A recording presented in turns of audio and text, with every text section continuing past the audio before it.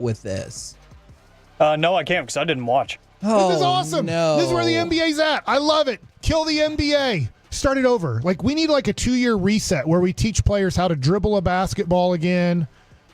Change the 3-point line where you just have to jack it up from half court so I don't have to watch the crap of Max Kleba shooting a ball where you're just hoping it hits rim. And you're like, why in the hell should he ever shoot a 3-point shot? See, and because I was thinking that I think it was Jaren Barajas who beat Damian Lillard in like their 3-point shooting contest during the All-Star game to win $100,000. Who won it? It's so Jared. this is a separate thing. Okay. So he's a college student, Okay. Jaren Barajas. I was like, I haven't heard of this player. This took place. Well, look, we've set it up with Mac McClung that can obviously be the case. But no, this was not on Saturday. This was on Sunday that he beat Damian Lillard in the 3-point shooting competition. All right, let's go to something that Adam Silver said.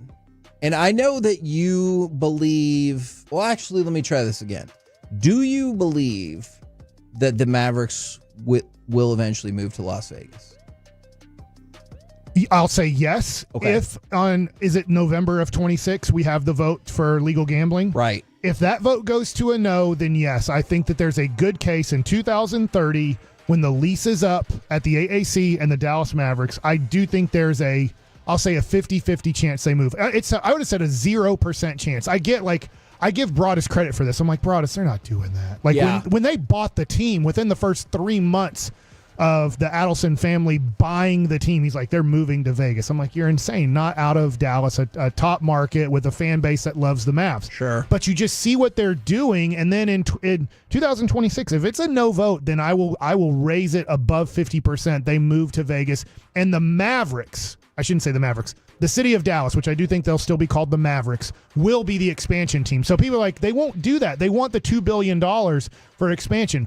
My theory is this. The Dallas Mavericks moved to Vegas. They changed the name to the Vegas whatever, Aces or whatever. And That's then the name of the other. I know. And then the Dallas Mavericks are the new expansion team, and the new owner of the Dallas Mavericks for $2 billion is Mark Cuban. Oh, okay. He sold it for like $375. He buys back into being the Mavericks majority owner of the new expansion team. So Mark Cuban's back at ownership of the Dallas Mavericks. Now, I wanted to throw this out there. So Adam Silver was talking about that, pretty much that exact thing, and the Luka trade. Adam Silver says he has, quote, no doubt in his mind that the owners of the Mavericks bought the team to have it in Dallas and that there were no ulterior motives to the Luka Doncic trade, which he said he was as surprised as everybody else. Now, I realize it's very unlikely that he would come out, that Silver would come out and be like, yeah, no, they're probably going to move in like 5 or 6 years. But I just wanted to throw it out there. He said it's not going to happen. I think they're all telling the truth until November of 26. And then if it doesn't pass, That's then you think because we're they're gonna all assuming the accelerate. Adelson family is still assuming they're going to build that place at Texas Stadium, Old Texas Stadium in Irving. They're going to build the huge casino with an NBA arena inside of it. And then they're probably going to build one in Houston or Galveston. They're probably going to build one in Austin or San Antonio. They're probably going to build one in El Paso. Not all NBA stadiums, but they're going to build like 4 casinos in the state of Texas. That's their goal. That I do believe. That's why they're paying, I don't know, I might be wrong on this number. They might be paying up to $100 million for lobbyists in the state of Texas to get Greg Abbott, to get everybody involved in politics, to get all of their people that they know that they have influence over to vote yes for this. Why would you spend that much money? They don't care about the NBA.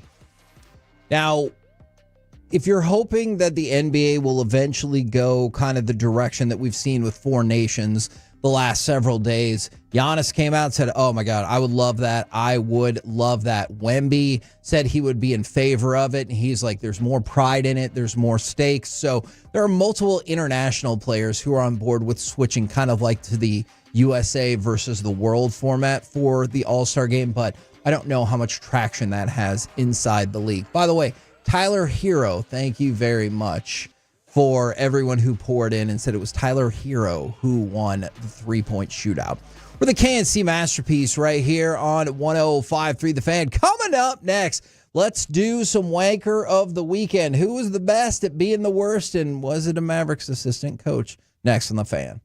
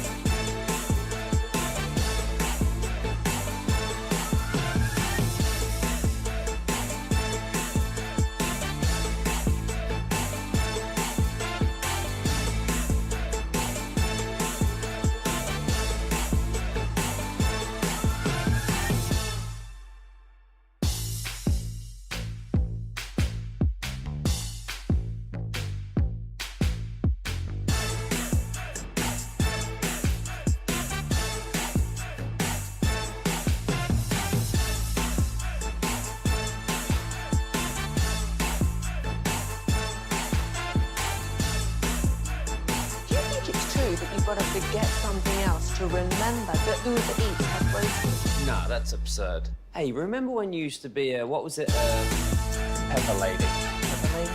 Wasn't it Cinnamon Sisters? Hazel Babes. Saffron Squad?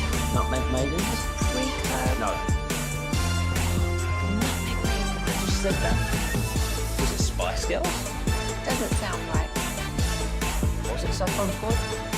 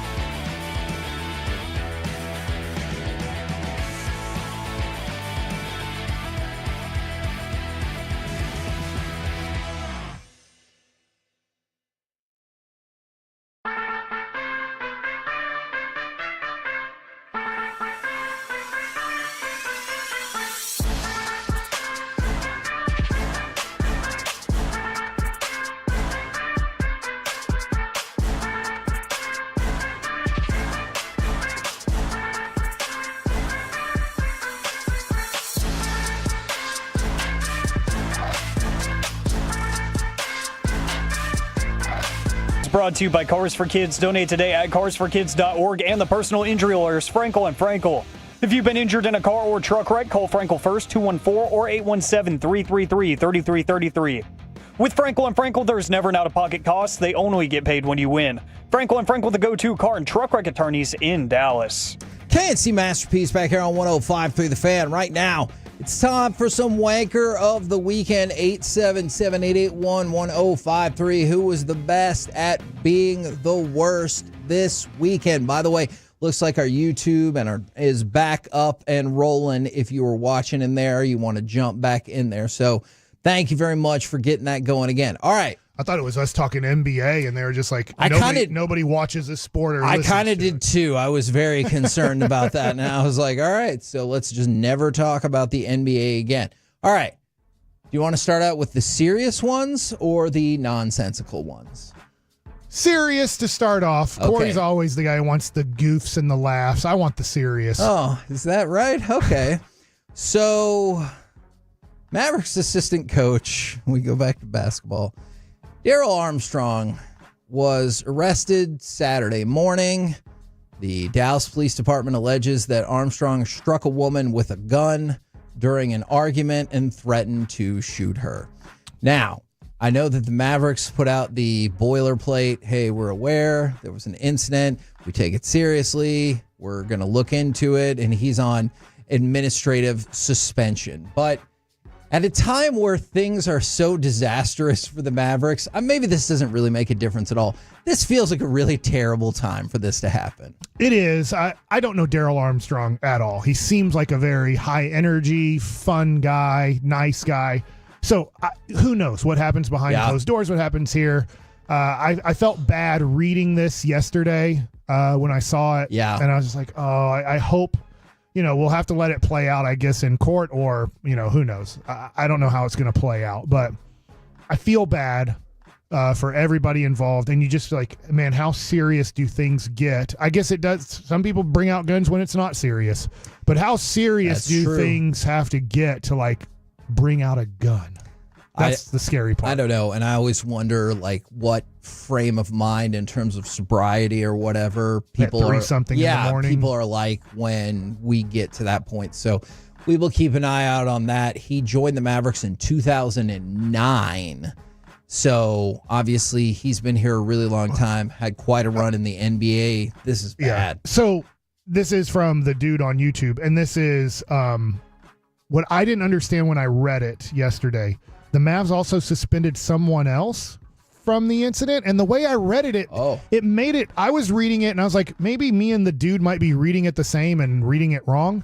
Was there somebody else in the Mavericks organization that got suspended because of this? If so, I apologize. I was not aware of that. In the way I read it, I was confused because they're like it was almost like they suspended another employee. See, I wonder if I was confused. I wonder if they're confusing it with the assistant who left because they were from Slovenia. Remember we talked about that last week or the week after, and they left in response to the Luka trade. That's my guess, because if there was another one, I do apologize for not knowing that offhand. Yeah. All right, I got one more serious one for you, and this one is crazy. Do you remember the football player Jonathan Martin? And help me out. Was he with Tampa as an offensive lineman? He was with Miami. Was he an offensive lineman, or was he a running back? I don't know. No. Not he was not a running back. But remember, he's the guy who accused Richie Incognito of bullying him. Yeah. I know it's been a while since all of that happened. So we go back to 2013. The NFL did an investigation. It was called Bullygate and all these different things. So in a conversation with ESPN earlier in the week, Jonathan Martin talked about all these incidents and whatnot. And he admitted, quote, he never believed for a second that he was bullied by Incognito or any of his other teammates. And he said, it's a story that I've been trying to fix for 10 years. Dang. I mean, that's a huge story for years because Incognito got picked up by another team, right? Yes, he did. He sat out 2018 and then he went to the Raiders for a few years, but he got suspended for conduct detrimental to the team in 2013, and he missed half the season. Dang. And like, there's all this stuff to it, and now Martin's like, yeah, I don't really feel like I was bullied. That's pretty bad. No, that is, especially if you held that until the guy's career was over. Yes. So he must have, I'll say this.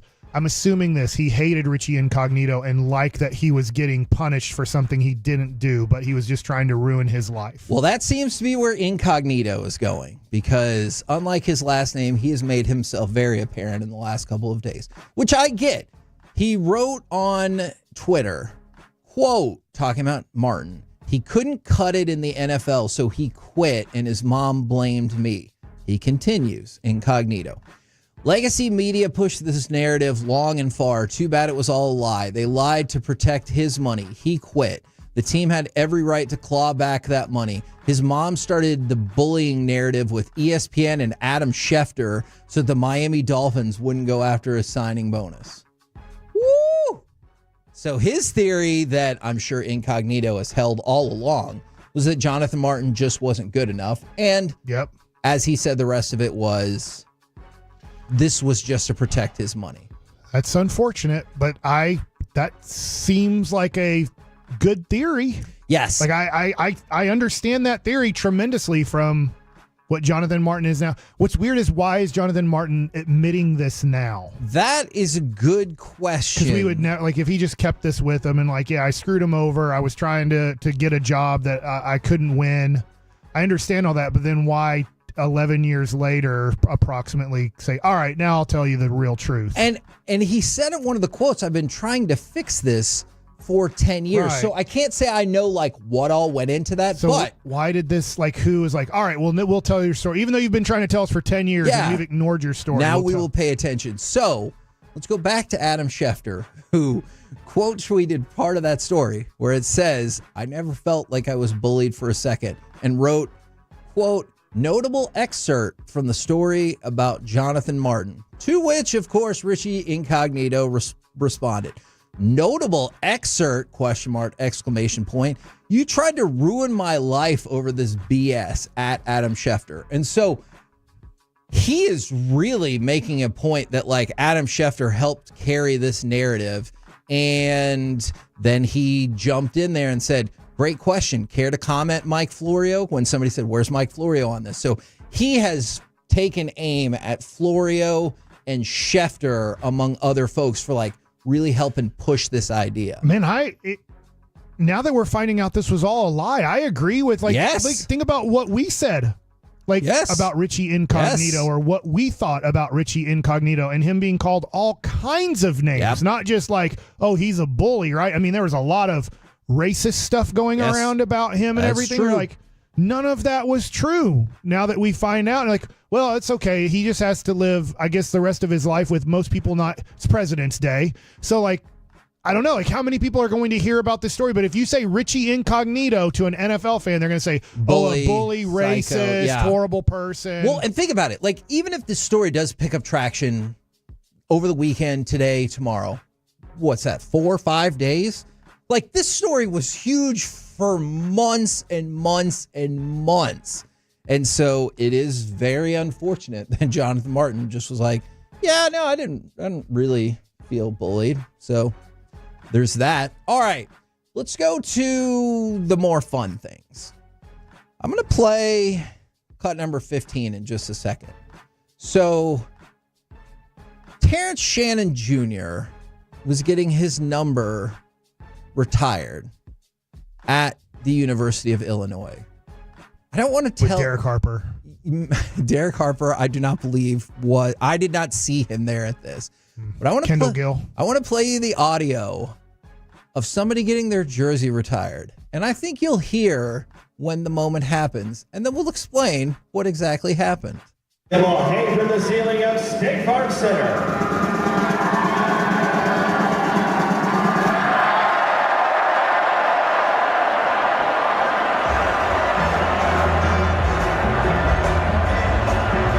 All right. So you could hear the whole, and people started talking. So when they dropped his jersey from the rafters, it was upside down. Okay. Like, how does that happen? Although I guess tied up. I mean, we had I've seen when a banner is not really quite all the way I feel up. like you should practice. I feel like if we're gonna do banners, we should practice the banner when nobody's in the stadium or just the players or just employees. So we really practice when this happens in real time, when everybody sees this on television and that are here, that we've done it right. Yeah.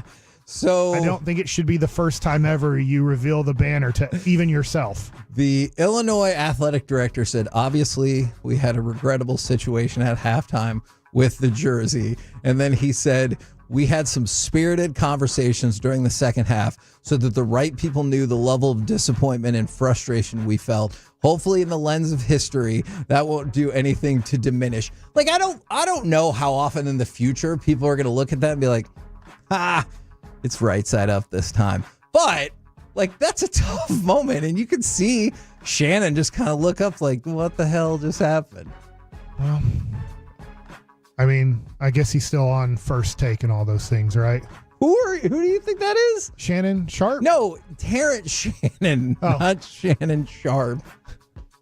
Did Terrence Shannon play for Texas Tech for a second? Like, was he one of those players that transferred like a zillion times, like in the last 10 years? But anyways, I just, for some reason, I'm like, he might have been on one of the Texas Tech teams that was good. Oh, I believe, yes. See? How about he that? was. How about that? With Texas Tech. And then he transferred to Illinois for a couple of years. He was a first-round draft pick last year by the Minnesota Timberwolves. Hey, what is this segment called?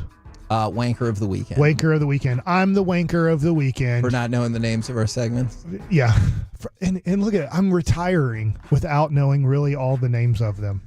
But that's pretty awesome. Just Mark Johnson, I'm a wanker, but don't worry. After today's over, you only have to hear me 7 more times on 105.3 The Fan. Mark Johnson doesn't like me on the radio.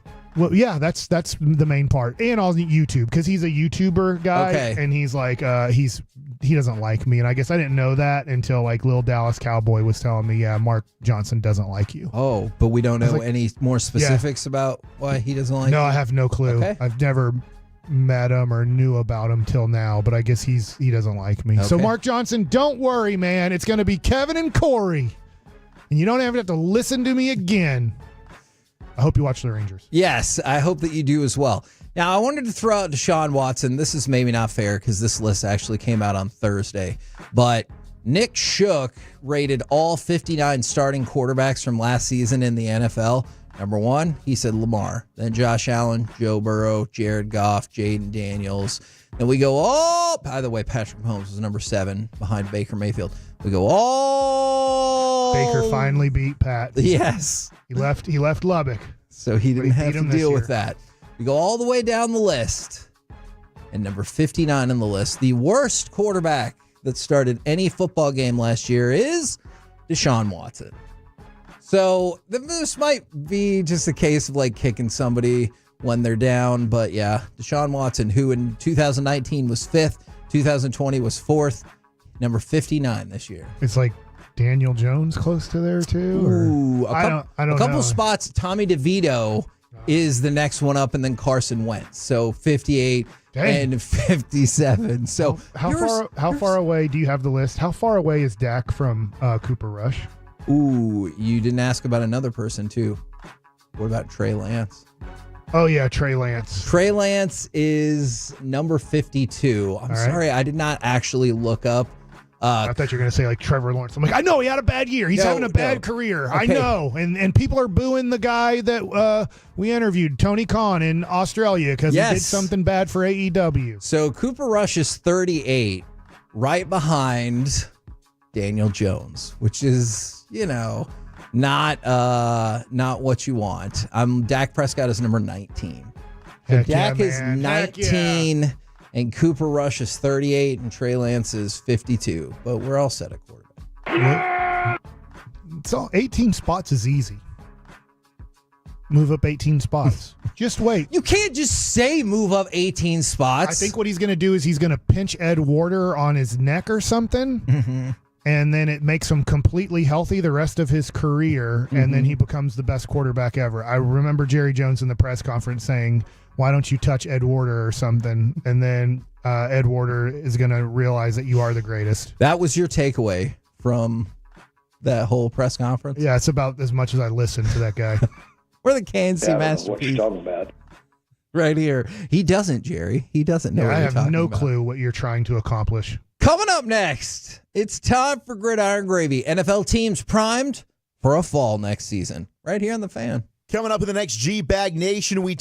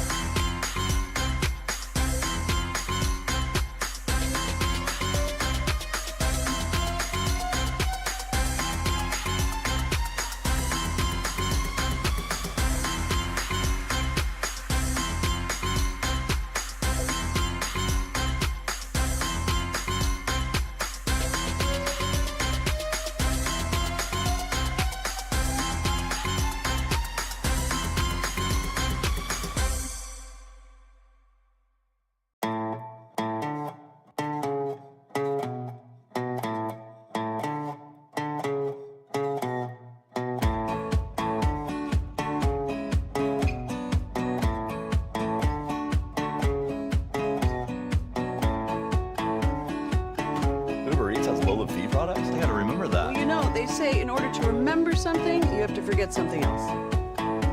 Okay, now that is a very cute haircut. That's like a little shag. I've never seen that before. Well, I mean, of course you have. It's the Rachel. Oh, is that your name? No, I mean like your name. No, I'm Jen. My name's Jen. Right, but I just mean like this is your haircut. But that's hair on your head. I'm not saying this is your hair. Okay, freaking me out a little bit.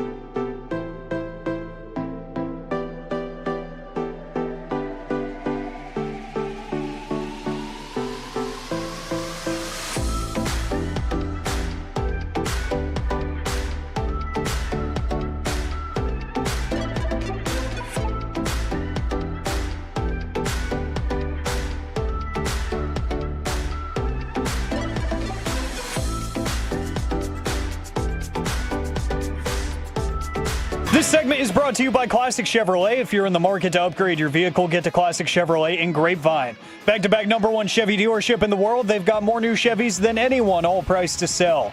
Visit ClassicChevrolet.com. This is Texas. This is Classic Chevrolet. Together, let's drive. Based on new Chevy registrations 2023 and 2024. Darnold, straight drop off play action to the end zone and touchdown! Justin Jefferson with a 7-yard touchdown from Sam Darnold. KNC Masterpiece right here on 105.3 The Fan. I want to run a little experiment real quick on the Twitch, on the YouTube, on the Frankel and Frankel injury attorney text line 877-881-1053.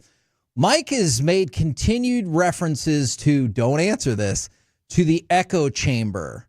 What do you think Mike is talking about when he repeatedly talks about the echo chamber? We will loop back around to that. Go ahead and send in your guesses. But right now, it's time to go around the entire NFL and dip into some gridiron gravy. Here we go. Number 19. And we start, yes, not very great.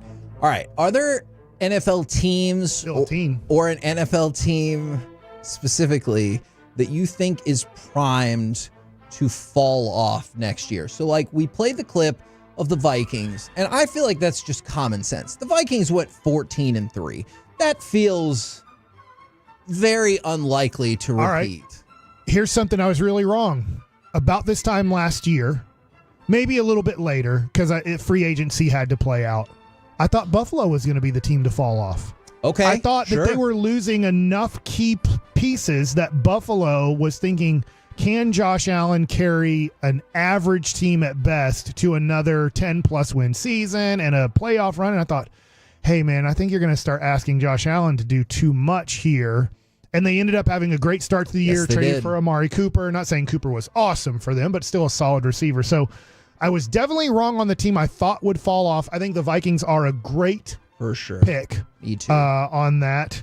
How about this? And I don't believe this. I'm going to say it just because of what happened to the Houston Texans. They didn't fall off. They still made the playoffs, the Houston Texans, right? Mm-hmm. But we thought CJ Stroud is now going to become an MVP candidate. I'm with you. So everybody right now assumes Jaden Daniels is going to get way better. The Washingtons are going to get way better. And maybe that's just too much of an assumption on a second-year quarterback. Especially when you consider they went 12-5 and won consecutive road playoff games to make the NFC Championship game. Like, if you tell me they're primed to take a step back from the NFC Championship game in 12 wins, I could see that. Like, that feels very possible because of the second-year regression for the quarterback that you talked about, or maybe they just don't take their level to the next game. How about this? Game to the next level. There we go. I really liked their second half of the season. I thought that they could make the Super Bowl. Where are the Rams at this offseason? And what they do have like $53 million in cap space, I believe, like to add, but they still have Matthew Stafford. It looks like they? Oh, okay. Now you take over. No, so there's I don't know where you're going here. There's something weird at play. So he's due to make $27 million. Matthew Stafford, that is. So you're right. Yeah. In theory, they still have Matthew Stafford, but there is some thought that any pose about retirement or whatever is actually just to get a raise in the contract. So I do think Stafford will be back with the Rams, but that might impact the money you were just talking about. Yeah, so here's the interesting part. They finally have all their draft picks back for the most part from making all those trades to go all in, and they did win the championship. You have to give them all the credit in the world. And now they're out of, I guess you could call it cap hell. They've paid off all of kind of the big contracts that they had for the most part. I get they're trying to trade Cooper Kupp, and they're like, we'll take on money to kind of move on and maybe get a draft asset. But they might have one more year left of Matthew Stafford making one more run. Or maybe they fall off. I don't know. Seattle, Geno Smith is right there. He's better. Sorry. Dak is better than Geno Smith. I want to make that clear. But they're about in the same category now. Okay. Like 19th quarterback. I don't know where Geno Smith is. I'm going to assume he's around that Probably number. so. So I just don't see Seattle's in that no man's land where they're good enough to win 10, but also bad enough to lose 10. Okay. Are the Pittsburgh Steelers in that group? They're right in that Seattle group, Dallas Cowboy group. What about, let me ask you this, because this was a team that surprised a lot of folks. Do you think the Denver Broncos are in that group? Okay, that's a great. I don't think they're going to make the playoffs next year, but I know Corey needs to be here because I know he's a big fan of either Bo Nix. No, it is Bo Nix. But if we're talking about quarterback regression in the second year, I don't think we can mention Jaden Daniels and not bring up the concept of Bo Nix. No, for sure. Now, Bo Nix is close to 30, so that helps him out. He's not 30 years old. Is he like 25? Yeah.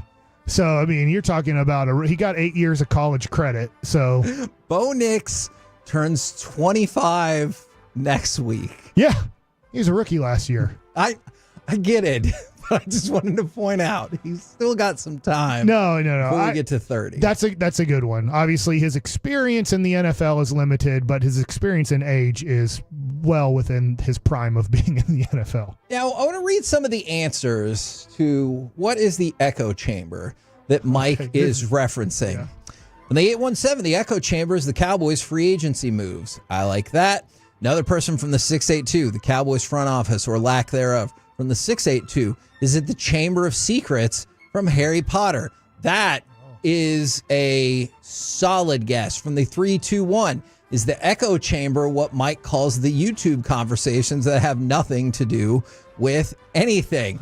A lot of guesses for Jerry Jones. The echo chamber is where military pilots get together and drinking and shenanigans after their careers are over. And then we get the somebody got it right. We get the 469. Richie from Ennis.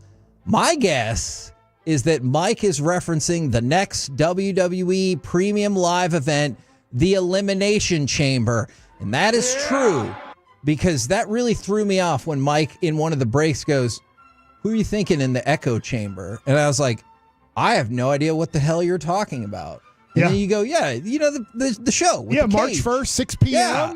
It's a big show, man. We're going to yeet it all the way there. Yeeter, though, isn't in Jay Uso. I didn't know he had a brother, Jimmy Uso, but they used to be tag team guys. That's true. So, Jimmy Uso's a big fan of getting DUIs as well. I am. Oh, really? Yeah. I am excited about wrestling again. You're more excited. I love that. I mean, I quit. How weird is it that basketball. you're more excited about professional wrestling right now than basketball? Than Weird. NBA basketball. I would have never guessed this in my life. Me neither. Mike guessing Mike's life would have never guessed in 2025. He is now a wrestling fan over the NBA. But I don't know. I think they fake more in the NBA than they do in wrestling. Wow. I found out how when they kick a dude in the face, how they make that loud noise. I'm like, that sounds like they're making a huge connection, and it's in their face. That has to hurt. Do you know I do that with baby Noah at home? Oh, you slap your butt? And some people slap their thigh, but yes. Yeah. And now he knows he doesn't fall right, but he knows to fall down, except he falls forward. Yeah. So look, we haven't really worked out the physics of it because he's 2 years old, but he loves it. And I'll just yell boots and put my foot up towards him and he'll be like, ah. And Trish Stratus is back. That's right. She's Trishy and Tishy. Is that what it's called? Tiffy. Yeah, she wrestled the big girl. And it's an elimination thing. And then Wonder Woman wrestled and got a wedgie and lost. And I was hoping Chelsea Green? Yeah. Okay. She lost to the tag team girl with the other girl who has the big hair and whips her hair around. Yes. Naomi, who teams with Bianca. Yeah. I really Belair. Yes. I really think we've dropped the ball on Mondays or Tuesdays, not having a Mike vague. Tonight's Raw. Yeah. Raw's War. Tomorrow, give me a vague recap of what you saw on wrestling. Please. I think that would actually be Drew really McIntyre funny. got kicked in the face by Jimmy Uso when he was making fun of him in the background thing, in the bowels of the stadium. All right, back to football. This is going to take a pretty hard turn. LA Knight. Yeah. So that's what he says. All right. Yeah. Okay, so I need you to pause for a second because this next story is serious. Okay, before you do that, before serious, don't you think LA Knight should have a rival that comes from England and his name is British Knight? And then British Knight takes on LA Knight in like this huge rivalry. I mean, I just came up with a storyline. WWE, give me my $50. Wow, is that what you want for a storyline? Yeah. That's a good deal. Yeah. All right. 7 more women have come forward to accuse Justin Tucker of inappropriate sexual behavior during massages. Now, I know just because there's a lot of accusers, that does not necessarily mean that he is guilty of anything. However, optics-wise, this feels really terrible when he made a definitive statement. It's like, I've never done anything wrong. And then more people come out. And then a week later, 7 more people come out. Yeah. He's a local guy too, right? Is he South Lake or Lake Highlands? Justin Tucker? No. Am I wrong about that? Because he went to Texas, right? I thought he's from the area. I'm sorry. I don't know the answer to that. I don't know. I mean, I know that's not a big deal. It's bad no matter what. And especially like if he did it, we don't know if he did it or not. Obviously he went to Austin Westlake. Okay. Thank you. Sorry about that. But he's a Texas person. Yeah. Stinks. Yeah. And here's the thing I don't know. I obviously have gotten massages before, but they're usually when I'm on vacation at like a resort. I don't know. I guess I would have to ask women. I guess men can get sexually harassed too in these things. But like, with the Deshaun Watson thing in this, it's only 2 cases of 2 people. Sure. But it's making it sound like this is common. Like men do these horrible things to women that are just there to like, give you a body massage, but I don't know. Like maybe I don't know. I don't know. I do not know this world at all. Yeah, look, I'm with you on that. It is a sad situation. I am curious what happens with the future of Justin Tucker, both in terms of playing, in terms of the Hall of Fame, in terms of a lot of things. Who was I thinking that was an NFL kicker for a long time that was either Lake Highlands or South Lake Carroll? I must be going crazy. Sorry, for some reason I thought it was Justin Tucker, but it wasn't. He's Austin Westlake. From the 469, I absolutely love Mike's wrestling talk. Again, I would love you. We should call it like, maybe it'll just be a Mike Likes It is. Mike gives you the gist of something. And so like, I don't know if you're going to watch the whole thing, but you'll give us like a vague recap of what happened. Yeah, Kevin Owens almost died, I thought, but he's just fine in that ladder match. Thing. That's amazing what they did to each other. And they're selling. Yeah. Cody Rhodes, man, he's the American Nightmare. That's right. He's the tattoo neck guy. Do you know why he's the American Nightmare? Honestly, I have no clue. Because his dad was the American Dream, Dusty Rhodes. And we met his brother, Gold Dust. That is true. We did. We're the KNC Masterpiece right here on 105.3 The Fan. Coming up next, we're about to start Canada-Finland. Maybe we'll talk some more 4 nations, but also the football void hit us this weekend. So I already have predictions for the 2025 draft and season. Next on The Fan.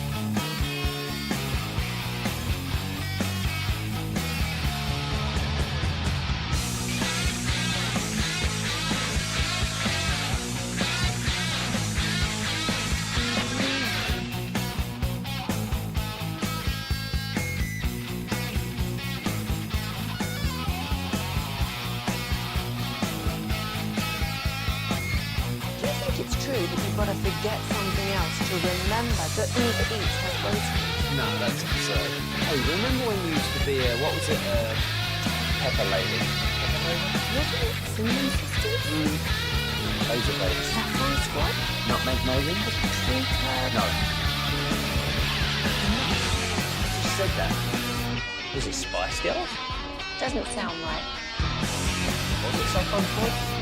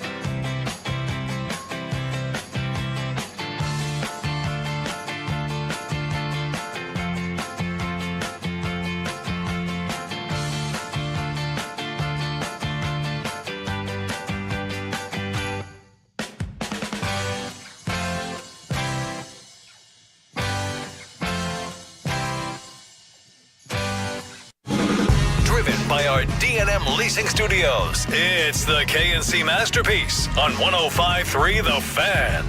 KNC Masterpiece right here on 105.3 The Fan, where you best not say wrestling is fake. It is simply predetermined. That, by the way, was in my wife's wedding vows. Amazing. She was like, I will acknowledge that wrestling is not fake. She knew what she was getting into. Predetermined. Absolutely. If she didn't say that, would you have pursued and gone through with the wedding? Yeah, for sure. She's lovely. I think I'll keep That her. wasn't a make or break deal. No. I mean, if her wedding vows included wrestling is definitively fake, I would have been like, hey, Jesus. And then you pulled out your lightsabers right at the wedding? Yes. That was her doing. She set that up. That's amazing. My wife knows if she ever becomes a smoker, we're done. Really? Yeah. I mean, I do think that would be gross, but you'd just be like, we're broken up. Either. Would you stay married and just never? No, I don't know. I'd be like, you need to fix this immediately or we're done. Okay. I'm not going to be with a smoker. Zach, do you have any toxic thing that you want to throw out Women, there? right? No. I'm sure I can think of some toxicity in the course of this next 15 minutes Okay. or so. All right. I'll rack Excellent. my brain. In the meantime, we're about to get the start of Canada-Finland. Have you been in on Four Nations, and do you want Canada to win to get the rematch on Thursday? Hell yes. Why the hell wouldn't you? I was so into Four Nations on Saturday night. It was incredible. Yes, it was. It was amazing. Now, Otter's going to get to start for the United States today. I don't believe you get Matthew Tkachuk, though, and he did not play in the really for the majority of the third period there. So he's expected to come back on Thursday, but I'm all for the rematch, Canada, the United States, and that's what we all want, and let's make it happen. See, I think I'm with you. Usually in these scenarios, I'm path of least resistance guy. I'm like, no, give me the worst possible opponent. But in this instance, and it's going to be in Boston now, I would like to see those two teams play again. I think it'd be awesome. I could understand Stars fans wanting the Finns to maybe just push through, though. That just is to keep true. the more Stars players Although going. Thomas Harley got some pretty good run for Team Canada on Saturday. And then they explained his path to Team Canada. And did he not seem like a little bit of a turncoat to you? Like he should be playing for the United States. He's U.S. born. He grew. He's basically playing for Team Canada because his dad's from Edmonton. Okay. But I guess he just wanted to play in the tournament, and they didn't have a spot available for Team USA. You have the Cale Makar injury, so it opens up for Team Canada. Whoa. Is it easier to make Team Canada hockey than Team USA hockey? Now. And my only thought about that as well is it might have been easier as a pipeline because all the Stars executives are on Team Canada. If maybe they were like, hey, we need somebody, and you're like, hey, I got to go. There's been the World Baseball Classic, and I swear to you, Marcus Stroman has played for every country so far. As long as you don't ask him to pitch in relief, he's there. Yeah.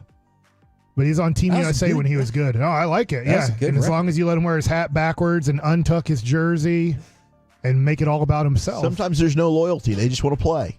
Sure. I get that. I do. All right. So we hit the football void this weekend. Hockey really helped. Basketball did very little.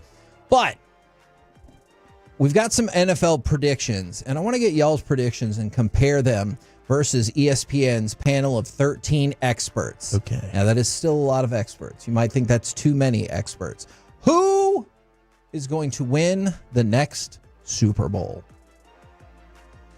Man, it would be Don't say silly. the Cowboys. It would be silly to say Philadelphia because how tough it is to go back to back. But you'd have to help me out here, Zach. What do you think they're going to lose that's going to hurt them? Well, they got Milton Williams, Josh Sweat. Those are big free agents. Zach Bond's a big free agent at linebacker. Should have been Super Bowl MVP? Yeah, Sweat? well, Sweat definitely thinks that he should have. I do think Bond probably goes back. I don't know how they can keep Sweat and Williams, but you've got Jalen Carter, who's a stud. You still have Jordan Davis. Bryce Huff, their big free agent addition, really didn't even step up much for them. So the NFC is just so wide open. Like if the Rams move Matthew Stafford, what do they do at quarterback? I have no idea. And is there a team that is better than the Eagles? Probably not. Like the Lions, but they're losing two big coordinators, and that can really impact the team. So the path to the Super Bowl seems like it's there for the Eagles without much pushback. But I'd still, as crazy as it is, guys, like we saw what the Chiefs did the last time they lost the Super Bowl. They went all in fixing the offensive line, which was their weak link. Yep. I said yesterday on BetMGM with Eric, like, wouldn't a Tyreek Hill reunion to end his career with the Chiefs make a lot of sense? I feel like Mike has brought that up a couple of times. He might leave Miami. Maybe they go ahead and address some of their weaknesses this offseason. How do they have the money? I don't know. Maybe Mahomes helps them with that. But I still think the Chiefs are your best bet because they've got the best player in Mahomes. Only one of the 13 executives voted for the Eagles. Only one voted for the Chiefs. Also getting one vote, the Lions, the Bengals, and the Packers. That means 8 votes went to 2 other teams. I'd love to see Cincinnati make it. I get Joe Burrow, and I get he beat Patrick Mahomes and made it one time. Their team's not good. No, their defense is really bad. And their offensive line's not very good either. And they keep trying to draft players, but that offensive line just hasn't been able to. And they start out in a hole every single year. I know that they can be like, do you know what? Do you know what in the last 5 years? Do you know what the Bengals' record is in the first 2 weeks? No. 1-9. 1-9. They've only won under Joe Burrow. They've won 1 game in the first 2 weeks of the year. So you're always behind. So when they start off 0-2 next year, like when you're doing the bet thing, like he's literally won 10% of the first 2 weeks of the season. So the bulk of their experts have the Ravens. That's a nugget right there. Yeah, absolutely. Have the Ravens and the Bills. 5 picked the Ravens, 3 picked the Bills. No other team got more than 1 vote. Who will be the Super Bowl loser? Washington? The Commanders seem like a sexy pick. The Commanders got 2 of the 13 votes, and you can see the AFC bias right here, or just facts right here. 3 voted for the Eagles, 3 voted for the Lions, 2 voted for the Commanders, and they also had votes for the Packers and the Rams. So the no Ravens votes, huh? Yeah, one person voted for only one person voted for the Ravens. Okay. But 10 of the 13 said Super Bowl loser is going to be the NFC. And when you were just like walking through, because wouldn't you instantly I thought that too, but as the season progressed, like there was that Philadelphia team just started standing out. That's true. But right now, wouldn't you still say because of Allen, because of Lamar, Jackson, because of Burrow, because of T-Law, you just have to look at it and go, there's 5 premium guys there. I'm just kidding. Did you hear the last one? Yes, I did. Okay. T-Law. Well, that's what Tony Khan thinks. I did like the Steelers calling about maybe trying to trade for him. Maybe he does just need to change his scenery, and then he becomes the guy that we thought he was going to be. He looked like that guy 2 years ago. But Jacksonville's like, there's no chance. Let me ask you this. And I know that there's maybe no Paul Skeens in this year's draft. And I'm comparing like a dude, everybody knew. Remember we had on Mitch Moreland. I went and saw him at A&M. I'm like, I've never seen anything like this, like at the college level.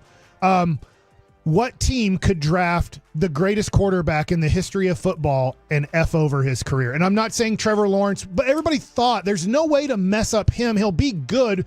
Will he be great? Who knows? But he'll be good. And Jacksonville has screwed that up. Titans? Would you say no matter who, like the next greatest quarterback in the history of the NFL, this team would screw up his life? So my immediate thought, and I'm so sorry, Dutch, but it's the Cleveland Browns.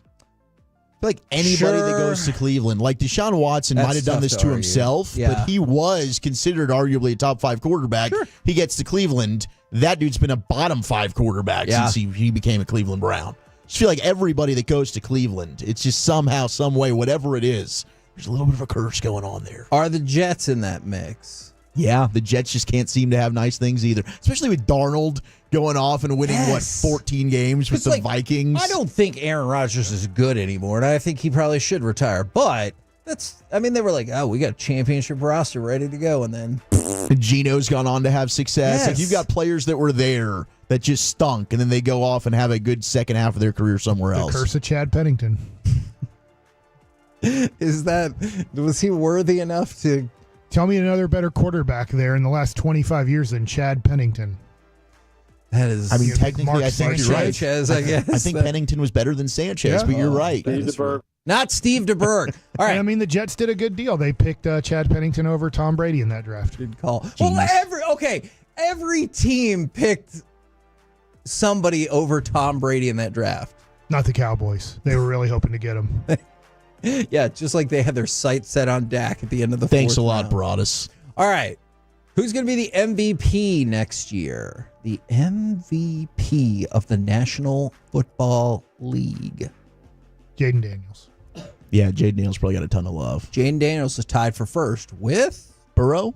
Joe Burrow is correct, followed by Lamar Jackson and Patrick Mahomes. And then 1 vote each to Josh Allen, Jordan Love, and Justin Herbert.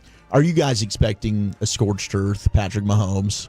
Like, the report that came out on Friday made me just so mad and frustrated about, like, Super Bowl fatigue. Like, Yeah. I just can't fathom that, right? Because we're so Super Bowl starved Yes. as Cowboy fans. Yes. But when you lose a Super Bowl, does that not just go ahead and get you right back mentally where you need to be, to where, like, okay, maybe I was fatigued. Now I lost again. It didn't happen last time. Like, the last time they lost the Super Bowl, he didn't make the Super Bowl the next year. Yeah, that's a fair point. So, that's a fair point. I say. And they even won the coin flip. Yep. Then Mahomes threw an INT, and then Cincinnati He got came burrowed. Yep. We were just talking about this. Who's a team that you think is primed to take a step back? Ooh, prime to take We a brought step back. up Minnesota. Yep. I think Minnesota definitely. I worry. You just mentioned the Lions. I worry about Detroit. I do. I brought up L.A., but I just don't know. They have like 50-something million in cap space. Yeah, they do have a lot of cap space. But then who knows how the Stafford thing's going to work out? What about the Broncos? See, Denver with the rookie quarterback. I think that's the one. You think that Bo Nix just overachieved? I was not a Bo Nix fan, Me but either. so right, I'm played coming great, from a though. biased situation. Like, if you didn't think he was great, and then they made the playoffs, and you kind of want to stick with your prediction type deal. I don't want to change on Bo Nix yet. Like I said, he's closer to 30 than he is 10. So It could be the Chiefs. I mean, that's true.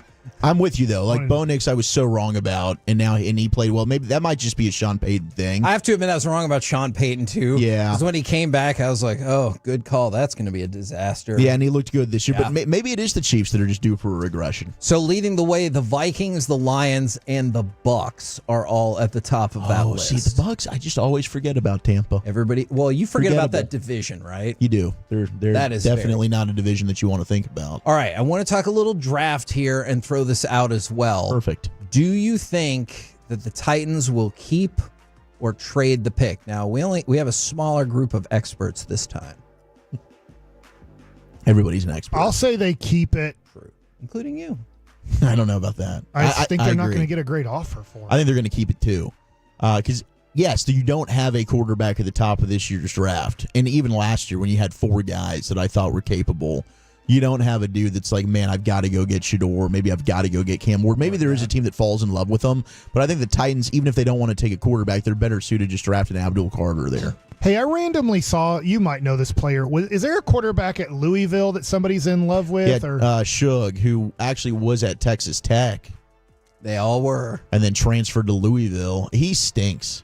Okay, I saw. Well, maybe it wasn't him. I saw somebody pumping up a quarterback. Yeah, that's no, a he's draft getting pumped expert. up, and they're I like, just this guy's awesome, and I'm like, I don't if remember you just hearing completely about him. were like pretty garbage in college, and I get he had a better year this past year, and you have injury prone history at the quarterback position. I'm kind of out on you. So I don't believe in this dude, but Jackson Dart is starting to get some first-round love from Ole Miss. Oh, yeah. Okay. That definitely wasn't the Ole Miss guy. Yeah, Seattle has Where's been linked to him a little Quinn bit. Ewers getting the love from? Has he got hurt yet in this offseason? Quinn's, I think Quinn, you might be looking at a third-round pick at best, but he might be waiting around early day 3. I love immobile quarterbacks who lob the ball. They usually work out well in the NFL. So safe be to a say good you would backup. not be using I wouldn't use a pick. He would be off my board. Okay. Now, sorry, Ewers fans. I think he was a great college quarterback. Really good college I think that's where his quarterback. career ends. 5 of the ESPN experts said that the Titans are going to trade the pick. Only 3 said that they're going to keep the pick. Now, you just mentioned maybe we just go away from quarterback altogether. Will the number 1 pick, regardless of who has it, be a quarterback? I still think, yes, it'll be a quarterback. And I think the Titans will end up taking a quarterback. Only 3 of the 9 said yes. 4 said no. And 2 don't understand how questions work because they said they were undecided. You talking about me and Corey? No, not you and Corey. How are you undecided and you're an expert? Yeah. Be decided. Yes or no? Come on. I'll tell you after the draft. You straddling. Don't straddle the fence. Okay. Who is the top quarterback in this draft? Cammy. I think it is. We Cam met his Ward. niece. Yeah, or cousin from the Cousin? bakery. That was freaking Yeah. awesome. Yeah, I think Sanders and Ward are both They're definitely first-round guys this year, but I'm kind of starting to lean more Cam Ward. Why is that? I like his mobility, and it is something that's difficult to describe, right?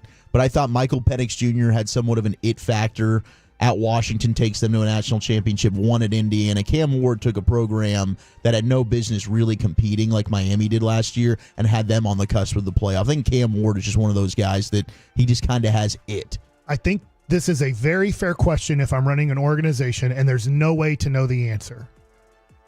Shedor's never been coached in his life by anybody but his dad. Yeah. And I can't have him asking his dad questions on Sunday night or Monday morning and then questioning my offense, questioning my situation.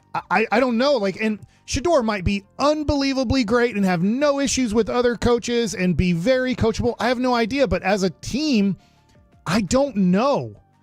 Who were you coached by when you were 7? My dad. Who are you coached by when you were 15? My dad. What about 18? What about 20?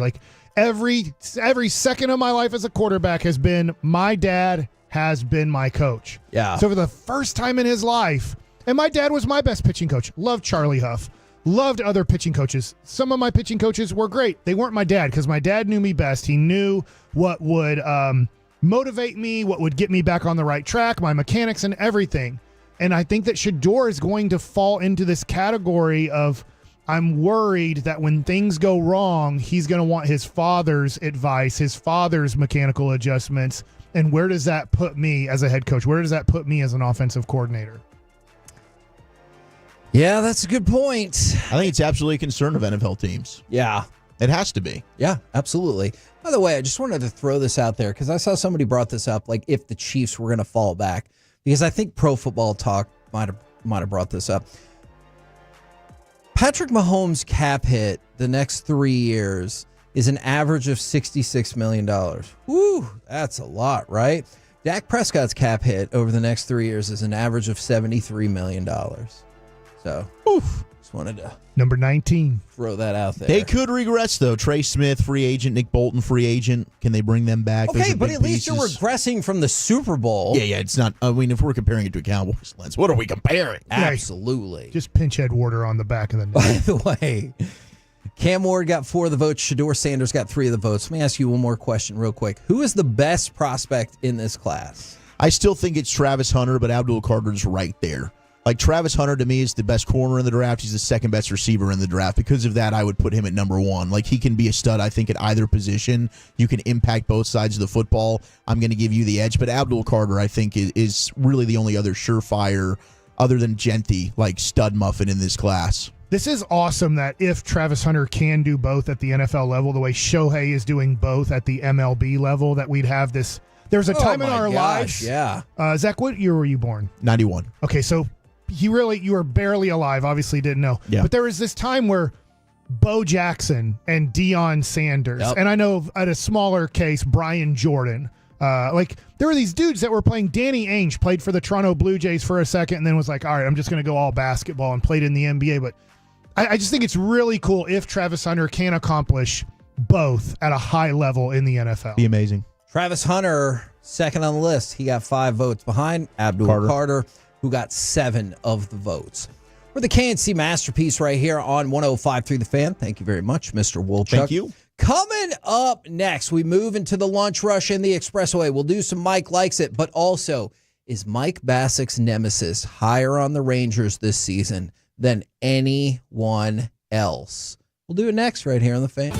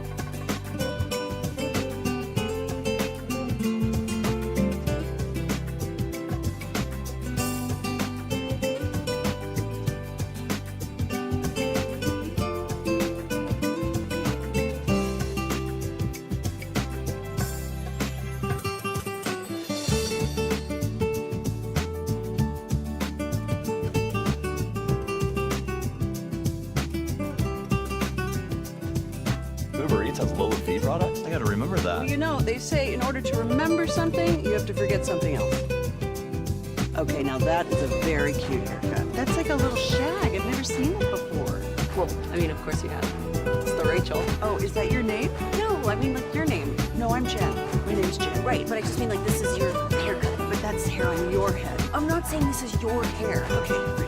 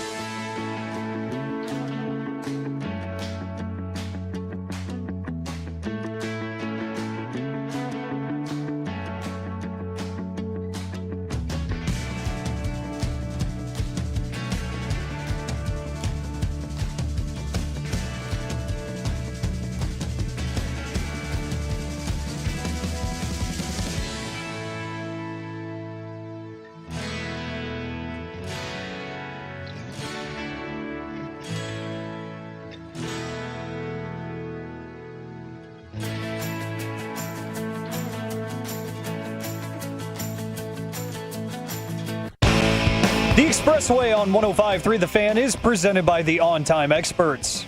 Second baseman stands in and drills one deep out into left center field. Ward going back. He turns to look. It's out of here. First pitch seen by Marcus Semien. He deposits up into the seats near the visitors' bullpen. KNC Masterpiece right here on 105.3 The Fan. In this segment, we're going to discuss is Mike Bassick's nemesis higher on the Rangers this season than anybody else. But real quick, I want to throw it out there. We've got Canada and Finland underway as part of the Four Nations tournament. The United States will play Sweden tonight with Otter in net, but the United States is already safe. They have already locked up their bid for the finals. I believe if the Canada-Finland game goes to overtime, then that would clear the way for Sweden to potentially make the finals if they win in regulation. But if Canada or Finland wins in regulation, that's a wrap, and they'll be the other finalists. Is this game in Canada? Well, I thought they moved it to Boston. Okay, I'm asking. I don't know. Today. Okay. Let me double check. I just didn't know if Canada that. booed the Finland national anthem. I think they have moved to Boston for these last few games. Would you have tried very hard to get, not knowing how intense it I didn't know it was going to be that crazy. Would you have known that it was going to be that intense? USA Canada days before that game? I think so, just because, by the way, Canada has taken a 1-0 lead 4 minutes in if you're hoping for the Canadian-United States rematch. Yes. I think so, because in the U.S. game against Finland, which was 2 days before that, they started a fight a minute into the game. And I was like, okay, so everybody is taking this uber seriously, and your guy, David McDavid, help make that goal happen. It does not look like it deflected off of anybody. So Connor McDavid puts the goal in to give Canada a 1-0 lead. He beat the Stars last year by himself.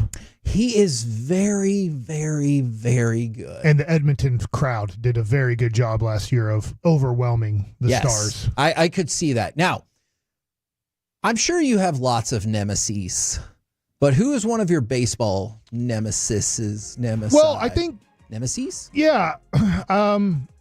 Jim Bowden ended my career. I mean, it was an intentional. Can you tell that story for people? Because, by the way, we are going to talk about Jim Bowden, and I'm really excited to see what y'all think about his power rankings. But for people who haven't heard it, tell a story. My career was probably ending. If you want to go to Baseball Reference, you'll see that it should have been over maybe even before Jim Bowden ended it.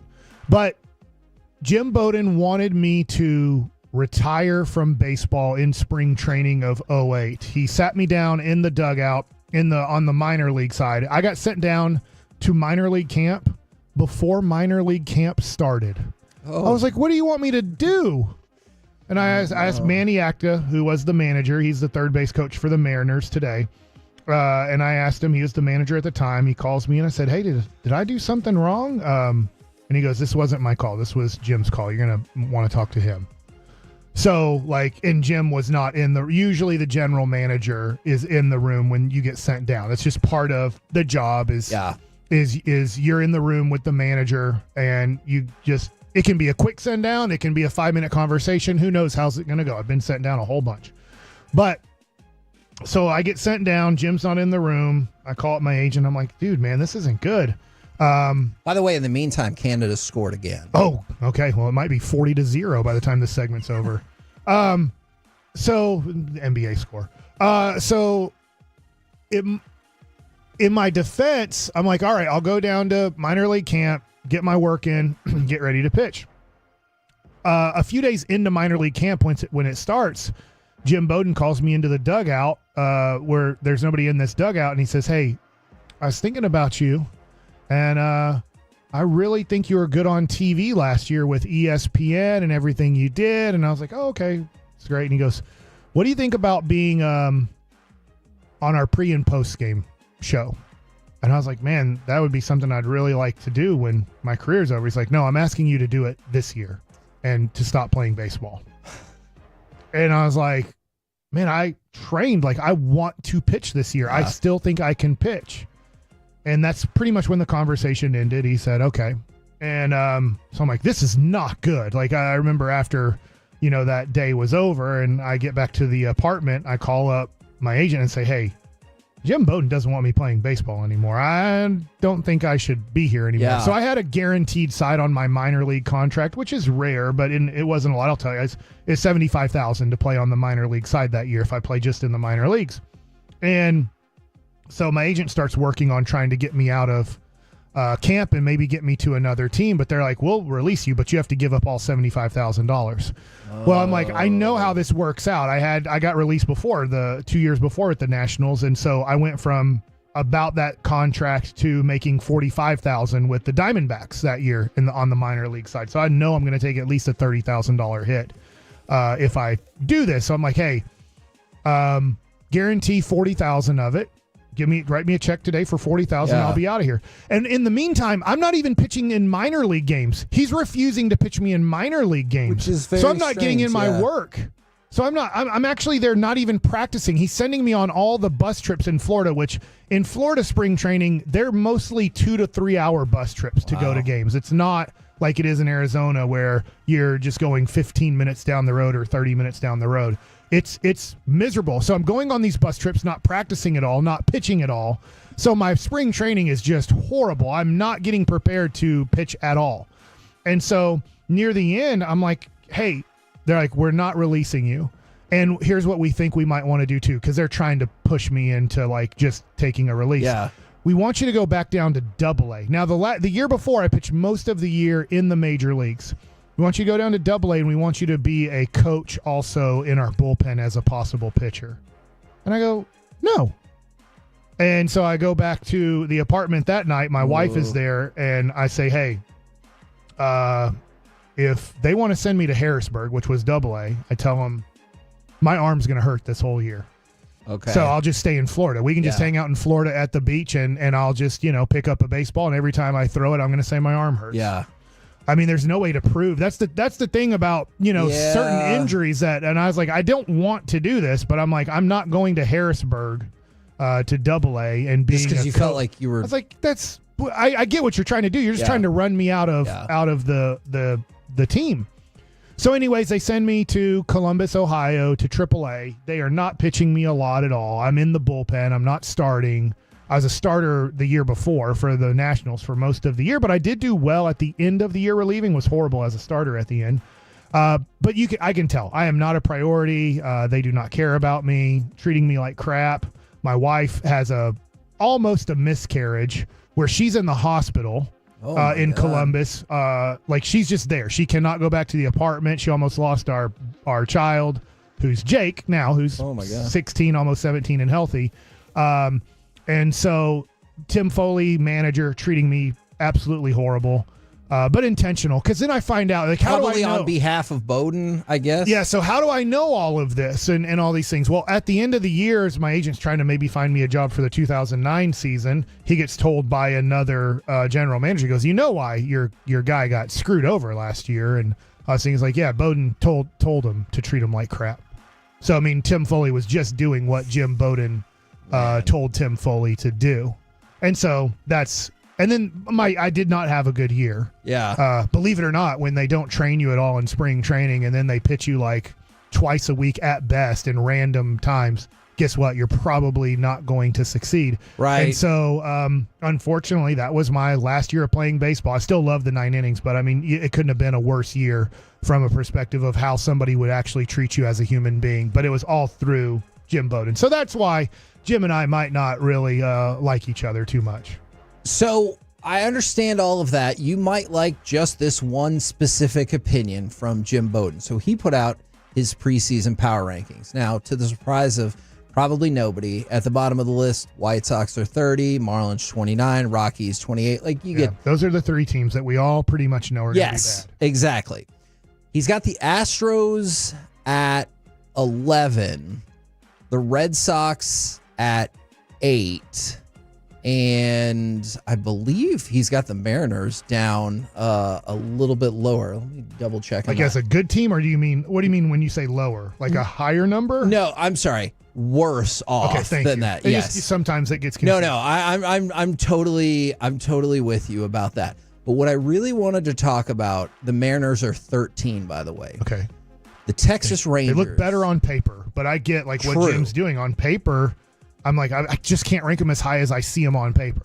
So he's got the Texas Rangers ranked number 4 in his power rankings, behind the Dodgers, the Yankees, and the Phillies. So he's got the Rangers 4th in Major League Baseball and 2nd in the American League. I'm going to read you the blurb. We can start and stop whenever you want. Or I guess he does a good job, by the way, on his job that he has. I think he's on XM Radio. You still think he's an asshat. Yeah, like, and look, it is what it is. My career was pretty much coming to a close. He just made sure to close it up completely. Yes. But I do think he does a good job at this stuff. Now, so the Rangers clearly last year, not a great season, 78 and 84. But in the blurb from Bowden, first, for the Rangers, they have a significant number of impact players who were injured last year and are now healthy, such as Jacob deGrom, Evan Carter, and Josh Young. Second, They have a plethora of young talent ready to break out, including Wyatt Langford, Carter, and Kamar Rocker. Third, and this is something that we've talked about a lot in the offseason, they acquired 2 more power bats this offseason, trading for Jake Berger and signing Jock Peterson, which lengthens their lineup and gives them 8 of 9 batters who have hit 20 home runs in a season. Fourth, they have a deep starting rotation. Now, I realize that starting rotation can start to crumble if, like, DeGrom were to get hurt or... Yeah, and to your point this year, you really have to watch all of your guys' innings pitched as the season progresses. So if guys are healthy for the first 2 months, that's awesome. The issue will be if they've racked up approximately 50-plus innings after 2 months, I still have 4 more months to play with guys that didn't pitch much in 24. Exactly. Now, you take those 4 factors with the core lineup, again, this is from Bowden, of Seager, Simeon, and Adolis, and it's easy to see the Rangers being formidable again. When future Hall of Famer Bruce Bochy led the Giants to 3 World Series titles, he did it every other year, 10, 12, and 14, rather than consecutively. Will history repeat itself this year for Bochy? So, a very glowing review, as you might imagine, of the Rangers' prospects for this season if you're going to have them 4th. What do you think about the idea? I am super excited that the Rangers are back and we're about to start the season. 4 does still seem high. It does, and I would agree with Jim Bowden if they had a closer. Okay. If I felt better about the last 3 outs, I think that they could maybe win the most games in the American League. It's hard to believe that you could win more games than the Dodgers this year. To be honest, their depth is insane. Like, if they don't win, I'm serious. If they don't win like 120 games, don't you think that will feel like, that's not so great? Maybe 115? Yeah, obviously you're at right around the record at 115. I would say if they win under 105 games, it would have been a disappointing regular season. I guess because I'm looking at if they go, let's say 107 and what is that, 55?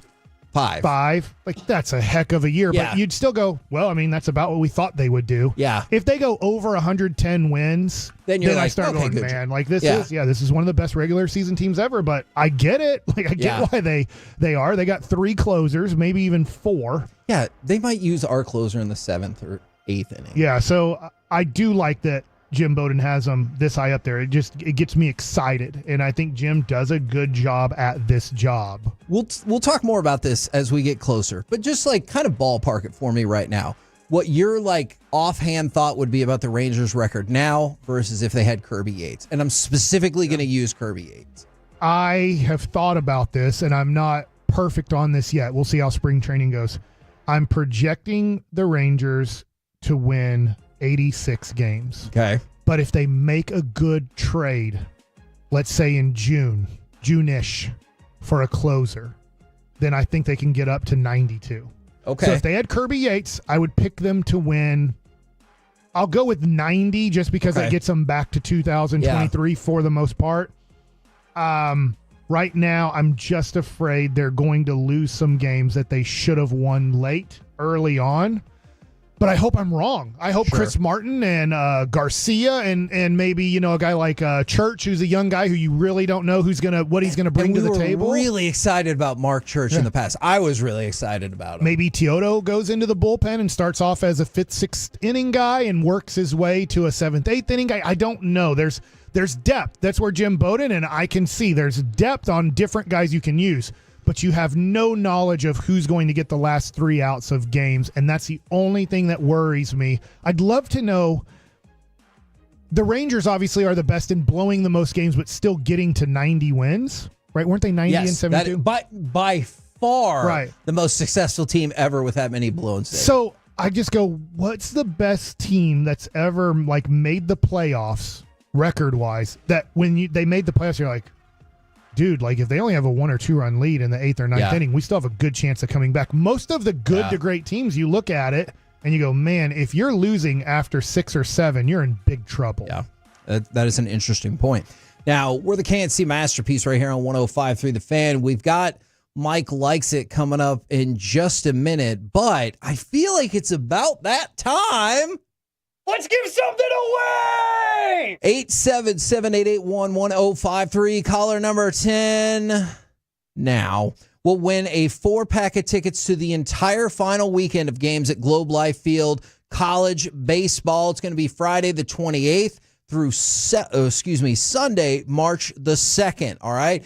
4-pack of tickets to the entire final weekend. We'll be doing this giveaway all week long. 877-881-1053. And one more quick note. This might be too early, but there is word going around this weekend that the SEC and Big Ten are building up momentum to further expand the college football playoff to 14 or 16 teams. Like sooner rather than later. I think we could all see a path in which eventually it gets to that, but apparently the Big Ten, the SEC, flexing some muscles, and they're like, hey, let's maybe get this done a little sooner.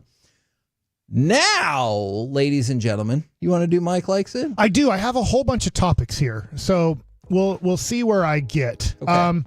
The first one I kind of teased earlier. I did watch because, look, the NBA has been my favorite sport since a child.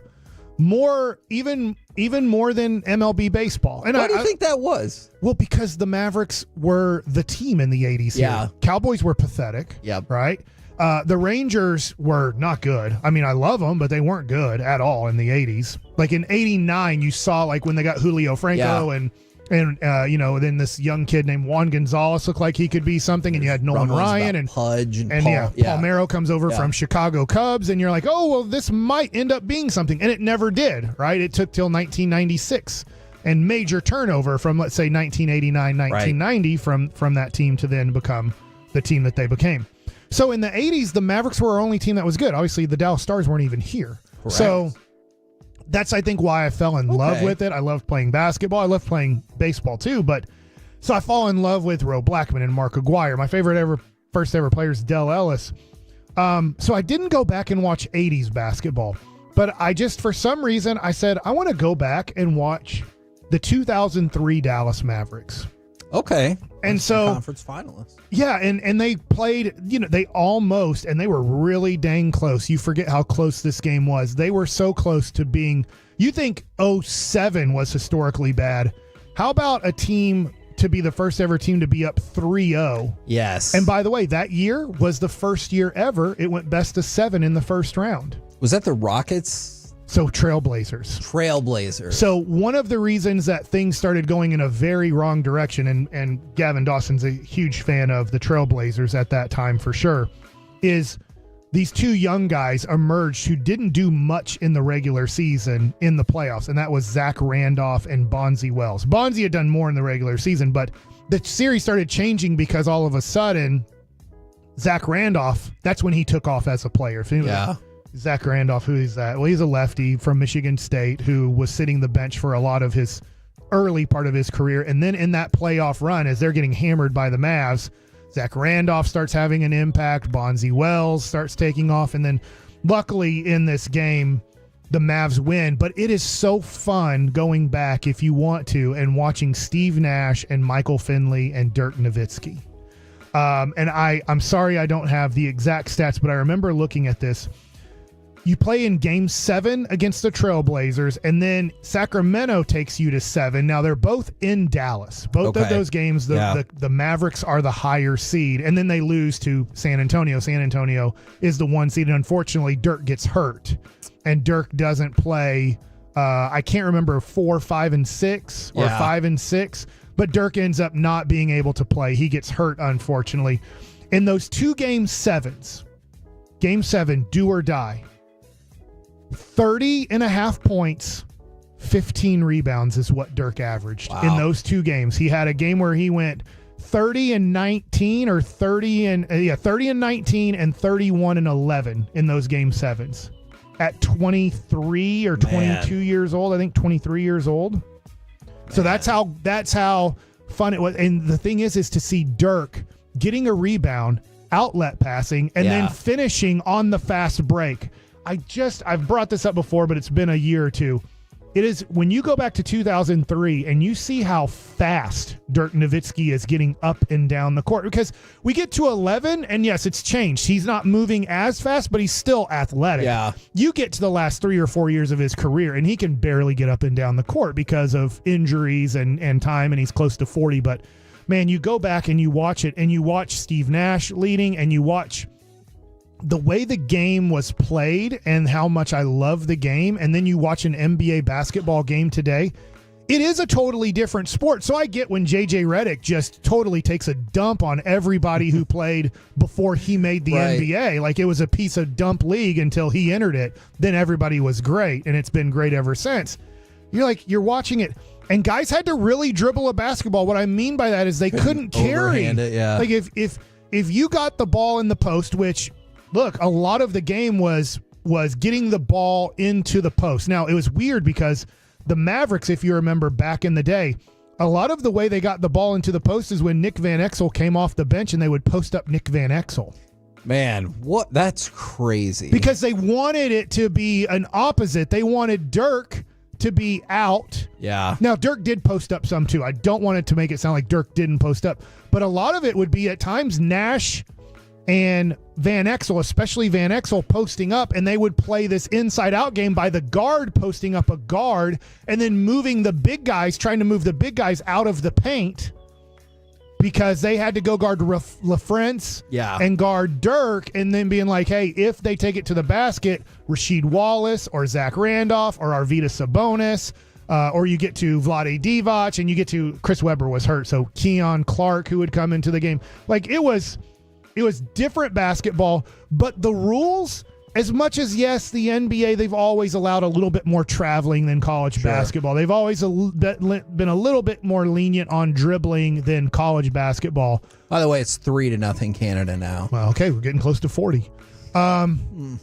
So anyways, it was just, it's to me real basketball. Yeah. I'm watching physicality. I'm watching guys try to get to the basket. Yes, guys are shooting threes. There's guys but man, when they're shooting threes, they're not stupid A 3-pointers. We don't have Sean Bradley jacking it up. Like, now it's like, I don't care who you are, just shoot it. Yeah. I know you're horse ass at it, just do it anyway. Draymond Green talked about that over the weekend, and he was like, layup or 3-pointer. That's it. All That's the whole analytics tell. And you watch the game and you just watch how good those guys were at it. And I'm not saying these guys aren't good at it today.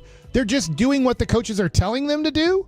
And they're doing what the rules tell them to do. And that is, hey, I can double dribble. They don't call it. As long as I do it quick enough, they don't call double dribble. Yeah. And I can take 4 steps getting to the basket. I just have to maneuver in a triple jump sidestep way. Right. So you're like, that is triple jumping. You traveled 3 times on that. Not just once, 3 times. Right. And like, no, we don't care. That's the way the rules are nowadays. And I just can't stand it. So when I go back and watch it, it makes me even more not want to watch today's game. And go, that's basketball. And I hate saying it. I'm going to go tomorrow. Bishop Dunn is playing a playoff game. That's the school that my kids used to go to. And I still have their friends and their parents that are our friends. They're playing. And I'm going to go, high school basketball sucks too. Like, I appreciate you editing what I thought you were about to say there. About to. It's carrying and traveling. And I just can't believe high school refs allow the crap that they allow. Yeah. You know, so... Anyways, that's what I did during NBA All-Star Weekend is I watched great Dallas Maverick basketball. Okay, does it make you feel any better watching that, or does it just make you mad all over again that the game is not like that anymore? Mad. Okay, and see, that's kind of what I thought you were going to say. Because I don't know how to change it back to the real rules of basketball. Okay. I don't, because I think they have to reset dribbling. And I think they have to reset traveling, and they have to reset double dribble, and they have to change the line, because I get it. People that they're way smarter than me, figured out the mathematical equation. And to Draymond Green's point, we're just going with the smart people's equation. Yeah. Shoot 53s a game. And back then, like, man, when Peja took a 3 or Nick Van Exel took a 3, or you're like, it's probably going in. Not that they shot 60%, but that was not part of the offense. Is we just want to jack up threes. Right. If we get a 3, it's going to be a good look, and we think it's a high percentage shot for this person to shoot the shot. So, anyways, there is that happened.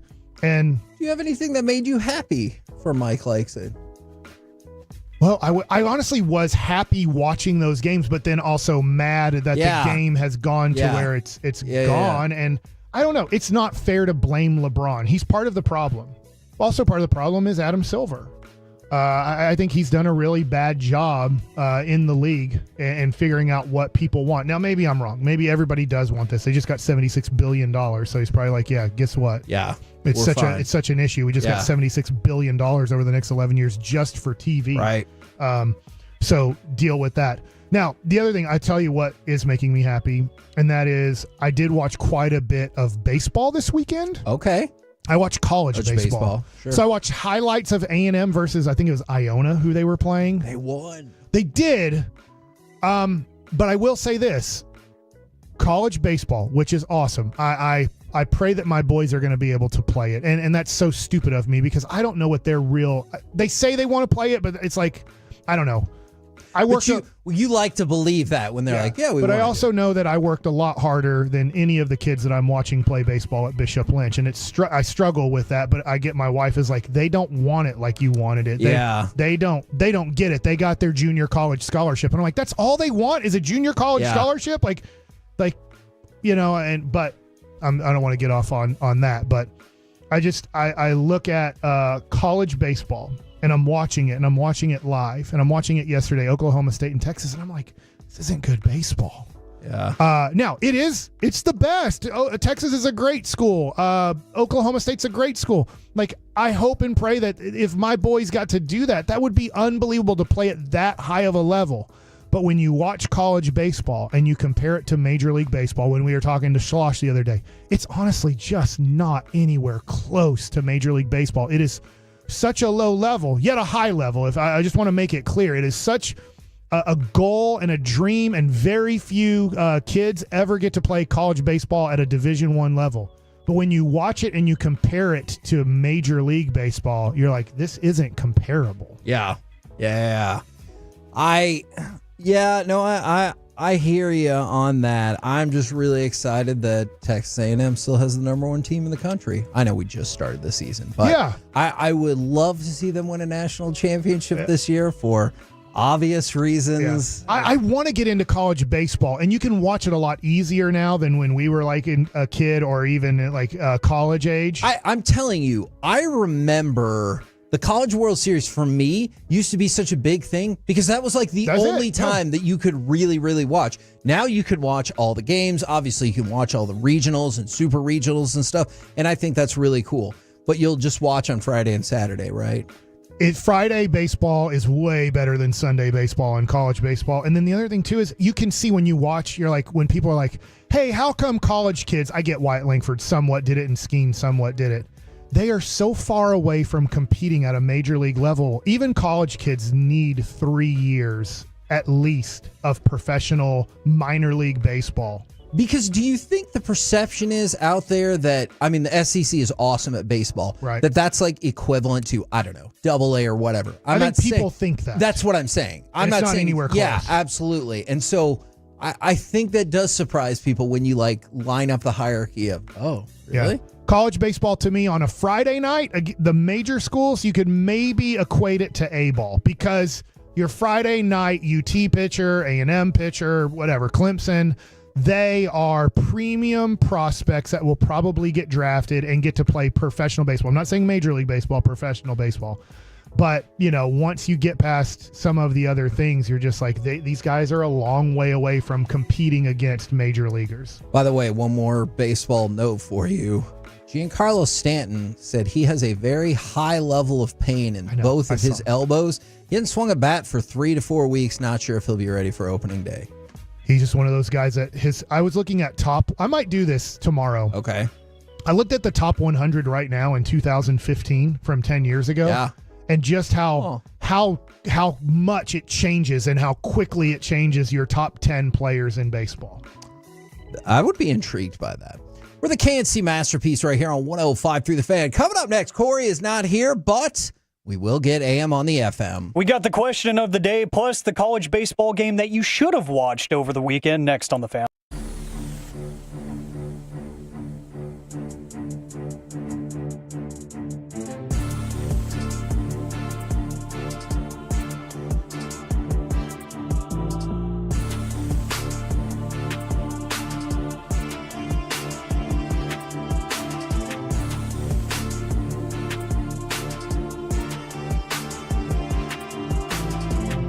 think it's true that you've got to forget something else to remember that Uber Eats has groceries? No, that's absurd.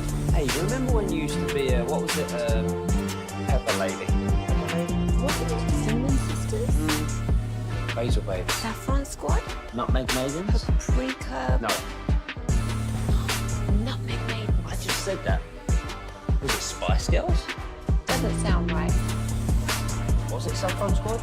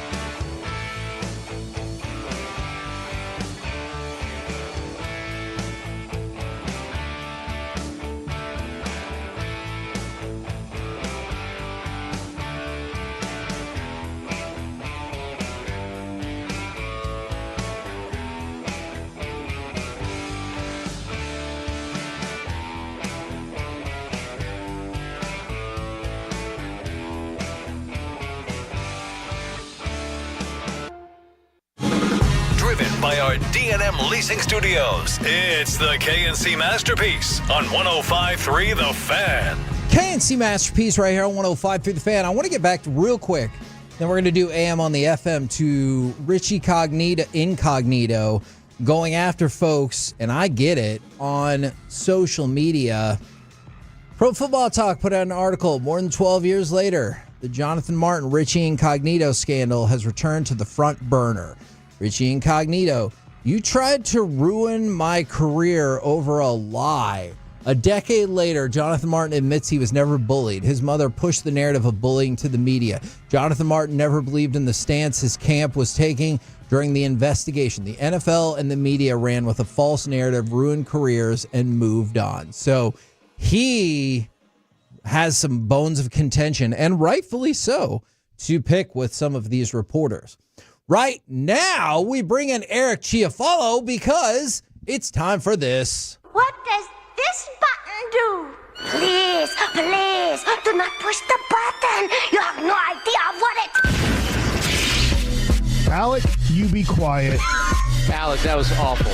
1 for Alec, 0 for Peyton. Don't you dare touch that dial. Don't you dare do it. It is time for AM on the FM. Corey Majors is not here. He is not feeling well. I promise I'm not feeling that much better. You'll hear why here in just a second. 877-881-1053. That is the Frankel and Frankel Injury Attorneys text line. I want you to answer the question of the day there on Twitch and YouTube as well. And then the college baseball game that you should have watched over the weekend, because it almost made history. We'll get to that here in just a little bit, but the question of the day today, again, is going to be based off of a personal monologue that I'm going to have. What's the dumbest way that you've hurt yourself? 877-881-1053. Let's hear it. So, I have a good answer for you here. When I was in high school, I used to, drink soda late at night. Probably not good for you for a variety of reasons. What was your flavor of choice? Cherry cola? I love just regular Coke. Regular Coke. Okay, of course. Look. Not even a vanilla Coke, dude. Vanilla Coke is 10 out of 10. I was at the grocery store. They have blueberry or blackberry Dr. Pepper now. Do they? And it doesn't sound right, but I'm like, they had to taste it and go, we should sell this. Yeah, I guess so. I'm intrigued. Yeah. Now, I want you to be intrigued by what is surely also the strongest soda can that has ever been made. And so I didn't open the soda this time for whatever reason. In the middle of the night, I rolled off my bed and landed back first on the soda. That can needs to be studied because it did not budge an inch, which is freaking amazing. And so it was during band season, and I played the drums, and I explained to my band director why I needed to not carry the drum and just still do all the other stuff, but just go through the motions where we're going from set to set. And he goes, you know what? I believe you, because that story is too dumb for anybody to have had to make up. So I hurt my back. He was right about that. That's a one of one. Landing on a soda can in my room. Do you have a habit, or did you have a habit of falling out of your bed in the midst of a sleep? Occasionally. We're good to go on that now. But yeah, it did used to happen. I don't know why. I think the slipping on the ice in my driveway 2 or 3 years ago during one of our ice capades. Yeah. And the knee goes back a little bit. I think I actually have a little something in there that got messed up. And then the tailbone factor.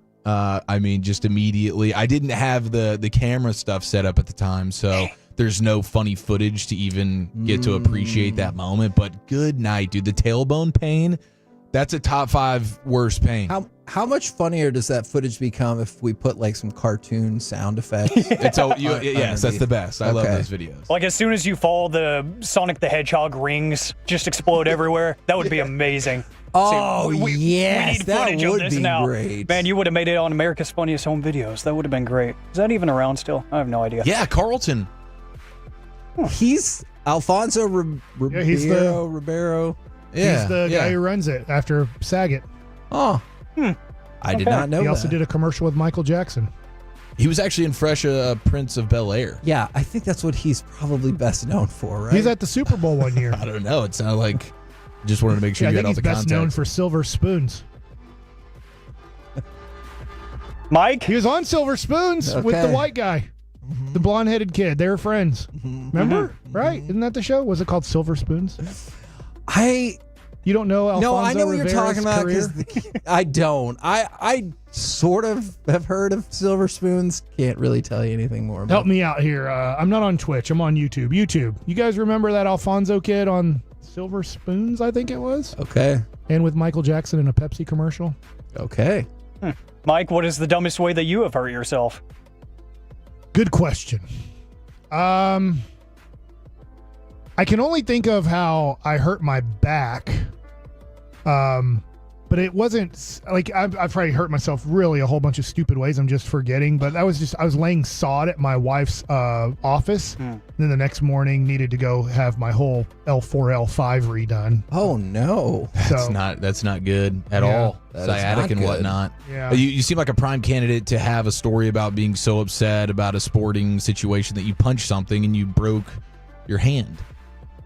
No, I broke my hand twice. One time was on a 3-on-2, 2-on-1 drill at Duncanville, and I'm the guy going back on the 2-on-1 on defense, and the guy dribbling the basketball, who's a good friend of mine, just ran into me. And so as I fell down, I put my hand down to save stop yourself. myself. Yeah. And I broke like kind of where my thumb and hand kind of meet is where it got broke. Did you say where your thumb and your hand meet? Yeah, like your palm area, I guess, the palmy area. And I didn't get it x-rayed, and Doc, who was our trainer at Duncanville, was like, yeah, it's just fine. It's sprained. For the next 2 weeks, I'm playing basketball, and he's taping it up. And every time I catch a basketball, I want to cry. It hurts so bad. Oh, no. So immediately, I tell my dad this. He's like, let's just go to the emergency room and just get it x-rayed to see. And oh, yeah, it's broken. I was like, thanks for the diagnosis. Right there in that hand, meat, thumb area. Yeah, like the tendon pulled. That's really the away. sweet spot. It's a danger zone. Do you think most doctors, if you said, I really hurt myself in the hand meat, they would be like, I got it? Yeah, a good doctor. Okay. Yeah, that's fair. Yeah, they know everything, man. Let's see from the Frankel and Frankel Injury Attorneys text line, 877-881-1053. From the 469, hurt myself sweeping the floor.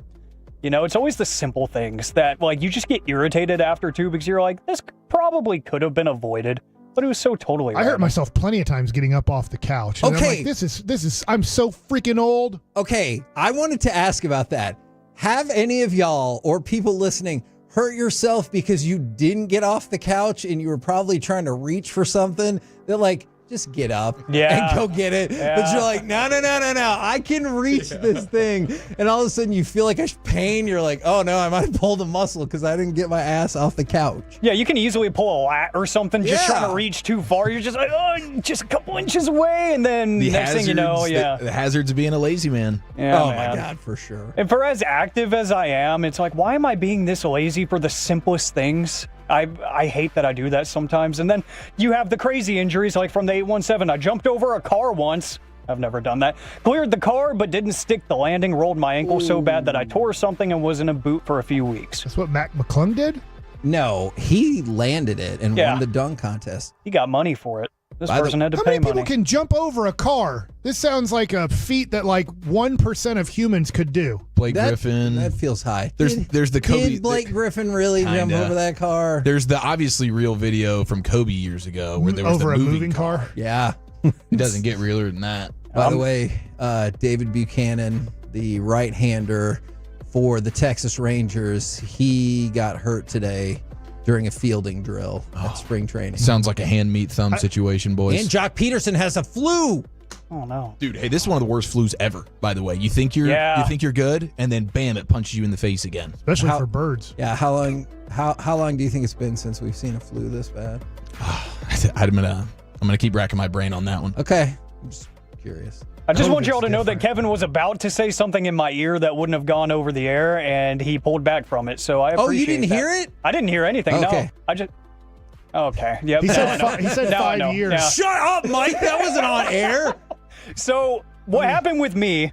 But wasn't that COVID?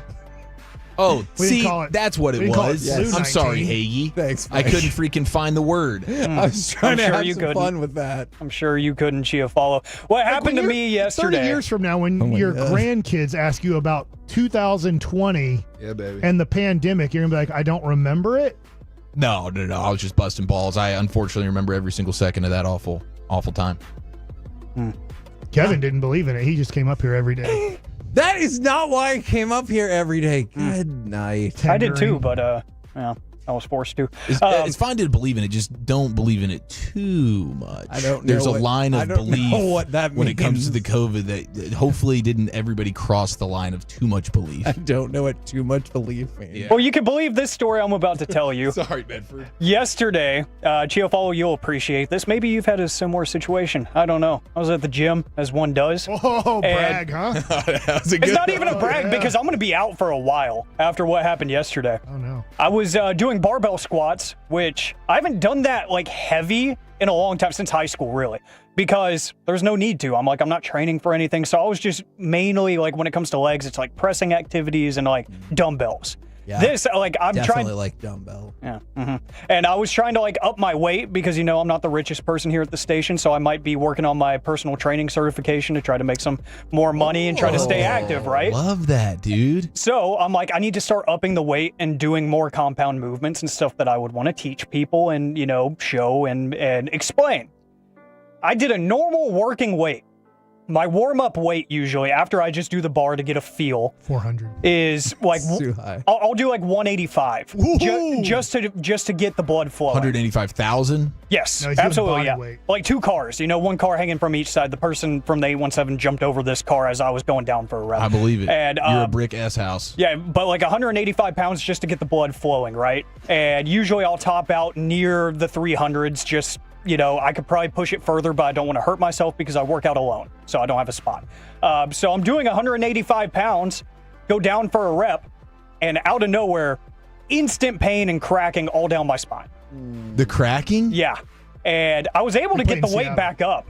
That's the crack Yes, in. that's the crack in. The spine Good pull. cracking. Good pull. But as I went down, full spine, the entire thing cracked. And legs went tingly, but I could still feel them. So I was able to get the weight back up just fine. It wasn't a muscle issue. It was like my posture was bad or something.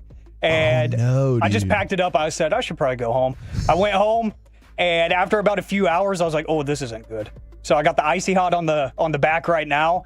I woke up this morning. I could barely sit up out of bed. That was awful. And it still hurts. I respect you for to being this here. moment. Yeah. No, I thought about it, but I was like, oh, the bosses are off today, so they might be sleeping in or something. So I'm like, I'm just going to show up. And Corey said he couldn't make it. So I was like, I got to be the strong one today. Yeah, see, that's the difference. That's the difference between you and LeBron. Yeah. Wow. Oh, yeah. I'll still go to the gym today and do upper body. When the lights come on, gosh. Medford's ready. I'm always ready.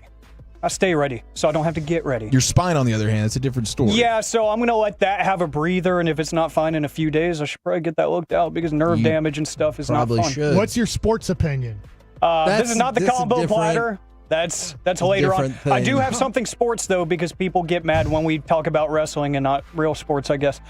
So Tonight, Raw's War on Netflix. Yes. I don't think they've called it Raw is War for a really long time. Well, but we're going to yeet for 15 minutes. I know that. At 7 o'clock, we start yeeting. We'll have a And good we 15 yeet with minutes. little kids. He picks out two little kids and he yeets them. And then he gets down to the ring and then he yeets for another 5 to 10 minutes. And then Pat McAfee is pelvic thrusting yeeting, where he's really putting a sexual tone on the yeet. And then he goes Does over. that not have a sexual tone anyway? And then he goes over to the table with Pat McAfee, and then they yeet together. And then about at 7:15 to 7:20 is when the yeeter, Jey Uso, then starts talking, and he says two words, and then everybody goes, yeet! Then he says two more words, yeet! And then somebody else comes out from the back. It seems to be Gunther. Were they quite a yeeting bit. back there, or do they wait to yeet before they come out? Gunther hates yeeting so much.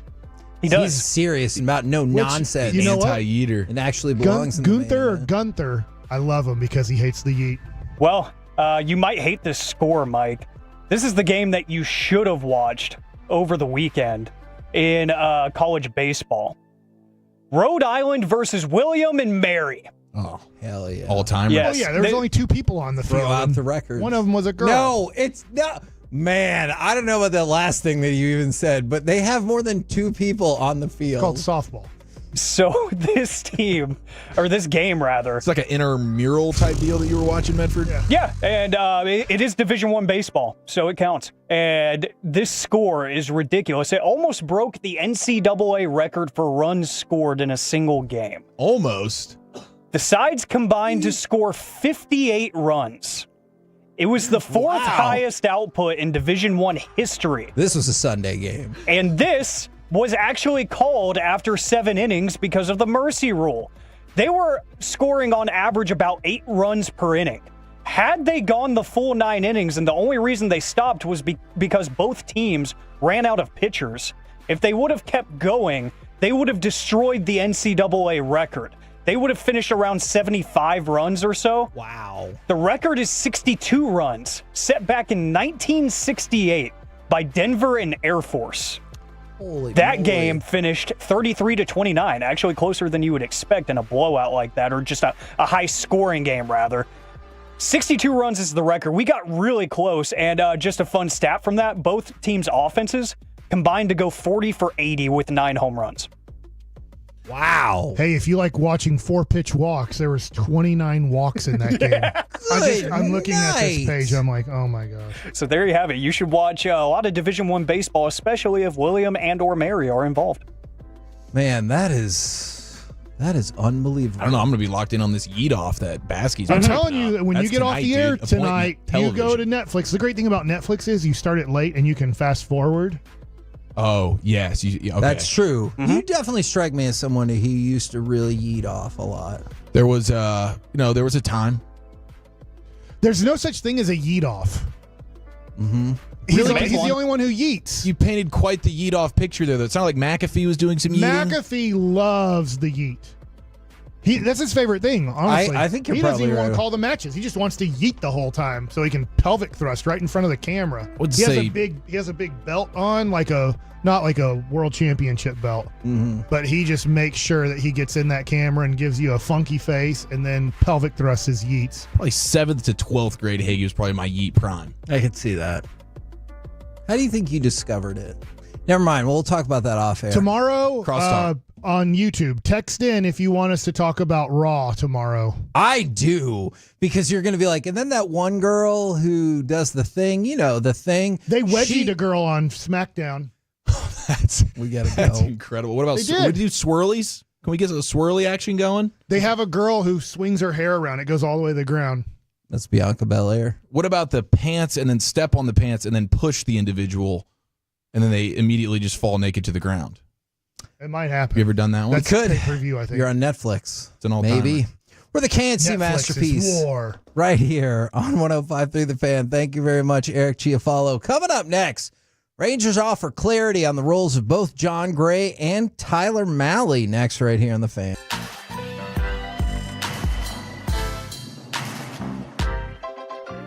Uber Eats has lower fee products? I gotta remember that. Well, they say in order to remember something, you have to forget something else. Okay, now that is a very cute haircut. That's like a little shag. I've never seen it before. Well, I mean, of course you have. It's the Rachel. Oh, is that your name? No, I mean, like, your name. No, I'm Jen. My name's Jen. Right, but I just mean, like, this is your haircut. But that's hair on your head. I'm not saying this is your hair. Okay, freak me out.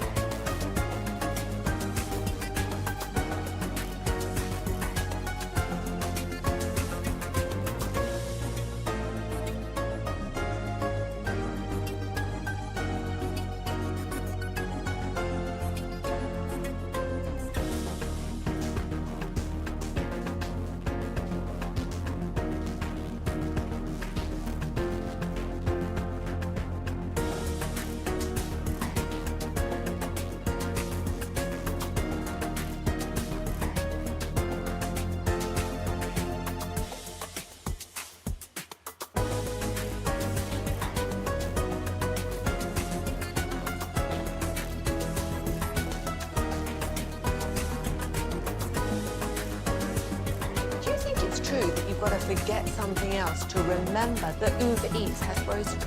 No, that's absurd. Hey, remember when you used to be a, what was it, Pepper Lady? Pepper Lady? Wasn't it Cinnamon Sisters? Basil Babes. Saffron Squad? Nutmeg Maidens? Paprika? No. Nutmeg Maidens. I just said that. Was it Spice Girls? Doesn't sound right. Was it Saffron Squad?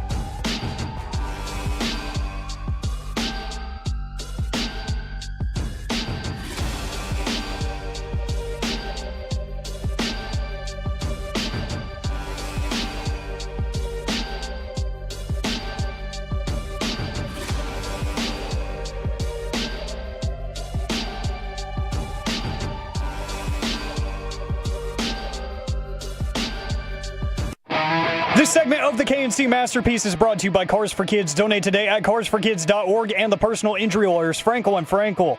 If you've been injured in a car or truck wreck, call Frankel first, 214 or 817-333-3333. With Frankel and Frankel, there's never an out-of-pocket cost. They only get paid when you win. Frankel and Frankel, the go-to car and truck wreck attorneys in Dallas. Here comes the pitch. That's right down the middle for a call, third strike. Fastball catches Baldwin looking, and John Gray gets out of a second and third, nobody out situation, doesn't give up a run. KNC Masterpiece right here on 105.3 The Fan. Man, I feel like we have an update for this every single segment. So one of the directions that Pro Football Talk has gone with, and they said the Martin Incognito situation exposed a cultural issue for the NFL. Instead of a solution aimed at fixing on a league-wide basis, the league hammered Incognito and others in hope of scaring everyone else straight. Well, needless to say, Richie Incognito made sure to step out and be like, yeah, you are one of the people that tried to make this. And he goes, 12 years instead of reporting actual facts, Pro Football Talk is just recycling old news so Florio can cover his ass. Do better. So there's an update there. One more update. And we talked about the delay that was going to happen last week. The Jerry Jones sexual assault hearing has been delayed until August. So the trial was previously set for March 3rd. And if you remember, it was previously set for the year before that. And the lawsuit got brought up in September of 2020. So COVID. Yeah, we'll see. Maybe. We'll see if it will actually go through this time in August, or if a settlement will get made, or if it will get postponed again. Is it civil or criminal? It is a civil, I do believe. All right. I've got a question, or I guess some thoughts about these two pitchers, John Gray and Tyler Mahle, because the Rangers, Chris Young, Bruce Bochy kind of have spoken out about them. And I say the same thing all the time. I get it that they're not going to be like, well, we're screwed because neither one of them are going to be good to go. I get all that. But Bruce Bochy said he had never even thought about John Gray in the closer role. And then Chris Young added to that and said, as long as they're healthy, that is not something that they will consider. So I wanted to start with this, by the way, as Canada's up 4-0 over Finland. What do you think about the concept of there's no real thought to John Gray going to closer unless they run into some injury issues? I just don't think he has the mentality. Okay. 1. 2, I'm on his Baseball Savant page, and I know these are basic stats, but I think they're important. Last year, batting average against on his fastball, he threw it 44.4% of the time. 311. That's not good. The year before, he threw his fastball 42.5% of the time. Batting average against 339. Oh, dear. So now his slider is great. The 2023 year batting average against 193, threw it 33% of the time. His slider last year threw it 44% of the time at a 213 batting average. Now, can I throw that 80% of the time and it still be that effective? The answer is probably no, to be honest, because they get to see it more in an at bat. If I'm like, I'm going to throw you 4 pitches and 3 of them are going to be the slider.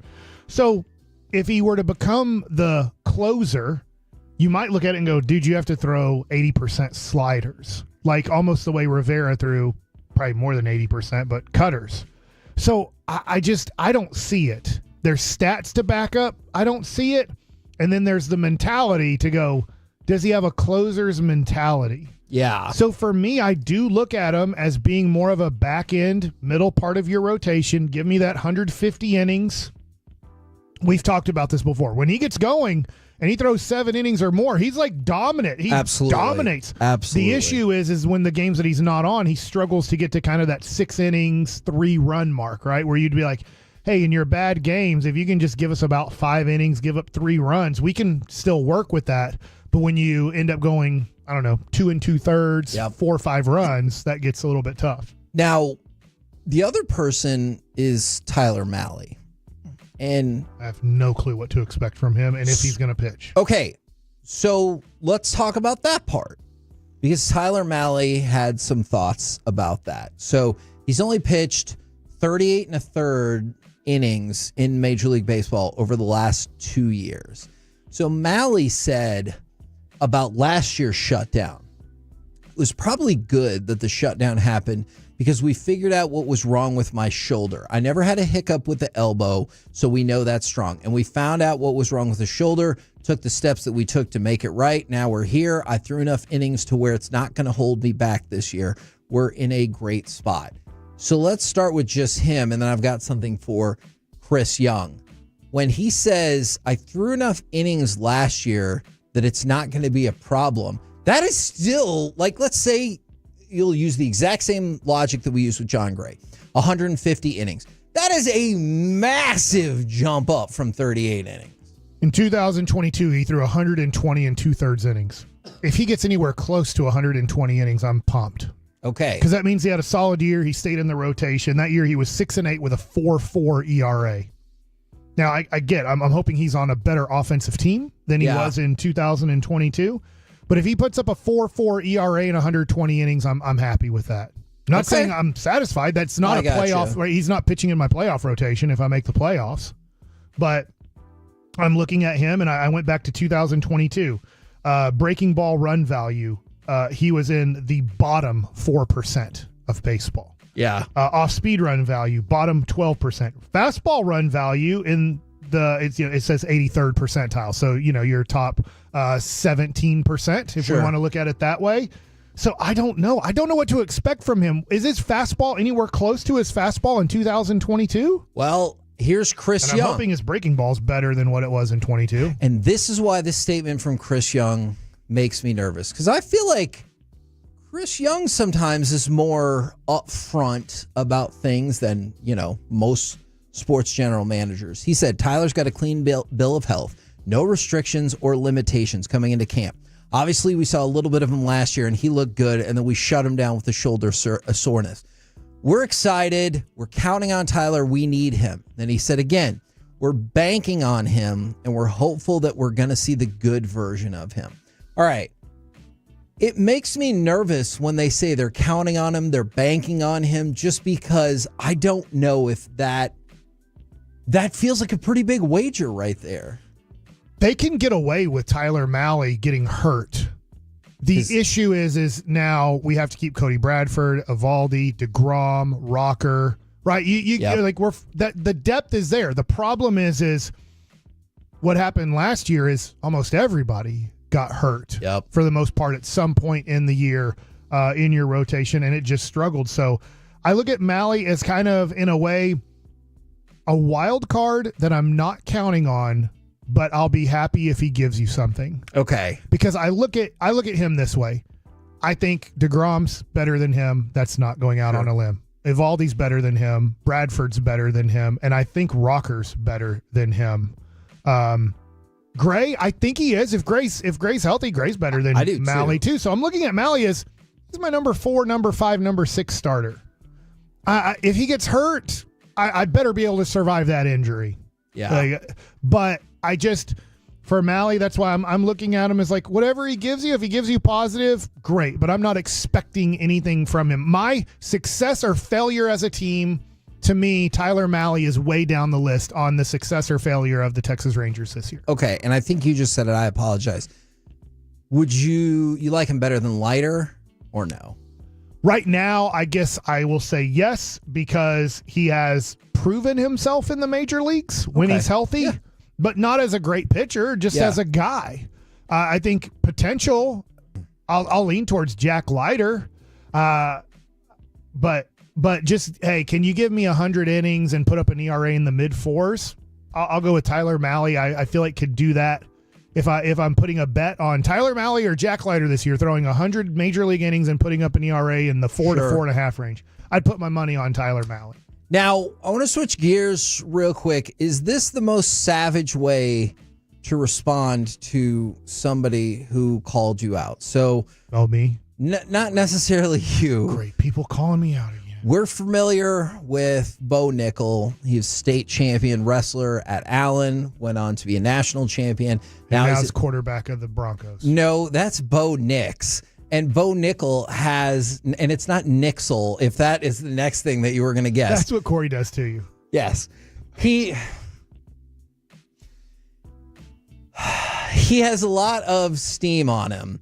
And so Andre Petrowski, after UFC Vegas 102, he won. And he said, I just beat the most decorated grappler in the UFC. Where's Bo Nickel? Where's he at? Where's Bo Nickel? All right, there you go. So this is how Bo Nickel responded. I'd love to get an easy check, but the fans say I can't fight cans anymore. So this dude stepped out and called out Bo Nickel, and Bo Nickel was like, I would love to fight you, but UFC and the fans say I can't fight tin cans anymore. That has got to be a hurtful retort to your challenge, does it not? Were you listening to any of that, Mike? He wrestles in the UFC now. Okay. Man, you've had me listening the whole show. That's how this job works. I know, but there's only 7 more shows.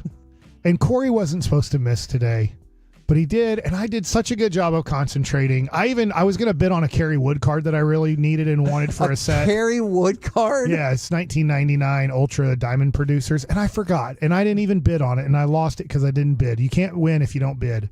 And I forgot because I was so engaged on the show. Mm-hmm. So at 136, I lost engagement because you're talking about Bo Nickel, who was a wrestler at Allen, and then he went on to be an All-American, and then I made a joke about the Denver Broncos, and then I lost it. And then I was looking at this guy, Finger Magic, on YouTube, and he might have said something about me, and I'm like, I don't know what he's talking about. And then you looked at me like, answer the question. Well, the reason why I said answer the question, because I looked up at you, and I saw you look at me, and I go, and there's a really high possibility he has no idea what I've said for like the last 90 seconds. I'm rooting for Bo Nickel. Okay, good.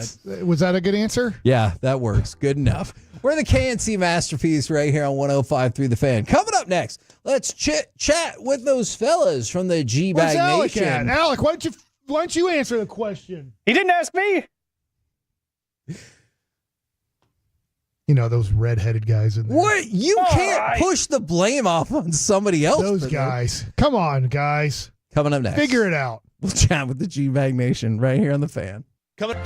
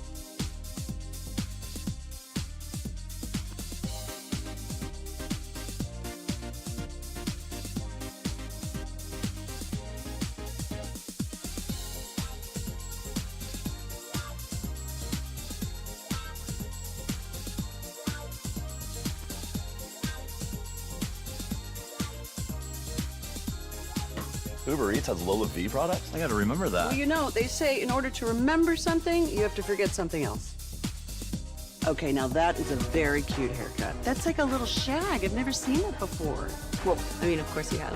It's the Rachel. Oh, is that your name? No, I mean like your name. No, I'm Jen. My name's Jen. Right, but I just mean like this is your haircut. But that's hair on your head. I'm not saying this is your hair. Okay, freaking me out a little bit.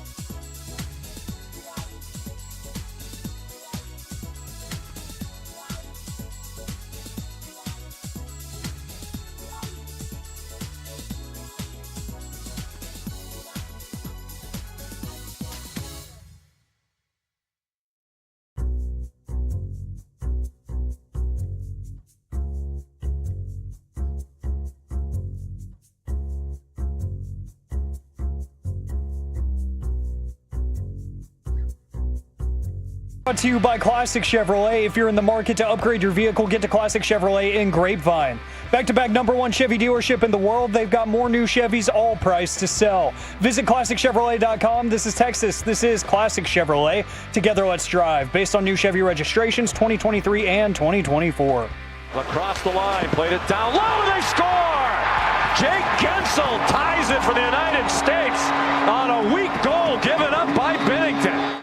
KNC Masterpiece right here on 105.3 The Fan, where what I think is a great product might cause lots of problems on our airwaves.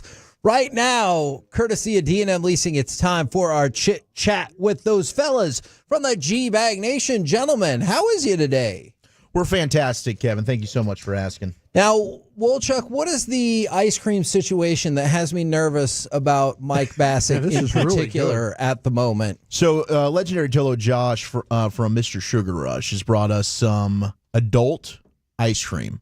So this is spiked ice cream. I've got the Bailey's Irish Coffee. Now, Mike, what did you decide to sample? Texas honey whiskey. Crown Peach over here, and I can taste the crown. Mr. Sugar Rush in Dallas, Texas. Honestly, the consistency and everything of this ice cream looks extraordinary. But very whippy cream. What is the alcohol content, Josh? This is 4.5%.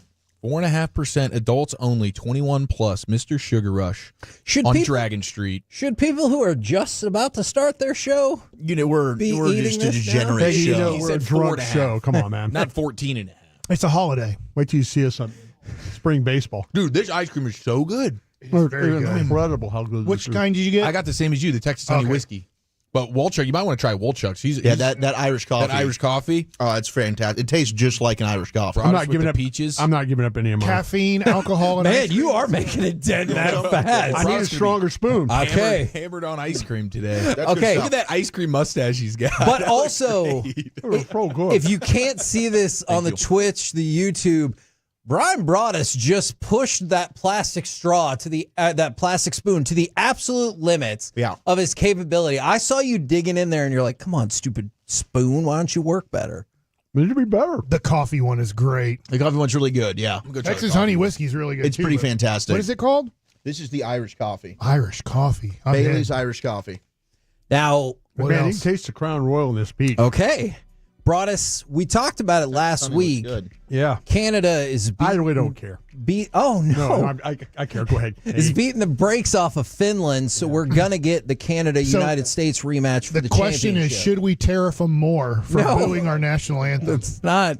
That's the question you wanted to ask, right? You can answer that if you want, but I meant more, have you been... They boo their own national anthem in Canada. Have you ever noticed that? Really? They do. I didn't notice when they sing in French. Yeah. When they sing in French and they sing it in English. Because there's a divide between Canada and French Canada. Yeah, there's a huge divide. Okay. I did think that dude who sang the national anthem crushed both of them. Okay. Which was pretty amazing. Their dudes are usually better than our dudes. I thought they were going to be safe because they were like, now representing the Canadian Royal Guard or whatever. Mm-hmm. And then they cheered the Mountie, him. right? And then the second he said, "Oh, say," they were like, no.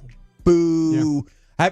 Were you guys watching on Saturday? Yeah, were you locked in? Absolutely. Oh, yeah. I was going to ask you, Hagee, do you expect them to drop the gloves in the first, 3 shifts of that game? Yes, I do. Especially, no, you expected it.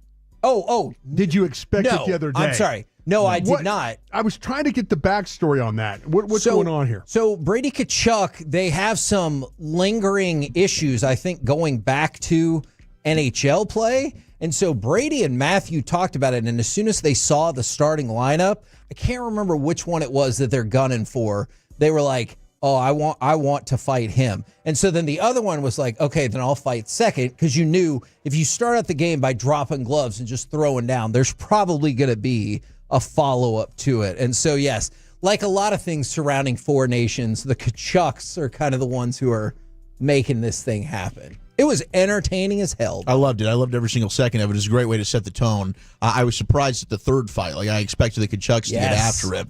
But then the third one pops off, 3 fights in 9 seconds. And the pageantry beforehand, you got Sidney Crosby taking like random pictures. He's like, "Hey, you want to look at the camera here? Let's take a picture." I'm like, let's drop the puck. Can we get going? And then we've got a bunch of fights to get it revved up. And in Canada, you go enemy territory. The emotions were incredible. So we're doing this for All-Star Week? Is this what we're doing? Yeah. Yeah.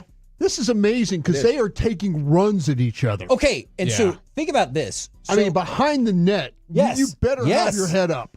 So Canada and Sweden was the first game in this competition. Drew about 1 million people, which is the most that TNT had for any hockey broadcast this season. The Canada-United States game, which I realized was also on ABC, 4.4 million.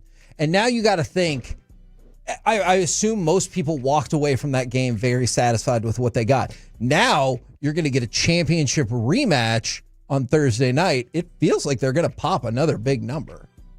Yeah, heck yeah, they will. Why wouldn't they? The stakes are even bigger, and now they've shown the entertainment factor is through the roof. Yes. So people that missed out this weekend are going to be going, okay, this is something I need to get in the mix on here. All right, boys. The venue is in Boston. Yeah, TD That is Garden. correct. Should we have had it somewhere else in the United States? Should this have been and I'm going to say it, should this have been a Philadelphia match? I will MSG. Someplace. I think Madison MSG Square Garden would would have been my top pick. Boston's hockey fans are pretty. They're good, and we need some violence at this place. Then Philadelphia would have been my choice. That's what I'm saying. We need violent crowd. Take this thing to Oakland. I mean, that's a winning town too. They just won the Super Bowl. Yeah, that's a good point. Or Minnesota. I mean, Minnesota is the hockey state. We took their hockey and team we to win know championships. if you're doing chants where you're having to spell things, what better place than Philadelphia? Right? USA. Okay, except for that one guy in the pregame who, what did he spell it? EAG and then EL? Yeah. Well, that's Didn't put you an got S on it. on there, but All the letters we are got a good there. fan base there. Maybe he's a dyslexic. I was You're just going to thinking- make fun of dyslexic people. That is SUA. not what I was I'm just getting thinking of making it uncomfortable for the Canadians. Yeah. That's all I'm thinking about. Absolutely. I think Boston fans will. I think hope it's going to so. be pretty Wrap their strong, arms man. around You know what? want us to- Boston and Montreal is a huge rivalry. This will be good. I don't want to Boston- boo the Canadian national anthem. I think that's Boston low. did not. As far as everything I've seen, Boston has the a dude Boston that can fans sing. They could sing. did not really boo the No, Canadian. They have a whole no, band no. called Boston. No, I think That's true. Boston has a guy that's They have like a a whole market, legendary too. singer that like they bring him out for the playoffs. Oh, really? Yeah, And so you think he'll wears be the out for tux this? and all yeah. that? Yeah, here we go. All right. Interesting stuff right there. So end of the second period, Canada up on Finland, I think it's the Wahlbergs. 4-0. Yeah. I didn't. And the Funky Bunch. I'm not gonna lie. If you told me one of the Wahlbergs was singing the national anthem, I don't would. believe it. I would make sure. And then they feed you to watch cheeseburgers that. afterwards. Yes. The Wahlburgers. Yes. No, I Cheeseburgers. understood. Now, Broadus, you gave us a heads up that weather might be an issue in the Daytona 500. Did you stick for the whole thing? I know it got weather delayed and everything like that. What did you think? I'll tell you what. You got the crazy ending that you always get. Yep. New segment idea. Yeah. Instead of hot takes, ice cold takes. You have to give your sports takes with yes. cold ice cream in your mouth. Heggie was looking right at me I when love it. I couldn't have got a Okay. bigger scoop Did of my. you want me to ask Mike about the Daytona 500? He would talk about booing Those somebody. cars were at the fast, end. man. Huh? Yeah, How about those especially wrecks? Lightning McQueen. See? No, but it was you know what though. I went and watched college players. He's a great racer. So during the delays, Oh, I just okay. went- Yeah, I went- yeah. I did other work, and I kind of was keeping track of it. I had somebody at the track that was telling me what was going Did on. Trump race? He did. Well, the was beast. The there. beast went around. Yeah. The thing he rides around in that car. Yeah. went All out. the how to other move. racers were going? No, I don't think. Not that. No, not at all. That'd have been fun. And then, by the way, the Rangers just signed Luke Jackson, right-handed pitcher, to a 1 year. We did it! We got a closer, boys. I think Luke Jackson used to. I think he used to be a Ranger a long time ago. Yes. In a galaxy far, far away. That first part is definitely accurate. What do you guys got coming up on the program today? Sounds like Luke Jackson. Pure gold as always, Hagee. Thank you so much for asking. We're actually going to have Zig Fracassi, Serious Sports, on at 3:20. We're going to talk some puck with Zig. All right, looking forward to it. Is the Wikipedia thing true that alleges his brother's name is Zag? No. Luke Jackson. We got a Zig and we got a Zag Fracassi. 19 You feel good saves. about that? That was a Wikipedia thing. I can't even take credit for it. Hey, I wish Did I you hear could. that? Luke Jackson, 19 saves. You got a little ice cream in the mustache. That's not enough It's a savor saves to flavor. be the closer. All right. Well, he didn't have any last year. Roll home Anybody giving up their ice cream? I'll with take the it if you want. G-Bag Nation. Find out how I'm many taking more it. It's ice already creams. hammered. Kevin, do you think dyslexic people eat pizza rolls? How many ice creams can Okay. Broadus eat in 5 hours? Oh, don't even challenge me on that. Well, this At is just a least pint- was- 3 more, right? Easy. It's going to Okay. be 5 hours of pure gold. Okay, roll Thanks home. for asking, Heggie. Now Pure go home. cream. Drunk G-Bag ice Pure cream. gold. This is going to be a pure cream show. God, it's creamy. Oh, Yeah, my let's God. eat after the show, boys. With Yeet. Baskey. Oh, we're eating at 7 o'clock on the Flicks. We call it's Netflix, but I shortened it to Flicks. We'll be back tomorrow. 7 more shows, guys. Say goodnight. USA, bro. E. If you're laughing,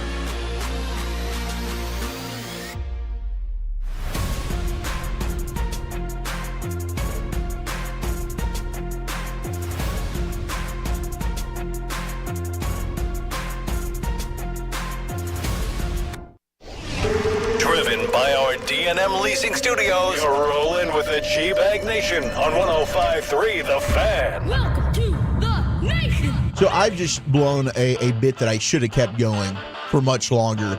As on Friday, Eric left his X account, formerly known as Twitter, up. It's always going to be Twitter to us. And I put in there on a tweet that, just paraphrasing, I can't remember exactly what Eric wrote in the tweet. But it was something like he's finally realized that he's a schmuck when it comes to the first-round running back take. And he really wants the Cowboys to take Ashton Jeanty. So I saw it. It was like, finally, my guy is coming around, right? He has seen the running back renaissance. He realizes the error in his ways. And it's beautiful. So he was just asking us, who in the world was it that tweeted this? He asked Brian. Brian said, I got a fear of being hacked. I would never do this. I was playing into the whole bit. I don't know who did it. And then I came and I admitted, okay, it was me. All right, I actually did this, but it was you. I should have let this bit go on the entire show because then you would have been questioning Fred and Blake during crosstalk later, which I think you should still do. And maybe you can somehow convince them, and Blake might be the best one to do this, that it was actually him that put out the tweet in the first place. It was a heinous hack job. It's disgusting, and I won't stand for it. I had to notify all my followers that they were being ball sacked on behalf of my own account. What did you say, Eric? Something about Ashton Jeanty being the man of my dreams, and I want him to wear a star, and if the Cowboys had the number 1 overall pick, my only dream. That seems like a quality tweet right there. Please take Ashton Jeanty. Very quality tweet. I like what you're doing there. Oh, and that's why. I'm glad you came around. It's about time, context clues, you start dot connecting, and my 2 Jeanty friends are Broadus and Walchuk. So I was like, has to be one of these 2 guys, but Broadus probably not with the ingenuity to actually do the hack job, to execute the hack job. But Walchuk with those andouille sausage fingers, when those things get humming on a keyboard, man, they're liable to do just about anything. Even something as disgusting as what you did, talking about me putting my name on Jeanty to the Cowboys at 12. You like Jeanty, and you'd be all for the Cowboys taking him at 12. You even said it on your own account. You did. I can't believe you. That's out there, man. It's nice that you tweeted that out People there. don't forget. I appreciate you. I didn't delete it either because I'm about transparency. You are about transparency. I do like that. No, I was surprised you didn't ask me about that on Saturday when we were out at Hurtado. I forgot. I meant to, but it's soaked up in all the barbecue Hurtado fun, Love of the Star fun, Tolo Fellowship fun, that I couldn't even bring myself to get emotional in that moment. Did anybody have any more of an ordeal getting to someplace than you? Dude, there was just why is everything just so difficult for you to get to? Man, I'll push things to the limit. We got to be there at 11. I'll see you at 11, and it might be 11:02, but it's still basically 11. It's the polar opposite. You said I'm 6 minutes out, and you were 36 minutes out. Well, that was my Uber. I blame her. But that's good. Driving on the highway you here, do that? Saturday, everything's golden, no issues, and then all of a sudden, immediate stoppage because I pulled up 30 seconds after a car basically just exploded on itself in the middle of the highway. So then there's every Irving police car you've ever seen coming to save the situation. But blocking all the... Could you have done any saving, or did you just drive by thinking you had to get to Hurtado Barbecue? I was kind of... Those tacos, man. I was kind of in a... I was you in were a daze. Hey, please pull over. We need to help these folks. As it's just bouncing on fire past Somebody you. could use help. There's a life in danger. Wow, imagine what Hurtado himself could do with that fire and smoke right there. Here comes Eric Chiafalo, the Baywatch run, trying to save the car in flames. No, I was not in hero mode at that moment. There's no way he drove right by it. Of course. Maybe another time. Sorry. Hey, don't look. Foot on the gas, please. I got somewhere to be. Brian's got a headset on 15 minutes before we're even supposed to record, and he's staring at us like, why the hell? We're here for 3 hours. It's a 45-minute podcast, but Brian needs to go now. We got to do this now. Well, Broadus has takes, dude. Get the microphone in front of his mouth. Hey, all I know is Wolchuk, we're getting ready to hit the sounder. Da-da-da-da-da-da-da-da. Hey, do you mind if I feed my baby some brisket? It's your first brisket ever. It's a seminal moment. I'm looking it over her beautiful little face, and she's looking at me saying, Daddy, can I try some brisket? My man's opening the show, literally getting ready to hit the sounder. And he's like, you think she would like the brisket, the fatty, or the lean? I'm like, she tore that bark up. Dude. She loved it. Respect to her. She knows where the flavor's at. She did. Shout out to Brandon Hurtado, the first ever brisket that my wonderful daughter got to try, and she loved it. Everybody out there, Tolo D, Josh, Jason, Of course, our guy Vin was out there. Big Vinny. Man, it was a who's who, and it was a great party to open up Hurtado. They got a nice place out there. It's a beautiful location there, right downtown by the Farmers Market here. We were there on Saturday recording Love of the Star. Thank you to everybody that came on out. Zach Wolchuk, Eric Chiafalo, Brian brought us. We got Lucius. We got Carter. Gavin hopefully bringing home some hardware tomorrow when he rejoins the show as he's coming back from San Diego. Big soccer tournament over the weekend. So how do we think he did, guys? Do we think that they actually won, or do you think that they got bounced? I didn't see any social media posts. I saw some Home Depot backlash still. I was nervous about it, so I shot him the, hey, give him hell, we'll be pulling for you text. And I feel like that probably shot him into the confidence stratosphere of like, okay, this is our time. We're going to go to San Diego and we're going to tear this thing up. I kind of felt like, though, if he would have posted a couple of things that maybe better results. Yeah. Do you think some dub pics? Yeah, some like standing there like shaking hands with the with the trophy or something like that. Does he usually post pictures of victory? I think a victory pic when it's a big tournament like this. He kind of shows a picture of the team and kind of gives it the hey, we did a great job today. And I don't know. Guys, they got their ass kicked. We probably shouldn't ask. You'll probably get like a best effort, like awesome effort kind of post coming up about the team. I think Dawson's pretty honest about that. He'll say, we had 6 girls that didn't play with their damn. Oh, he's really honest about the assessments. If he's really quiet, I'll just give him some time and then I'll be like, tough loss Sunday. Yeah. Yeah. If you give him if you give him enough space. Our goalie, God, we just need to get a good new goalie. Bless her heart. Yeah. I'm curious. Except he doesn't say bless her heart. No, he's using 4-letter words. Do you guys think Lucius has tried the alcohol ice cream yet? Dude, if you have in LA, you should. Because I think we all crushed ours. I did. Heggie was. I've got like 2 bites left. Why was Heggie asking me questions while I'm eating ice cream? He was in the middle of creating a brand new segment called Ice Cold Takes, featuring Brian Broaddus with a scoop of ice cream in his mouth, talking sports. Literally had a big scoop of ice cream in the mouth there, and he just like looked right at me, and I had to stop. It made me think we were on a pregame show. That's how. Anytime they bring over dessert, I feel like Brian's also Eric. You got to handle the rest of this interview. Brian's just crushing this ice cream sundae right now. That's the way it goes. I'm going to be a good teammate there. Milkshakes. Lucius, have you spooned that ice cream yet? No, not yet. No, but I did get the peach crown. Yeah, there you go. And that's what brought us. You got the right one. You got the right one, Lucius. You absolutely got the right one. Yeah, it's in the freezer right now. Yeah, Mr. Sugar Rush. It might not be there if you check again. It might not. Yeah, this is some serious dominant ice cream. Yeah. 21 and older. Oh, crap. Yeah, that Bailey's Irish was absolutely delicious. Okay, that Bailey's Irish that Wolchuk just hammered home in really record time. Thank you. Not faster than me. Tastes like if you've ever had the cappuccino chunky chocolate ice cream from Brahms. That's basically what that reminds me of. Is it a coffee taste? Yeah, I've never had coffee with a hint of like Bailey's Irish cream. Oh, okay. It was absolutely phenomenal. Really 10 out of 10 stuff. Absolutely phenomenal. I was thinking there, Bailey's Irish cream. My brother one time at a restaurant. Didn't you get drinks poured on you the other day? Yeah. They dumped in New Orleans. But you know how much I like a red wine bath from time to time. So it was actually because I was thinking my brother got Bailey's spilled all over him one time. and it was kind of it was coffee. And then you were like wringing out his shirt into your mouth. No. But I was thinking about when you said Bailey's Irish cream, and then I thought, oh, wait a minute. My brother got that Irish cream. Chiafalo got a bunch of drinks. But you never describe how that happened, by the way. Just a lady with a big tray of drinks. Was it a trip? Yeah, she just kind of leaned forward a little too much when we were in New Orleans, and then. So was she walking and then spilled it? She was coming up right to the table. She was literally in handing out drink mode. So but the tray Sean got away was the from her. one drinking the wine, right? Of course he was. Oh, jeez. And he was going to follow it up with an espresso martini and then a couple of beers. It's amazing how he's able to do that. Then I'll have a Stella. And then a vodka on the rocks. Vodka. And then a kamikaze shot after that. Please. Absolutely delicious. All right, it does look like Canada is just beating the crap out of Finland right now, 4-0. So they're going to punch their ticket, most likely, barring a third period meltdown, for a rematch with Team USA. We do have Jake Ottinger. He's going to be between the pipes tonight for the USA team as they get ready to take on Sweden.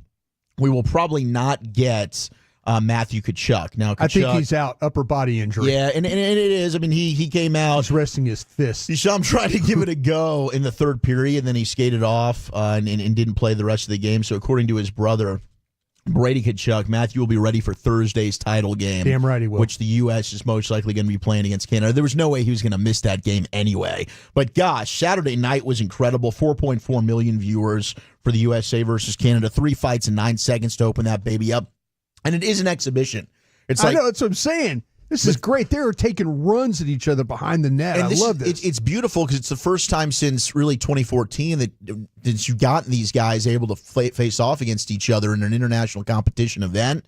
And we're going to finally get this back in the Olympics, the Winter Olympics, this next go-around next year. So I'm looking forward to it. It really is a tune-up for the Olympics. But to go into the Bell Center in Montreal there, quiet that crowd. They were undefeated in games that Sidney Crosby had played for Team Canada. I think they'd won 24 straight, so they lose that match on Saturday night, but it was incredible. I mean, the high tempo, Canada gets up 1-0. I mean, that line that they've got, the speed with McDavid, McKinnon, Crosby, it's unbelievable. When they went extra attacker at the end, yes. I was like, oh no, here we go. You're just hang on, hold on to your breath, absolutely. Yeah, but Hellebuck, who is struggling in the postseason, the Stanley Cup playoffs, he was fantastic the other night. So Gensel was brilliant. He ends up being the number one star. You can't say enough about McAvoy and the defense there for Team USA. Looking forward to the rematch on Thursday, but we do get some more Team USA hockey. We'll see how Jake Ottinger does later tonight as those guys will match up, and we'll keep you monitored on what's going on. Third period underway, Canada up 4-0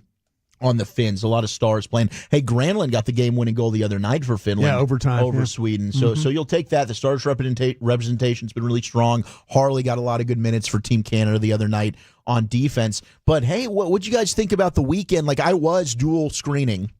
I had the dunk contest on, 3-point contest on. Yeah, because you got the triple box, right? Yeah, so luckily, I was fortunate to be able to have, I got Team USA, Team Canada on a screen. I got what's going on with the All-Star Skills Saturday night, and then Wifey's got whatever she wants on the TV. So I had everything. All my bases were covered. Wow. Okay, that's pretty amazing. So you have the 3 TV setup to where you could be watching 2 sports at one time. Yes, I do have some man cave envy. Yeah. Of course I do.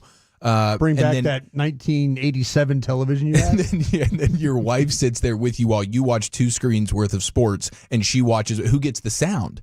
Like that's, usually, so I was able to get. She got into Team USA. You know who gets the sound. She got into USA Canada. That, yeah. So I was able to get the sound on that for the most part. Then when we pulled away in the third period, I switched the sound over to what she wanted.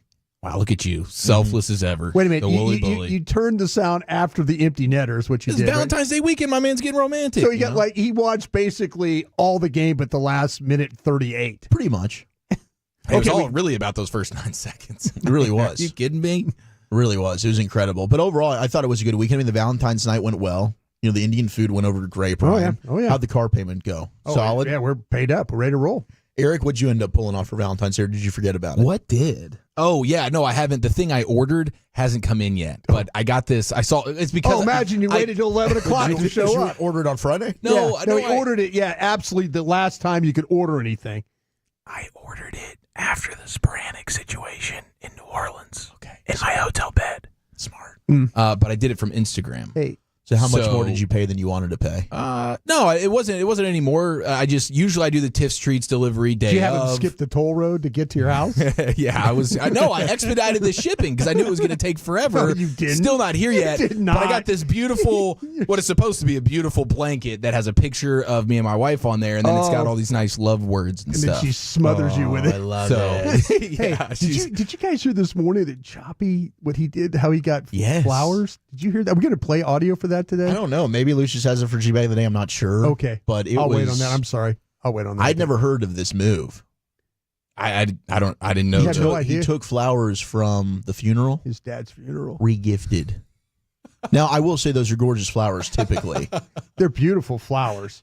They're death flowers. And no one would know if you didn't say anything, but he did tell everybody. He told the entire world. Yeah, well, and is that something you keep it to yourself? His fiance was at the funeral. I mean, she's going to take she surveyed the room. She obviously Do you think she picked the ones? Do you think she picked the ones she wanted? Yeah, like, hey, honey, just tell me which ones you want me to grab. I'll go pick them for you. Is that strange? Is that a strange thing what he just did? I think it's resourceful. This is resourceful. How many people, listen, very few people are, I mean, I think if it was somebody that he wasn't related to's wedding and he was just showing up as somebody that's paying respect. Funeral. Yeah. If he was showing up to this as just a guest and he was taking flowers, maybe that's more of a no-no, but this is his dad's funeral. So I think he has every right to your everything flowers. in there. Yeah, 100%. If you wanted to take all the flowers, you could have taken all the flowers. Gifting him to his fiance? Ultimately, he's the most resourceful man in the business. And if we had that same opportunity, you're going to tell me that you wouldn't capitalize on that same opportunity? No. A Valentine's Day funeral situation that you can't go kind of two birds, one stone? People ordered those flowers out of respect to your dad.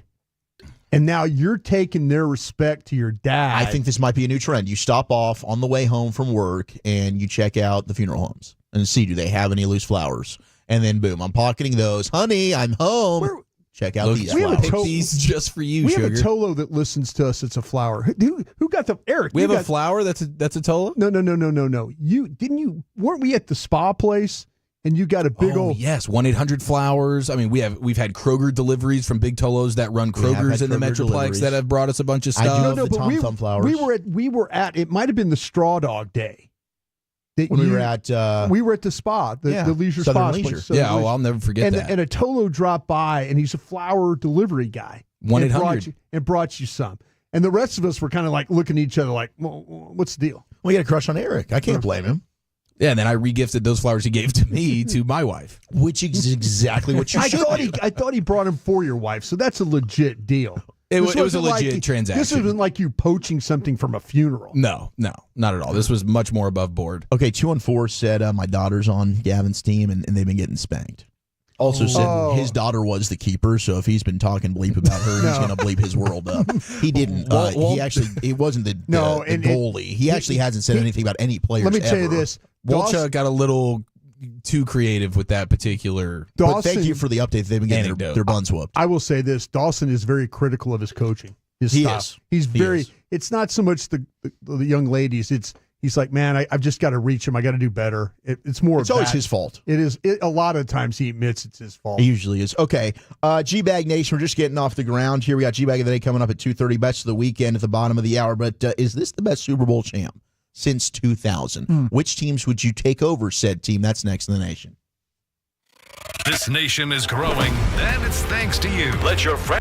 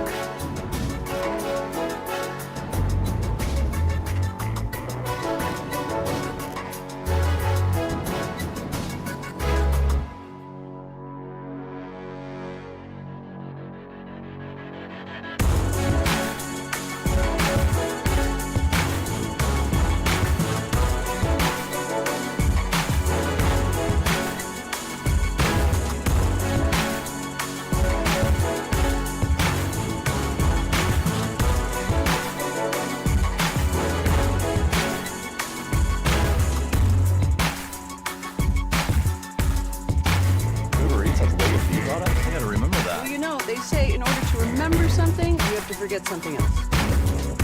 Okay, now that is a very cute haircut. That's like a little shag. I've never seen it before. Well, I mean, of course you have.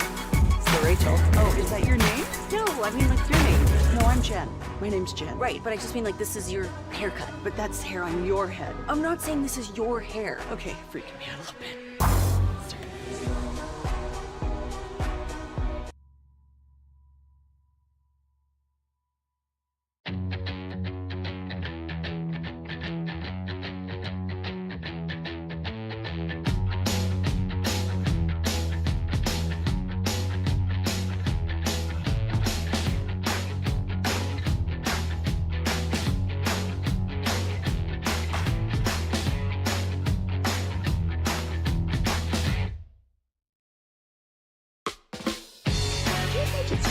Got to forget something else to remember that Uber Eats has those. No, that's absurd. Hey, remember when you used to be what was it, Pepper Lady? Pepper Lady? What are the Singing Sisters? Asia Babes. Saffron Squad? Nutmeg Maidens? Pre-curb? No. Nutmeg Maidens. I just said that. Was it Spice Girls? Doesn't sound right. Was it Saffron Squad? Today coming up here at 2:30. Walchuk's got some NFL stuff for us here. 877-881-1053. Segment here in the nation brought to you by Cars for Kids. Donate today at carsforkids.org. Also brought to you by Frankel and Frankel. If you have been injured in a car or truck wreck, call the Frankels first, 214-333-3333 with Frankel and Frankel. There is never an out-of-pocket cost. They only get paid when you win. Frankel and Frankel, the go-to car and truck wreck attorneys in Dallas. Walchuk? All right, how about this from Albert Breer? He had his Monday morning quarterback article, and he said there's been enough noise on Micah Parsons' relationship inside the Cowboys building over the last year to put anyone's radar up for a trade, with Parsons potentially commanding $40 million per year on a second contract. If you're willing to pay that, plus high-end picks for a uniquely talented defensive star, I'd give Dallas a call. So I don't know. We had last week, who was it? Tom Pelissero, Ian Rappaport of NFL Network. Now you've got Albert Breer, who we were able to catch up with at Radio Row. And this is not something that's new to us by any means. At all. We had heard this. This isn't a last year thing. In fact, last year was probably his best year. Okay, this is probably now, from where I was hearing it from, it had nothing to do with the Joneses. Okay? And then so now maybe the Joneses are on cue or on point of, the situation. And now that's where we're starting to hear these new reports, because there were several throughout the organization that were like thinking that they might need to do something different here when it came to Micah Parsons. And so maybe the Joneses have now joined the discussions. And that's why you're starting to hear new information from it. Yeah, because, it does start to make you think, maybe there's some legs here when you have more and more trusted reporters, but it's certainly not the information of like some of the buzz coming from the Cowboys building. That's not new information to us. That's why for the last 2 years we have been talking about it. You're absolutely right. But this is starting to get, seems a little, maybe there's something there now.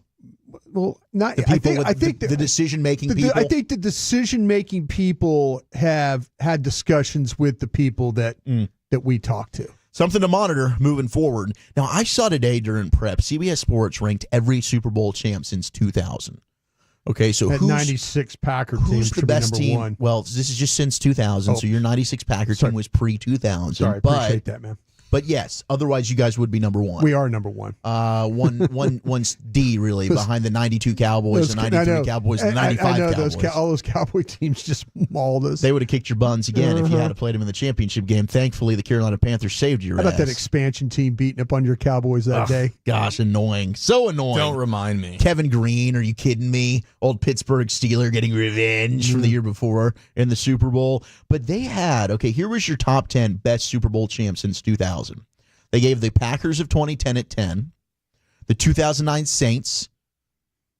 Then it was... That was a good offensive team. Really good. Breeze. And a turnover machine. I was about to say that defense was... Tracy Porter's game-clinching pick six. You remember that? Very opportunistic. 2008 Steelers, which was the year they beat the Cardinals in the Super Bowl. And that was a really well-rounded team. Number one defense in football. They could run it with Willie Parker. And then you had Ben, who was actually really, really good then as well, with Santonio Holmes.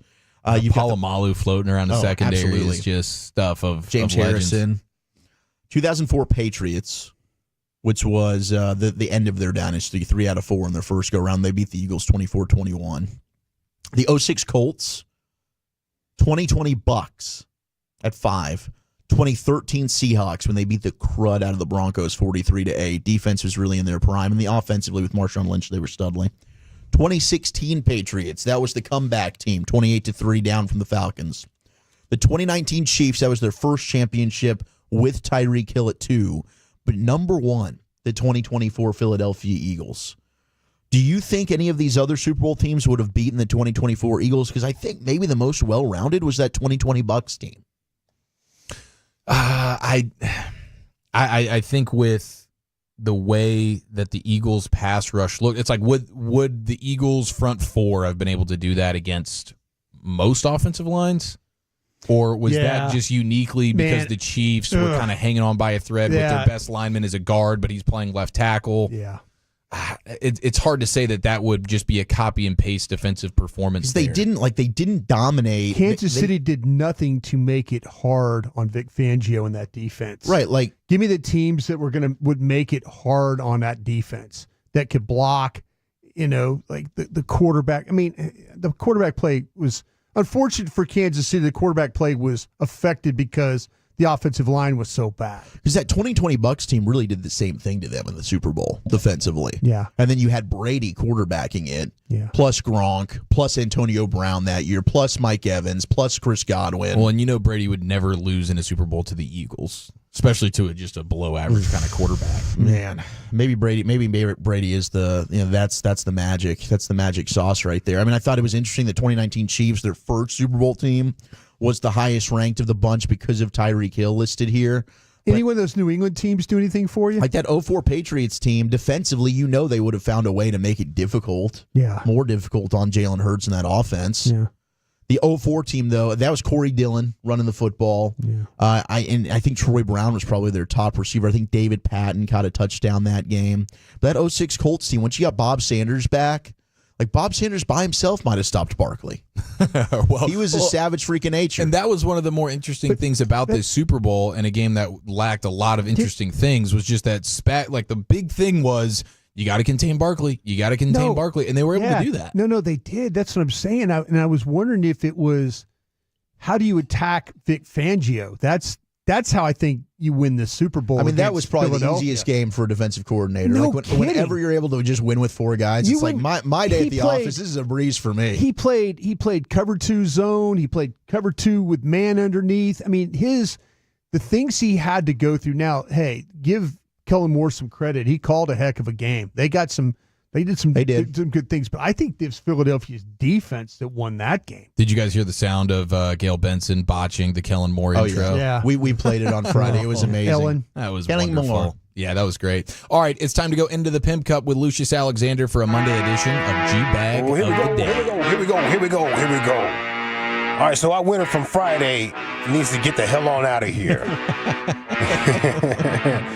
Now, I only played this just like for a goof. You know what I'm saying? A filler. Because people said I was too scared to play it, so I played it. I was talking about the time that my brother used to bully me a lot when I was younger. This is day 2 for this piece of audio that I do not want to play, Eric. I promise you, dog. I'm slim. God bless that boy. God bless him. Yeah. My brother used to sit on my face. Pause. God, dog it. What'd you say? With the pillow. With the pillow, just to clarify. Yeah, structured that awful. Should have said that at first. Welcome to my world. That's one of my favorite shocking revelations in the history of It needs to be a 5-timer if it's up to me. I got Tolo sending me clips of little brothers getting beat up by their big brothers. It was like this? Like this? Like this, dog? But like you clarified later for just more context, like you said, most of the time he was wearing his clothes when he did it. That's right. Most of the time. Most of the time. Rashiki. It's a finishing move by his. Take it off my belt, bro. Here it comes.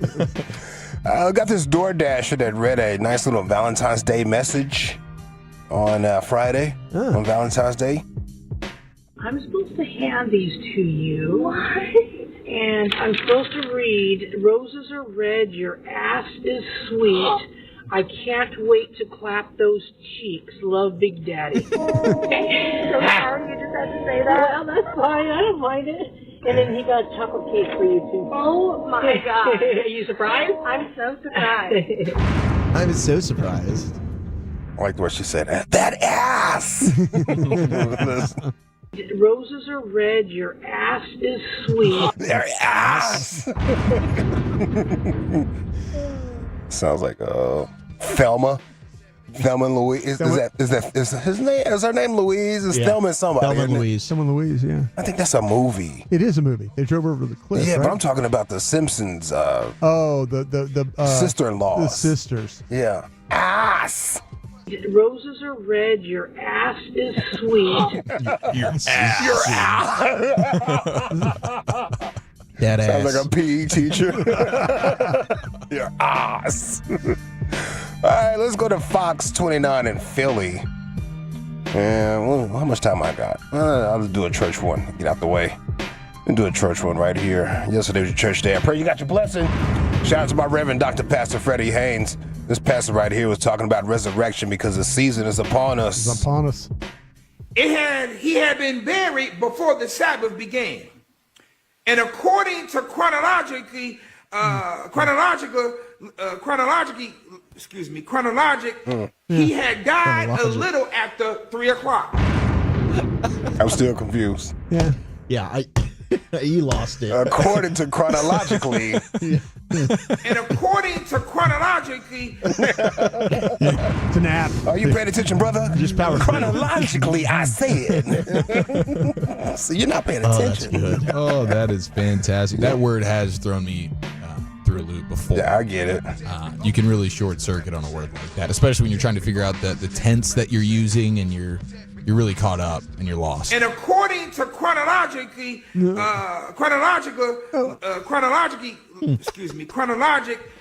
had died. Deba. All right, what else we got? Okay, yeah. Fox 29, Philly. The Eagles had their parade, and the local media out there, Fox 29 was covering. By the way, Fox 29 has had a run during this Super Bowl situation. Their morning show was out there scooping up chicks. The dude in the morning. Yeah. Oh, I saw that. Yeah. I'm so glad that he made it back to Philly safely. I'm so glad he made it back. But yeah, they were covering the Phillies parade. There was a whole lot of FCC violations. A lot. Yeah, they have to keep apologizing, right? And they kept apologizing, bro. So sorry. But one thing you can get right, I'm a champion. And we apologize. Of course, we're on live TV, and around there, we apologize for the profanity. You guys are resilient, and you guys know how to fight. And we apologize again for Saquon Barkley's profanity. Again, live TV. This city overcomes. Yeah. And we apologize again for the profanity. And we apologize once more for the profanity. I can't tell you how much we appreciate you guys every game. And we apologize for the profanity. Back to Landon Dickerson. Oh, another one there. Landon? Sorry about that. We've gone through some. Yeah. He's gone through some stuff. We're sorry about that. I didn't ever want to feel that shit again. Yeah. Sorry about that. Landon Dickerson talking about the loss. It's live TV. The emotion is there. Back to Landon. I just got one last thing to say. Here we go. Go. We cut that one off. But if you heard any of that, we apologize. Go Birds is what he said. Yeah, that's what he said. At some point, you just stop throwing it back to Landon Dickerson. Yeah. Landon Dickerson, here he is. Landon? It was all of them, though. I mean, when you look at the video, it's one of every them. single player has an FCC violation ready. Just rock with it, man. My man said this city has been through some S. This city overcomes. They eat it and they power through. They overcome. You overcome. This city overcomes S. That's hilarious. That's greatness, dude. That's hilarious. All right, last one, bro. I see we're up against it. This is just a little extra church clip. I played one of these before. Guitar player in the church band struggling to find his note. The guitar was out of tune. This guy was out of tune.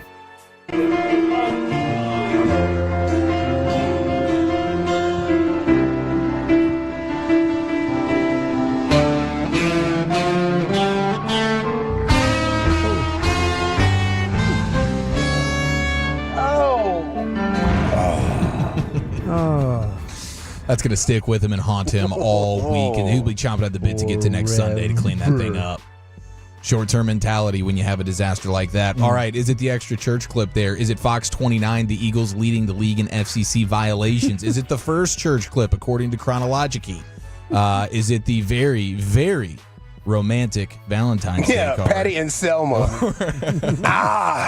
Your ass. Old Sally. Oh, yeah. Or is it our one-time champ looking for two? LA's shocking revelation involving an all-time finisher move with his brother. This is difficult. You actually put, respect to you, Lucius. You're trying to knock yourself off the champ spot, and you threw some really you good, put some good contenders nominees on there. out there, but none better than the one time. I haven't gotten a chance to vote for it. Who would I be if I didn't? So that's my vote, Lucius.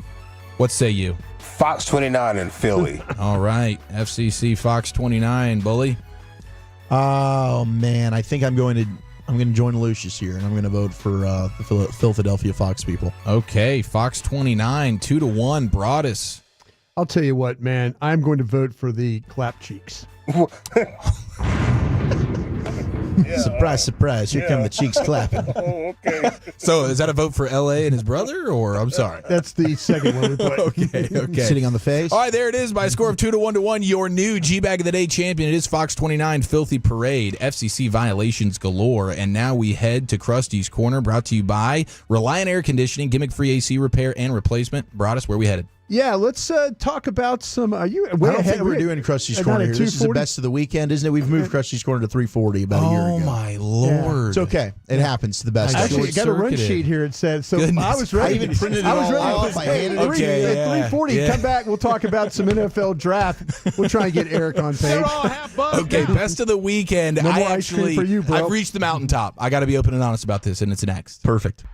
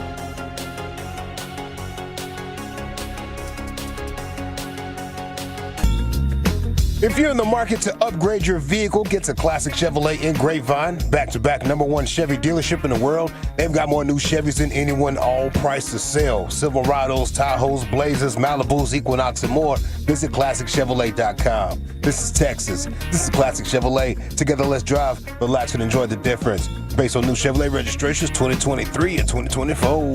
Thank you, Lucius. LA Live, of course, coming up at 5:40. We'll do NFL News of the Day. Zig Verkasi, Sirius Sports joins us at 3:20. The Finland Stars just had a massive push against Canada.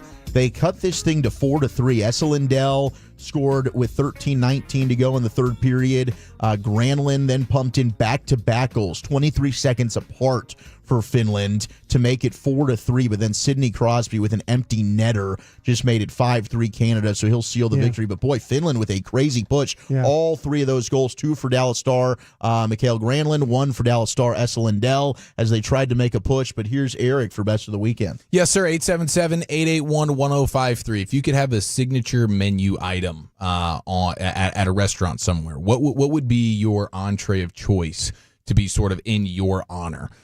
Because I unlocked a personal achievement that I'm really, really thrilled about. But we can't talk about the weekend without starting Saturday, Hurtado Barbecue in Dallas, live Love of the Star podcast, which is, of course, an Odyssey podcast. And, Chuck, believe it or not, you can find it wherever you get your podcast. Wherever you get the podcast. I got to be in the mix. I was literally sandwiched between Broadus and Walchuk, surrounded by Tolos and barbecue, while we went through a Cowboys mock draft on the simulator. It's amazing. And I'll tell you what, just getting that war room experience between you two draft gentlemen, gosh dang it, dude, I've been riding a high ever since. That was quite an experience for me. We ended up with Ibuka, got a couple extra picks. We solved defensive tackle, offensive line, right? I mean, we really ran the gambit. It was a fantastic experience. So thanks to everybody that came out to Hurtado. I think some of these mock drafts, it'd be real simple just to say, pick Ashton Genty and move on with your day.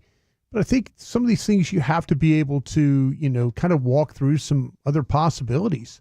And that's what I appreciate about the way we're kind of focusing some of these mock drafts. Yeah, okay, pick Genty, here we go, and you can, Yeah, we could have done that, but I thought it was fun. I wanted to see what happens if we didn't. I'm interested to see, how far these running backs really stretch in some of these simulators. Do the running backs get to 44 potentially? If you pass on one at 12, can one get to you at 44? And then what kind of running backs are you looking at in the third round as well? So yeah, I think it was a lot of fun. It's definitely worth your time to give it a listen. Yes, absolutely. It's got rave reviews right now. I think it's the #1 podcast in the world, actually. Mm-hmm. Yeah, according to reports, it is really skyrocketing. Yeah. So that was great. Shout out to Brandon Hurtado and their brand new Dallas location. Make sure you swing by there. It knocks the. It really leveled up in terms of just the environment. It feels like a 10 out of 10 nice restaurant. You have the outdoor area where they got the live band playing. Beautiful. What an experience. Hey, can I give a little tip? No. About this place? Yeah. Hurtado? What do you think, Chuck? Do you think you should? Yeah, give us the tip. I want the tips. Go tip for tip. Order the burger. Yeah, dude. Okay, the burger was. I took one to go because everyone was raving about the burger. Bobby's like, best burger I've ever had. Eric Howes did. Order the burger. I'll get one. I mean, he's known for his barbecue, and I had a chance to visit with him, and I'm like, listen, your burger's fire. And he goes, man, I am so proud of that thing. Yeah. I mean, that's the secret pro tip to going to any barbecue restaurant. Get their burger because oftentimes it's brisket trimmings that they're grounding up, and I know Hurtado grounds up their meat right there on location. It's just fresh to death. So that burger was great. Yeah, my uncle Sonny Bryans, in Dallas, is my uncle, and I used to come home from school or from college. And I go and visit my uncle, and people didn't know that he made one of the best hamburgers, like with the bun, the pickle, the lettuce, tomato, all that stuff. I mean, everything was super fresh. And the patty, like you talked about with the trimmings. And like you think of a barbecue place, they don't know anything about hamburger. Man, my uncle knew about cooking, one of the best I ever had. Hurtado's is, I'm seriously right there with the way that it's put together. Yeah. Just the overall freshness, the toasting of the bun. Fantastic. Super stuff. Which leads me to a new achievement that I can now throw on the resume. This is something, Walchuk, you know how passionate I've been about this for a long time, having a menu item in my honor. And that's where we head to Local Craft Barbecue in Newark. And Steve Blunt, his brother, and Rocky, they've been dominating barbecue in New York for a few years now. And so you have Newark. Newark, New Jersey? No, Newark. I'm sorry, Newark, Texas. Like, okay, it's over more my neck of the woods. I was thinking you said. At one point I said New York. Yeah, I was like, it was whoa. a misspeak. Okay, but they came on my radar a little while back because I saw that they cook everything in beef tallow. So I was like, oh my gosh, this is exciting. You can just go there so you can put it on your face. Yeah, I was like, exactly. I get to moisturize and I get to eat. So perfect. it was a win-win situation. Just dunks his face. Turns out Steve is a big-time Tolo. So when I inquired about it, he was like, "Oh, dude, would love to have you in." Well, now this is a family hotspot for us. We're hitting this constantly. It is unbelievable barbecue. Great. And so he and I get the smash burger there often. Yeah. And he was like, "Dude, we need to make you a burger." So he unveiled this weekend. It's the Big Chief is what they're calling it. 2 smash burger patties with cheese, of course, and craft sauce. Crispy pork belly. It's very kosher of you. With mustard sauce, lettuce, pickles, and onions. I knew they were going to do the mustard sauce. Had to be some type of mustard. No question. That was one of my few must-haves. Yeah, they knew the mustard was going to be a part of this. And it's on a tallow-grilled jalapeno cheddar bun. Are you freaking kidding me, dude? So this is now on the menu. The picture looked incredible. Like, the picture, yes, but the picture. You've had one? Have you had one? 1,000 words. No, I'm going this week. I told Steve because we were actually at Hurtado when he sent me the photo of like, hey, finished product, here it is. Yeah. I cannot wait to go try it. I would encourage everyone to do it. In Newark, Local Craft Barbecue, everything cooked in tallow. You've never eaten barbecue, you just stuff your face, and then you're driving home and you're like, why don't I feel like I need to immediately get to a bathroom? Yeah. I feel clean. This is fantastic. This burger, and it's on the fan cam now, thanks to Carter. Look at that thing. An absolute masterpiece. How about with the crispy pork belly? I said, I love a little bacon action on there, and he's like, I got something better than that. Yeah, the pork Boom. belly. Yeah. Let me fry up in some tallow a pork belly to make the third layer. Because I also told him like I'm kind of a triple guy. And so he's like, well, let me do something special for that third layer of protein. So, if you guys were going to have a menu item in your honor, what would it be? Lucius, I really want to get your perspective on this as well. What would be your menu item if it was in your honor? 877-881-1053. We've got a handful of suggestions already from the Tolos. 940 would do a bone-in ribeye in their honor. Yeah. What a win. Getting a handful of textures, in particular the 469, that would like to have a foot-long coney in their particular honor. I don't know. I didn't know Serge Ibaka was such a fan of the program. Great to have you. Any type of sandwich would be a win, but I'm a big egg roll guy. I think I'd love some type of egg roll. Okay, and that's one thing that they actually have at Local Craft. They do like like a Texas Twinkie, but it's in an egg roll. I can't. I got to come and try one of those. Yeah, I've got to hit up this place with you and try one of these. Because the Texas Twinkie the other day at Hurtado, well, again, I couldn't hold back. Okay, again, like Wolchuk, we had decoration on the table, like food decoration, barbecue decor. Yeah, the best kind. Like we had a camera focused on the food. My man went in on the decoration. Couldn't wait. No, I know. I saw 30 minutes later. I was like, we just need to eat this. And I knew they were bringing over another platter, so I didn't feel as bad about it. I'm like, we're gonna get more decoration. My man stood there's up. 2 more Twinkies here. Just give me one of the damn 3 Twinkies, okay? I'm not waiting anymore. My man just stood up and took the decoration off the table, like what we're using for our backdrop, like food backdrop. Exactly. Wolchuk's like, well, no.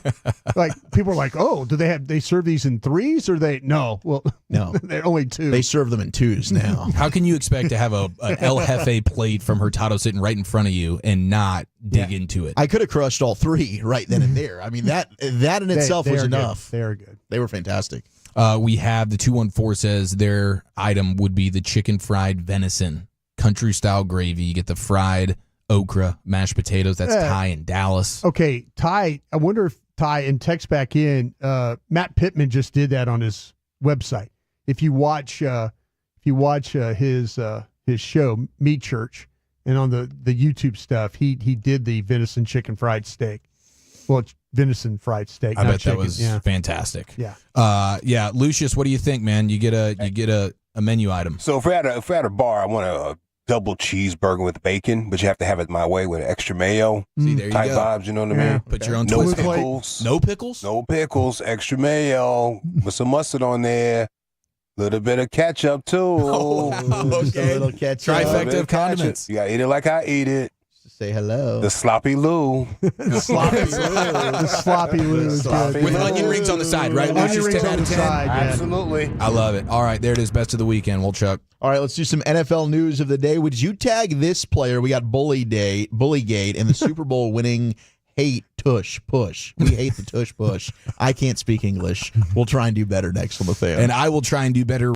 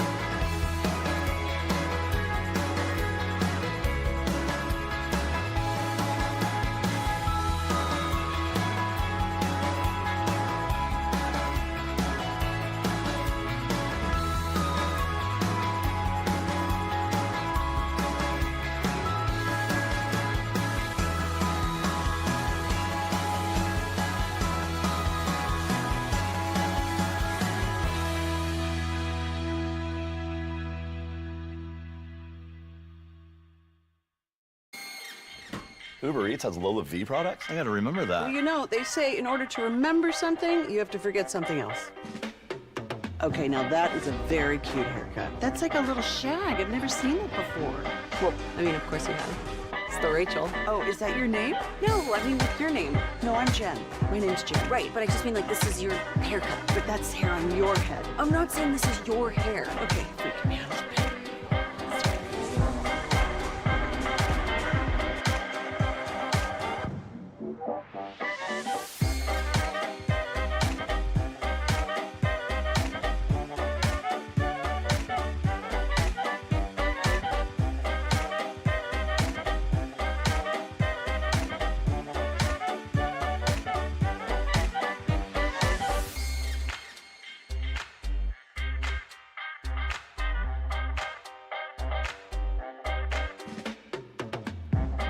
Do you think it's true that you've got to forget something else to remember that Uber Eats has groceries? No, that's absurd. Hey, remember when you used to be a, what was it, Pepper Lady? Pepper Lady? Wasn't it Cinnamon Sisters? Basil Babes. Saffron Squad? Nutmeg Maidens? Pre-curd? No. Nutmeg Maiden? I just said that. Was it Spice Girls? Doesn't sound right. Was it Saffron Squad?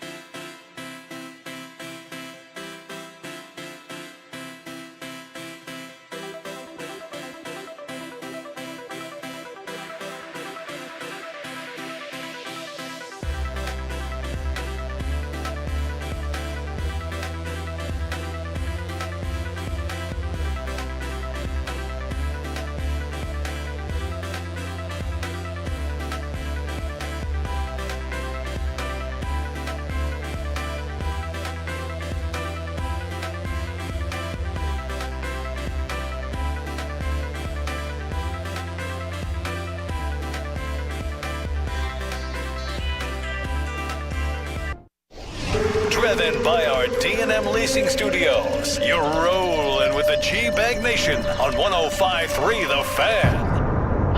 NFL news of the day, it does appear T. Higgins going to get the franchise tag. That's according to at least one insider right now. Bengals planning to franchise tag T. Higgins. Now, does that mean he ends up playing on the tag, or are they just opening up the possibility to potentially then trade him, or they can still try and get a new deal done? That's per James Rapien, who covers the Bengals there in Cincinnati. Bengals Talk, Sports Illustrated also covers the Reds. Looks like he's all things Cincinnati sports, but it appears like the Bengals might be looking to tag T. Higgins. Zach Wolchuk, Eric Chiafalo, Brian Broaddus, and you. Plus, we got Lucius Alexander. Of course, Carter Freeman coordinating your video. Gavin Dawson rejoining us tomorrow. Hopefully, his team crushed it and did well in their tournament over the weekend in San Diego. But that's a developing story. We'll keep tabs on T. Higgins. He clearly could end up being in the division. I think Washington makes a lot of sense if T. Higgins goes on the move. But, gentlemen, I did see this. Franchise tag candidates.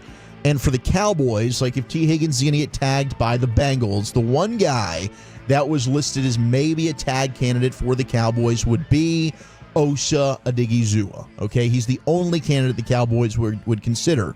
His cost is projected to be a little bit more than $23 million against the cap. That's pretty pricey.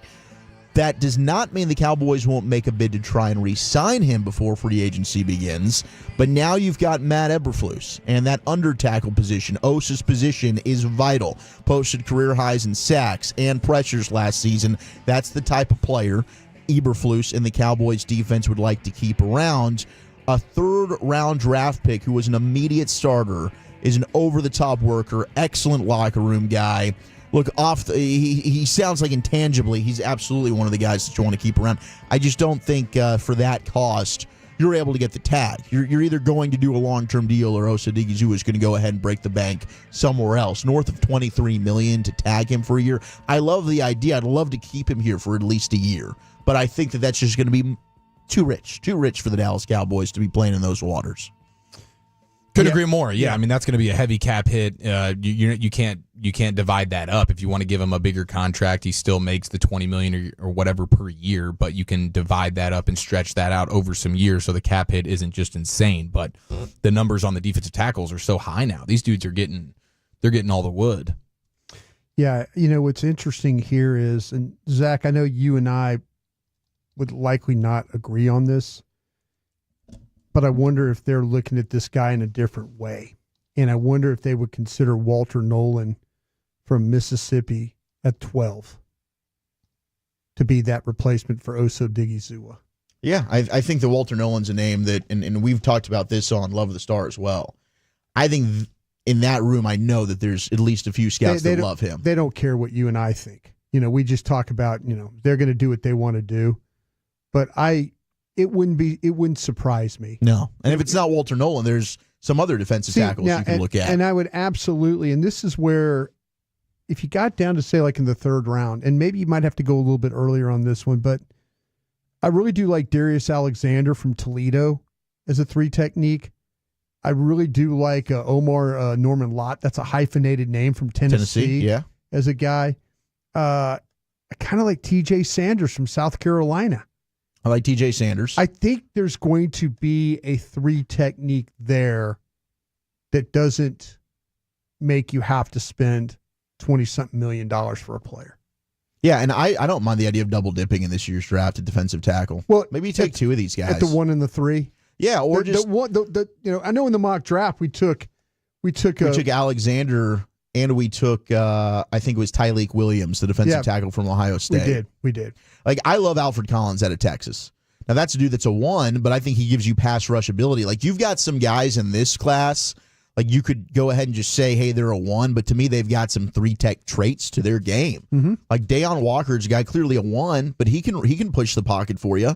He can rush the passer. See, the thing about Walker, he scares me. He's just humongous. So leverage is never going to be easy for him. Plays so tall the way he is. He's 6'8". Yeah.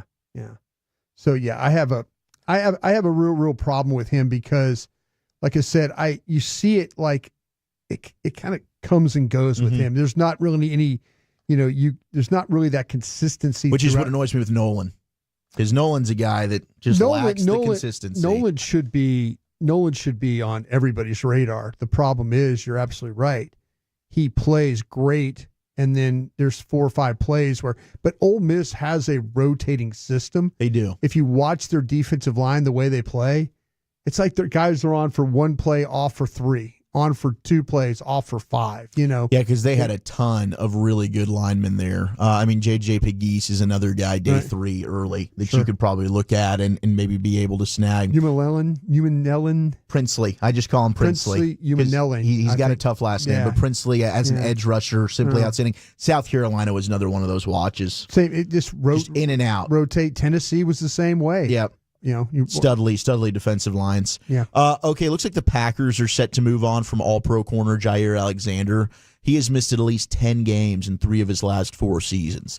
And because of that, as a free agent, maybe he ends up being affordable. I love him. He's a fantastic player, but availability is a massive concern with Jair Alexander. So I can understand the Packers. Was that you just rip? I'm sorry? I heard a little noisy noise. Oh, no, I was just putting my jar of water down. Thought maybe that was gas. I watch you drink that water out of that jar, and I kind of feel like I'm working with a guy drinking moonshine the whole day. If he is, you know what? Whatever he needs to it's perform. all good, man. Well, when I saw you crushing the alcohol ice cream, I thought, why the hell not? Why not dip into the Rodeo Ron moonshine? No, you missed Rodeo Ron on Friday, by the way. He was. I heard he's kind of like sober now. Really? Yeah, he's kind of. But our guy Big Jim really shut it down. I heard Big Jim went on just another dominant run. Yeah, he did. Yeah, Jim, and he was sick, and you could tell. I think he was mixing, medication and booze, and when that starts to happen, it was his own flu. Big MJ Jim flu game. is just a hell of a man. You never know what he's going to end up saying.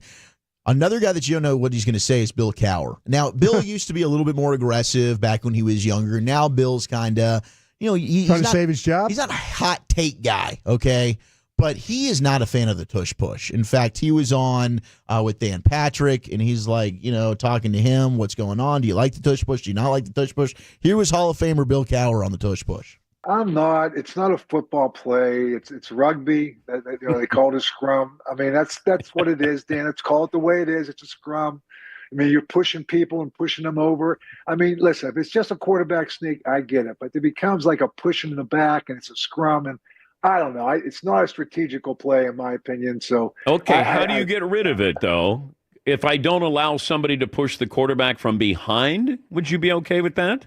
That's just a quarterback sneak. Yes, I do. Okay. I do. I'm fine with that. But when you start pushing and putting a guy in the middle, and I think there's going to be, I think there's a safety element to this at some point. I would have to think, because when you have 600 pounds pushing on one person who's trying to stay in there to 300 pounds, that just seems like it's a safety issue. But if you can't, when did we start allow pushing the guy forward? And these late flags, all of a sudden we're pushing a guy 8 to 10 yards. That was never the case before you stop the play. The play's over. When the guy gets stopped, he's stopped. The game of football is more strategic. It's that's rugby. I love nothing against rugby, but if you want to get a scrum, you want to see a scrum, go to a rugby match. Love it, nothing against it, but don't put rugby in my football, says Bill Cowher. Get this damn tush push out of here. All right, there's nothing to it. Think of something else. You want a quarterback sneak it. Get this tush push scrum out. I do. I think Landon Dickerson said that he calls the play just pain, because he knows as the center, it's just a painful play. I know for him Jalen Hurts, personally. we played that audio. He doesn't like the tush push name. But don't you, there's just, you end up getting in some weird gray areas where, how about the times when a running back is doing his thing, but he's got a bunch of guys on him, and then the offensive line gets behind and starts shoving him past the first down marker or into the goal line, or just for an extra 5 or 6 yards. You see that relatively regularly. I'm okay is with that that. you just blow that thing dead, or is that allowed? I think Cowher's saying that they would blow that dead back in the day. But I'm with him. Get the tush push the hell out of here. Get it out. I'm fine with that. Change it up. Get whatever's going to hurt the Eagles. If it was, if everyone could do it, everyone would. I'm going to ask you this question though: if you're the team, if it's your team that's doing it and doing it at about a 98% clip, you're totally not saying get rid of it, are you? And of course not. The Cowboys should be a team, you would think, with a guy like as big as strong as Dak Prescott, who'd be able to do the tush push. Sure. We just haven't seen them do it much. But then again, you'd also assume the Bills and Josh Allen would be able to push their way to a Super Bowl. If they could have, they'd have been playing the Eagles, but they couldn't.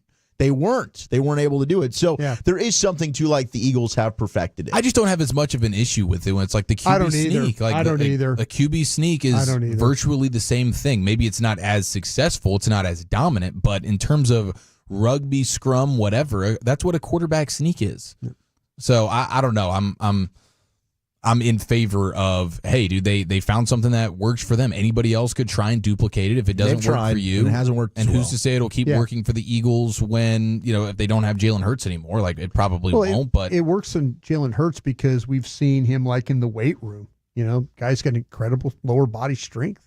Yeah, but like a 300-pounder. I get what the 6'8" is. Like a sneak's not quite the same. You shouldn't be able to push the ball carrier from behind. There used to be a that. rule where they used to not be able to carry or push the running back. The Bush push. Remember USC Notre Dame? There was a rule then. Yeah. And that's why people were so up in arms about it. Like Reggie Bush shouldn't have been able to push Matt Leinart into the end zone. Notre Dame should have won that game. USC should have been flagged. But so from that aspect of it, I could understand it. Like if they got rid of it, I wouldn't care at all. It wouldn't bother me whatsoever. And if it hurts the Eagles, I'm all for it. Yeah, I wouldn't overly care either, just because yes, this is one team. I do like the idea of the Eagles just leaning into it and just being like, okay, we're really good at it, man. I'm going to start doing this on first down. Here we go. First and 10. Second down and 7. Be immediately second and 6. Third down and 4. Let's go. It's our whole offense. We're just going to matriculate the ball down the field here, boys. Heck, they get into 4th and 2, and you have to think about it. Yeah, the way that they get the surge. Yeah, I'm absolutely. Like I say, if it was our team doing it, we'd be cool with it. We'd be telling Bill Cowher to shut the F up. Shut up, Bill. Okay, if we're getting first downs, I don't. But it's not. It's not our team doing it. It's our hated rival. So anyway, we can limit them. I'm cool with it. But if they keep it in the game, they keep it in the game. If they get rid of it, I'm fine with that. The player safety aspect of it is interesting. You would think those linemen would hate it. I mean, Chris Jones is getting stretched out. His neck looked like it was injured after the first one. Maybe there is something to that, but I think you might need to do a little deep dive and figure out if that is the case. The trade-off is they don't do kickoffs anymore. That's what. And we switch them out. Yeah. Well, hey, we did get more returns last year with the new rules. More returns, less concussions. So we get concussions on tush push. push. I'm with you. Yeah. Okay, Bullygate. You guys remember this whole deal? I know, Eric, you do. When it came to former Dolphins offensive lineman Jonathan Martin. He had a short-lived NFL career, and there was the bullying scandal after he was a second-round pick in 2012.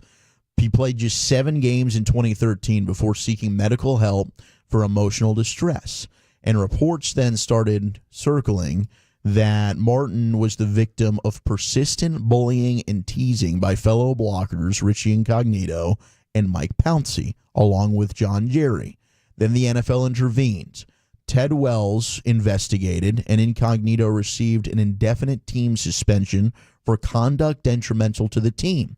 The club also then fired its offensive line coach. The report showed that Incognito used derogatory and racial remarks towards Martin, but in recent interviews, Martin said, quote, "I hadn't even told my coaches, hadn't told anyone. Suddenly it's on ESPN, right? I never believed for a second I was being bullied. It's a story that I've been trying to fix for 10 years. Martin said I was not well. He was then arrested in 2018 for tagging Incognito and other alleged Dolphin bullies in a social media post displaying a shotgun and ammunition. He said, quote, "I needed some sort of break from football, but I didn't need to be this tit for tat on TMZ. I should have sat down with the owner and head coach of the Dolphins and figured it out." Despite his personal regrets, Martin also sought to frame himself as an alpha in new interviews. "I don't have any hard feelings toward anybody from that situation anymore because Richie and Mike already peaked. They've already achieved the most success they're going to achieve in their life, and I'm just getting started." Richie Incognito did not take well to this. He said, quote, "He couldn't cut it in the NFL. Legacy media pushed this narrative long and far. Too bad it was all a lie. They lied to protect his money. He quit, and the team had every right to claw back that money. His mom started the bullying narrative with ESPN so the Dolphins wouldn't go after his signing bonus." So you've got Martin, who is admitting this was all a lie, and guys like Richie Incognito lost their job. The offensive line coach loses his job. Well, that was for the white powdery substance on his desk. How high we get together? Oh, that was DeForester? Chris DeForester. But it is a shame to look back on this. And that quote from Martin, like, I saw it on ESPN, and I've been trying to clear this up for 10 years now. You haven't really. If you really wanted to, I feel like a press conference or some type of meeting, like you could call ESPN and set up a one-on-one. You could easily have cleared this up until from 2013 to 2025, and now this is recirculating. And you said in 2018 he's on social media taking photos of himself with a gun and tagging these guys. Yes. So he was clearly still feeling like even in 2018 that they were in the wrong, and so it's been a recent change of heart here from his perspective. Clearly his parents took all this and ran with it. It sounds like they're the ones that initially took it to ESPN and Schefter, and that's what really got it blown up. But this was a monster story. Huge that story. Transcended sports, and it was all over the news channels and everything. But I mean, when you scroll down on the ESPN article, you do get the reminder and some of the quotes from the voicemail that they had from Richie Incognito to Jonathan Martin, and they were pretty heavy-handed. They were. Now, locker room, whatever crazy crap gets said, but the voicemail that was transcribed where he's calling him half N-word, piece of S, I'll S in your bleeping mouth. Ooh. I'm going to slap your bleeping mouth. I'm going to slap your real mother across the face. Bleep you, you're still a rookie, I'll kill you. So that's part of the voicemail and the evidence involved in this. So I don't know that Richie can completely say, hey, I didn't this do was anything all wrong here. Funsies and gamesies. Yeah.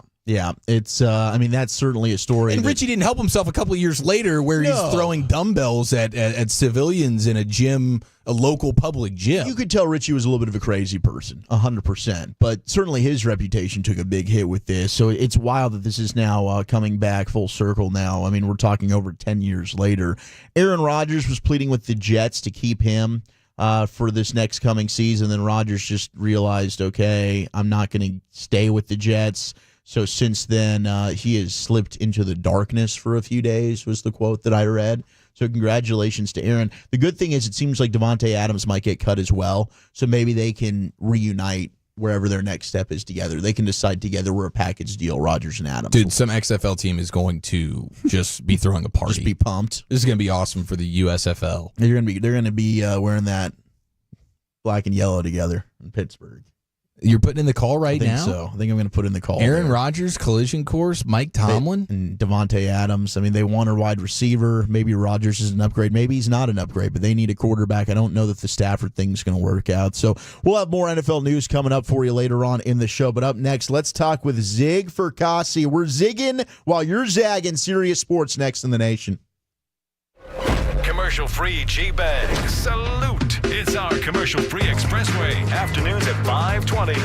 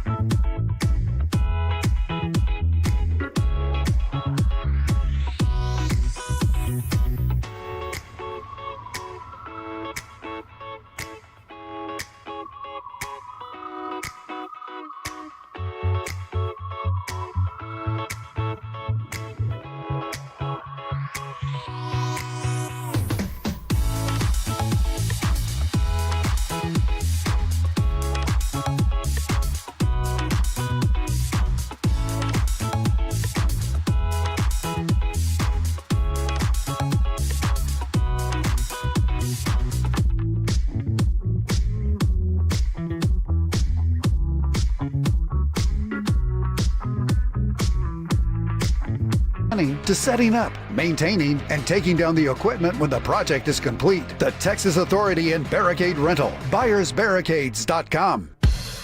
Well, this is a very exciting time. This is one of Broadus's good buddies. They're doing a little home-and-home situation. Broadus hops on a little serious from time to time. All of a sudden now, we here in the nation get to welcome in Zig Fracassi from Sirius Sports right here on the D&M Leasing Hotline. Segment here in the nation is brought to you by Cars for Kids. Donate today at carsforkids.org. Also brought to you by the Frankels. If you've been injured in a car or truck wreck, call the Frankels first, 214-333-3333. With Frankel and Frankel, there is never an out-of-pocket cost. They only get paid when you win. Frankel and Frankel, the go-to car and truck wreck attorneys in Dallas. Krusty's Corner coming up here in a few minutes. Broadus, how fired up are you right now? It's your boy. I tell you what, I'm really fired up. We got him on air. He's on. He's ready. Zig, you're with us. Zig. What's up, guys, brother? what's going on? Not much. I don't know whether to start with you on Dallas Cowboys or Dallas Stars. I don't know which one. Which one do you feel comfortable with today? Dallas. We'll middle it. How about that? Either one's great. Okay. Either one's great. Okay. Well, Okay. I know, like I say, you do such great work for the NFL channel there at Sirius, but I wonder what the impressions that you have of. Because we've talked a lot about things going on with Jerry and Steven, the way they're going to handle free agency, the way they handle the draft. I've been on your show plenty of times and kind of talked about it. I'm interested in what your thoughts are about the Dallas Cowboys and maybe the direction that they're going to go. Well, Broad, first of all, you're always a tremendous guest. You're one of our favorites here, and that's why we come to you for all your knowledge and everything that you bring to the table.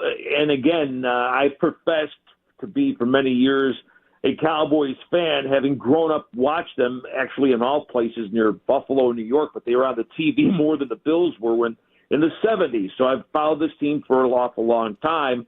But I just get the sense, and again, you're closer to it than I am, but I just get the idea now that there's almost some form of like an entitled complacency in that organization. And what I mean is, Jerry's up there in the years. Let's face it, that franchise is worth $10 billion. There's still that big fan base there living off the memories. I hate to say it, although there have been some good years recently, the 12-win seasons, but still I didn't think they were a legitimate Super Bowl team because they didn't beat the teams they should. So having said all of that, you wonder, and with their Legends enterprise, I do wonder, how serious really are they? He said last year they were all in. Now, if that meant being all in being bad, they certainly achieved that goal. Sure. So are they going to actually spend some money? They waited to overpay Dak. I hated the way that went down. I know you have to pay, but not that much. So I just think when it's all said and done, I don't know if they're going to be heavy players. I doubt it in free agency. Will McClay, who's done a good job with the draft, they're probably going to have to do that, draft more and maybe get a couple of free agents at the lower rung, so to speak. But if I'm a Cowboys fan, I'm just wondering, does your management really care about putting out a quality product anymore? I have my doubts. Yeah, Zig, I agree with you 100% there. I think a lot of us are wondering that same thing. I know I've gone on a rant about that as well, but I do want to pick your brain on a team that has a chance at winning, and that is the Dallas Stars. Oh, here we go. All right, enough about the Dallas Cowboys, Zig. Let's talk about a team in Dallas that's actually got some championship aspirations. The Stars Finns group just almost was able to rally against Canada earlier. But what do you think about the Dallas Stars' chance to hoist Lord Stanley's Cup? I think they're probably still a trade away before the deadline to add another defenseman. But where do you think the Stars are at now as they've broken for the Four Nations tournament? I think they're in good shape. Now, you're not going to win that division because I think Winnipeg is just too strong this year. But, again, you don't need to win your division to have success in the playoffs. I'm with you. I think the Cowboys, the Stars, probably need to add a little more depth. You always like to have depth, probably more scoring preferably going down the stretch here. Duchesne's been terrific. He's been the leading scorer. He was a guys, that I had doubts about because it was a third overall pick, kind of, bounced around team to team, never really found his footing. But now in Dallas, where he doesn't have to be the man, he's blossomed, I think, big time. Robertson's come around a little bit. Still a big fan of Johnston, who I thought had a little bit of a slow start this year. Unfortunately, guys, watching this Four Nations, Rope Hintz has been kind of noticed in a bad way. He was a -2 early on in this game, had a horrendous giveaway to McDavid that led to Canada's first goal there in terms of today's action. The fact that Harley was called up to make Team Canada because of Makar's illness the other day, that says a lot about his future. So I think, they are positioned well to make a run. Again, I would look for maybe a little bit of forward depth. A guy that comes to mind for me, Charlie Coyle from the Boston Bruins. He can play wing. He can be a center, be a very good third-line player, maybe even second if you pushed him in. So I think that's where Dallas might go before the trade deadline. But I think the Stars are a legit team out west, although it's a battle royal, guys, because it is just so stacked out that Western Conference. It really is. It's a gauntlet. I mean, I think Stars fans, we were getting a taste of that going through Vegas last year. Then you got Colorado, and then it's Edmonton. I mean, just to get to the Cup final, you're taking on former Stanley Cup champs. It's brutal. What'd you think of Saturday night, USA and Canada, and what are your expectations now as we're going to have the rematch Thursday night with Canada defeating Finland earlier? I don't know. We may have to get a boxing ring set up at TD Garden before the action there. That was some really intense action going there in Montreal. I supposedly the Tkachuk brothers, easy for me to say, the Tkachuk brothers and JT Miller, I guess, had a group thread going like, all right, let's spice this thing up Saturday night and let's start brawling. And for those that hate fighting, hey, listen, there was an era when fighting was definitely appreciated in the National Hockey League. Broad Street Bullies were good at it. I know that. Yeah. Oh, yeah, Broad. There's no question. But then, I think there was this effort to try to get away from the game. And Lord knows we've seen some of the fighters who unfortunately have gone into health issues and even passed away from some of those issues that have come up, maybe because they fought too much. But I digress there. But the point is, I think Canada is going to be much better on Thursday night. Cale Makar is back in their lineup, and he played okay today. So he's got a couple more days to rest. He, guys, is, and I don't use this comparison too lightly, but he's in some ways the right shot version of a Bobby Orr. Now, Bobby Orr, to me, is the greatest defenseman all time and maybe the greatest player in NHL history. He basically revolutionized the defense position by putting the offensive force into the game. He had 6 straight 100-point seasons, basically did it on one knee and revolutionized that. And Cale Makar is that kind of player that can impact the game. If he's on his game, I think Team USA is going to have some issues. Now, they do have the home ice advantage and, the fact they'll have some sentiment going there. It wouldn't shock me, guys. This game goes to overtime, and hopefully the good guys from Team USA pull it out. But I expect it to be another slugfest this time in Boston on Thursday night. Zig is, and I opened the show when we were doing crosstalk that I was thinking, I understand Boston is a hockey town. If you could have this game, do you want this game in Boston for the atmosphere, or is there another NHL city in the United States that you would put this game in to maybe give it a little bit more flair to it? Ooh, that is a great question, Broad. Wow. Detroit, Chicago. I mean, yeah.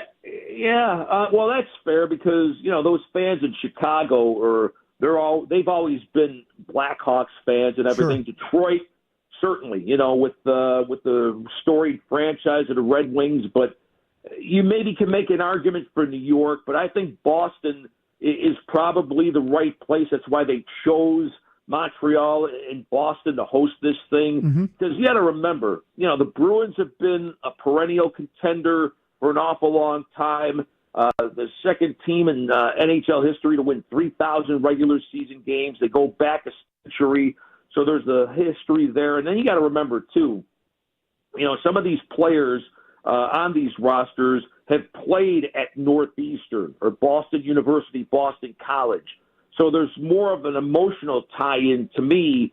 So I think Boston would be the perfect venue, obviously, to host this. Now, in 2028, you're going to have the return of the World Cup, which I went to in Toronto in 2016, and that was just some fabulous hockey. So I'd be curious if maybe Dallas puts in a bid for this. If they had this in Vegas, I think it would be outstanding. So I'm not sure it's going to go overseas per se. I'm not sure the NHL would, shut the season down, for 2-3 weeks and then play over in Finland or Sweden. They may bid for it, but I would think it stays in North America. So, yeah, Boston, to answer your question, Broad, Boston, I think, is probably a perfect host for this Four Nations. Now, Zig, this has been a real treat for us, man. Thanks so much for tolerating our guy Broadus for all the years. Listen, I actually had the chance to meet Brian for the first time at the Super Bowl. I didn't realize how the hell big you were, Broad. I'm telling you. Yeah. You were a lineman in your day, I could tell. But long snapper. Yeah, hey, that's all right. He the way he was built, he could long snap me out of there. But he's one of the best. You are too. I appreciate you guys having me on today. Thank you, Zig. Our pleasure. pleasure. Thank you, Zig. There you go. Zig Fracassi, Sirius Sports. Broadus is good buddy. How many people in your life call you Broad? Zig is the one. It's funny when I'm always on the show and he always Broad. It's and he'll say his name and then whoever he's hosting. What do you think, Broad? Yeah. So it's I guess it's kind of an Eastern thing. I like that, dude. Yeah. But no, I got to meet Zig. Like I say, I've gone on Sirius Satellite Radio a bunch. So that's kind of fun. But I ran into him at the Senior Bowl, and he's like, "Yeah, you ever want to talk hockey?" I had to really. He is a Dallas Cowboys fan. He will text me during games like, "What the F is going on here?" And I'm might be jumping off the bandwagon here soon by the sound of it. Yeah, he's a Buffalo guy, but he loves some Dallas Cowboys. But he also knows his hockey. He does a lot of work for Sirius. And so it's always nice to get his perspective on that. Yeah, that was great stuff. All right, C-Note coming up at 4 o'clock, but coming up next, time for Krusty's Corner. Yeah, let's do some draft talk. Me and Wolchuk are going to try and figure some things out again. We'll do that next. Coming up Tuesday morning on Sean and RJ. Sean is back. We've got Ask Reddit at 7:40.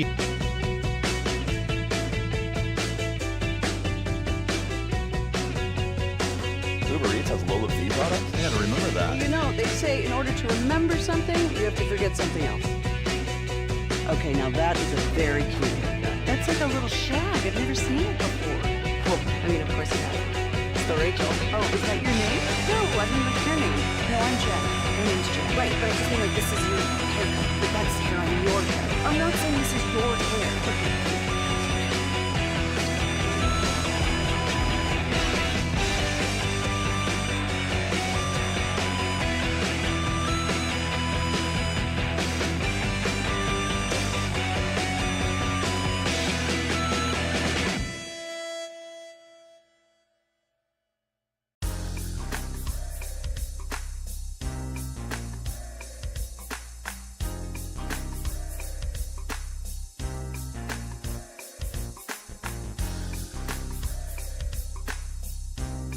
Do you think it's true that you've got to forget something else to remember that Uber Eats has groceries? No, that's absurd. Hey, remember when you used to be a pepper lady? Pepper lady? Wasn't it Cinnamon Sisters? Basil Babes. Saffron Squad? Nutmeg Maidens? Paprika? No. Nutmeg Maidens. I just said that. Was it Spice Girls? Doesn't sound right. Was it Saffron Squad?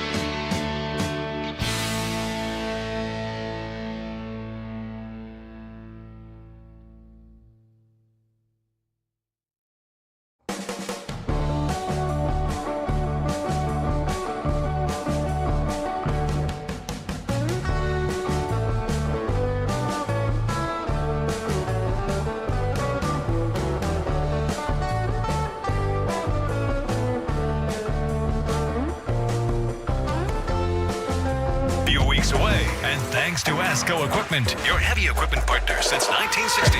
The KNC Masterpiece and G-Bag Nation will be live from Arizona, taking you into the clubhouse and on the field all week long. Also presented by On Time Experts, Best Buy Windows and Siding, HAR Restoration, Rhino Shield, and your home of Bruce Bochy, Seeger, Simeon, and you, the Tolo. 105.3 The Fan.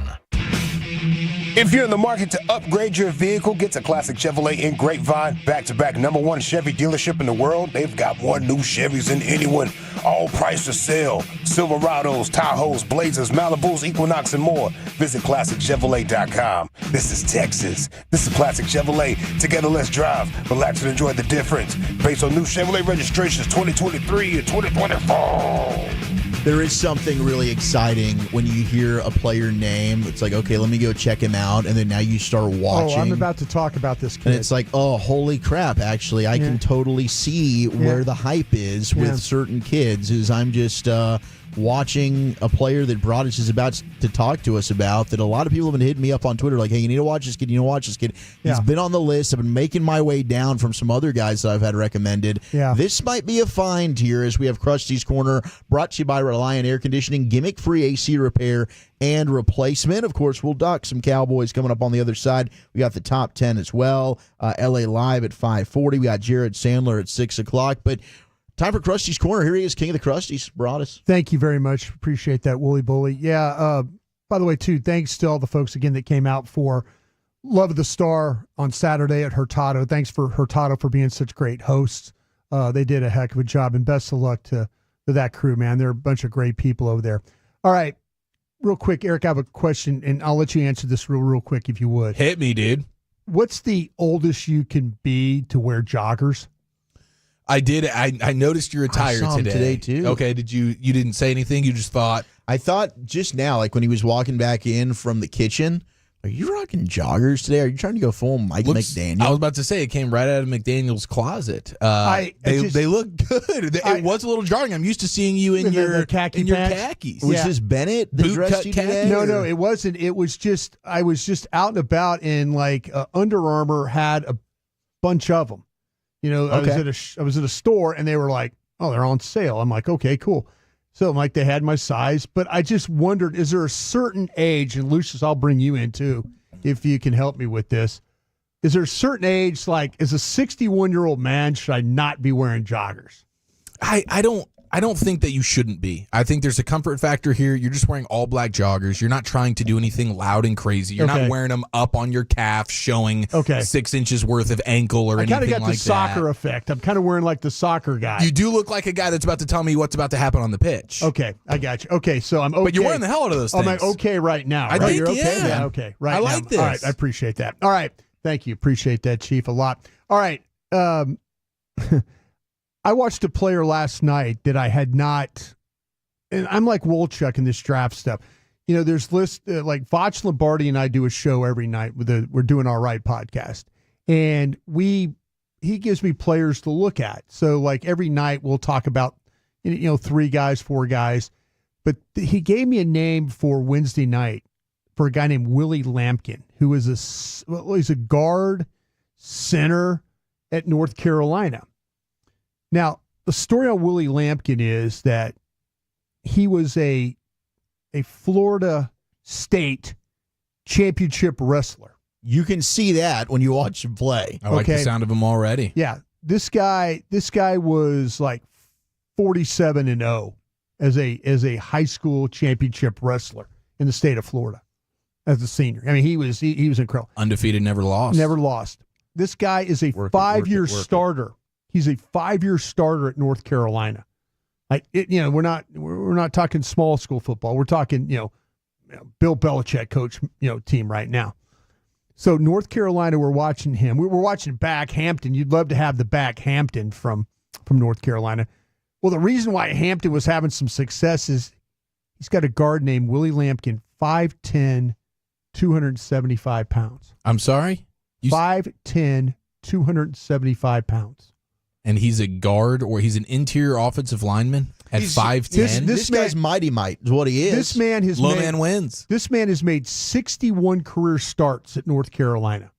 Well, so he was at Coastal Carolina a couple of years ago when they were awesome. They had that year where they were like knocking on the door, top 25 team. Then he transferred and he's been starting at North Carolina for the last 2 years. Yeah. So he's a 5-year Carolina guy. 5-year Carolina guy, but, right. I mean, you can, geez, man. The leverage is not a question with him. No, okay, this guy, he's made 26 starts at left guard.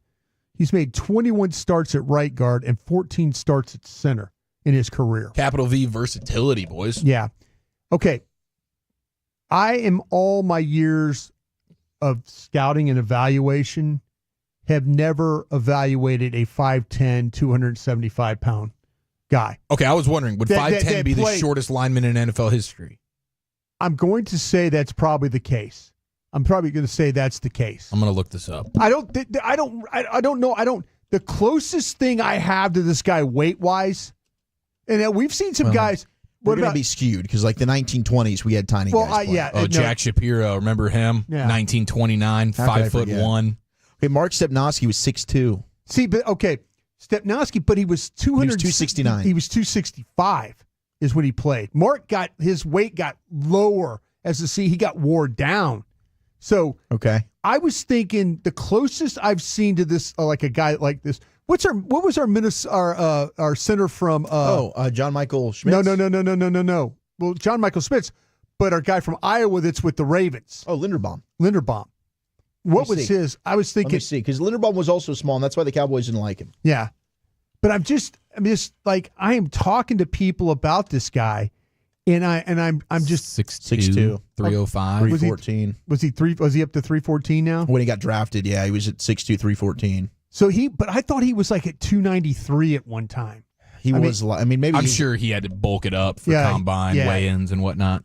This guy looks small, but I just watched him against Duke, and then now I'm watching him against Georgia Tech. Yeah, and he's taken on some 300+ pound dudes. Watch the Miami game. Watch he's Minnesota. Battling his ass off, and he's not getting overpowered. No. This guy, I'm going to say this. Say it. The way that he plays with leverage, of course, being that short and the wrestling background, dudes do not get away from this guy. And his legs never stop. Yeah. He's always churning, which you love to see from a running back. Yeah. But, like, this dude knows how to drive linemen off the field, and you can tell the wrestling. Like, we saw that with Zach Frazier last year, who had an outstanding rookie year with the Steelers. Uh-huh. Like, you can tell the wrestlers when you're playing offensive line. Well, he went to the Senior Bowl, and I saw some clips of him playing, like, at the Senior Bowl. And I'm like thinking, man, that's a short guy. That's kind of, look, that's. Yeah, man. But he's made all these starts. And, I mean, this is the problem, Zach. And I'm asking you, because you build a board. No offense here, Eric, but Zach builds boards for me. When you get a guy like this that you haven't ever seen, the outlier, how do you grade a player that's this much of an outlier when it comes to his measurables? Like, naturally. Because you're watching him play and you're thinking trust the damn tape. Like, is he going to be better than some of these bigger guards that I've watched? That's what I'm saying. I've seen some of these 6'5", 332-pound guards not move this well, not play with this kind of leverage, not stay on blocks at all, not play on the second level. Yeah, man. So you think in your own division, Deron Payne, Dexter Lawrence, and Jalen Carter aren't going to be licking their damn chops when they see 5'10", 275-pound, whatever the heck his name is? Willie Lampkin. Then they got Mighty Mike coming at their way, man. Mighty Mike, Willie Lampkin. He'll get stuck in the navel of Jalen Carter on the first play of the game. We'll be looking for him playing with 10 for the first half. I think Eric, I promise you, if you sat down and watched this kid play, you would be like... Technician? Oh, yes. He's a day 3 player, right? Because of he's going to end up going day 3. 5th round? Honestly, Brian, I'd consider him in the 4th round based on the tape. Well, we don't have a 4th round pick, okay? This is a bummer because we'd obviously rather have this guy than Mingo. Well, not necessarily for the Cowboys, right? Yeah. Maybe some other team would take him in the 4th, but 3 5th rounders? See, I've watched maybe take a flyer on him if you're have you Dallas. watched Jonah Monahan from USC? Yeah. I didn't love him. Not at all. Did you watch Jared Wilson from Georgia? Haven't seen the Georgia kid. Okay. I saw Rutledge, his teammate. He's a 1-year starter, Jared Wilson. And I think Willie This kid's better. I think Willie Lampkin stay and Jared Wilson is 6'3", 310. And one of the things that I said, one of the things I said about Wilson is that there's times there will be twist stunts where he gets lost in the play. Guys run right by him. There's some inexperience there. Doesn't have the longest arms. So you see rushers break him down. I don't see these rushers break down Willie Lampkin. And so what I'm struggling with right now is, where do you put an outlier on your board like this? That you've never, ever seen an offensive lineman in the NFL with these measurements. Now, this guy's going to be snapping balls to Aaron Rodgers in the XFL. No, I mean, I think this guy's got a shot. I do think this is one of the things where sometimes the NFL will outthink itself. It's like Ivan Pace Jr. He was undrafted. Yeah. Was one of the best linebackers in his draft class when you looked at production, sideline to sideline, making tackles, but he was short guy. Yeah. Nobody wanted to take him.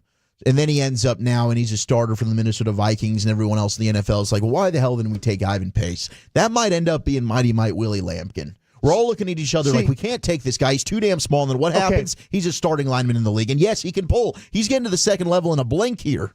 Yeah, I talked to a scout buddy of mine in the league from another team. Let me read to you what he said about him. You texted him like, "Hey, what do you think about Little Willie?"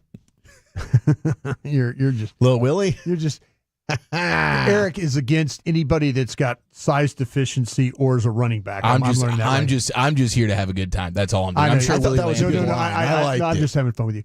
This scout in the league, this is another team. This guy says, I want this guy. Give him a number in the 50s first. Try him at guard and center. If it doesn't work out, make him the next Pat Ricard. Oh, fullback. Fullback. He said, this kid's a winner. He will find a way, is what he says. This kid, in talking to him, he says he actually prefers guard, but will play anywhere, including fullback. Get him in an I formation with Scattaboo behind him, and just start running through the faces of NFL I like the tush push with him as my quarterback. But that's what I'm saying. I've never seen a player place for this guy. I've never seen a player with this measurements, but I've never seen a player play, and I thought he was going to get just thrown around. I've seen him lose one rep. He's throwing people around. He hadn't given up a sack in 3 years. And even when he starts to get overpowered, he's got such a good anchor. Recovery, just sits down on the guy. Yeah, he does. Yeah. And he doesn't get overpowered. This is a 5'10", 275-pound center guard fullback championship wrestler. Yeah. All-time stuff. Dude. And to be frank with you, the other four linemen ain't helping a ton. No. And a one-man band? He's really going one-on-5? He's really the guy that's like holding his own. The Hampton, the running back who we absolutely love, is running the ball behind him. That's where the ball is. I mean, he's running inside behind Willie Lampkin. Like, he's having to make up for his right tackle a lot. Okay. This is the issues that you have in scouting sometimes. This is a wild outlier. And I'm fascinated. The height is off-putting. I'm not going to say it's not, but the tape don't lie with this kid, man. I mean, Duke, Georgia Tech, Minnesota now.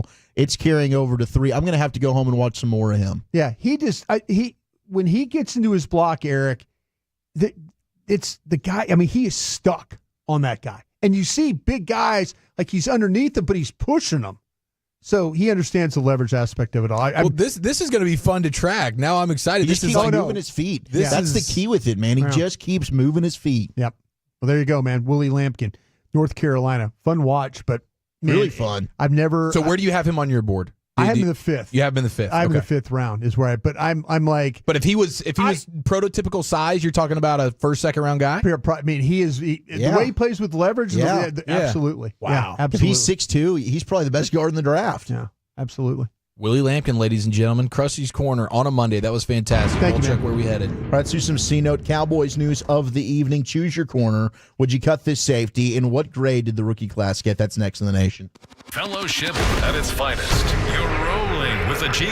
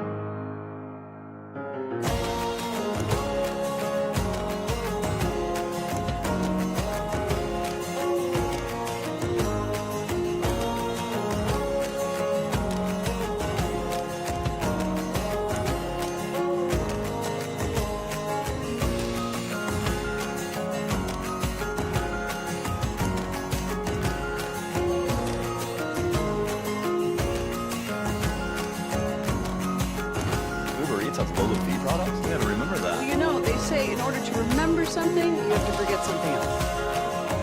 Okay, now that is a very cute haircut. That's like a little shag. I've never seen it before. Well, I mean, of course you have. It's the Rachel. Oh, is that your name? No, I mean like your name. No, I'm Jen. My name's Jen. Right, but I just mean like this is your haircut. But that's hair on your head. I'm not saying this is your hair. Okay, freaking me out a little bit.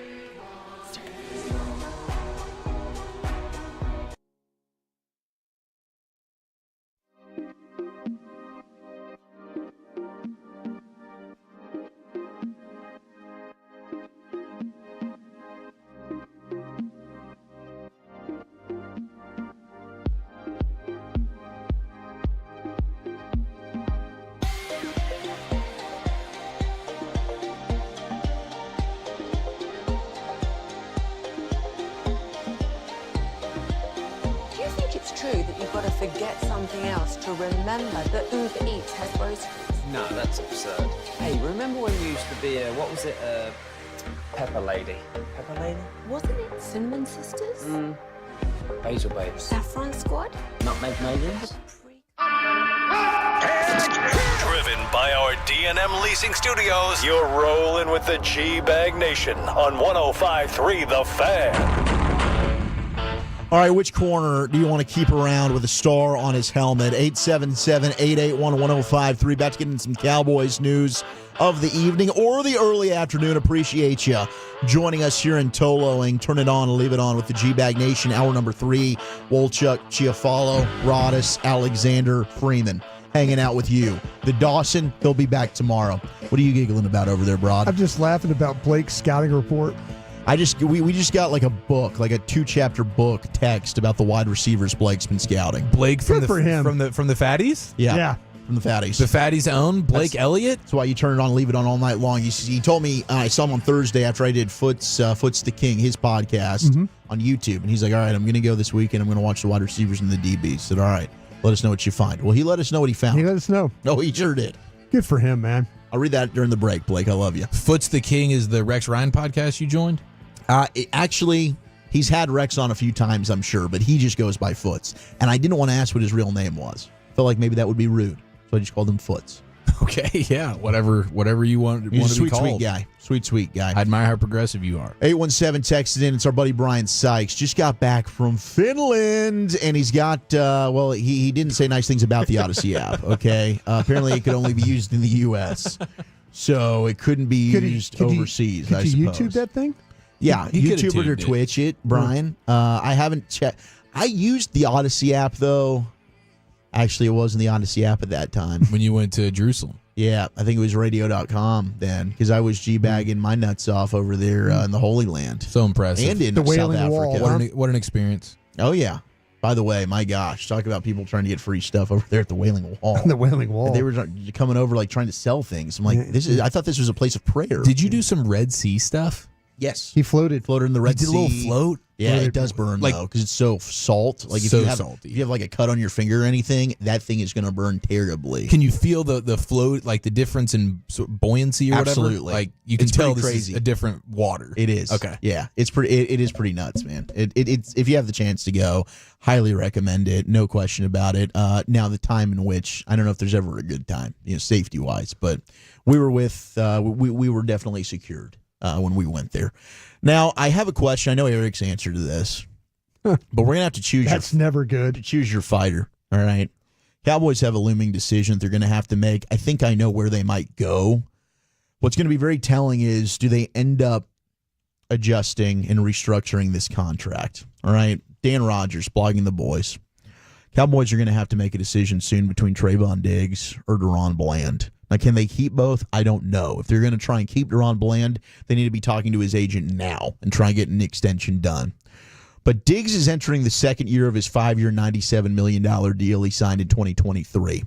So I was thinking, well, the Cowboys are now committed to him regardless. However, that's not necessarily true, according to Rodgers. The team was able to get a deal done early with him, and in the process, only a third of the deal's guaranteed.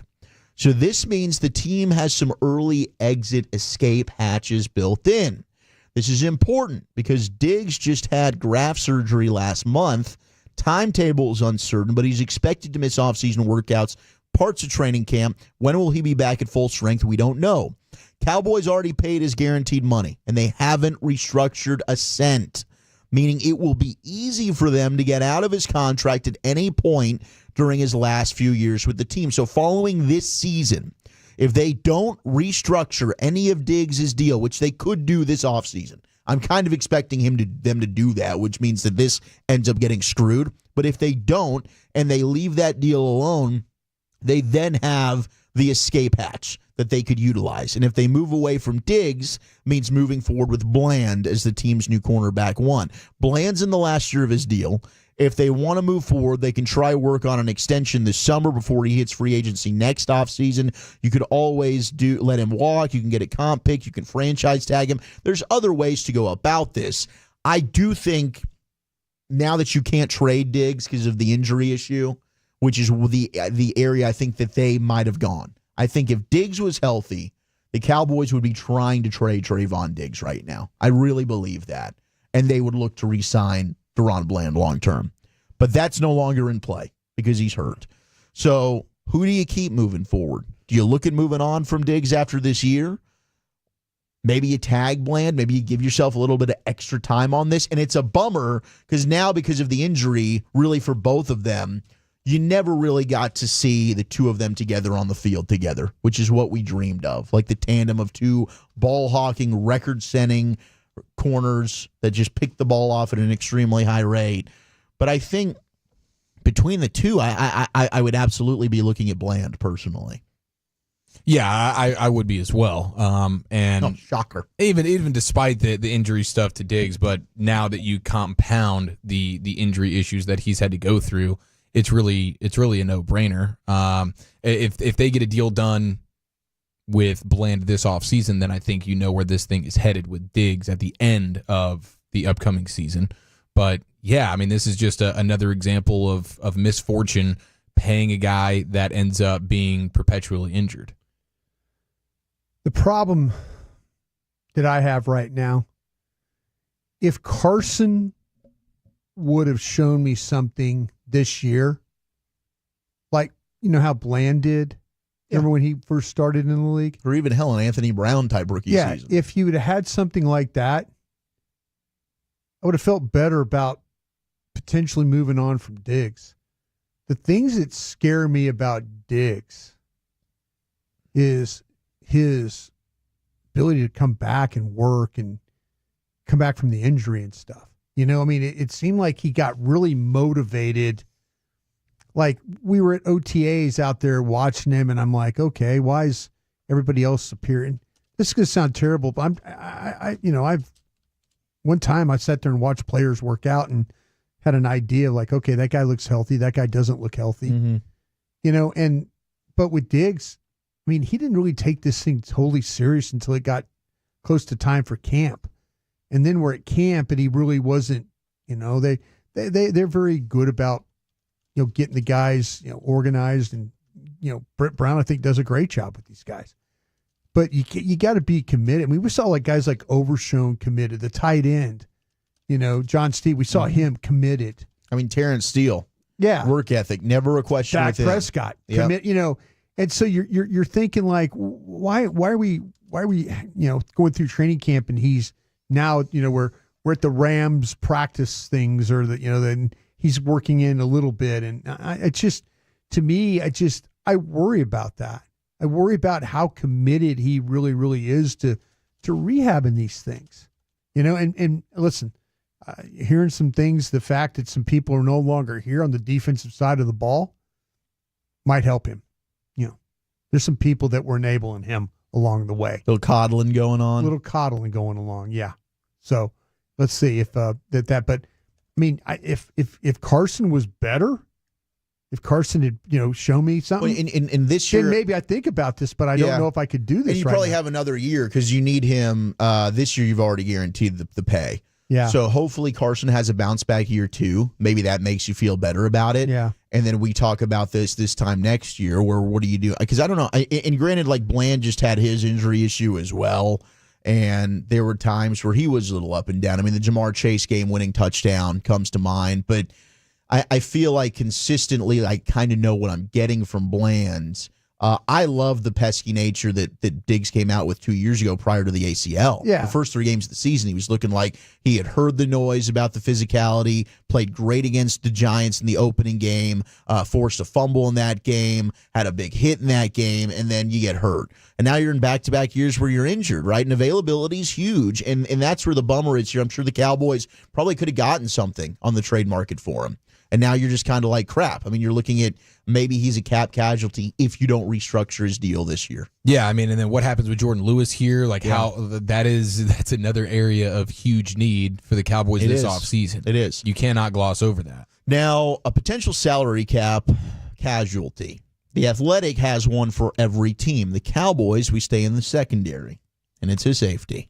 Oh, yeah. Hooker. Yeah, this could be Hooker or Wilson. I think if you cut both of them, you save almost $10 million in cap space. So our buddy John Machota goes with Donovan Wilson in this scenario.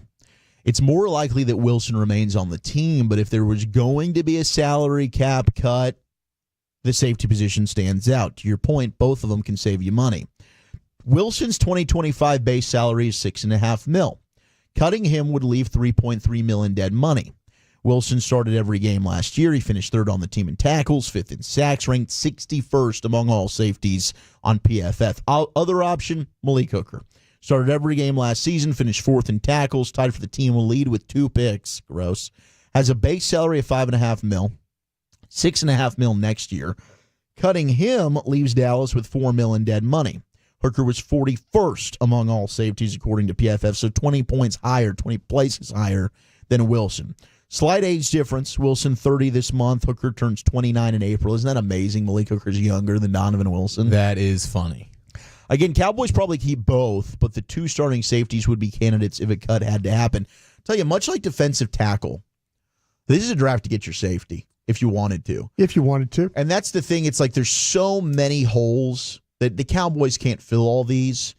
But gosh, at pick 44, and if an Xavier Watts from Notre Dame staring at you, sign me up. In the third round, if an Andrew Makuba out of Texas is available and you like him. I love Makuba. Sign me up, baby. Absolutely. This is a class that has some safeties that I'm really, really high on. Maybe they like Nick Emanwari from South Carolina. I like the other 2 guys I mentioned better. Sure. But Emanwari, not a bad player at all. So I think certainly this would be a draft if you want to upgrade at safety. You could try and do so. Do they look at Wilson or Hooker as a couple of guys? Now, the dead money there screams to me that they're probably still on the team. I don't see them moving on, especially a year after giving Wilson another deal. But there's another one, Brian. We talk about the second contracts. Donovan Wilson's not really making him look great on that deal. Well, if you look at the evaluation of the value of the player, that's a negative $3.2 million player. Yeah. But Hooker he's a $253,000 negative player. So it's, if you had to take one over the other, I think they might look at the guy who's had the higher, the higher evaluation. Well, what about the way Eberflus likes to use his safeties? Is he like interchangeable guy? You like to have 2 guys that can do a little bit of both? We got to figure all that out. I mean, I need to sit down and watch some Bears tape and see how these guys. Jaquiski Tart. I think they brought in a guy that was pretty good with Chicago. I think he did sign a big name free agent, if I'm not mistaken, as a safety. But that's something we can do some more homework on. But that's a good question because like last year's Zim, I know loves his safeties. Like Zim, he had a Harrison Smith, he had a Darren Woodson. He always had a guy. It seemed like at safety that he could really rely on to be a captain back Kevin there. Byard was there.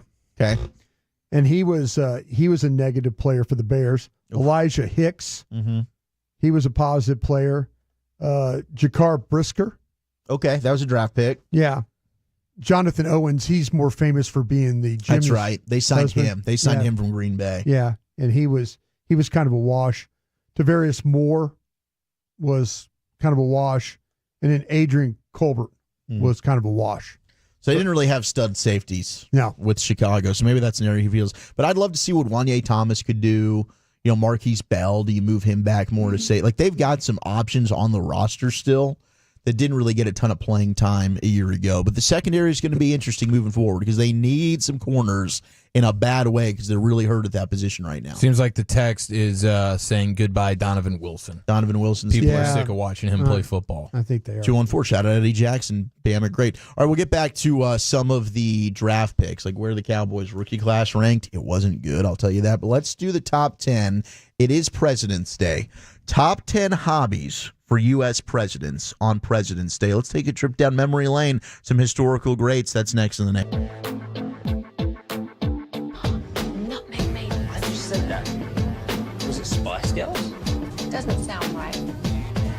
Was it Saffron Squad?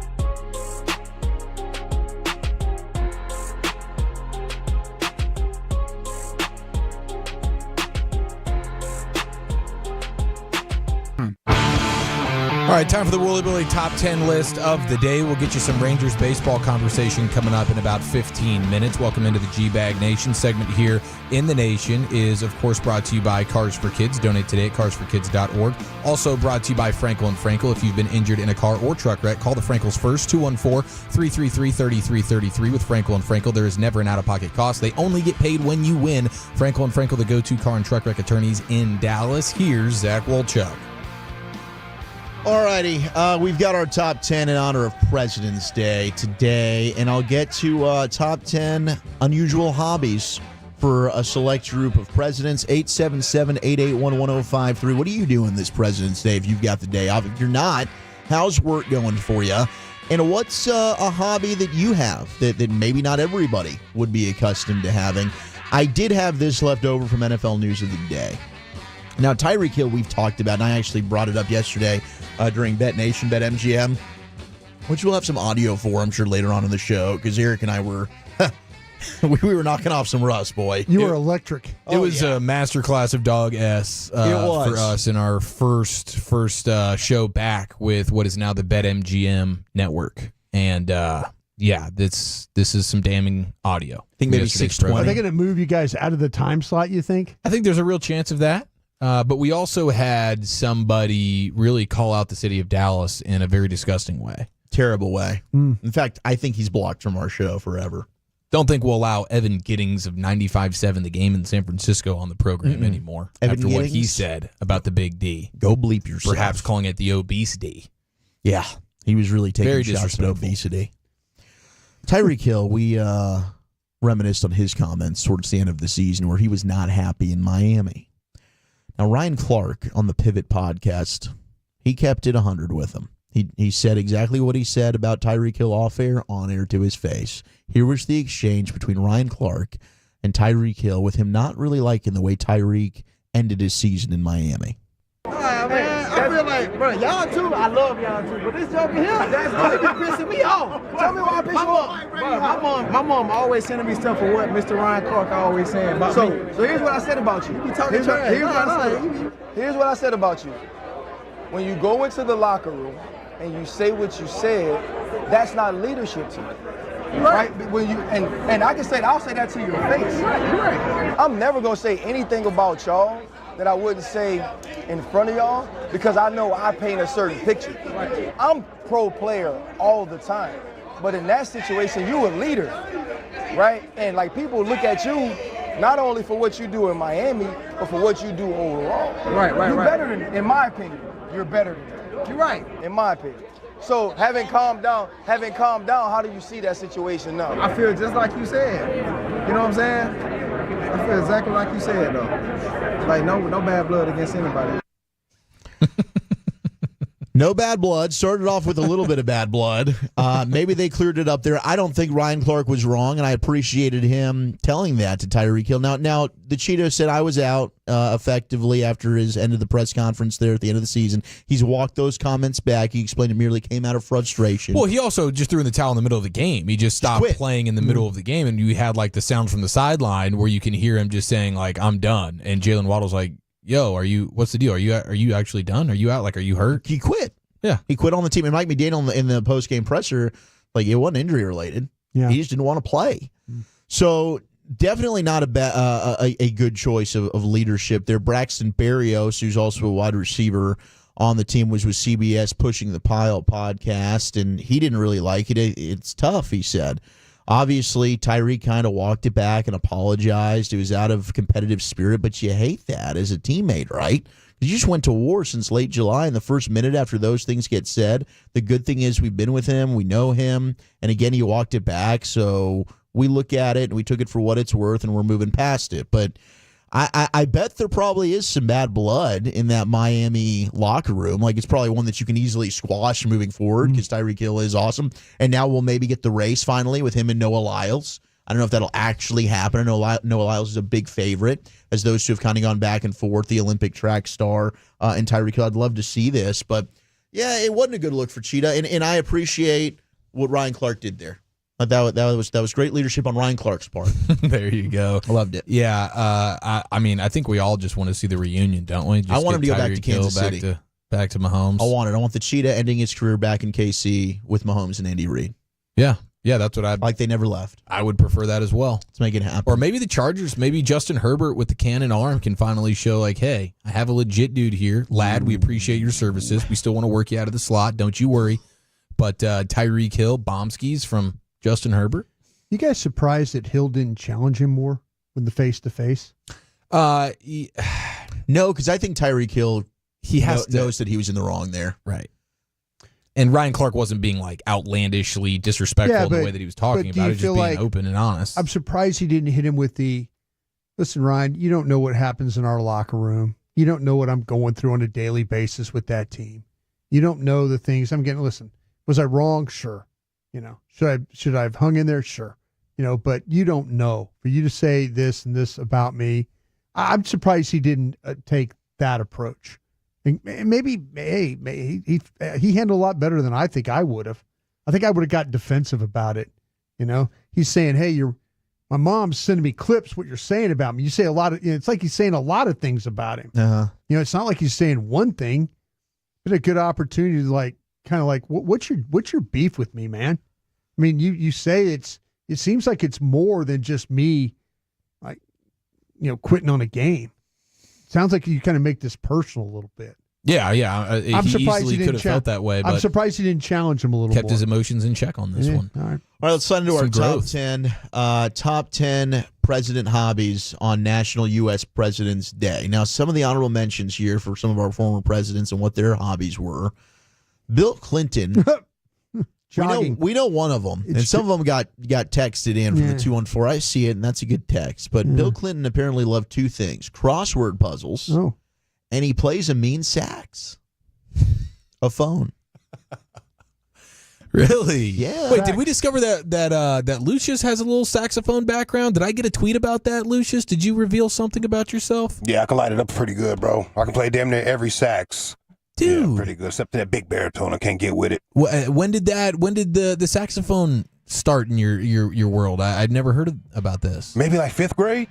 Wow, dude. Yeah. I clocked out in high school because I got tired of carrying it to school. Long ago, dude. I had to walk or ride my bike because my parents didn't take me to school like that. You're on your own, kid. yeah, lugging this big thing around. Backpack and an backpack with my mom wanted every book that I had in in class. So I got all the books. So you didn't have a locker. You had your backpack that was your locker. Exactly, right? bro. Yeah. They had you military ready before you even knew you were. Yeah. I'm riding a dyno bike to school. I'm trying to balance my saxophone on the handlebar at the same time. It's ridiculous, dog. Dude, the dynos are sick. I gave up, yeah. That's a good bike. That's awesome, though. What a fun fact, dude. I know. I didn't know that either. Did you pick it up right now and give us a little something? Or if it's an alto, I can definitely hit you with an alto right now. Yeah. A little hot cross buns action. This. If we should get a saxophone and hear some of this. George Bush loves to paint. That's an honorable mention. And that got texted. I think somebody already knew that about George Bush painting. H? The 254. Yes. This was George. No, this was W. This was George W. Bush. Abraham Lincoln was also a wrestler. He loved to wrestle. It wasn't just vampires. Real people, too. Wait, that's a fascinating one. Abraham Lincoln, like, were they getting the singlet and everything? Like put a little wrestling. Gangly, tall, lanky. Like, yeah. But, I mean, he definitely doesn't have the same type of Willie Lampkin build. No, but he was tall and lanky, but he got it done. I mean, were they rolling mats into the Oval Office and Abraham Lincoln's just picking off guys? It's like get in the mix here, dude. Number 10, we've got Richard Nixon. This isn't a surprise, but he was a card shark. Okay. Loved his cards. Poker games guy. Oh, okay. Number 9, FDR helped write a mystery novel. Huh.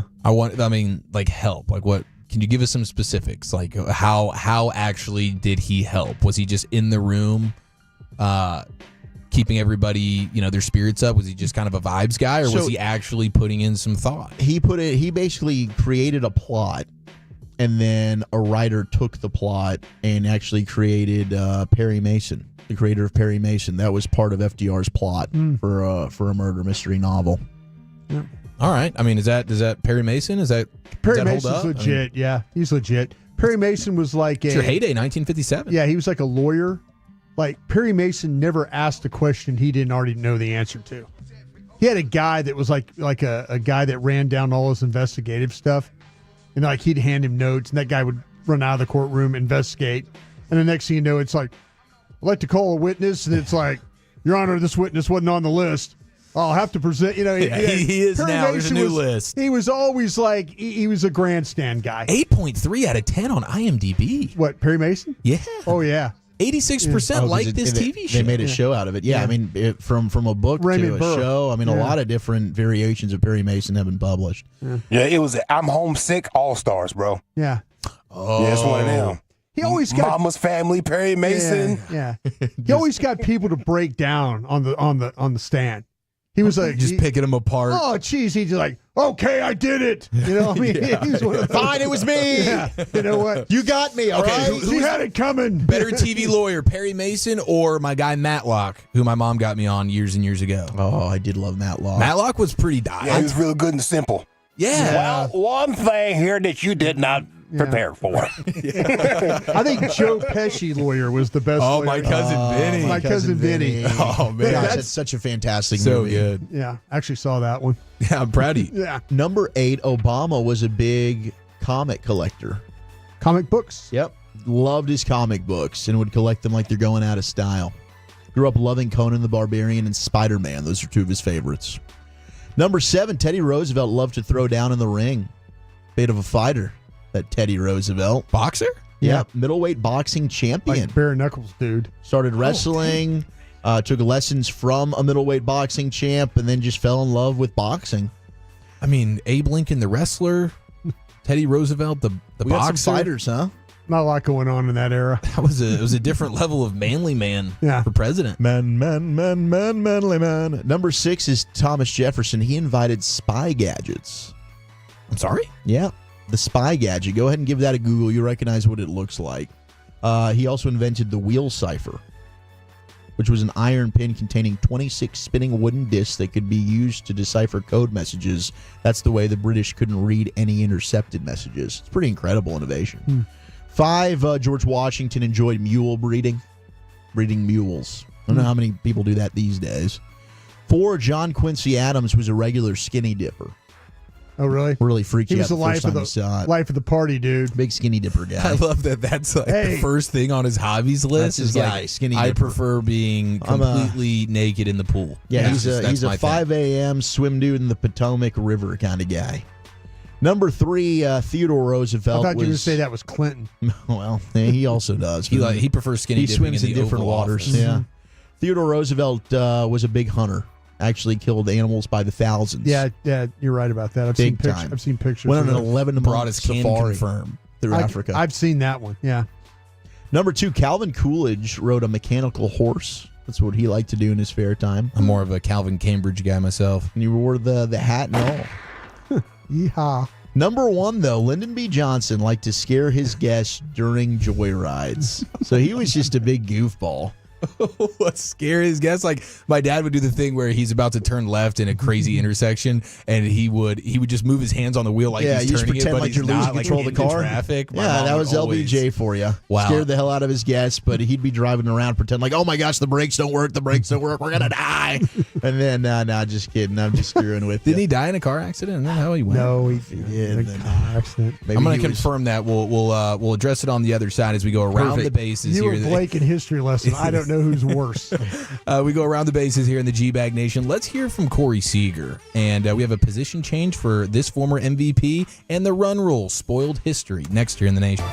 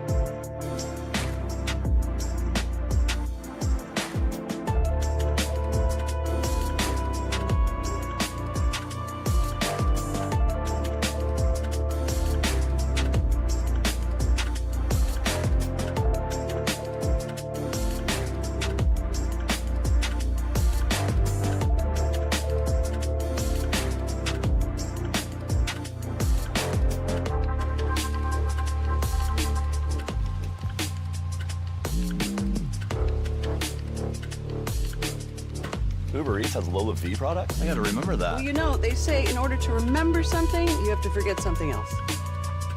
Okay, now that is a very cute haircut. That's like a little shag. I've never seen it before. Well, I mean, of course you have.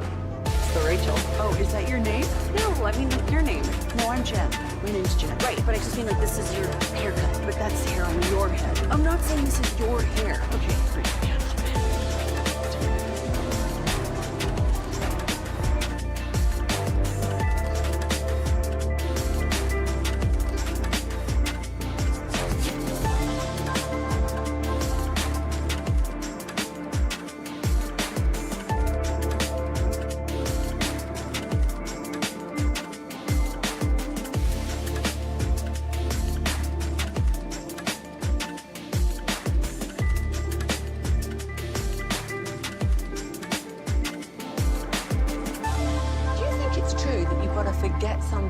To remember that Uber Eats has groceries. No, that's absurd. Hey, remember when you used to be a, what was it, Pepper Lady? Pepper Lady? Wasn't it Cinnamon Sisters?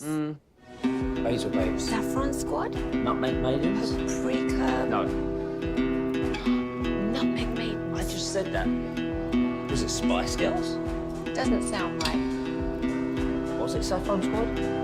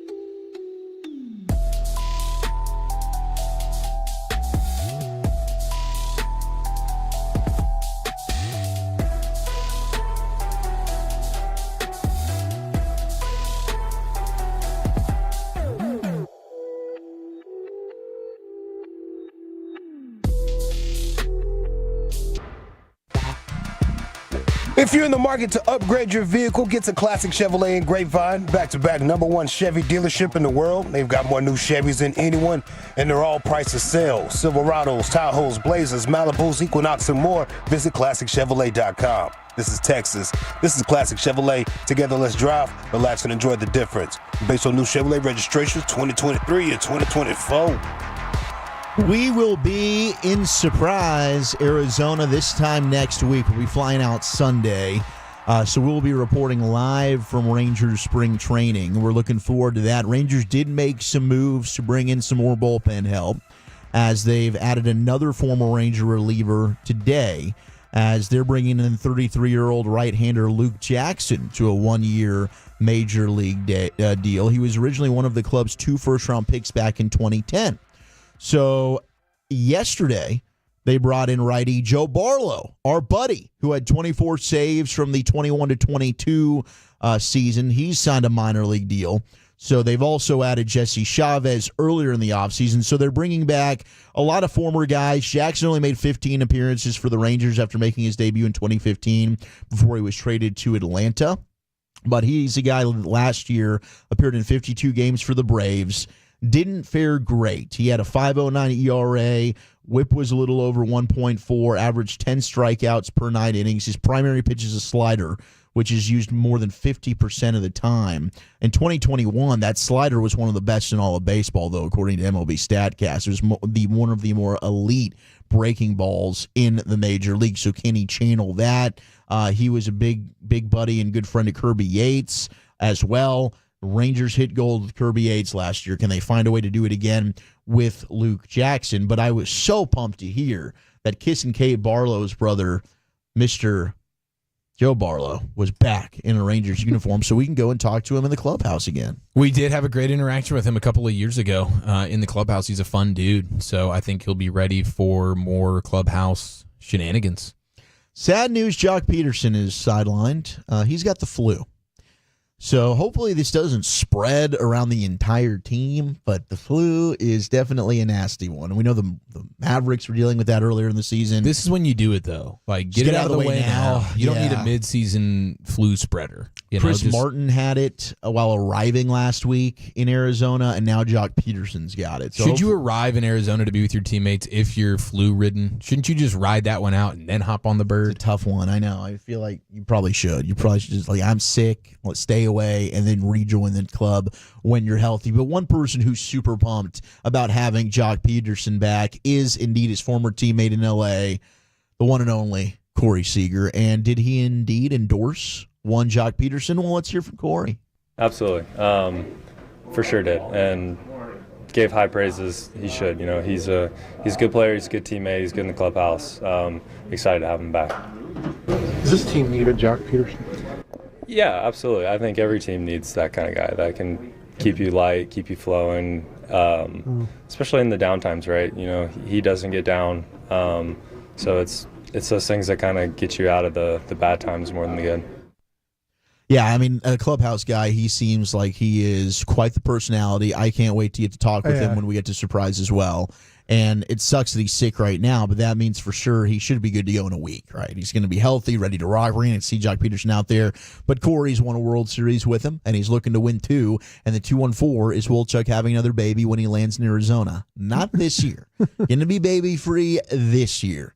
Can't confirm for next year, but at least for this year, don't have to worry about that. Well, because we know you get a little bit of a sexy streak when you go on vacation. You got another cruise trip planned for the summertime. Right after the draft, I'm going to just go ahead and decompress first week of May, and we're doing a big cruise. But we're bringing the baby this time, so that might create... On a cruise? Never mind. Cruise, you can't really call that a vacation then. That's just that's a that's how I getaway. felt. I was like, Could you not sit with her? we don't have to pay for her. She's free on the cruise, but it's like... But her presence is going to feel... There's going to be moments where it's going to be really cute and fun, and there's going to be other moments where I'm thinking to myself, why can't... This is why we have grandparents, honey. Yeah. You'll have those 30 to 60 minutes per day on that boat are going to be this awesome is a with fight the baby. that I just... It's not worth it for me. Well, you got to tell the bosses, like, this doesn't count as vacation time because this isn't vacation. You're bringing your kid with you. There's a chance mother-in-law joins us, and if she does, that will save me. Okay, well, let's cross our fingers. Could mother-in-law not do it from here? Wife doesn't want to leave baby for that long. Hey, dude, that's Mama Bear stepping in. She knows best. She doesn't want to leave her for that long. And I understand it. I mean, like when I missed her while we were out on Radio Row. I'll miss her for spring. For honestly, the longest time will be Oxnard. Sure. That'll be a week and a half. But yeah, I've pushed that, Brian. I did. I was like, honey, I don't know that this is Is the this best. really going to be a vacation then? Yeah. No, it's not. I don't know. I still got the drink package, boys, so it's going to be a vacation for me. You go drink and food package, though, right? Yeah. Well, the food's pretty much included anyway. That's already done. You're good to go. Okay. Now, there's certain restaurants you can pay extra if you want to splurge on them. I don't do that. But the drink package, very, very important. I do to get that. I've never done the cruise, but I do romanticize often about just like a 3 a.m. whimsical pizza slice for no good reason. Just right there looking over the harbor. Sorrento's. Yeah. Good stuff. We did find out John Gray, apparently he's not going to be your closer. Bruce Bochy said he thinks he's going to be in the middle of the rotation, and we view him as a starter. That's exactly where he's going to be. Now, I've never heard somebody dominate a bullpen like it seems like our dude Jacob deGrom is doing. He's got that track record. Yeah. He has been dominating bullpens left and right. In fact, Evan Grant had an article that was titled that the best can't miss thing to do at Ranger spring training is just watch a Jacob deGrom bullpen. If you're looking for the best show, it's Jacob deGrom throwing a bullpen. I can't wait to see him on the bump. I'm excited. I've been calling for a Cy Young type of season for Jacob deGrom. People can laugh all they want, Brian Broaddus, but when he's healthy this year, I'm going to tell you, I told you so. I know. I was just thinking does Elliott Shore Parks right for the Rangers now? Gosh. Yeah, how many interceptions did deGrom throw? How many strikes? Yeah, the bullpen, yeah.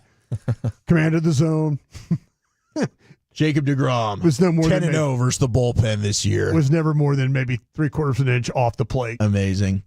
Mike Trout. The breaker had some sharp bite to it. Mike Trout's moving positions. He's moving from center field to right field for the Halos this year. He's 33 years old, and they're trying to do this to preserve his body and keep him healthy. I'll give you $100 if he doesn't miss a game this year. I don't think I'd take You have to say like 10 games, maybe. Like, there's no way he doesn't miss a game. I hope, like, this works out for him, man. I really do, because he's so good. It sucks for the sport when he's not out there. You're just expecting to do baseball news, and all of a sudden it's Mike Trout on the 30-day IL. There you go. The 60-day IL. There you go. Here's Mike Trout. He's rehabbing a meniscus tear, and he's torn his other meniscus just from simply getting out of bed. He tore his meniscus walking from the meniscus tear of the other knee. They're both torn. I wonder, we should keep track of this, of like who has the most home runs in games that his team lost. Because I would imagine Trout is up there all time. I bet you that's a stat they probably have. It's like that guy, 2 dongs, Angels lose 6-2. Pretty much. That's how it goes.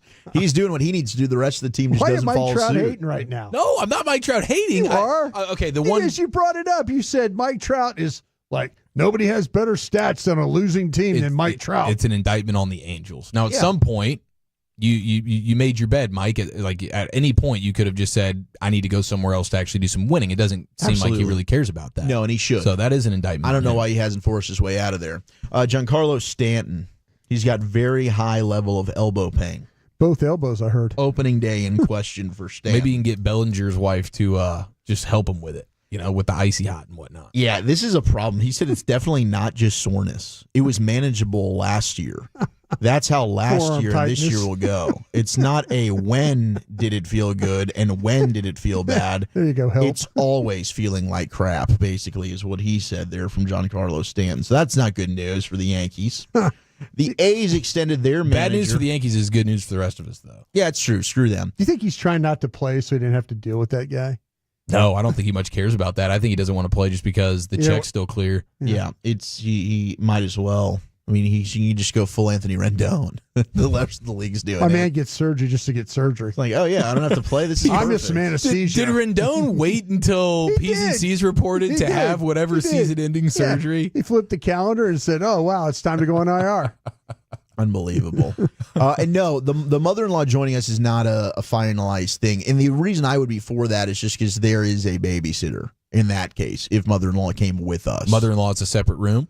Yeah. Oh, yeah, absolutely. That would not be in the same room. No. A little just family bonding. Yeah, no, we've done enough of that. She lived with us for a couple months, buddy. Yeah, you did a great job with that. A's have extended their manager Mark Kotsay through 2028 as the team is preparing for their Sacramento layover. They're supposed to be in Vegas in 2028. We'll see if that actually ends up happening. Let me ask you this about that whole Sacramento.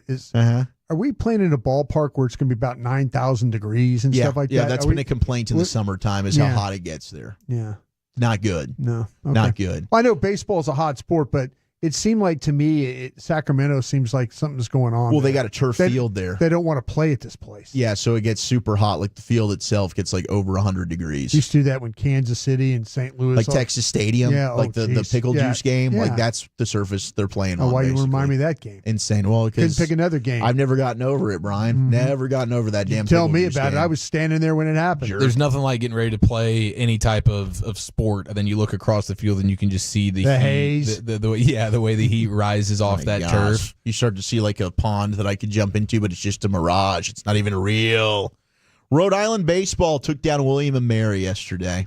Oh, Bill and Mary got beat, huh? The sides combined to score 58 runs, fourth highest output in Division I history, making this extremely impressive. Rhode Island led by 14 runs after 7 innings of play. So they had a chance to break the all-time runs scored record. However, the NCAA run rule, which is most often applied in non-conference play, allows contests to end early should one side be up by double digits after the 7th frame, which is exactly what happened for Rhode Island as they were up 14 runs after 7 innings. They run rule this bad boy. It was 36-22 at the time of the decision. If they had kept playing, though, God knows how many runs these two teams could have scored. Missed opportunity. Let the kids play. 29 walks in that game. Crazy. 29 batters walked. Absolutely crazy. All right, there's Around the Bases. How about we do some finest next? Yes, the NFL offseason has officially begun thanks to this arrest report, plus the filthy mayor strikes again next in the nation.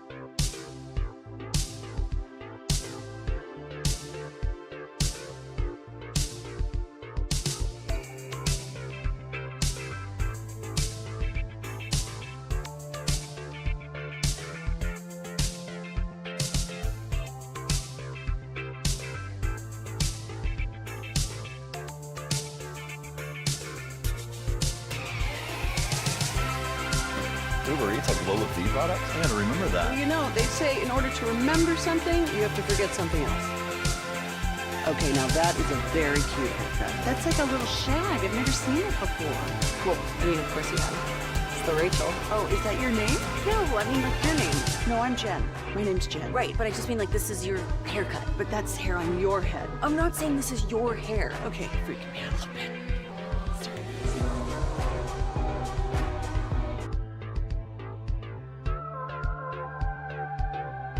You're rolling with the G-Bag Nation on 105.3 The Fan. Welcome to the nation. It's official. We've got our rematch.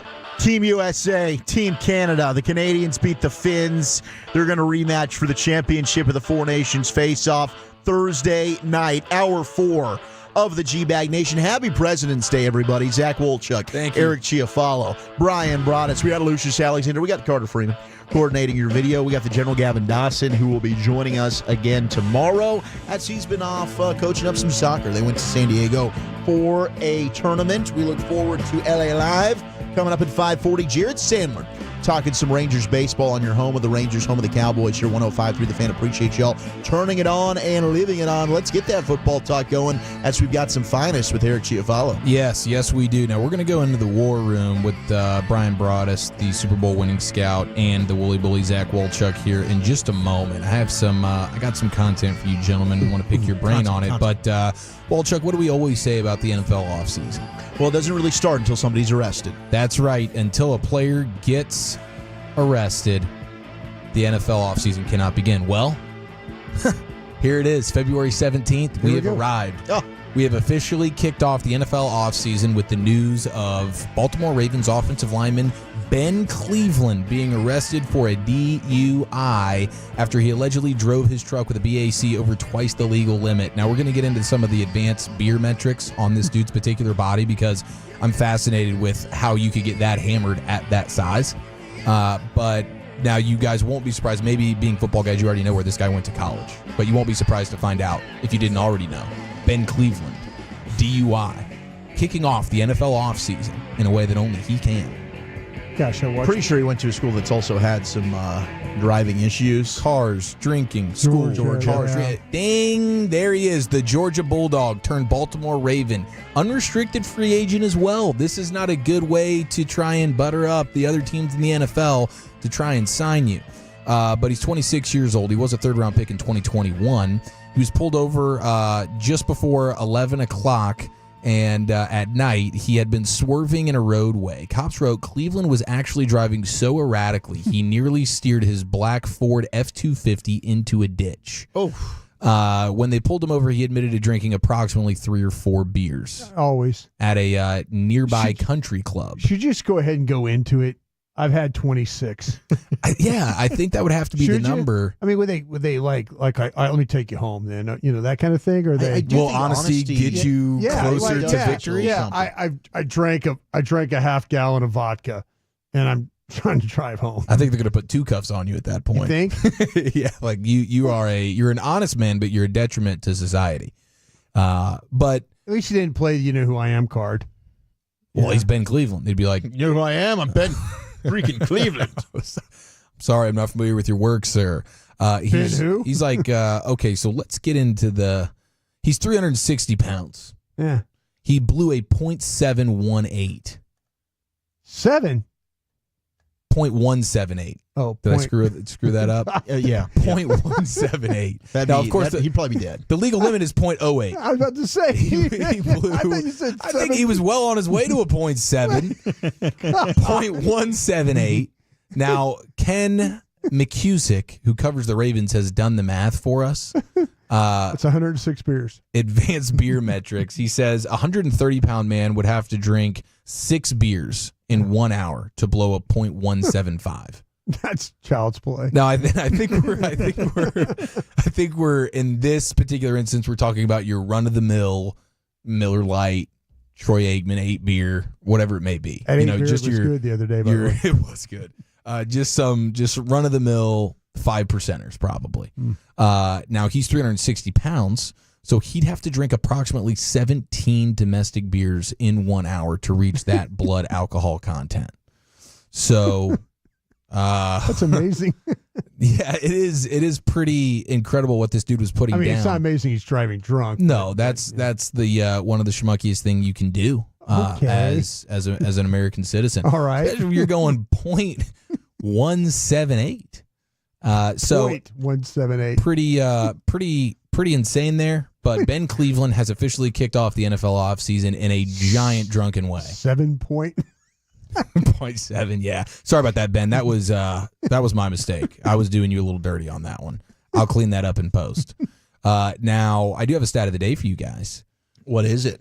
Stat of the day reads, Alabama.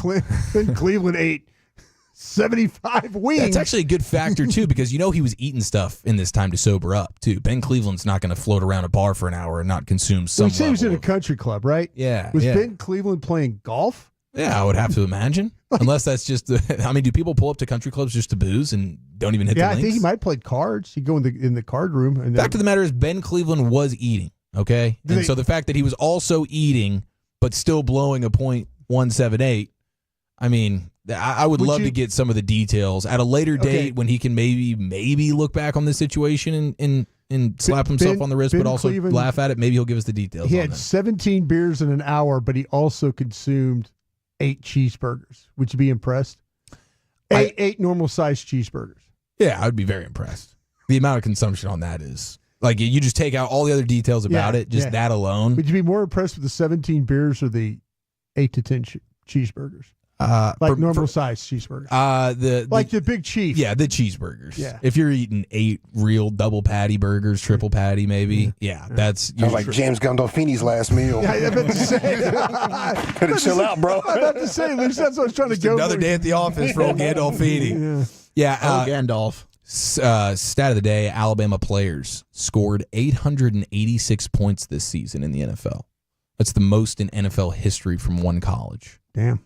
Now, that's because you had guys like Jahmyr Gibbs, Derrick Henry, Josh Jacobs, Jalen Hurts, and then you have the rookie kicker for Minnesota, Will Richard, with 30 field goals and 38 extra points. So that's doing a lot of the heavy lifting here. But nonetheless, I wonder how many defensive touchdowns they had. Yeah, that's true. I don't know. Surtain, did he have any? Did he get a pick 6? Actually, something tells me he did have I bet he had a couple. I thought he had a couple of them. Like a 98. Yeah, I think he had a 90 I thought he had a plus. couple of them, didn't he? So I'm assuming those are all factored in here with this particular stat of the day, courtesy of Pro Football Talk. 886 points. They actually blew the old record out of the water. The old record was 705 points. By Ohio State or USC? No, this was in 2016. And it wasn't either one of those schools. It was another state school, though. They used to be awesome. Florida State. Florida State had the record for most points scored by players from that university in any given year. And it was 705 points. Now, this year's 886 Alabama NFL players scoring. Amazing. So, did you find it? 100-yard pick 6 against Gardner Minshew, wearing the orange Crush jerseys. So he had one. I thought he had a couple. Yeah, he just had one. He's got 2 over the course of his career. Yeah. But teams don't throw him the ball. that's true. They just avoid him. He's your decoy. Why would you throw his way? He was shutting dudes down all season. Now, before we go into the war room with you fellas, I would like to go to Filthy, some sounds from their championship parade. This is the mayor. Remember when she stepped up and she swung and missed on the Eagles chant? She's telling us she's going to be part of the spelling bee this year? No, this was not a spelling issue. It was just, I mean, I don't know. I actually find this to be this is an inspiring quote here. And this is, she's talking to a team in a city of champions, and here she is during the parade. Reminded us all through their excellence that nothing is possible when we work together as a team. Nothing is possible when we work together as a team. Yeah. Nothing. That's a rally cry right there. I want you. Philly fans did not catch it. I promise you, bro. Yeah, absolutely. Teamwork. We did it. Eagles. Go Mayor. Is this an Eagles player from the parade, or is this an Eagles fan bystander on Fox 29? This is the. We have some sound here from the parade, Fox 29. They happen to be our G-Bag of the Day champions right now. And we'll get to that in LA Live coming up here shortly. But is this sound from an Eagle player or from an Eagle fan? Say a message to the people of your love message. Go! Eagles! That's a player. That's a player. You guys could tell by that sound, or you heard me say Quinyon Mitchell when I botched the Well, TLC it was the sound? question. You could tell. What's a message that you would give to Philadelphia? I don't think you'd ask a fan that. Yeah, You're asking a player You're that. asking a player that question. That was not very well delivered on your part. Couldn't agree more. Let's go ahead and move on. Yeah. Into the war room. Were you lacking confidence when you said it, or did you? No, I just, in my mind, I had already told Lucius what was going to happen, no. but I didn't. So I sent him drowning into the Pimp Cup in a bad teammate fashion. Now, we are going to move on. We're going to go into the war room. Can I get a life raft, please? I've had so many Save drops me. today. I thought Krusty's Corner was at 240. It's been a hell of a Monday. That BetQL show, did you really just botch that thing up bad? BetMGM, we'll find out at 620. Oh, I said, All right, It used to be BetQL, but we rebranded, Brian. We rebranded to Sorry, BetMGM. I didn't. They sat next to us the whole day. We had to listen to that. I'm this guy that talks like this. You better, you bet. Brian, it's nice to meet you. He was a sweet man. He was a sweet man. They broke into song like multiple times throughout the week. That was WIP's dudes. No, they did too. No, they started singing with Paige Van Zant.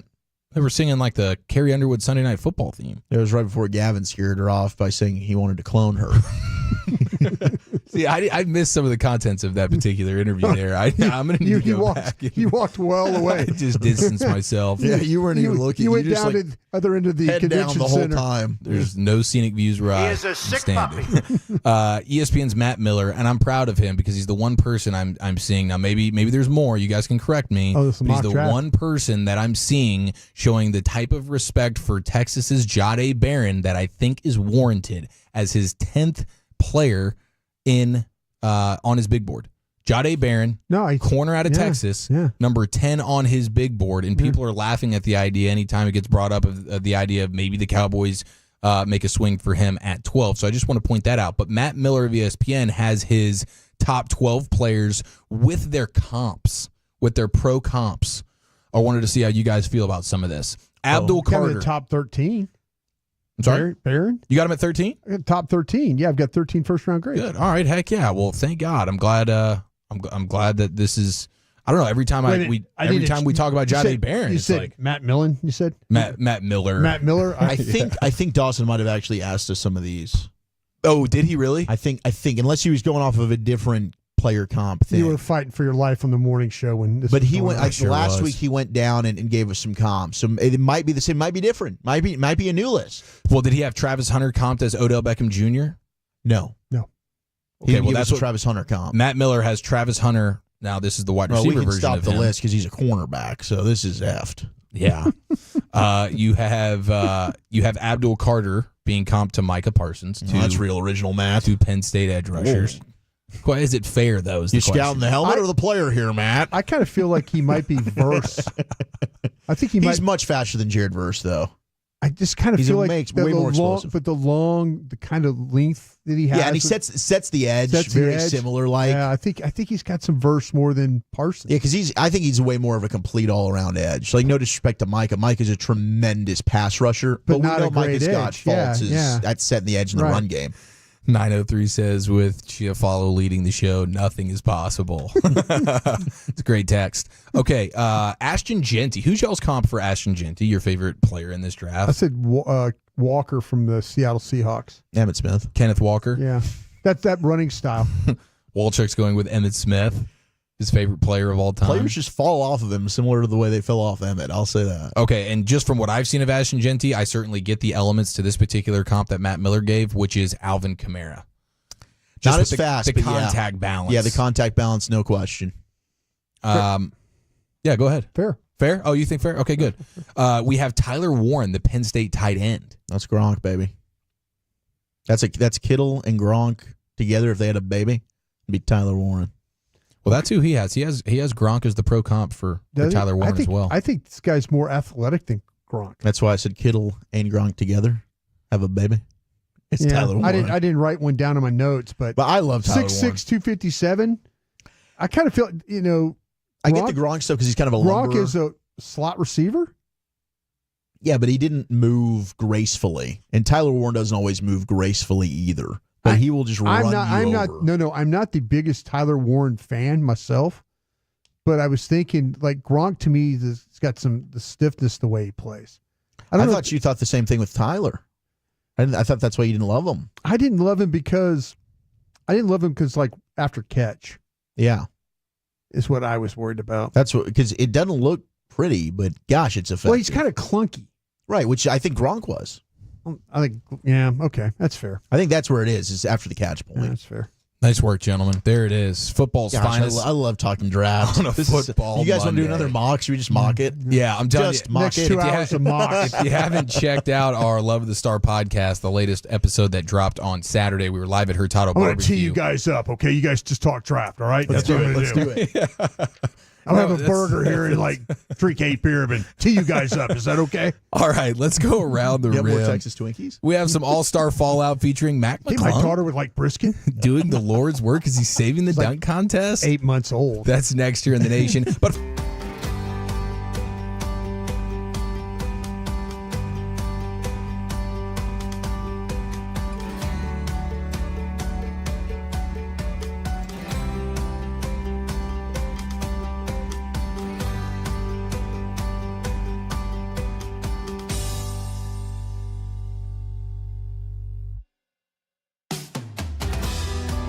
Do you think it's true that you've got to forget something else to remember that Uber Eats has groceries? No, that's absurd.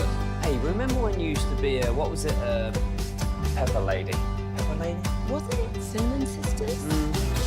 Basil Babes. Saffron Squad? Nutmeg Maidens? Pre-curb? No. Nutmeg Maidens? I just said that. Was it Spice Girls?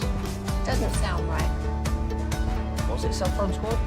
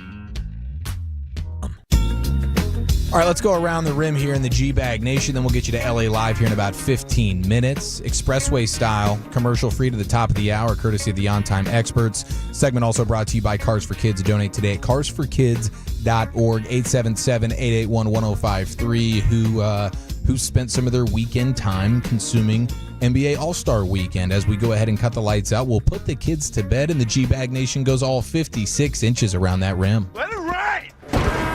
Rain dance! Rain dance! I gotta join here, man. I've been saving for a special occasion. Always a special occasion when we get to just S all over the All-Star festivities. It's like a tradition unlike any other at this point. I mean, we are a good decade plus into this thing where the NBA tries to reinvent All-Star Weekend, fails sort of miserably, and then we get to just live in the wreckage the very next day. And I feel for the NBA right now because they're trying to do everything in their power to creatively create some level of interest from their own players, let alone the fans. But did anybody sit down and consume much of this? Lucius, how much All-Star Weekend did you watch? I watched Saturday and Sunday, all of it. Okay, well then you'll have a great I'm not saying it's awesome, but I definitely watched it all. Good for you, Lucius. Yeah. You say good for you, bro. No, seriously, I'm saying that because give it a shot. No, I can't. Pat on the tush. I can't do it, man. I can't do it. Can't stomach it. I can't. I recommend they play a game, put $10 million on the line, and all the money goes to charity. Losers get nothing. Let's see who's going to play for their charities. Let's do that. Let's have a game where, okay, we're going to play a real game here, put $10 million on the line, and the winners take all for their charities. And you'd see the other team, if you lost, you'd feel terrible. Your charity got nothing out of that, Oh, for sure. Yeah. That adds some incentive. I mean, I think what we've seen, the NHL, they pivoted from an all-star format to we're doing dudes the are getting hurt in that Four Nations thing. And they don't care. Yeah. I mean, they're putting all out there for their country. So maybe if you do like a Team USA versus the world, you get some of these Euro guys, we're putting on for our country. Maybe that adds an aspect of it. But I watched pretty much everything. I was able to consume it all. I mean, I'm spoiled. I was able to create that 3 setup TV deal I got. So night one, I was focusing on Four Nations, USA, Canada. Other screen, I was watching McClung do his thing. And the wife did like that because he's a Texas Tech Red Raider. So we were focused on that. Last night, I did have the game on and I was watching it, although the stoppages was annoying. But I did think the special Moneyball deal they did, what was it, Mr. Beast, the $100,000 shot, that was awesome. Seeing that kid make that shot and then getting mobbed, although they did him dirty by putting him in $100,000 worth of ones. God knows where those ones have been. I mean, that guy's got to get a tetanus shot after getting in that thing. Okay? You'd like to think Mr. Beast did some dry cleaning of those I hope dollar bills. But you get $100,000 worth of ones. The execution of that was relatively awful. Awkward. Yeah, that was awful because Dame beat you, bro. He made more shots from the arc than you did. This was kind of just like you get one shot and all of a sudden everybody's participation trophy. I did not like that. Yeah, the kid only had to hit 1 3 ball. Dame Lillard had to hit 3. And Dame had hit 2, and then I guess right at the buzzer, the kid hits the 1. And that was like an exciting moment. I get what you're saying, Lucius, but what about the execution of it all? It was just so clunky and awkward. Clunky. It was. And Mr. Beast's face, what's going on with his face? What's going on with that smile? It's kind of creepy. Dame wanted nothing to do with him. There's a lot of people that don't like that guy. I don't like his look on his face. He doesn't look like he did the Joker's makeup on the first Batman. He's got that permanent smile now. Yeah, he was over smiling. So I kind of had one eye on it last night. We also started watching the show Paradise on Hulu. Pretty good. That's good. It is good, man. That is good. It's got us hooked. What's that on? Hulu. Oh, on Hulu. Okay. That's weed. I guess Wolchuk already said that. We go back into the Pimp Cup for our All-Star correspondent. Why was Kevin Hart getting just taken to task? Was there just too much Kevin Hart on the entire... It did seem like every time I was watching it, there was Kevin Hart once again cracking jokes about a player. It's a whole lot of Kevin Hart. He's a real small guy, too, by the way. You see how small he is out there with those NBA people. Yeah. Him next to Shaq is just a great picture. Dude, him next to Ernie. Yeah. The poor even guy Ernie was getting, sunned. It's a whole lot of Kevin. It should have been a lot more Ernie. Especially because it's their last one. Yeah, this is really, it was too much. That seems to be You're like supposed to be there to punch up a joke, not be the joke. Yeah. And every time I turned around, and just the lag time between games, I think, like for the Sunday night festivities, it was like a 3-hour broadcast, and there was only actually like 30 minutes or so of actual basketball being played. Yeah, they were filling it with a bunch of BS. Yeah, so that seemed, even the players were annoyed complaining at just the but it's wait their own time. damn fault. No doubt. Like no them doubt. all calling Draymond and his air out. Like, it is your fault. We didn't have an issue with the game until LeBron and you guys decided, hey, we don't want to play. And that's fine. I get it. Like, the NFL's done the same thing. But now they've got to and I'll give the NBA credit. They're trying to come up with ways to try and make this thing fun. And, they did the Kobe deal, and then now they're doing, hey, we're doing the different teams. But none of it's really working so far. Maybe we go to the international deal. I think that might be a win. Well, Draymond Green was definitely a part of the broadcast festivities on the microphone, hanging out with the TNT squad. And this is some sound of him talking about the league not being very exciting and not physical. I think the physicality has been taken out of the game. I bet. And to me, that's boring. The old style of refereeing will come back, where if you've earned stripes, you get a better whistle. That's just the way it used to go. And now, it's not that way. And then you question why is the game boring? Michael Jordan used to get calls, but not the rookie coming into the league. He ain't get no call. The rookie coming into the league got a call, or thought he was going to get a call. He turned to the referee and said, you ain't call that. And he said, who are you? Why would I call that for you? What have you done? So I think the human element has been taken out of it. I don't think that makes for a great product. Okay, so there was Draymond, obviously lamenting the current state of the NBA. Now I take you to Oscar Robertson, who was asked about Draymond Green calling the league boring now, and here was his response. It might be boring to him because if he's not passing the ball to Curry, what is he doing? Damn. What's he doing? That was a heck of a punch back there from Oscar Robertson. Now, you also had a moment where Draymond Green was alleging something about being a head coach, and it was like a back and forth between him and Candace Parker. So here was that interaction. Here's Draymond. There's no way that I could coach ever in the history of everything. It'd be like Draymond coaching. Like there's Wow, you can't coach me. That's mean. I've already been offered to go to State Warriors. I didn't say that you couldn't be. I didn't think you would suck. I just don't think that you would enjoy it. You would not be able to coach. Your patience, our patience is. Thank you. Thank you very much. I got a How would you know what you was doing with that? Speaking true. Sorry. Draymond, you think you'd be a good coach? I think I could be a good coach. Okay. But I don't want to be. I don't want to be, but I don't want to be. But he's alleging there that Golden State has already told him, like, hey, when you hang him up, we're giving you the clipboard Yeah, that and was the just whistle. a quick defensive reaction. Like, are you kidding me? I could be the head coach of the team. I'm on. No, you could. Now, Mac McClung going for the three-peat. Now, I do think Stephon Castle. What do you think, Lucius, on the dunk contest? Did McClung deserve to win that thing? Stephon Castle was dominating. When I seen his name on there and there was only 4 cats, I was like, oh, he's going to win this one. As soon as I seen it. They had it ready to go. For sure. I did the bet on him, the over or whatever. I mean, the first dunk was incredible, and then the third dunk was awesome. It was fantastic. Now, Castle was great. I wasn't very familiar Castle- with his game, but I don't think there was a question of who was deserving of winning. Well, now you have him. He's obviously going to be going for a 4-peat next year, but he lit a fire under a couple of guys. Ja Morant starts tweeting out like, yo, McClung's got me fired up. I'm going to get in here. Like, I need to get in the mix. Giannis, can you get in the mix? He was calling out Zach LaVine. Now, Giannis was like, yeah, I'm down for this. And then he kind of walked it back the next day at the podium where he was like, yeah, actually, I got hacked. My Twitter got hacked. Yeah, they get excited in the moment, and then when it comes to like, all right, let's put her on the table. No, we're good. And that's certainly the big thing that the NBA needs for the dunk contest. They need some stars in there. Ja Morant would be incrible. Anthony Edwards getting in the mix. We saw what he just did to Chet Holmgren the other night. His ability to just float through the sky. Well, ask McClung, dude. That's why he wins it, because he probably plans he keeps getting creative with it. He kind of plans out stuff, I guess. I mean, Everybody honestly, else. this guy's made a career. He's not an NBA player. He's really just a dunk contest guy. He's a G League player, but he's really, he's a hot dog eating dude. He's made more money as a professional dunker than he has being a G League player. Yeah, he's got more 50-point dunks than he does games played in the NBA.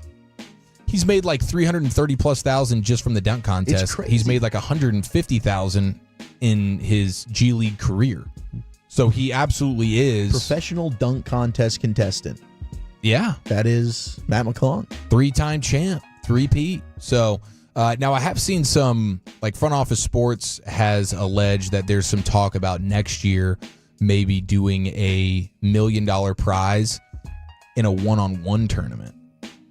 So these players would be going one-on-one, one All-Star versus another. Like the WNBA league? What is that? The Big Three deal? No, the one the other one. Yeah, that you can't get a ticket to.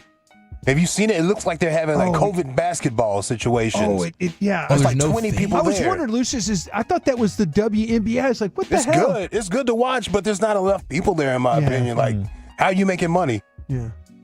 Well, the WNBA hasn't really figured that part out yet over the years. But hopefully they get that thing. But I'm watching it. They're going one-on-one in this tournaments. It's great, man. That is fun, I will say. I mean, if you're going to tell me that I'm about to get Giannis versus Wemby in a one-on-one or John Morant and Anthony Edwards or name those all-stars. No one's helping you. You kind of have to try hard in that scenario, unless you just make an agreement with the guy you're going up against, or else you're going to be embarrassed. No question. That's the thing. And Rachel Nichols was asking Giannis about it, if he would be interested in competing in a one-on-one event. Kyrie and James Harden had already indicated they'd be up for it. And Giannis was like, yeah, for sure. If I had the chance to play one-on-one with anybody, I'd love to do it. Anything that can make the weekend more exciting, more fun for the viewers and for the fans and for the players, I would love to participate. And Giannis emphasized that a one-on-one deal would put more of an emphasis on defense and could highlight some stylistic mismatches. Like, can you imagine? And we got a little glimpse of it last night where Kyrie went dancing with Wemby and he ended up botching the layup. But, oh my gosh, it was like a 6-second dance of Kyrie just putting Wemby on skates. Yeah. And it would be that type of competition where you could theoretically see like a Kyrie versus a Wemby in a one-on-one matchup. You're playing for pride, playing for the name on the back of the jersey, and $1 million prize. I don't know if that goes to the player or a charity or what, but I don't know. That seems like that would be something that would be pretty cool. Lucius, this thing's called the Unrivaled. Yeah, the Unrivaled League. Yeah, I watch you're it right. on HBO. It's good, man. You watch it, and it's kind of like there's no crowd. Yeah. It's just kind That's of they're nuts. playing, yeah. I was just like, oh, okay, what's this all about? COVID basketball for some reason. 3-on-3 league founded by WNBA stars Brianna Stewart and Nepalese Collier. How they breaking even with nobody in the seats? I don't even understand how that would. That's what I'm saying, bro. Are they trying to sell these tickets? But Well, they got like Angel Reese is playing, I guess. Yeah, Yeah, no, we were they got talking everybody. With, Kevin Pelton, he said basically the majority are. Like, it was Caitlin Clark was one of the few that didn't.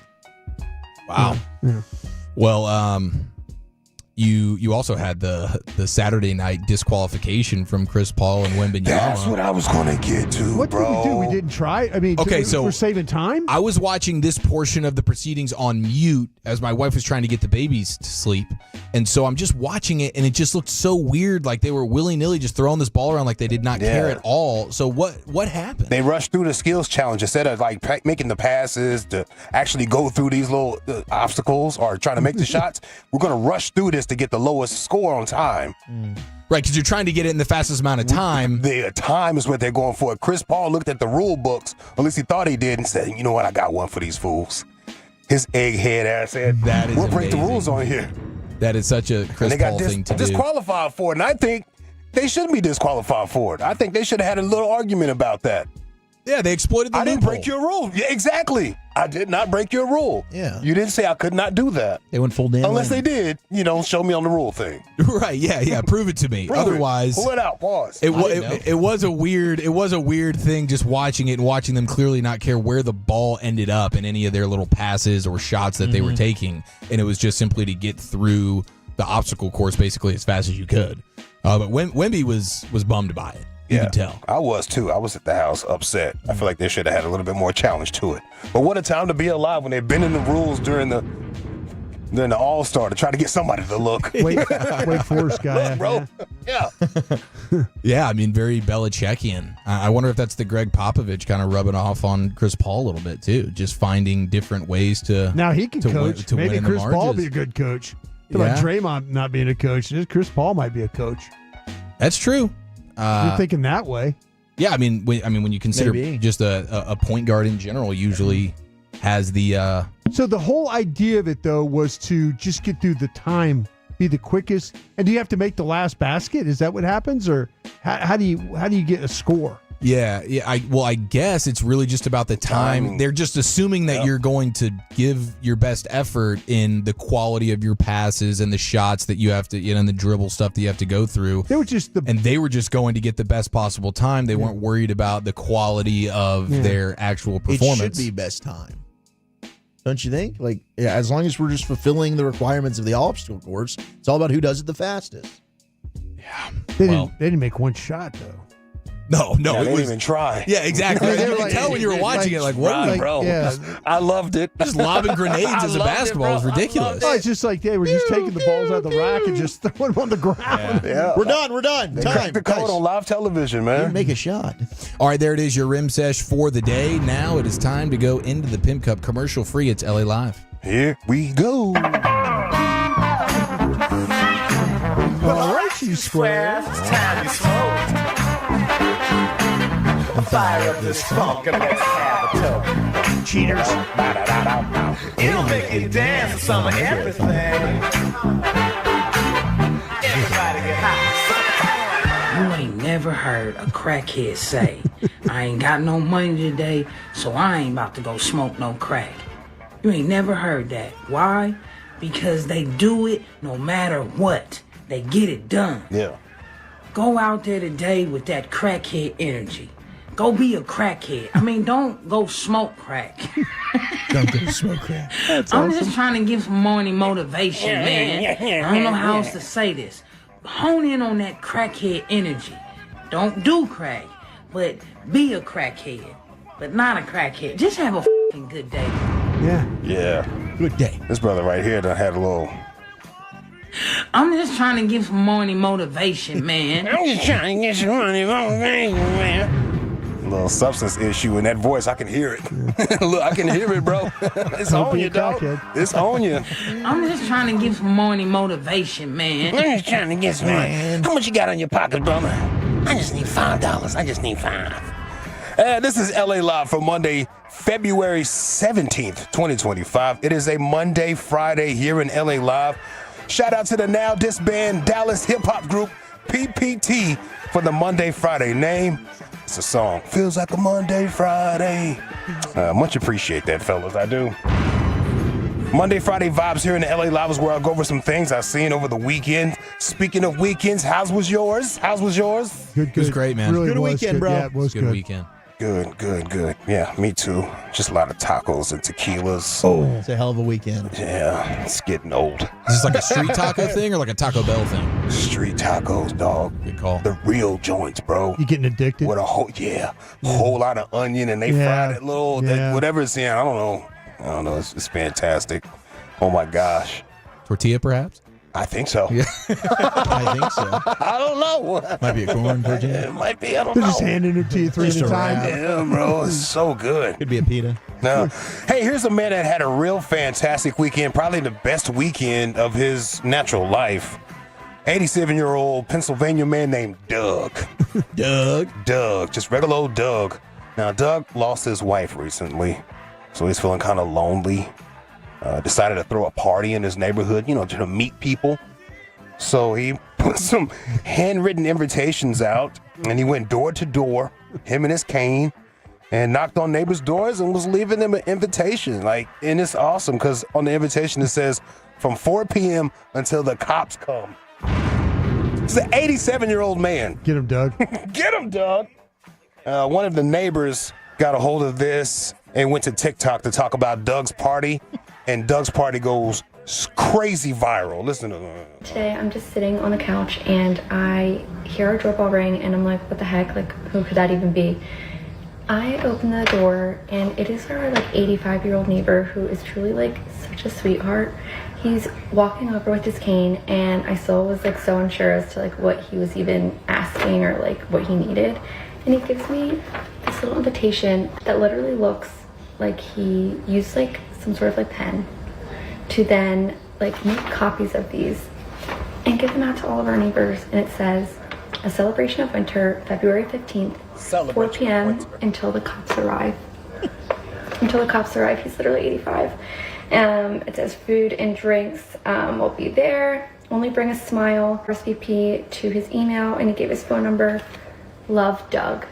There you go, Doug. I love old people. Like, this is the sweetest thing ever. Yeah, his party went viral this weekend, Shout out bro. to Doug, I'm man. talking about super duper viral. Now, like, people all across the country were sending him liquor.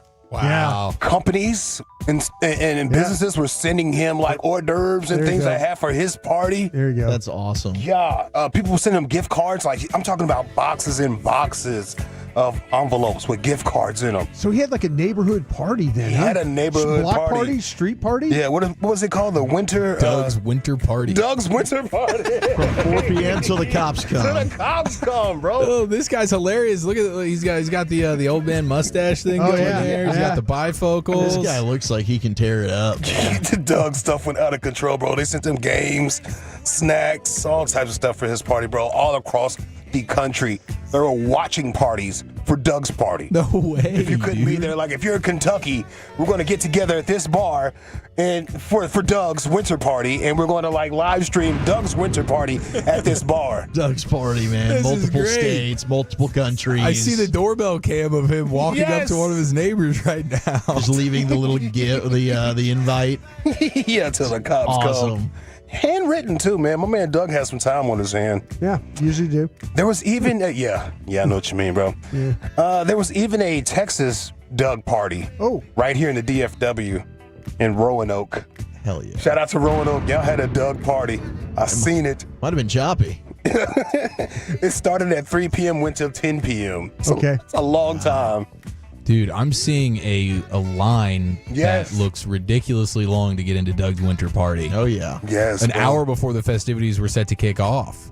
I'm in the pursuit of happiness, and I know. Doug is having a party, dog. Dude, this guy is blown up. This is Unreal, amazing, dude. Lucius. Yeah, it's kind of crazy. It is. 87-year-old dude. Like the whole country was celebrating his winter This has to party. become the annual Doug's Yes. winter party It's like event. Groundhog Yes. Day. Yeah. Doug come out for winter. Yeah.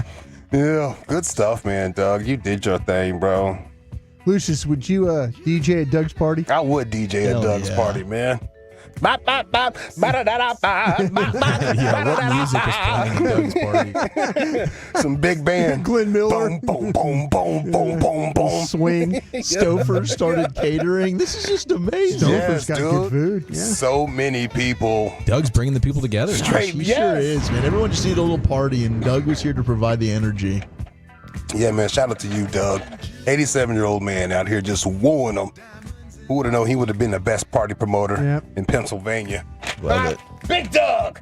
G-Bag of the Day, we do it every weekday on the Fan at 2:30. If you see anything floating out there, don't be afraid to hit me up. What you guys have been doing this weekend, I appreciate it, man. Y'all send me some fly stuff, actually.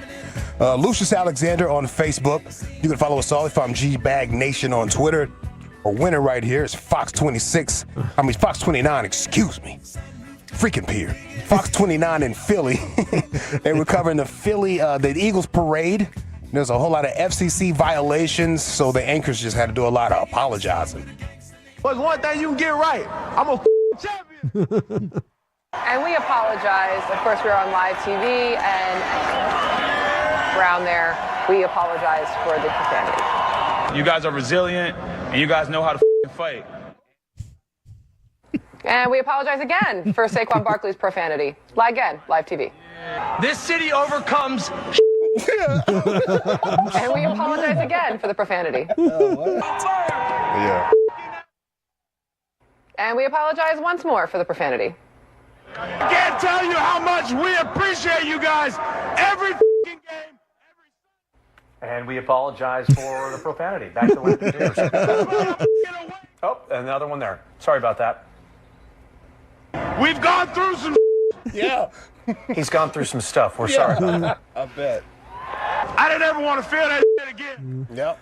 Sorry about that. Landon Dickerson talking about the loss. It's live TV. The emotion is there. Back to Landon. I just got one last thing to say. Go We cut that one off, but if you heard any of that, we apologize. Go Birds is what he said. Go Birds. is what he said. That's not what he said, dog. That's amazing. Yeah. Lord of the Flies, that city. It's the whole crazy. city. It's crazy to think that Doug's party might have been more popping than that parade party. Yeah. Doug's party, dog. Doug is lit We're out gonna get here. a movie like Project X sequel. Yeah. But it's Doug's But it's winter Doug. party. 214 Big Doug energy. Big Doug energy with his yeah, it's cane. You guys are like doing like a live, like a broadcast from there. Like, so, I think it was Lane Johnson actually gave Big Nick Foles energy a little shout out during the parade. Really? Yeah, he did. He gave a shout out to the package. Thought you'd like that. Oh, really? Go back and look at He it. shouted out Nick Foles, or specifically Nick Foles? The package. Piece. Wow. Jeez. Yeah. Oh, my God. All right, LA Live 105.3 The Fan, Monday, Friday vibes. We were talking about NBA All-Star Weekend. Did y'all see LiAngelo Ball? Yeah, out he there was, yeah, and he's hit that vibing. tweakers. Yeah. I'm a tweaking all the letters. Yeah, I showed. I was like, when it started coming on, I was like, I told my wife, like, you got to listen to this, and she was like, hey, I see why this song's hot right now. Yeah, I like it, man. He did pretty good. You can tell my man needs to work with the breath control. Cause I feel like rapping is real hard to do live. It's hard. You know, if recording a rap is easier because you can just punch it in. 6 bars. All right, put that up, producer. Now I'm gonna do another 6, and you just put it all together later like a puzzle, right? That's how I do my commercial reads. I understand. I totally understand. Yeah, but I feel like my man needs just a little bit more breath control when he's doing these things. But it's great. I like to see him out there. I like how the NBA is playing along. Pause. Good for y'all. Good for y'all. Good for y'all. Karl-Anthony Towns. I ran across this cut of Karl-Anthony Towns. So apparently when he drives the lane and he does not get the foul, it's either, oh my God, or he'll tell the refs, foul! You know what I'm saying? Trying to get the attention. And somebody put together like this master cut of it. Towns. Oh my God! Mason. Oh, my God! Towns single coverage. Goes right at Smith. I can't say that we're surprised about what's going on right now. Oh my God! Oh my! That's awesome. His voice makes it so funny. Yeah, for some reason it reminds me of Blake. I just don't. Oh. Open triple.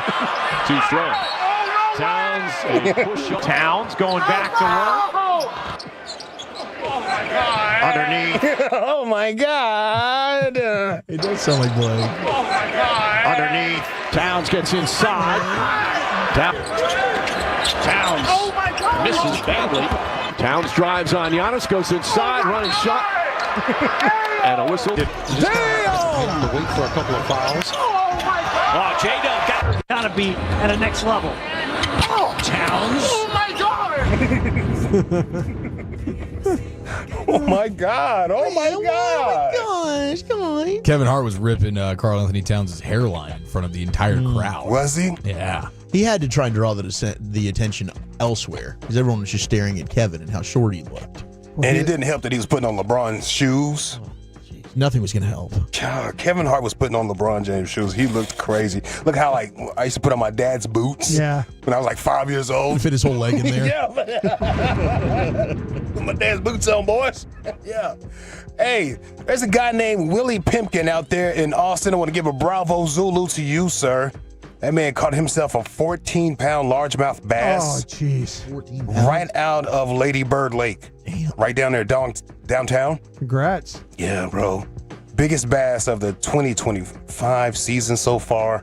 All right. 14-pound largemouth bass, Mr. Willie Pimpkin. Of course, a guy named Willie would have a big old bass. Willie's probably going there every day. Yeah. A guy named Willie. Willie with his big old bass. Yeah, he would have it. How many teeth does Willie have, you think? Definitely not all of them. I think it's a fair response. No, but he keeps care of the ones he got left. He learned his lesson. I wonder what he caught it on, Lucius. I wonder what he caught it on. Yeah, they need to put that there. They do need to put that there. There was a 71-pound buffalo caught in Lady Bird Lake before, too, as well, like just recently. So there's some big old fish out there in Lady Bird. Yeah. They need some real fishes. And another bravo Zulu to this 15-year-old man named Bryce McGee caught himself a 44-pound blue catfish out there in Lake Waco. It's a new youth record. So shout out to y'all doing some fishing already, man. Can you imagine being 15 years old, walking into school that next Monday after a weekend of catching some big old fish, Tell you what, some of setting these, records? Lucius was telling us the other day, not too Stood a long little ago, taller in the hallway. Yeah. that there's scholarships for fishing now. Yeah, some of these schools have scholarships. I wish I would have known that when I was younger, dog. I used to fish so much. This man is 15 years old. That's when I was really in my fishing bag, dog. Prime. I'll leave you by myself on the weekend and go fishing for real. I used to love to go to people's bait shops. Yeah. Oh, I used to love bait shops. Look at the photos of what you caught around here. I'm like, where'd you catch this one? I said, Joe Pool. Bet I'm going to Joe Pool today. I'm riding the bike over there. Yeah, bro. Got the saxophone and everything with you. Come on, man. Got the whole bag. Come on, man. All right, I'll be black tomorrow. Lord willing, in the creek don't rise. My name is Lucius Alexander. That's my time. I will holla. Thank you, Lucius. LA Live every day, 5:40 here in the G-Bag Nation. We are going to surprise. A week from now, we will be there with live broadcasts from Ranger Spring Training. Let's get you set. Jared Sandler joining us next here in the Nation.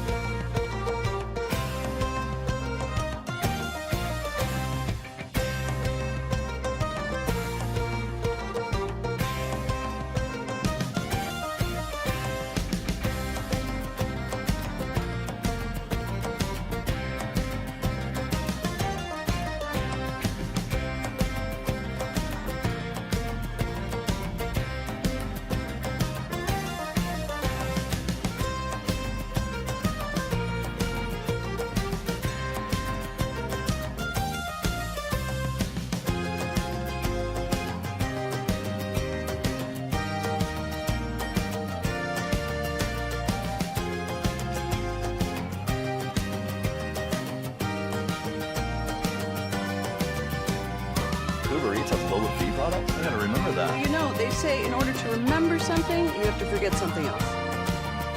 Okay, now that is a very cute picture. That's like a little shag. I've never seen it before. Well, I mean, of course you have. It's the Rachel. Oh, is that your name? No, I mean like your name. No, I'm Jen. My name's Jen. Right, but I just mean like this is your haircut. But that's hair on your head. I'm not saying this is your hair. Okay, freak me out.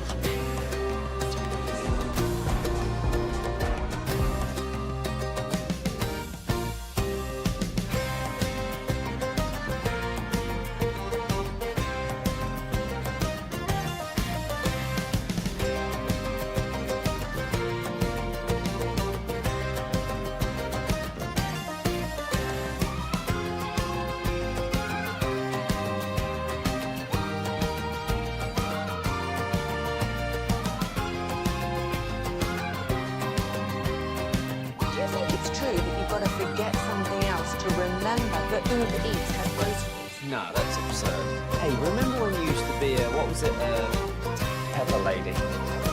Wasn't it Cinnamon Sisters? Razor Babes. Sapphire Squad? Nutmeg Maidens? Tree Club? No. Nutmeg Maidens. I just said that. Was it Spice Girls? Doesn't sound right. Was it Saffron Squad?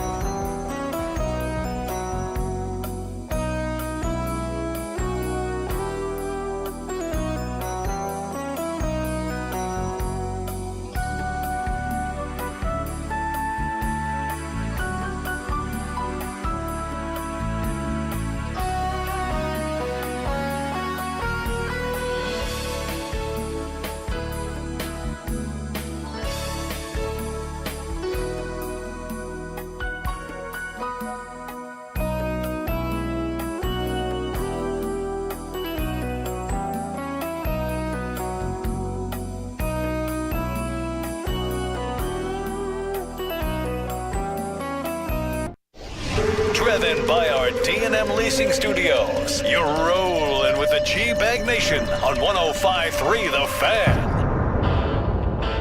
All right, about to catch up with Jared Sandler. Let's talk some Rangers, baby. We got spring training going down. We'll be there out in surprise this time next week. G-Bag Nation, KNC, taking on Rangers spring training there in Arizona. In fact, it's Baskey's last week with us before he joins the Rangers network. And, well, we love talking with Jared Sandler. It is the power hour, the final hour of the G-Bag Nation. Wolchuk, Chiafalo, Broadus. We have the greatness of Lucius Alexander. Carter Freeman still hanging around here. So he's running your video. We'll do a hodgepodge coming up on the other side. But, Jared, how are you? Did you get to meet up with our buddy Joe Barlow? Have you seen Joe Barlow yet?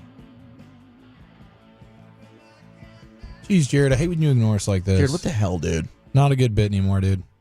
You've done this a lot now. He does this plenty. So played out. He likes to try and just pull pranks on us. It's like we've pulled pranks on him. He either wants to answer one question and use 10 minutes of time to answer that question, or Can just you guys hear lay me? out. Oh, he lives. Mazel tov. We got you. Jared. That's my fault. I had the mute button on. Yeah. Well.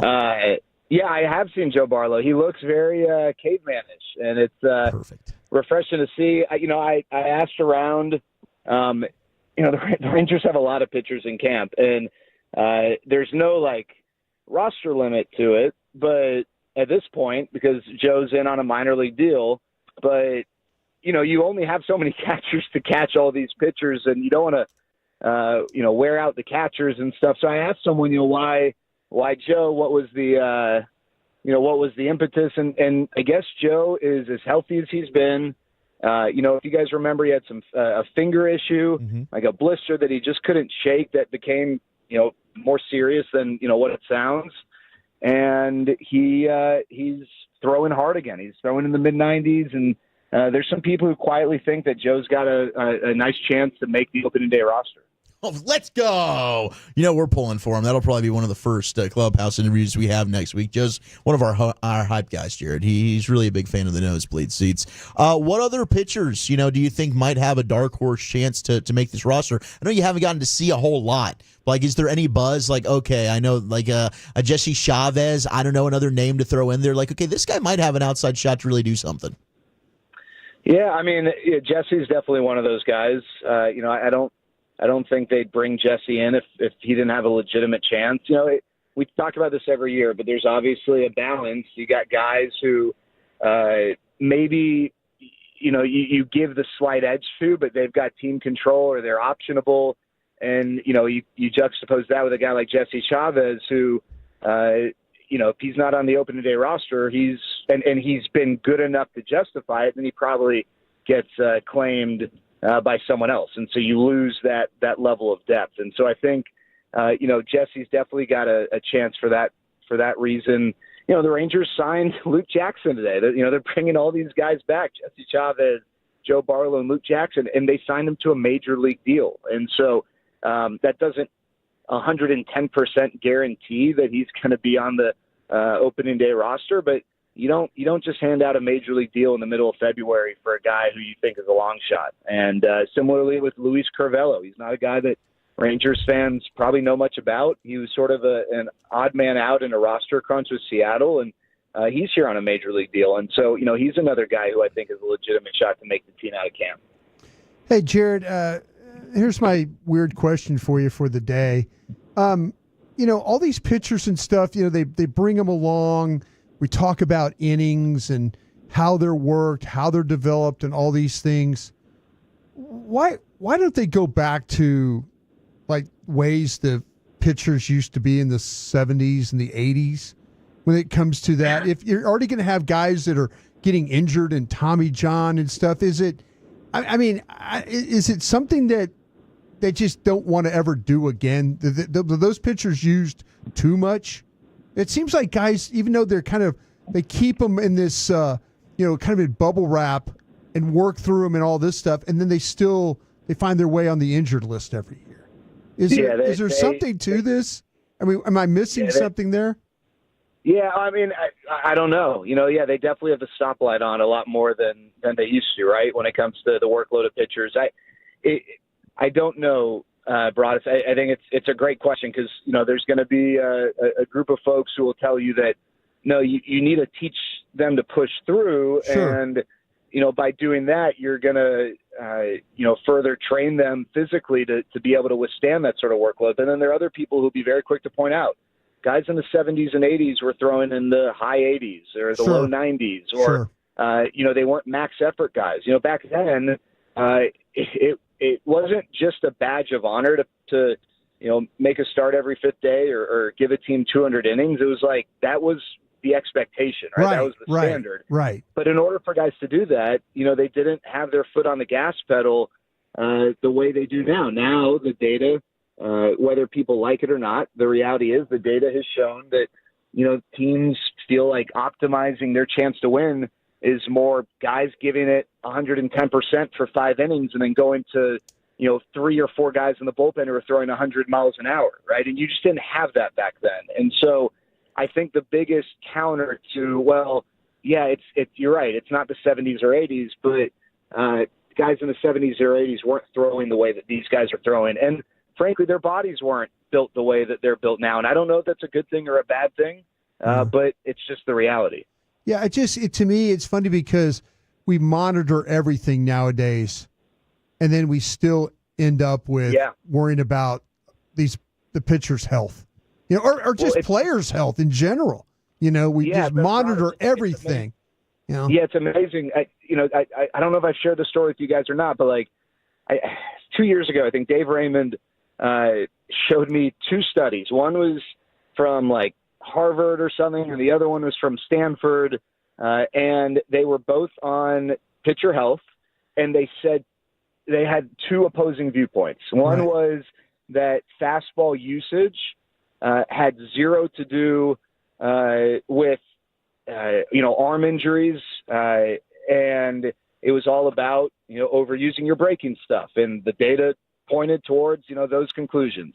Another one showed, and again, these are 2 legitimate universities and studies. The other one said it's actually all about fastball usage for guys who throw their fastball more than, I think it was 54, 55% of the time. It doesn't matter whether they throw 88 or 98.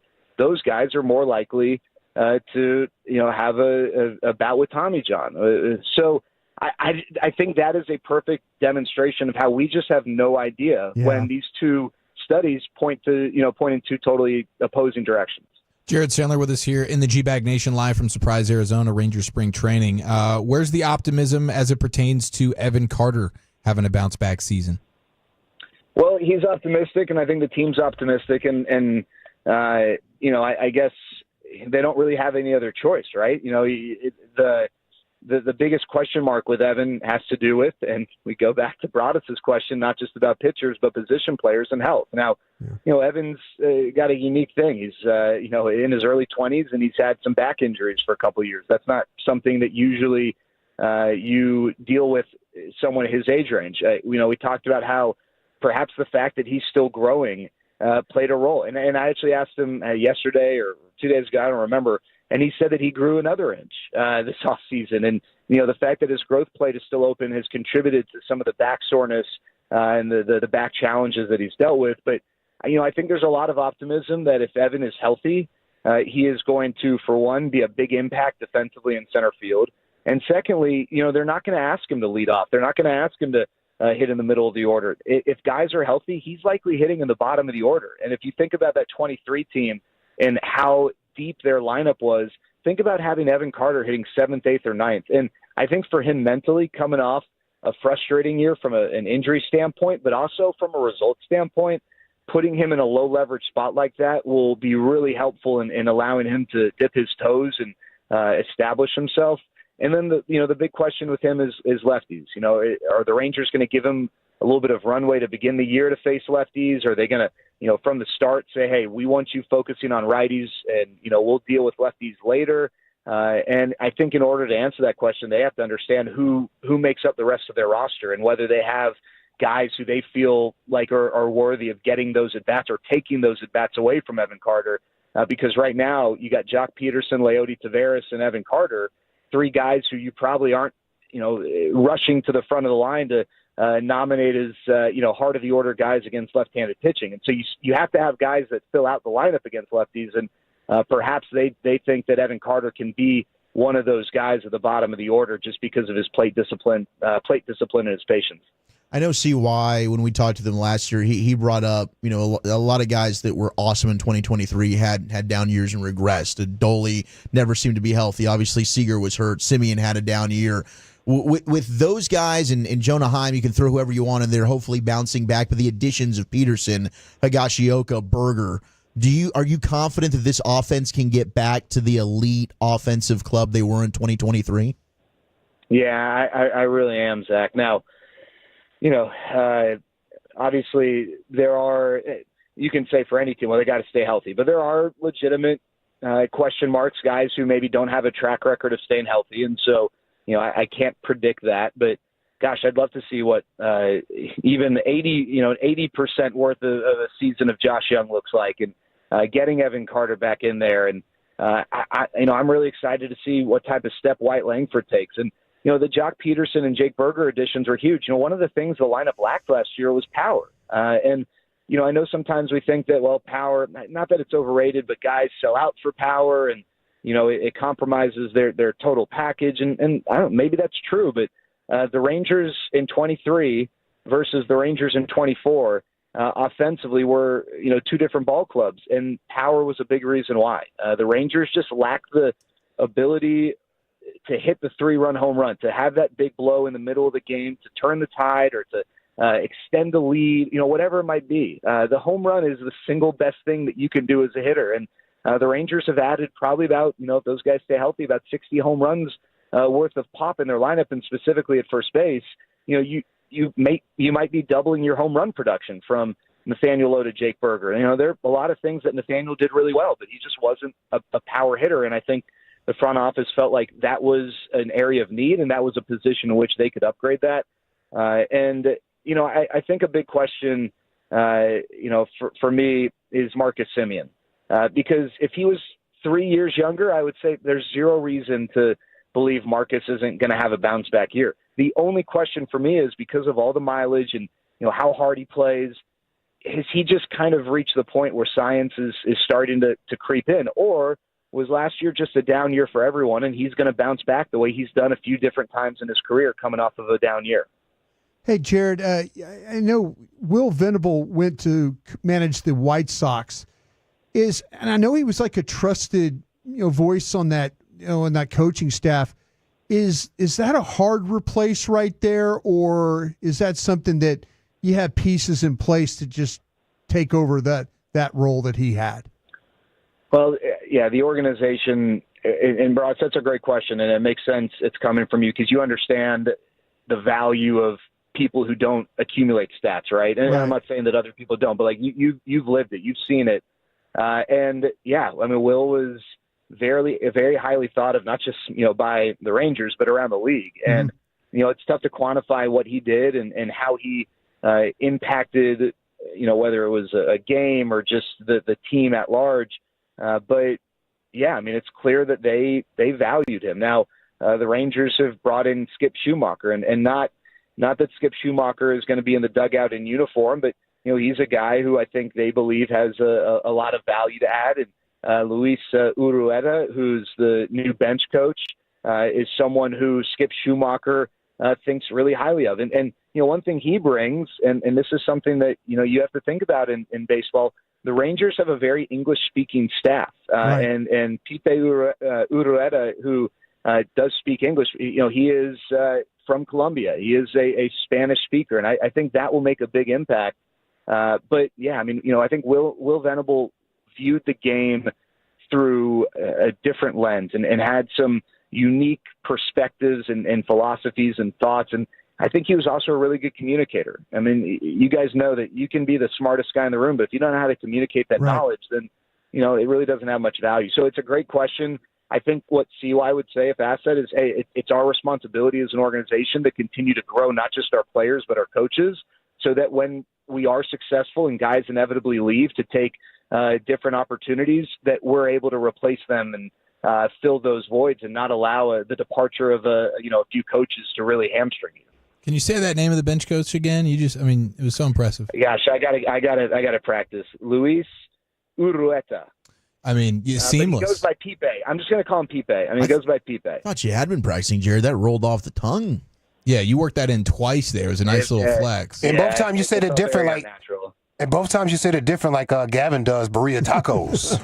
Yeah, no, for sure. I think I said his name three times, 3 different ways. It's Jared Saylor live in Surprise, Arizona with the Rangers here for spring training. Has anybody caught your eye just looking at eye tests, getting off the bus? Like, damn, this guy's been really working on himself this offseason. Some new developments, maybe with some 3D delts or whatever. Talent in the body, Jared. Yeah, we haven't been able to spend a lot of time over at the fields because we've been across the street at Rangers Village doing all sorts of interviews with guys. I did get to see Nathan Eovaldi and Jacob Webb throw some live BPs today. Jealous. Welcome to TV, Jared. Yeah.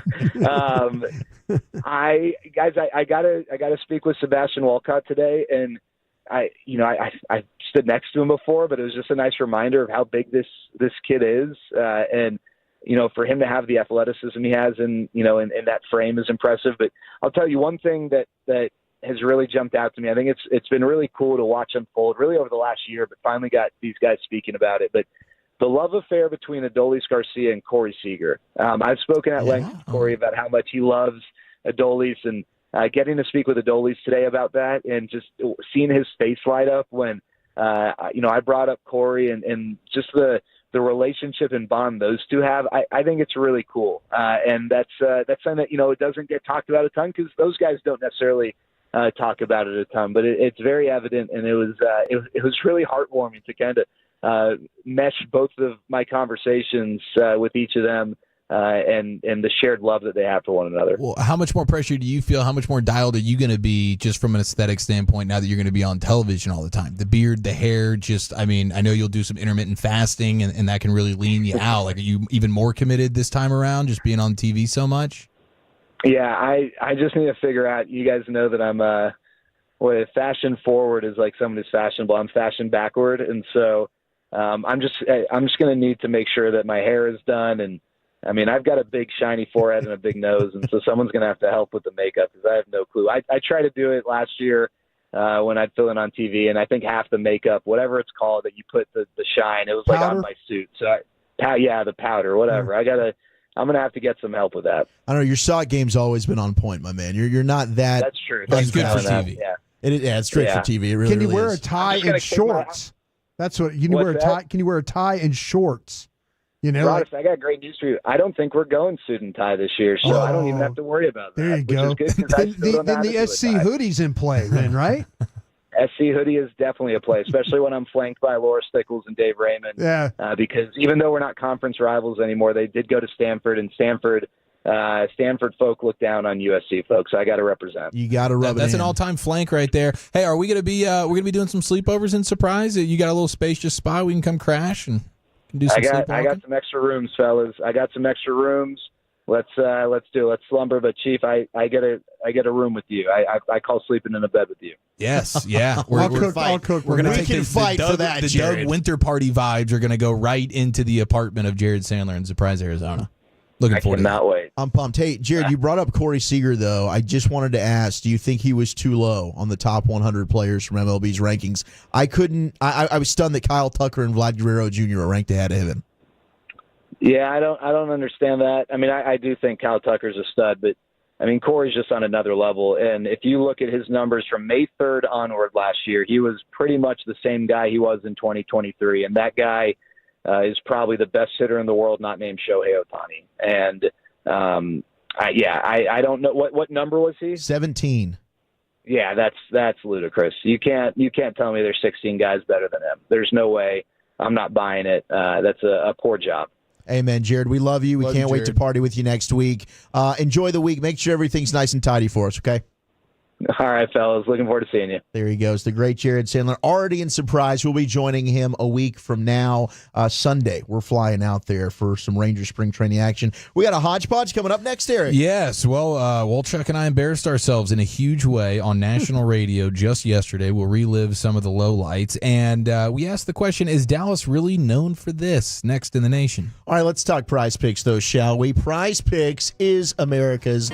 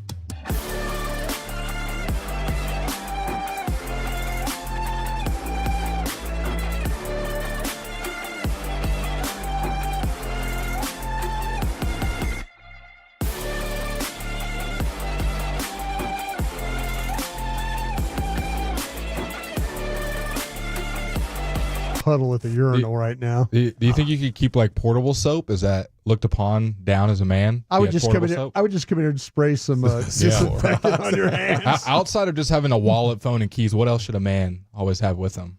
877-881-1053. Great question. Yeah, that is it. Gosh, I mean, a lot of people are going to carry a piece on them, right? I mean, we are in Texas. Yeah, absolutely. So I was thinking Aquaphor. Maybe that's even where a I was gun. going to go. What's that? I was going Aquaphor. That was probably mine. Aquaphor. Oh, just like for your lips? Or something? Aquifer? Aquaphor. Is it Aquaphor or Aquifer? It's Aquaphor. It's great for tattoos, by the way, as well. Yeah, it's got multi-use. So 100%. Having that in your pocket, that's just as good as a piece. Well, I don't know. Are you going to throw it at somebody in the event that you're getting robbed? I guess I don't know. Squirt in their eye. Slips out of their hand, and you can take off running. Maybe that's it.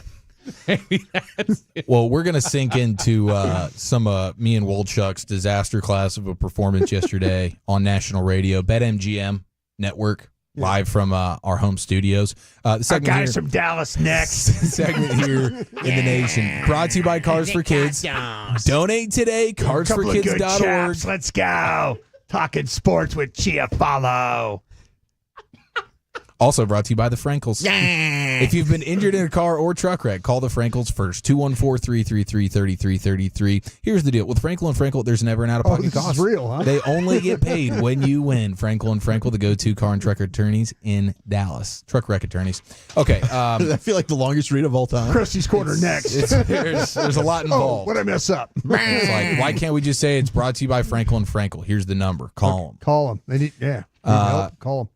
Okay, so we've now graduated from the BetQL radio network to now BetMGM. Big stage, boys. Big stage. Huge Okay. stage. That's what you guys were doing yesterday? Hell yeah, that's what we were doing So it's yesterday. no more BetQL? Oh, No, they it is- rebranded. It's now BetMGM. The big dog. Top of the mountain. So this means you're going to be in Vegas for all the big fights now. What's the MGM Grand? More than likely. They probably have to fly you guys out. That's a good observation by you. By the way, do we need to update our breaking news sounder while we're at it, too? Yeah, actually, that's a great point. Because breaking news on 105.3 The Fan is actually now presented by BetMGM. Smarter bets there start we with go. BetMGM. Download the BetMGM app or visit BetMGM.com today. Is it just me, or does that sound just more grand? That just sounds more grandiose. Oh, it's grand. It sounds like It's the top of the mountain. It is. I mean, It'd Walchuk, be nice if we we've take made care it. of that before the shows. You know how that goes. Yeah. That's rich. Well, we'll get the revision We'll get in a no revision. time. In no time. So we have three. President's Day, Brian. Three Is clips. that today? 3 clips. Today's President's Day? Yeah. Why have I not seen anything about that? Well, you didn't listen to the 420. Way to Tolo, Blake. I was for watching. Toloing. Sorry, I was. God, I know Fred heard it. Well, I did actually. I was watching. I Thank did. you. I could see it in your eyes. I was That watching twinkle. wide receivers. I was. I watched one receiver. It took me 4 hours. Look at this. Isn't it? I know no one on the fan cam. No, I noticed that. I didn't do that. There's a ghost in here. Because the last show we did, golf balls rolling down. There were His golf mic balls that turning did. off in the middle of the segment. Yeah. There's a ghost in here. Did you get clawed in the face? This is, yeah. Little shorty got him. Your cat got you on the nose. My cat got me on the Oh, no, nose. Shorty got him. Dallas fan cam. You'll see it on Twitch and YouTube in about 30 minutes when I'm on one of the cameras. Yeah, I have a big scratch on my nose. It was clawed. So probably He's gonna blaming it on the cat. Been clawed a few times. Yeah. Mm-hmm. So, a 90-minute tease from right now. Blake has a big-time scouting segment. We've got a 3-week tease going on. Ready to unveil. 3-week tease? Nobody does teases like Fan After Dark. I'm glad that I'm rubbing off on. We're like strippers. Yeah, we are. Love where your head's at.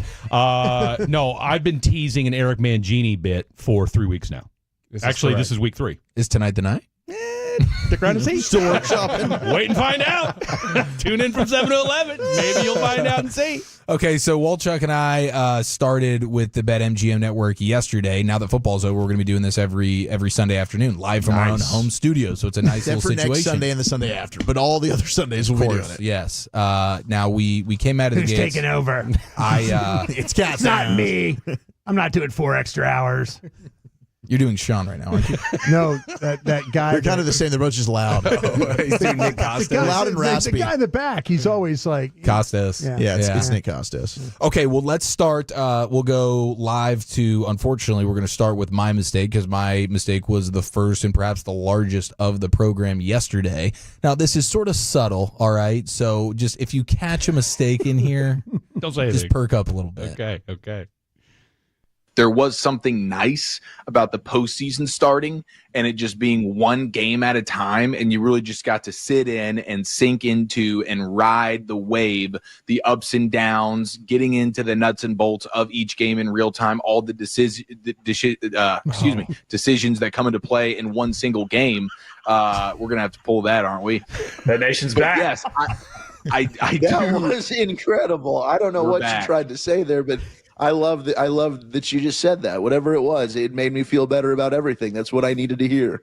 I was efforting to say the word decision, and I completely short-circuited and combusted along the way in front of my daughter who's in the room. You know how just emasculating that is?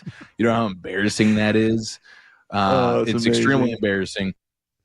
So I don't know if you guys can tell. Cliche known to man there. You went all cliche team on that one, didn't you? Yeah, you went.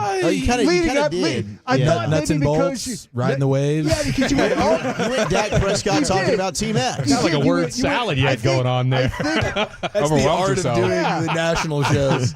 I think all cliches led to you losing your mind. Honestly, I think you're right, Brian. We're just trying to fill airtime. Okay, we're trying to make it through 4 hours, just collect our checks and go home. Even though we are home. But I don't know. I don't think that was that bad. Each game in real time, all the decisions. Excuse me. I thought we had to get the dump button there for a second. We might have to bleep that one. That reminds me of that Khaki Kev clip of him doing his read where he's like, oh, gosh. That's a new one for the B-Day roast. So that was a tough way to come out of the gates, of course, for me. I would like to think that I gathered myself. Is that your opening monologue? No. That's the first 10 seconds of the show. That was like the second segment. Yeah, I think somebody in Chicago right now, turn that damn thing off. Yeah, real disaster. I was waiting for an email with how bad our show was yesterday, but it's President's Day, so it didn't come through. That's very true. I dropped an F-bomb last year. They didn't say a word. You got those mics where did anybody hit the button and mute yourself? Did that once or twice, yeah. Did you? Yeah. Did you catch yourself? Were you talking while you were doing it? I was talking while I was doing it. Oh, are we going to play that? No, because it's not as good. What we need to play is this next silent clip. audio. We'll get to Walchuk's. We'll get to Walchuk's flub here in a second, but we went to San Francisco, where we had a guy from 95.7 The Game in San Francisco on scene at the All-Star game. Yeah. So he was he was giving us all the All-Star stuff, but then at the end, I was like, hey, by the way, we're actually coming out to San Francisco for the Super Bowl next year. So he was trying to sell us on the idea, and then I told him here my one concern about going to San Francisco, and then listen to what he had to say in by way of like a punchback about our city here in Dallas. Yeah, I think it's mostly just the human fecal matter on the sidewalks and the curb that has us a little tentative. But otherwise, other than that, Evan, we're fired up. We cannot wait to see you out there. Definitely need to show us around town when it comes to the food spots. We're going to be ready to tear it up, dude. You're a beast. Thanks so much for your time, and enjoy the game tonight. Yeah, whether it's fecal matter in San Francisco or obesity in Dallas, it's all one of the same, man. Appreciate you having me on. Wow. Thank you, Evan. Wow, he went out with a bang there. Did he say obesity in Dallas? Did he say obesity? He said obesity. Man. Unbelievable, man. That was, I mean, I think that's not just a Dallas problem. I think it's a country issue. That is true.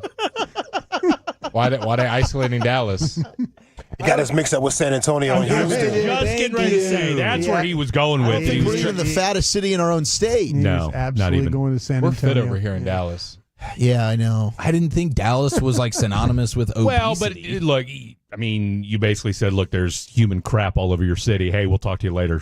I did kind of send him out with that. Yeah. He didn't take kindly to that, like obesity and poo. We'll catch you next time with all that human crap on your city. Later. Hey, clean up all the crap on the streets. We'll see you in the year. I mean, in fairness, it wasn't the most respectful sign off on my end. Speaking of crap, was your segment was crap? Yeah. I mean, it wasn't old boy from WFAN going all post or anything like that, but Can't believe it.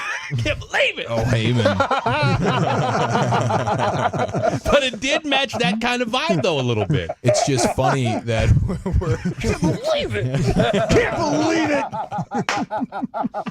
You serious? Serious right now. I cannot believe I'm never coming on with you guys again. I'm never coming on. I'm done with you. I'm done with WFAN. Friday, bro. Come on, calm down. You need to see it to bed. I cannot believe that he likened, like he was comparing, like the disgusting nature that is human poo on the sidewalk. Fat people? He's just as repulsed by that as he is just a general run-of-the-mill fat person. He had to Like, say Evan something, Giddings, though. good. You put Evan in a corner. I backed him into the corner You there. did. I'll own that one. You did. So he showed his fat hate. I mean, what else? Here, think about it this way, Obesity in Dallas, boys. Woo! Well, but think about it this way. What are you going to say about Dallas, right? Like, what's your go-to? Like, we know for a fact there's poop on city streets and city sidewalks in San Francisco. Like, that's a fact. Yeah. What's your, hey, all your cattle and all your big cowboy? I mean, what are you going to say about Dallas? Like, what's your go-to talk? There's one. Talk? There's one big one that I've definitely heard. I think we know what it is. Oh, about Dallas? Shot at the president? Yeah, I think that's usually people's go-to, like when they want to try and take a shot at Canoed his melon. Yeah. Gave him a Mossberg sandwich. But that's, I mean, what is that? I mean, that's a 60-year-old dig, though. Yeah, are we people still don't forget, Are we man. Are we still going after that 60 years later? No, apparently we're not. Apparently we're going after the obesity. Yeah, you're right. It's transitioned to obesity Well, now. hey, I mean, look, you can thank Patrick Dumont and Nico Harrison for that. Calling Luca fat on his way out. That's true. We did get a little bit thinner over the last couple of weeks. Well, yeah, we did. We dropped some lbs. It's not the big D, it's the obesity now, ladies and gentlemen. It's the obesity. All right, and then Fat D. we That's a great point. He could have been talking to Nico. I mean, like I said, I think he was getting San Antonio. I'm with Lucius. I think he messed it up. I think he was going Luca. Yeah, right. I think it's you're right kinda, about- yeah. I mean, that's what else. Like I said, what else are you gonna say? Yeah. Oh, all your women have that's your plastic point. surgery. Woo. Sorry. yeah, like California doesn't. Okay, now we're gonna go to Wolchuk's mistake. We're talking Puka Nacua, Cooper Kupp, and This is not good. He made a Puka Cooper Kupp disaster mistake. I still don't really understand why the Rams would be willing to get rid of him. I understand the contract. I get Puka Nacua. Wow. Puka Nacua That's crazy. has ended up being awesome for them. That was interesting. I combined Puka and Cup. Yeah. That's what I just did there. Puka. Thank you. Puka. Yeah, he's a Puka. Evan Giddings has a Poo Cup right now in his hand. Yeah, he does. Gosh, man, I still can't believe he said Dallas known for obesity, taking shots at the fatties. Oh, shout out to the fatties, by the way. Fred and Blake in studio. So that's how we stumbled out of the gates. Week 1 on the What a BetMGM show. Radio Network, man. What time do you guys do that show, by the way? 3 to 7. Okay. It's a 4-hour. So wait a minute. Where do we hear it at? So we got to listen on the app? Yeah. Well, it's on. It's on. We're not over air. Thank God. It is over here on other stations, but not on the Fan. We're on the air in other cities, and I imagine people are driving around in Tempe, Arizona, going, "What in the world I get am I listening Puka Nacua. Puka. Subscribe. Puka Nacua. Puka Nacua and Fat Dallas. Okay. All Puka right. Nacua. Oh gosh. And Cooper Kupp. All right, let's continue the. That's kind of tough. The crosstalk with Fan After Dark next, right here on the Fan. Coming up Tuesday morning on Sean and RJ. Sean is back. We've got Ask Reddit at 7:40. How did my funeral speech go over with the crowd? And a Dierks Bentley ticket.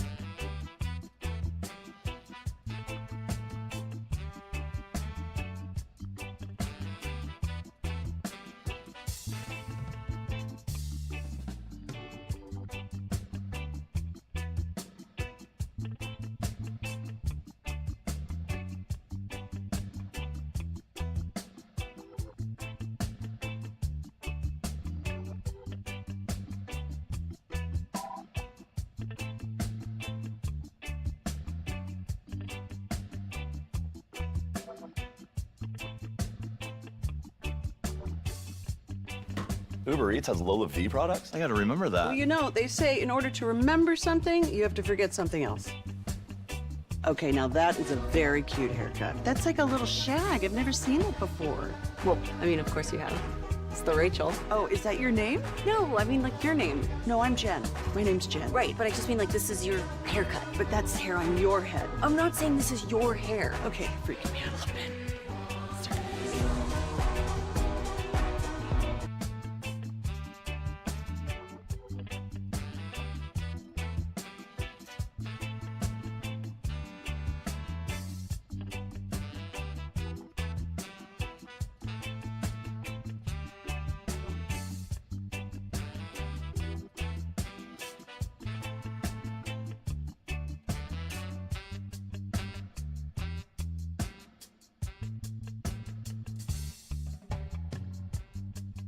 Do you think it's true that you've got to forget something else to remember that Uber Eats has groceries? No, that's absurd. Hey, remember when you used to be a, what was it, Pepper Lady? Pepper Lady? Wasn't it Cinnamon Sisters?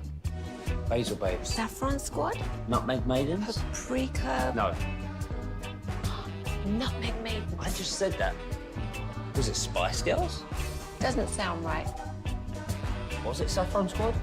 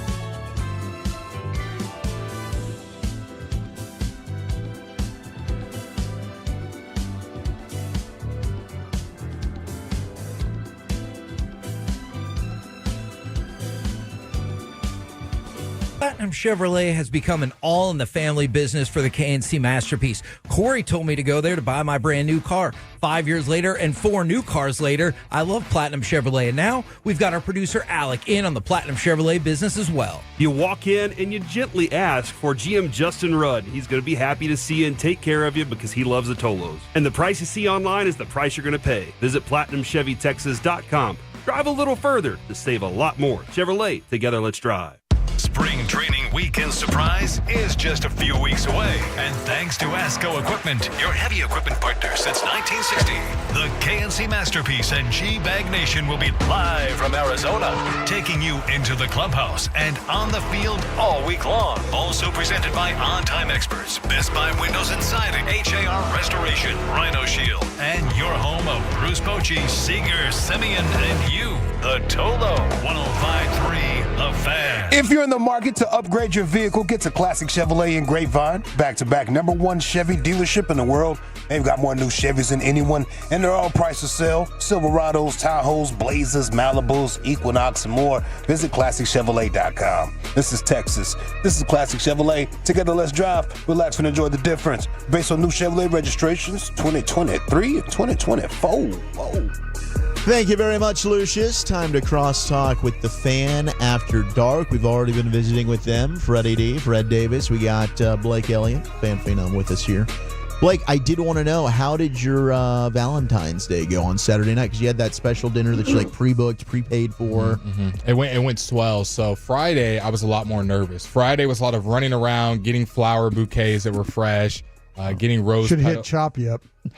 Hitting up. Oh yeah, that was just go crazy. by a funeral home. That was crazy. That got to be the worst fair foul ever. I heard Chop what he did. On Friday, getting the rose petals, getting balloons, chocolate. So a lot of stuff you had to do the day of. Saturday was already booked in advance. Had the dinner at Dakota's that we went to, and then a little bit of a last minute thing I booked like 3 or 4 days before. I booked a comedy club, Dallas Comedy Club, and we went and saw some improv, and she really loved that. We were in the front row, called on us a couple times to give some suggestions. I thought we did a fine job. Shorty was a little nervous, but we did a great job. You get heckled? No heckle. It wasn't really one of those. It was more of a low key one where they were just kind of being nice to everyone in the crowd. It wasn't like a full on comedian. Hey, I've done this 30, 40 times. More of like young and up and comers. Open mic type night type deal. I mean, it wasn't random people. It was people that had been there, but they were just doing improv. It was fun. Got some drinks. Had a good time. And I'm trying to think, was that it? Yeah, I think that was it. Just improv, comedy, and a good little time. So what was included in the meal at Dakota's? Was it worth it? So it was a prefixed menu, 3 courses. First course, I got black truffle risotto. She got some yellowtail sashimi. And then second course, she got surf and turf, so some crab legs and a fillet. Nice. And then I got a New York strip, both medium rare, cut like butter. I was telling Brian before the show started, I've never had a steak cut that easy. I mean, the knife touched it, fell apart. Amazing. And then third course, I had a tiramisu cheesecake, and she had some black chocolate cake type thing. That's delightful. What a win, dude. Sounds fantastic. So you went strip over ribeye. They didn't have the ribeye as part of that. That's right. They had like a. So it was strip or. What was the size of that steak? The New York strip, I don't know. 8, 10, 12, 16? More than that. Probably closer to 16. Okay. Because hers was a 6-ounce fillet with the crab leg. So it was quite good. And, had myself a glass of wine. She had herself a martini. We had a good little time. Wow, damn. man. I will say, me and my girl are both observers. I saw probably 2 different couples that looked like they were having the worst time ever. Looking at their phones the whole time? One, looking at their phones the whole time, but they were eating, like maybe, I don't know, maybe they just don't talk. How old do you think they were? To my left, I knew how old they were. They were probably 27, 28. I mean, just by judging them. Couple to my right. I don't know how to describe it. Just, basic looking Caucasian dude, long hair. Wow. He's got a beautiful black princess with him. Oh. They're hanging out in the corner to the right of me. I mean, not a word was said between them the entire dinner. I don't know if they ate more Think it was a first date? I was asking that too. I don't know if they ate more than 2 bites of their food. Like the server, we had the same server, so we're like, did they eat? They're like, no, they haven't eaten a single thing. Prepaid for $125 a person. Yeah, they were fighting. Yeah, that was a fight. And I was like, no word said on Valentine's Day, and nobody ate. Me and my girl could get in a fight. I was going to say, fair foul, still eating, even if you're fighting. Like, if you're not going to talk, at least eat, right? Well, especially if it was a prepaid. You know what I'm saying? Like, hey, we may yell in the car, but I'm eating my food. Honey, we're eating, and we'll address this later. Anything you talk about, she's just going to flip it around and make it a fight. You can't say anything. I just don't. You say your steak is amazing. Well, how you treat me is not amazing. Like, damn. Well, how you treat I don't know where I'd ever be in that situation. I would never be in a situation. Like, we can fight, but we're gonna whatever, and then I'm gonna eat, and I'm gonna try to talk her through. Never say never, bro. Or be careful. But I'm saying, even if I was in that type of situation where we're having a fight, we're not going to dinner. I'm not gonna. You're gonna punt on the. Maybe they got in a fight in the car on the way there. They had to have. I'm still turning around. We're not gonna fight. We're not gonna fight the entire dinner. Turn around. Wow. Well, we're canceling. Don't you think turning around would have been better than just sitting there and not even? Not if you've already paid. Oh, no. Not if you've already paid. Oh, no. That's at least a to-go box. We are sitting in it now. We are going to dinner. And we will address this, whether you like it or not. And this is like white tablecloth. Every table is like you can kind of see what's going on. Not just piano in the back, waterfall. Awkward. And just were they still there when you guys left? They left before us. Got here after us and left before us. So they didn't eat anything. Did they take a bag with them at least? Nope. They left the food there? I'm telling you, I knew they You should have gone and scooped that up. I'll be real. We knew Right, Zach would. That's one of those deals. If you got the same waiter, like, hey, you said they didn't take a bite of that? Even if they did, let's go ahead and box that up, too. The only way a couple I knew... espresso martinis later, I'd have been sitting at that table. I think they actually ordered the strip. I think you forgot to run bring that back. The only way Is that medium well, or how's that cooked anyway? Just asking. The only way I knew that they didn't eat was because of the waiter. He was picking up the things 2 feet away from me, full plates. Yeah. Just how he brought it. Everything garnished on there. Wow, that is just. And I'm That's just a like, shame. that's That's a not shame. that's not going to Chili's and getting in a disgusted. fight and punting on $30-$40. That's disgusted. $300. Ooh. Wow, man.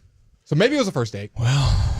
Well, that's an awkward scenario. A lot of people have chimed in about your question, Blake, about what should a man carry on him, and the unanimous consensus seems to be the pocket knife. The pocket knife. Okay, real close. That's personal. That is personal. I don't know if I'm that much of a psycho. If danger came, Whoa. no, I'm saying if danger came, I don't know if I'd want to have a knife. That's Oh, you think you're too bashful to actually stab somebody I mean, under duress? It really came If down danger to comes, I don't know if I want a knife. It is He's a gonna very, throw it at him. very interpersonal. Why would I way of want a killing weapon to someone. defend myself? That is just crazy. But I'm saying if push really came to shove, are we really stabbing people? Yeah.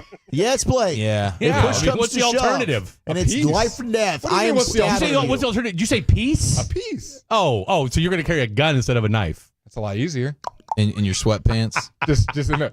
Come on, hey, because you can do this. You can do this, and someone's gonna back off. Flash it. You're gonna flash a fucking knife. Flash the belly button. It's on. It's on. I don't know. You give me Plaxico Burrs vibes when it comes to carrying a gun. Accidentally shooting it, yeah. You could have been asking for directions. Now you brandishing a weapon. You got 3 years. Is there any other protection you can roll with you other than a pocket knife? Pepper Mace. spray. Yeah, pepper spray. That feels kind of Little taser. Maybe Girly. grenade. hand grenade. I'll pull the What do you guys pin. got coming up on the show? Hand grenades in the hair. We'll just keep this conversation going. I mean, what would people carry around?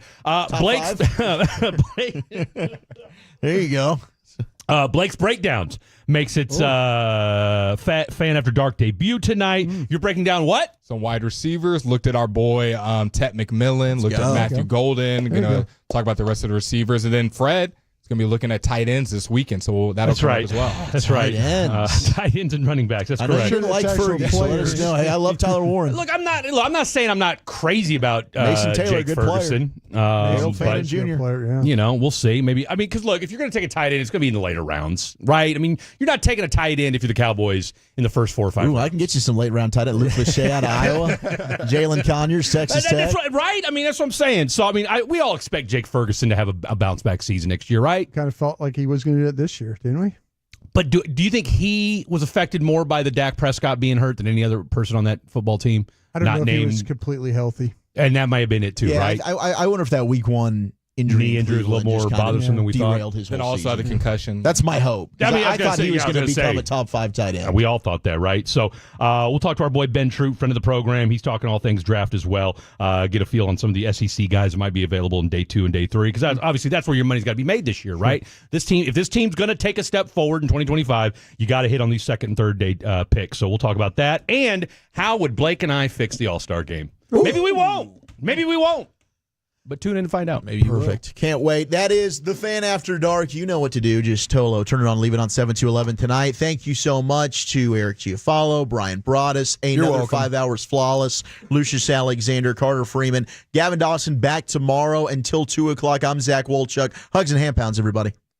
Fellowship at its finest. You're rolling with the G-Bag Nation on 105.3 The Fan and our Odyssey app, presented by Comerica. And that's why you're a fan. You ever try fixing your car and realize you're missing that one part? Yeah, been there. That's why eBay's my go-to.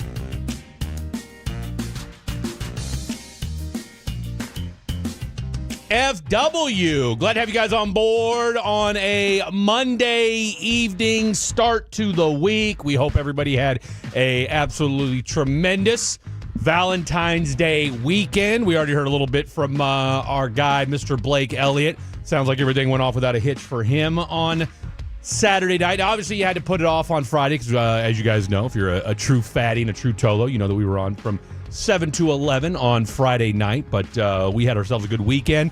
Nice Sunday as well. We're going to get to the All-Star game here in just a second. Obviously, that was the big news of the day, the big storyline, big sports item of the weekend. Now, we had some hockey a little bit as well. Obviously, shout out, Go America! USA handled our business over the weekend, beating Canada, and everything's right in the world once again. I'm Fred Davis, that gentleman off to my right, the phenom himself, the other half of the program, the best-looking half of the program, Mr. Blake Elliott. Hola, amiga. Hola, amigos. Everybody who's listening that shouting out the female Tolos, I see. Shouting out the female Tolos. Anybody? Should we call them Tolas? Tolas. Yeah, we'll call them Tolos. That sounds like we're saying Tovash. That's it. Shout out our boy Tovash. Shout out to our boy Tovash. I just wonder what people are doing today. You know, this is a weekend. It is a holiday. I keep forgetting it's a holiday. Why did I hear nothing about this on the national? How could you forget this holiday? Easily. I feel like unless you're in school or have a school-age child or went to the bank, like not one time nobody did I see cares. Anything go to the bank. I didn't hear this one time on any. I was on social media for a good little time. Walked outside. Nobody said Happy President's Day, Blake. No, like I said, I think outside of banks, I want to say the post office is closed today. It is a federally recognized holiday, is it not? So that would mean all the, people that haven't been laid off by Doge are still having a day off today. I thought Doge was a company.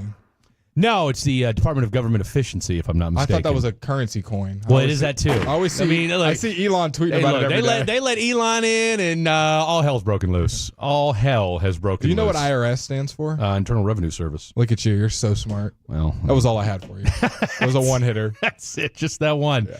Just that one. We got our boy Khaki Kev behind the glass on the 1, 2s, and 3s. Khaki Kev, now you were on Saturday morning doing your thing, producing for the Fan Jam, a.k.a. Will Chambers and Mr. Chris Arnold, three-time Hall of Famer himself. And I want to say, now, did you go out with your girl Friday night, or were you guys getting together on Saturday? Both. She came over, and we did our thing in Fort Worth on Friday night. And then I went over there on Saturday and played bartender for the family, and had some fun Saturday night. Okay. So how was your Valentine's Day weekend? Were both of these at a house? Both of these were at a house. Look at you, family man. Okay. Well, other than obviously the tattoo shop, but That's right. Did we talk about that on the air the other day? We did. Remember, y'all brought me on for like a segment. I think y'all just needed a segment to waste time. Hey. Oh, so is that how you guys deem it? If we bring a producer on the air, we're just trying to burn segments. Obviously, I appreciate. Is that the scuttlebutt behind the scenes? Is that what you guys are talking about? I know you guys are like a bunch of schoolgirls over there, man. These weekend producers over there, just chatty Cathys, all of you. All right. Well, hey, I mean, look. No, it was a good more weekend. Tolos on the telephone. Then is that what you guys want? I don't mind the Tolos on the telephone. If we don't on this program, I'll tell you what. If anything, if we do a Tolos on the telephone and I don't get as much love as Jacob did, I'm gonna be pissed. Yeah, no, Jake is the leader in the clubhouse right now. I just happened to be listening when that happened, and I was How like, did that make you feel? It did not make me feel. I was like, I was happy for Jacob. I was happy for Jacob, but I was like, be honest. This is that meme where the guy's what did I do screaming wrong? like on the outside. Be honest. You were like, who the bleep is this? Who is this guy? You were sitting there thinking to yourself, like, this dude's been on air. Like, he just started. He's been on the show. He's a newborn. Been 105.3 The Fan for a month. Yeah. Done a handful of shows. And already getting Tolos and fatties to love him up. And it's no slight to Jacob. Obviously, Jacob's great. He's done an incredible job. He deserves the praise. Compliment sandwich. I see what you're doing there. I see it brewing. But I'm just saying. You should see it when you're not on the air. But it was I felt slighted. But it wasn't Jacob's fault. That's okay. All right. You're blaming the Tolos. I mean, I'm not blaming Tolos. Maybe Should we do a Tolos on the telephone tonight and see if no, because everybody's gonna do it. Khaki Kev can bounce back. See if Khaki Kev can bounce back. See what they're talking. Because hey, we open it up. Ain't no telling what they might say. Someone said, "What does TXU stand for, Fred?" TXU. It's Texas Direct Energy, isn't it? I don't know. TXU? I don't know. I'm just reading the text. I don't know either. I don't know. I thought TXU had something to do with one of the energy companies here in Texas. Not Texas, not to be confused with Texas Women's. Texas Women's College? Yes. Well, that's just TWC, isn't it? Correct. I think it's TWU. I think it's TWU. TWU. Yes, TWU. Oh, Texas Women's University. Yeah. Okay. All right. We learned something new today. All right. Well, I hope all you guys out there, I'll tell you what, because a lot of y'all, we chatted with y'all on Friday, and then, of course, we do our show on Saturday from 1 to 5 as well.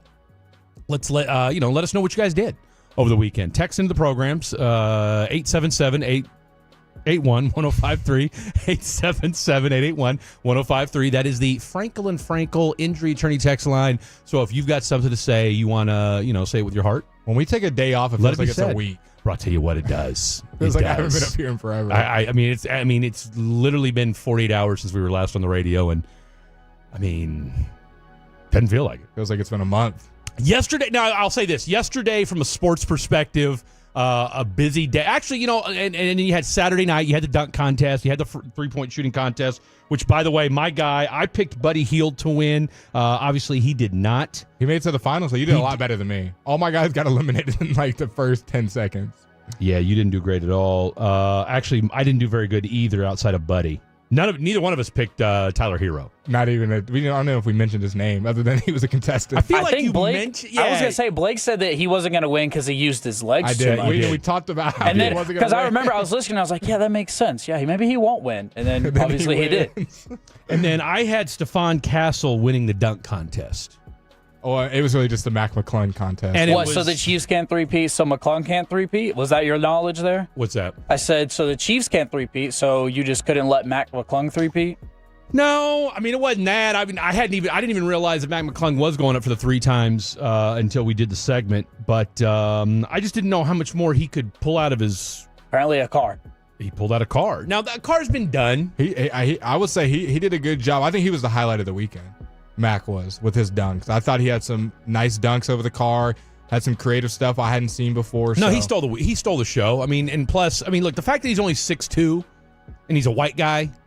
Someone put out a funny tweet. They said the funniest thing about Mac McClung dunking is he looks like I think it was saying like a basic sports movie where Vince Carter gives his headband to some kid in the crowd. Seriously, I saw that same thing. Basketball. And that's kind of what it felt like.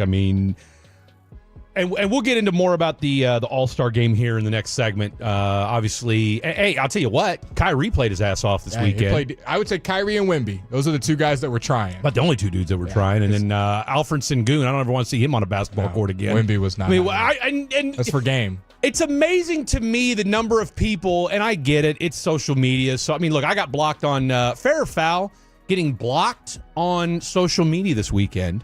Me and a guy went back and forth about KU basketball. Oh wow! And I didn't use any curse words, didn't call him any names, and he blocked me after 4 or 5 interactions. Some people can't handle it. Just a power. He couldn't handle the Freddie. He couldn't handle the truth. Okay, we've got some text in. We don't need any more producer beef. Alec and Pepe have enough of that for the whole station. Okay. TXU stands for Texas Utilities. Okay, glad to know.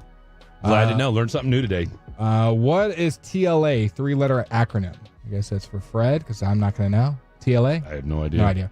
I heard 2 radio hosts talking about, they're referencing what we said on Friday. They got marked. Sup, fellas? Hold on. What do you mean? What are you talking about, what we said on Friday? I'll let you read it if you want to say it out loud. We said a lot of things on Friday. We said a lot of things There should Friday. be a drop of it. Sup, fellas? Sitting here listening from Lake Tawakani? I think I said that right. Getting some fishing in. That's from our boy Tovash. What's up, Tovash? 949. Took my lady. Oh, here we go. Took my lady to dinner at Don Artemio in Fort Worth. Almost 500 bones before tip. So I probably won't go again. But those tomahawk steaks were fire. I feel you, 940. I didn't spend your money. I spent $340 before tip. $380, something like that. So I feel you on that, but 500's crazy. Being white is his allure, okay? Castle Is that? I mean, I don't know if that's an allure. Is it? There's other white guys that have dunked a basketball before. Look, I've been doing this for 43 years. Yeah. I don't know that it's made a whole really, movie about it. I don't know that it's really anything to be. But also a while ago, they made a movie about that. What's that? He said they made a whole movie about white guys dunking. Oh, about white guys dunking? Yeah. What movie? White Man. Oh, White Man Can't Jump? Yeah. Oh, well. I mean, that was also a while ago, so I just feel like that narrative has kind of changed. You got Cooper DeJean. Absolutely. And plus, plus it was kind of, that was like the underlying, the joke was that he couldn't dunk, but it was also a buddy movie, too. Yeah. Between him and Wesley Snipes and a vintage Rosie Perez. Uh-huh. Don't sleep on Rosie Perez. Mark that. Y'all ain't ready for Rosie Perez. Someone said, mark that. That's definitely how you pronounce that lake. Did I say it wrong? Let me try it again. Lake Tawakoni. Am I saying that right? It's from Tovai. I can't mark it because I don't know how the hell it's supposed to be said. Y'all act like I'm. Try to say it. First of all, I don't fish, number one. Tawakoni. That's what it looks like to me. That's what I'd call it. Yeah, they redid White Man Can't Jump with Jack Harlow, and nobody watched it. I didn't even know that existed. Tawakoni. There we go. Or Lucius with the win. Tawakoni. There we go. TLA is True Love Always? I think you just made that up. That sounds like you and your friends' little acronyms to each other. TLA is True Love Always. That's what I just said, Fred. Oh. I literally, that was the words that came out of my mouth was that, and you just said it as if it was Well, I was news. reading it because somebody said, I remember when Fair or Foul used to be a segment, Fred uses it like a comma. Well, yeah, sometimes I do. That's the beauty of it. Someone said, now we need interchangeable. Someone said, now we need White Man Can't DB with starring Cooper DeJean. Wow, you need enunciation practice. It's okay. That was painful. It's okay. Well, what do you expect? We all need practice. First of all, it's a word we've never seen before. How did you guys pronounce it when you first saw it? It's obviously Tawakoni. You know what I'm saying? Come on, people. Is this the direction we're going on the text line tonight? A little adversarial, a little abrasive? I think they're in a good mood. I hope so. Let's be in a good mood. Look, I get it right now. We're kind of in the we got no football right now. It's all draft 101 that we're going to be knee deep in. Now, we will have some free agency stuff. That's going to hit the airwaves here in about 3 weeks. Was it March 12th, I want to say, is when the new NFL league deadline or new league year starts. And so if you're the Cowboys, and really if your team's all across the league, it's, okay, who are you going to, post June 1 cut, right? Obviously the big scuttlebutt around the Kansas City Chiefs right now is Travis Kelce going to retire? And I would say please. I sure hope he does. After what he did in the Super Bowl, hey, it's been real. You've had, 14 years in the NFL. You went to 5 Super Bowls. You won 3. Hey, call it a day. You and Taylor, go do your thing. Go live life. Okay, it's a joke about all of these abbreviations. All right, we'll take that. We're just fired up on a Monday. Speaking of jokes, I think Anthony Davis's new game show premieres tonight, or it premiered last night. What's it called? Foul Off or something like that? Foul Play? I had it written down because I actually started a tweet, and I was like, really? This is the joke this is what the NBA's joke is on us? I thought, and it had been teased for a while, so this wasn't something new. It had. I get some people who are like, I can't believe he's doing the shows. Well, he did the show before he got it. I saw some good tweets about it, hopefully saying that this trade was all just the first prank on their show and they're going to rescind the trade after the first episode airs. That would be great. Well, and it's funny you say that because I had a tweet written up and then I forgot to send it where I said, I hope Nico's got an episode. And that's how the show starts is, ooh, look at this prank. We're going to prank and send AD to Dallas and Luka to LA, and then it'll be rescinded, but that never happened. 214, tension could be coming from the Luka trade hangover and lack of football. Okay, a little bit of sense from the 214. I get it. I think it's a very real, and think about it this way, right? We're pitchers and catchers have reported. Position players are started this week, if I'm not mistaken. They were doing some BP over the weekend. Everybody's there, right? So we are now. Baseball season is officially underway. Now we're not going to see. Actually, I want to say the first game that you can listen to on 105.3 The Fan is this Saturday. And that's going to go down at 2 p.m. Pregame starts at 2. Blake is going to be noticeably absent from radio on Saturday. Just putting that out there. He's got the day off. It's okay. So Blake's out on Saturday. So as a result, you get 5 hours of Will, 5, CA, and your boy. Y'all are doing 5? We're doing 9 to 2. 5 old head hours. That should be fun. That's going to be... Tell you remember back in 83 when we... It's going to be 5 hours of that. It's going to be 5 hours of just pristine radio. That's what you're going to get. You might learn something. You might want to tune in. You might learn something. Sega Genesis and Atari that's right. talk. That's exactly what it's going to be. A little Pong thrown in there for good measure. A little Nintendo 8-bit, you know what I mean? A little Excite Bike, Tecmo Super Bowl. And it's all going to be offset by Jacob, your producer. Who? Jake's producing? New guy Jake? Yep. Where you at? I'm doing the game. Oh, okay. So you're okay. They gotta have all the I was gonna producers say because in. normally you do the fan jam in the morning, so no fan jam for you. You're doing Rangers coverage on Saturday afternoon. Okay. Okay, done moved up in the world. Well, you did. But you did Rangers coverage last year too, didn't you? Who else is doing the Rangers with you? I think a lot of people are going to be here because it's a new format, so we're going to have to figure out. They got the whole team up here. Okay. All right. I like where we're.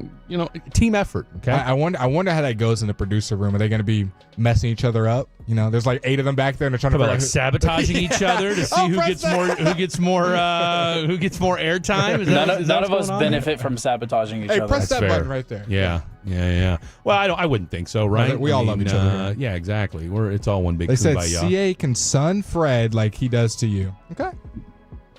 See, I don't know that. See, I don't get, but me and CA, like I know a lot of the stuff CA's saying though. That's the difference, right? So I pick up what CA's putting down. I mean, I get it. He's a little bit older than me, but still, like, I get him. I get 92% of his references, unlike the young guys who are just sitting there in awe and like, what was New Edition? Tell me about that again. Who's Bobby Brown? Like that sort of stuff. Like when he does a CA story, you guys are just in awe of what he's saying. Because you guys have zero idea what the hell he's talking about. So anyway, that's going to be 5 hours of fun on Saturday. Get ready for that. Myself, Will Chambers, and the three-time Hall of Famer, Mr. Chris Arnold. So, all right, we got a great show tonight. I think you guys already knew that. We've already got the Franklin Frankel Injury Attorney text line rocking and rolling, 877-881-1053, 877-881-1053. That is the phone number to text in if you want to be heard. We want to hear from you. Let us know what's on your mind tonight. You want to talk a little something about what the NBA All-Star Game. We got some NFL talk to get into. Blake's Breakdown. We are premiering new segment, Blake's Breakdown. Giving a little tease, Blake Elliott, of what they can expect with a Blake Breakdown. Yeah, so I went ahead and looked at the all-22 of some of these wide receiver prospects that were in college that are going to be coming into this upcoming NFL draft. I looked at the wide receivers this weekend. I'm going to be looking at corners next weekend, but for today, we'll give you a little tease. We're going to talk about 2 receivers, Tet McMillan from Arizona, 6'5", and then we'll be talking about Matthew Golden from Texas. Tet McMillan, the top guy in the draft, I don't know if I have the same appeal as others do about Tet. So figure out why and who maybe I have ahead of him at 8 o'clock. All right, so stand by for that. That's going to go down at 8 p.m., 2000 for those of you operating on the 24-hour clock. We'll do a little fair or foul. And then friend of the program, Ben Troop, is going to join us at 9 o'clock talking all things SEC football and give us some ideas as to what SEC guys are going to be available on day 2 and day 3 that would make fantastic Dallas Cowboys and, more importantly, great depth pieces for this football team moving forward. A lot of folks felt some type of way about the All-Star Weekend. How did we feel about it, and how would we fix it, and your thoughts and more? That's Khaki Kev. That's Blake Elliott. I'm Fred Davis. This is The Fan After Dark. The Fan is on YouTube, Twitch, smart speakers, or any mobile device on our Odyssey app, presented by Comerica. Turn it on, leave it on America's fastest growing sports station. Thanks to you. 105.3 The Fan. Valspar products make it. For something, you have to forget something else. Okay, now that is a very cute haircut. That's like a little shag. I've never seen it before. Well, I mean, of course you have. It's the Rachel. Oh, is that your name? No, I mean like your name. No, I'm Jen. My name's Jen. Right, but I just mean like this is your haircut. But that's hair on your head. I'm not saying this is your hair. Okay, freaking me out a little bit.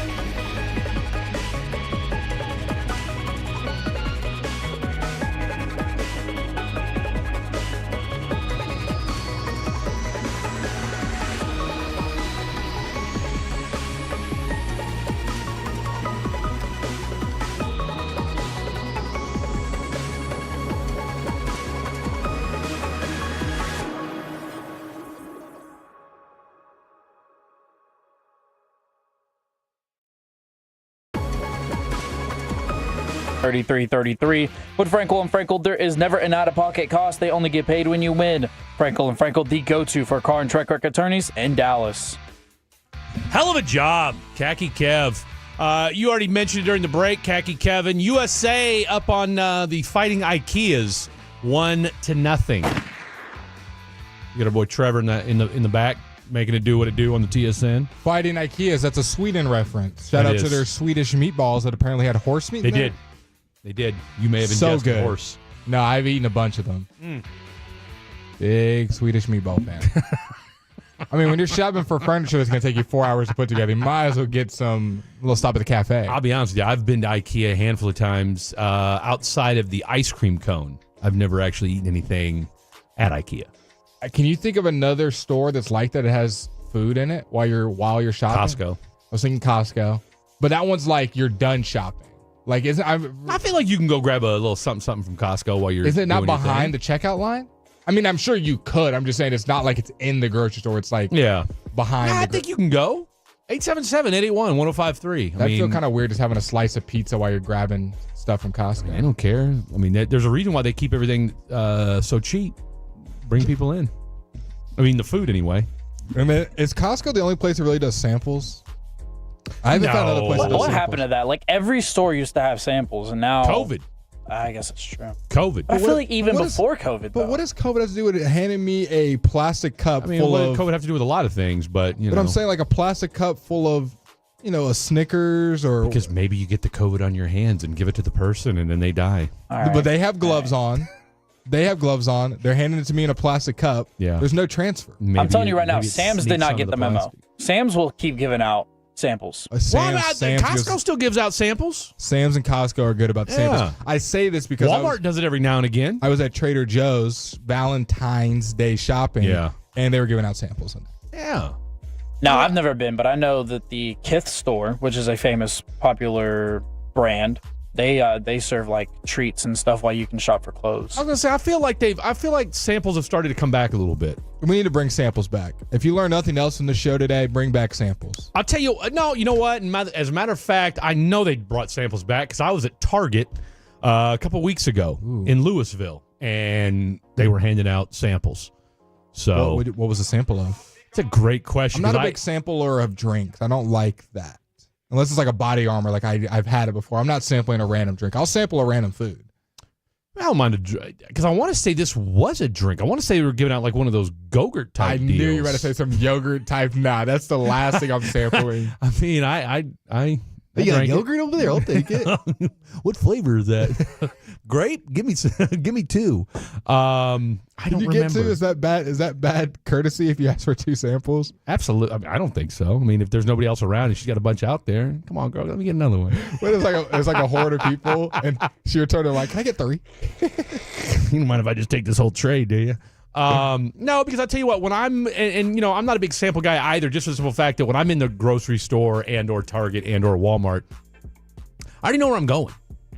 You know, I don't need to be derailed. I don't have time to get knocked off the direction that I'm headed. Then I got to go back and forth. You know, I mean, look, I'm already indecisive as it is. All right, like I'm the kind of guy that I will stare at an aisle for 10 minutes. Like right now, my taco shells have been out of Walmart for 3 weeks, and I don't know what's going on. What thing? And I promise you, we'll get to how bad the All-Star game was. Yeah, it's not like you guys care anyway. And they're texted in like they do. We're getting a lot of texting. Give me one text. One text. A lot of people are texting in specs. So apparently specs. No, we were saying. Okay, so yeah, that's what I'm saying. So they don't care about the All-Star game. They just care about the samples. Oh, I thought you meant like the food. No, I think we could talk. They care about the food. We could do an entire segment on samples, and I think we would get engagement. No, they're ready. People are ready to get riled up about some samples. I was going to say, when you're at the grocery store. Maybe that's how you make the All-Star game better. Samples. You just give them a little samples. What? Isn't that what they did this weekend? Like sample of basketball games? It felt like it. Fair point, Kevin. That's kind of what they did. A stale sample. You were going somewhere, though. You had a point. At a grocery store. Yes. What aisle or like category takes you the longest to make a decision on? For example, getting toilet paper. Getting cereal. No, I mean toilet paper. I already know. You already know what you're getting there. Getting pasta noodles. Pasta noodles takes me for a while, figuring out which one I want. I get the same thing every time. Maybe it's getting your choice of meat, a steak or. Now meat might take a little bit longer. Yeah. You know, you're looking at prices. You're looking at the grizzle on it. You know, marbling. But that's it, right? So you're looking at that fat percentage. But everything else, I mean, I get the same thing. Mine takes a while. Yeah. When I'm in the spice section, do I want to switch it up? A spice sauce or a sauce section? Do I want to get something different? I want a new sauce. You want to hear something crazy? Always. I haven't used an actual cart, a shopping cart, at a grocery store in probably at least this decade. How? Are you the guy that goes every 3-4 days and replenishes like his eggs and milk? I go like once every 2 weeks. A basket. No, I'm a cart guy. A basket or because I don't like hands free. Because see, I don't like going to the grocery store, so I get it all done. I don't mind. Like me and Shorty, we probably go twice a month, and then she'll go every once in a while to up on the milk. Eggs run out, cheese runs out. Got to. But other than that, we go to the grocery store 3 times a month, maybe, and 2 times is a regular refill. I'll hit up the Louisville Walmart. By the way, you want to talk about one of the most, and I want to say underwhelming. So I met Tolo. Lives in my neighborhood. Lives in my complex. Okay? Lives with you. No, let's not get carried away. So I get out of my. It might have been. Let's see. When was it? When was this? Might have been Friday or Saturday. I don't remember. I get back to the house, park my truck, get out. Guys pulling in, and I can hear that there's sports radio on. Okay, like I hear that there's sports radio on. Right. So he gets out of his vehicle. You think he's listening right now? Tolo Jacob, 877-881-105. He said he was a Tolo, 877-881-1053. So I said, hey, man, are you listening to sports radio? And he goes, yeah. I said, what station?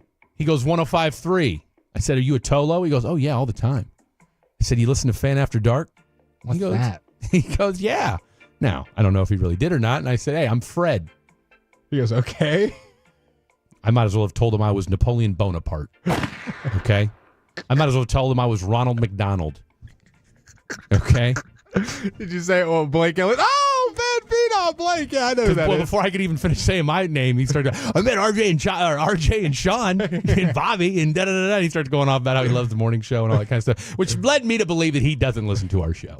Fred, okay. Yeah, I'm telling you right now, I've had non-English speakers get more excited when I tell them I'm Fred from Fan After Dark than what this dude did. Oh, are you set up?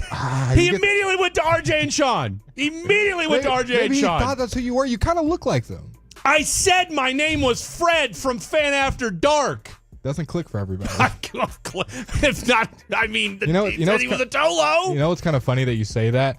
Because I couldn't go to sleep last night. So you know what I did? I was just kind of, you know what? You want to get humbled sometimes. You want to get humbled? I really thought, hey, a Tolo. Listen, hey, I thought I'd get like a dap. Yeah. Well, nothing. ChatGPT's got your back. I got bored last night. We're Tolos. So I started looking up us on ChatGPT. Do you think it knows us? What do you mean you looked up us on ChatGPT? I looked us up. What did you say? I said, do you know who Blake Elliott and Fred Davis are from 105.3 The Fan? I gotta hear this. Do you know? And they're like go to Grok. We don't know who you are. Get out of our face. I'm relooking it up. Did they confuse me with the tight end from the Redskins? No, it says this. I got you. I had to relook it up because ChatGPT went away, but it had a write up for both of us. It goes, okay, Fred Davis and Blake Elliott are hosts on 105.3 The Fan, a sports radio station in Dallas Fort Worth. Okay, so far so good. Fred Davis, host of Fan After Dark on 105.3 The Fan. Background: Navy veteran and University of Kansas graduate. Active on X at Freddie D. Active on Instagram at the Freddie D. And then it says Blake Elliott, co-host of Fan After Dark on 105.3 The Fan, also known for Swanky B. Active on X and social media. Together, they provide sports commentary and analysis during the show on 105.3 The Fan with their up-tempo beats. I'll take that. I would argue, or not, I wouldn't argue. I would confirm that we are up-tempo. Yeah. Right? I would say so. That's a solid. I mean, it is a little weird that they just pull that out about us. They didn't mention you went to North Texas, did they? No. It's not very prominent on my social media or anything. That's basically all they're doing is just reading our social medias, aren't Probably. It's the show features a rotation of hosts, including Fred and Blake, who engage listeners with candid conversations about teams like the Cowboys, Mavericks, and Rangers. What do they mean? A rotation of hosts? Yeah, a rotation of producers, not a rotation of hosts. Regular segments such as Fair or Foul, blended with humor, providing a fresh perspective on daily sports topics. I would love to know where they're getting this information from. Have we ever tweeted about Fair or Foul? I don't know. I think they probably also can look through the audio of things. They can pull from the podcast, from like the iTunes podcast. Okay, that makes sense. So is ChatGPT Tolo? Sounds like it might be. Sounds like it's got Tolo qualities. In summary, Fan After Dark stands out as the only live and local nighttime sports talk show in DFW area, offering engaging content. Y'all know the deal. For both fans on air and online. For a glimpse into the show's content, here's a recent discussion on whether Dak Prescott should be more vocal about the Cowboys moves. Then it's got our YouTube video linked. Because we did that just the other day. Hell, we did that Thursday, I think we did, because that was right after the Micah stuff. Its sources are the Odyssey website, iTunes, and YouTube. Love it. Well done, ChatGPT. #1 show at night, by the way. Do you know who Kevin Walker is from 105.3 The Fan? If it says Khaki Kev, then we got to run. If ChatGPT we got references him as Khaki Kev, I'm running out of here screaming. Kevin Walker is a member of 105.3 The Fan team, contributing as a journalist and on-air personality. Oh, look at that. He is currently pursuing his studies at the University of North Texas, class of 2025, within the Mayborn School of Journalism. Okay. In November 2024, it's going. It's getting specific. It's getting specific. Kevin expresses excitement about officially joining The Fan, highlighting his eagerness to contribute to the station.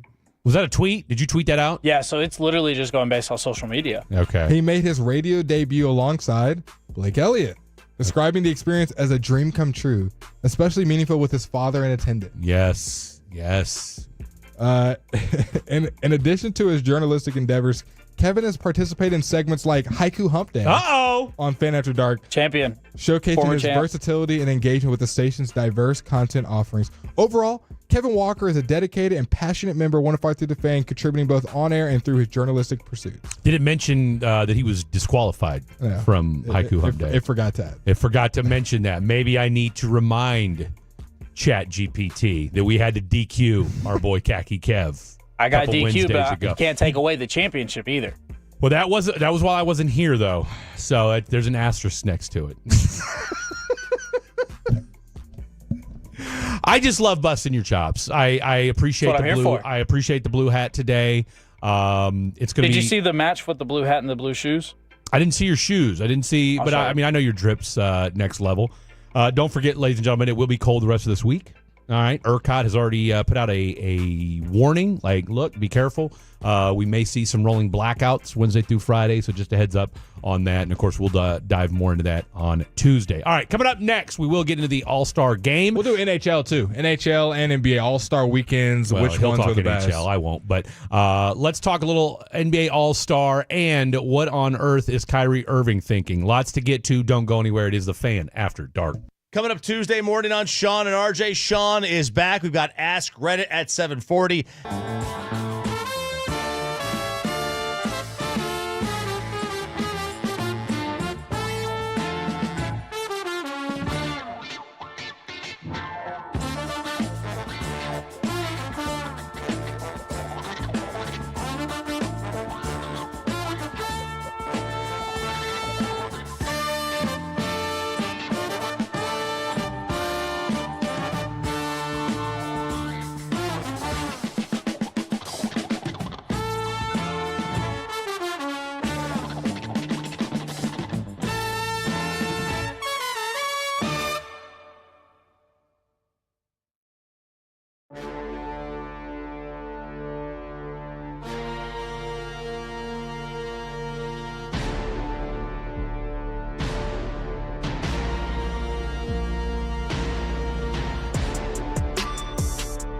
Do you think it's true that you've got to forget something else to remember that Uber Eats has groceries? No, that's absurd. Hey, remember when you used to be a, what was it, Pepper Lady? Pepper Lady? Wasn't it Cinnamon Sisters? Razor Babes. Saffron Squad? Nutmeg Maybes? Pre-curb? No. Nutmeg maybe. I just said that. Was it Spice Girls? Doesn't sound right. Was it Saffron Squad?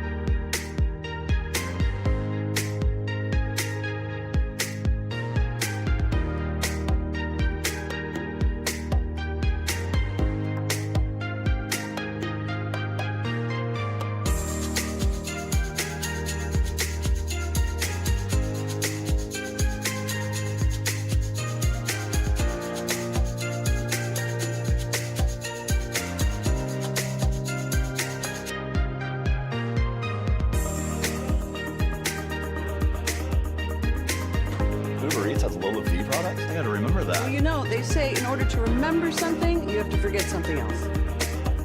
Okay, now that is a very cute haircut. That's like a little shag. I've never seen it before. Well, I mean, of course you have.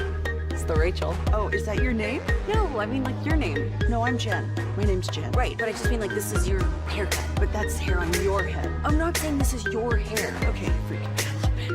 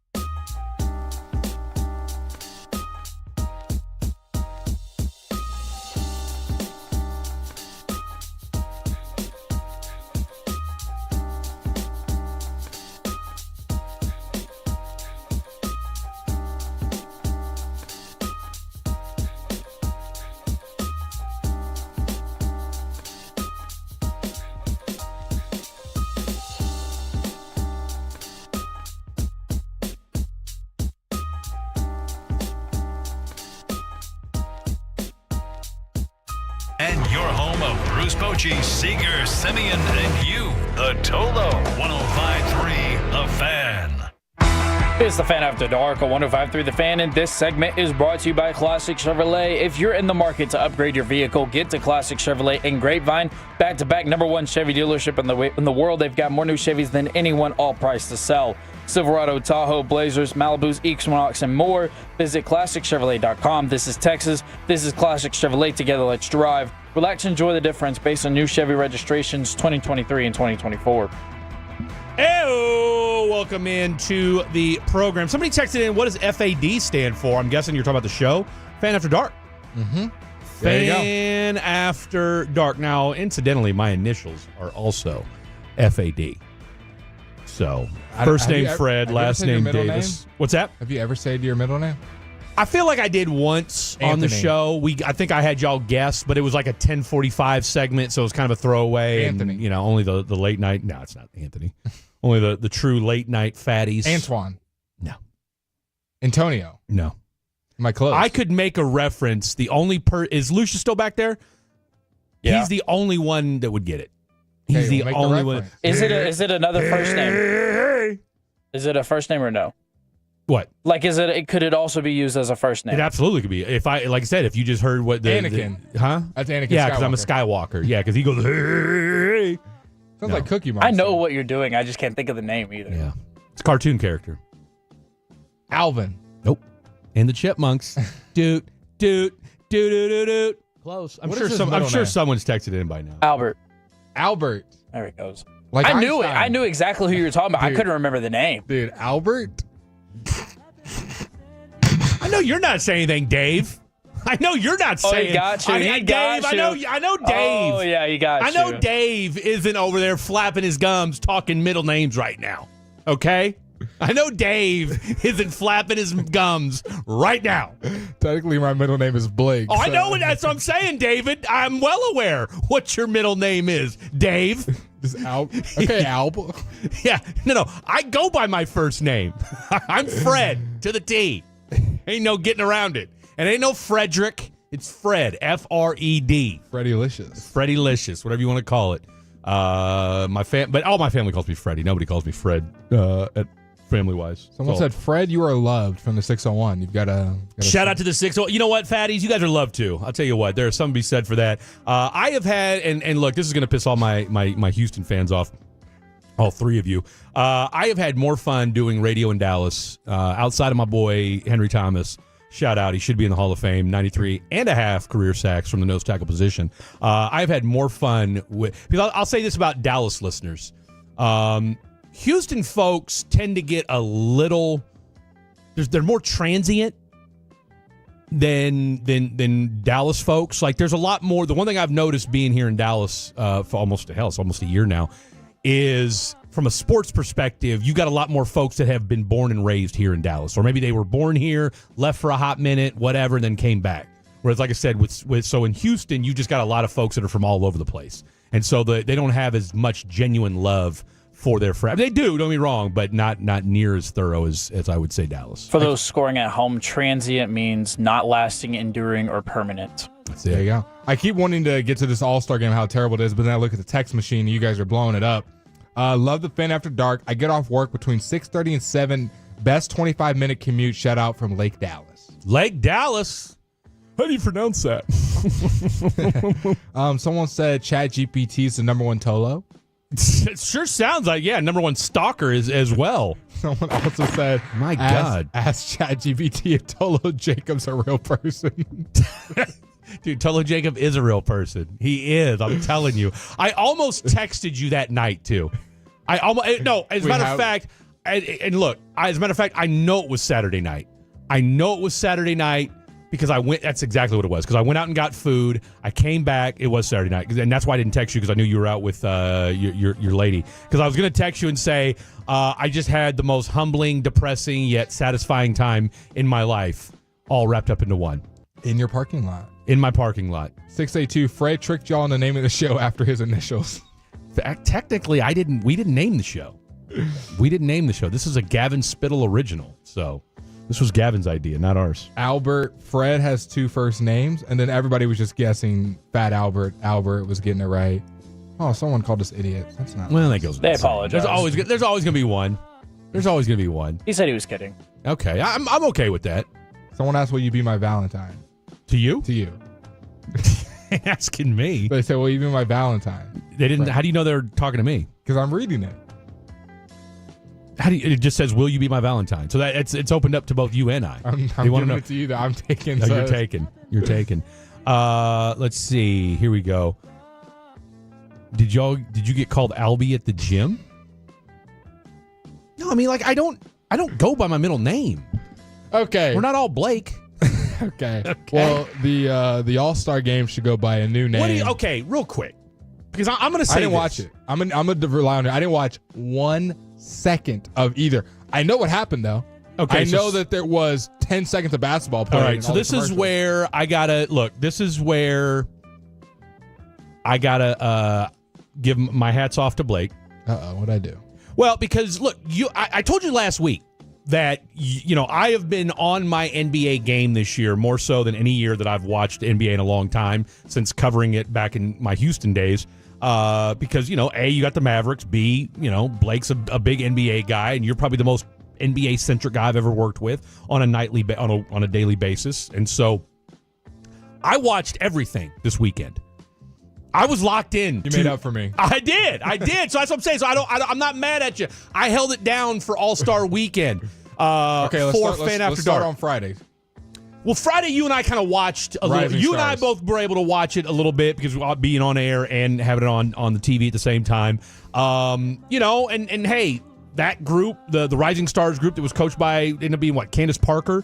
Because it's funny because it was Chris Mullen, wasn't it? I thought it was Chris Mullen. So it was Chris Mullen on Friday, but I guess for TV they said, all right, since it's Sunday now, Chris, you get to go, be. But now he might have been doing something for Golden State since that's where it was at too. Who knows? Idea. Candace Parker took over the team on Sunday. I caught part of that. Team G League, right? It was the Team G League. Or they call it the Rising Stars. But Team G League was playing against Rising Stars. They beat everyone on Friday to make it to Sunday, correct? Or was that not the G League team? No. The G League team got beat. Okay. So they didn't make it out team. of Friday. They did not make it out of Friday because they had, was it like Keontae George? Or maybe it was the G League team. Because I know one of the... No, it wasn't because Zach Edey was playing on Sunday. Yeah, no, because Dalton Connect was on there too. I know somebody mentioned something about because one of the things that irritated me was somebody made a remark about how there was one dude that was playing that didn't have a team, and then somebody said, yeah, and then why is Dalton Connect out there? His trade got rescinded. What's that got to do with anything? How's that Dalton Connect's fault? Like he didn't ask to get traded, and he's still been one of the better young players in the league, and that's the team he was on. So what? We're going to take him away because he got rescinded trade, whatever. Again, so they played on. So that was Friday. Yeah, right. And so then they played, and so they had to play on Sunday, which irritated a lot of people because there was a lot of people that weren't happy with that. Well, and I'll tell you why it was. So the first game was exciting, right? You had was it Team OGs? It was Team OGs, and we had the young guys and we had the international guys, right? And the international guy, like the first game was competitive. The second game, the Charles Barkley game was fun to watch. And then the third game, the championship between Charles and Shaq, that was OGs versus who? That was OGs versus the Global Stars. Okay. And the problem was this. There was too much time in between. I heard. Okay, so what was the whole thing within the middle of the game? They were doing Kevin Hart was a whole stand-up. Okay, so that was a whole different thing, right? So for the championship game, you had it to where in the middle of the game, they just stop and are doing like a concert. and in fact, I had gotten up to do something. I was like, man, did I miss the game? Like, is the game over? Because it was 11-1. Like the OGs got off to a great start. Like Jason Tatum was balling. I mean, hell, Steph hit a shot from the half court line. So they jump out to an 11-1 lead. I went up to go do something, come back, and there's a concert going. And then, of course, they did way too much. And I get it. You know, Kevin Hart, he's funny. Way too much Kevin Hart. I heard he was on the screen a lot. Dude, way too much Kevin Hart. Way too much Kevin Hart. Look, let him get in, say his piece, get the hell out. So did they keep doing this? Like, this wasn't a one-time thing? I was hearing that they kept interrupting games. 42 minutes of total basketball action across all three games. It might have even been less. Someone put out the 30. stats today. 33 minutes. Game 1, 10 minutes and 7 seconds. Game 2, 12 minutes and 54 seconds. Game 3, 10 minutes and 40 seconds for a total of 33 minutes played of basketball. Not a lot played out there. A lot more of commercials. No, because you had because look, you had 12 minutes of game 1. No, it was 42 minutes of total basketball. Okay. Because it was 12 minutes in game 1, Kenny versus Chuck. 16 minutes, Shaq versus the Rising Stars. Because that game took a while only because at the end, the Shaq's team kept trying to hit a three to end it. Because it was 37-30 for the longest time. I didn't watch. I'm just going off the Twitter, folks. And then the game 3, I saved this. And then game 3 was 14 minutes. So it was actually but an hour and 13 of Kevin Hart. Oh, dude, it was so 30 long. minutes of Draymond Green telling the Rising Stars they're worthless. Pretty much. Like at one point. He was on one. Were they doing this mid-game? Like the game, they're like, go to Draymond Green. Oh, Draymond Green, if anybody that listened would make sure to tell everybody how bad they were, and he never wanted to see it again, and that they need to change the whole format. Like, they should never let Rising Stars play again. They shouldn't even be in the league. He stopped short of saying it. He stopped short of saying they shouldn't be allowed to play on week, All-Star Weekend. And then the other part, Mr. Beast was filming a YouTube video. See, I missed that part. There was so much going on. I saw it. I also didn't watch the NBA All-Star game. My weekend was consumed of two things: Four Nations Face Off. Well, okay, three things: Four Nations Face Off, college baseball, and then the SNL 50th anniversary. Oh, you watched that? I watched the end of the second game of the All-Star, and I was like, yeah, they're just trying to hit a three. And then as soon as it was over, I was like, all right, I guess I'll get ready for the final. And I was like, okay, I'm not going to sit here and wait on this. And I saw the SNL thing was on. And I was like, all right, well, I'm going to watch that. And that consumed the rest of my night. So who was the top performer on Sunday? If you had to give, did someone get an MVP? Steph won the MVP. I didn't see anything about that. That's like tell you. Yeah, no. Steph had 12. What was it?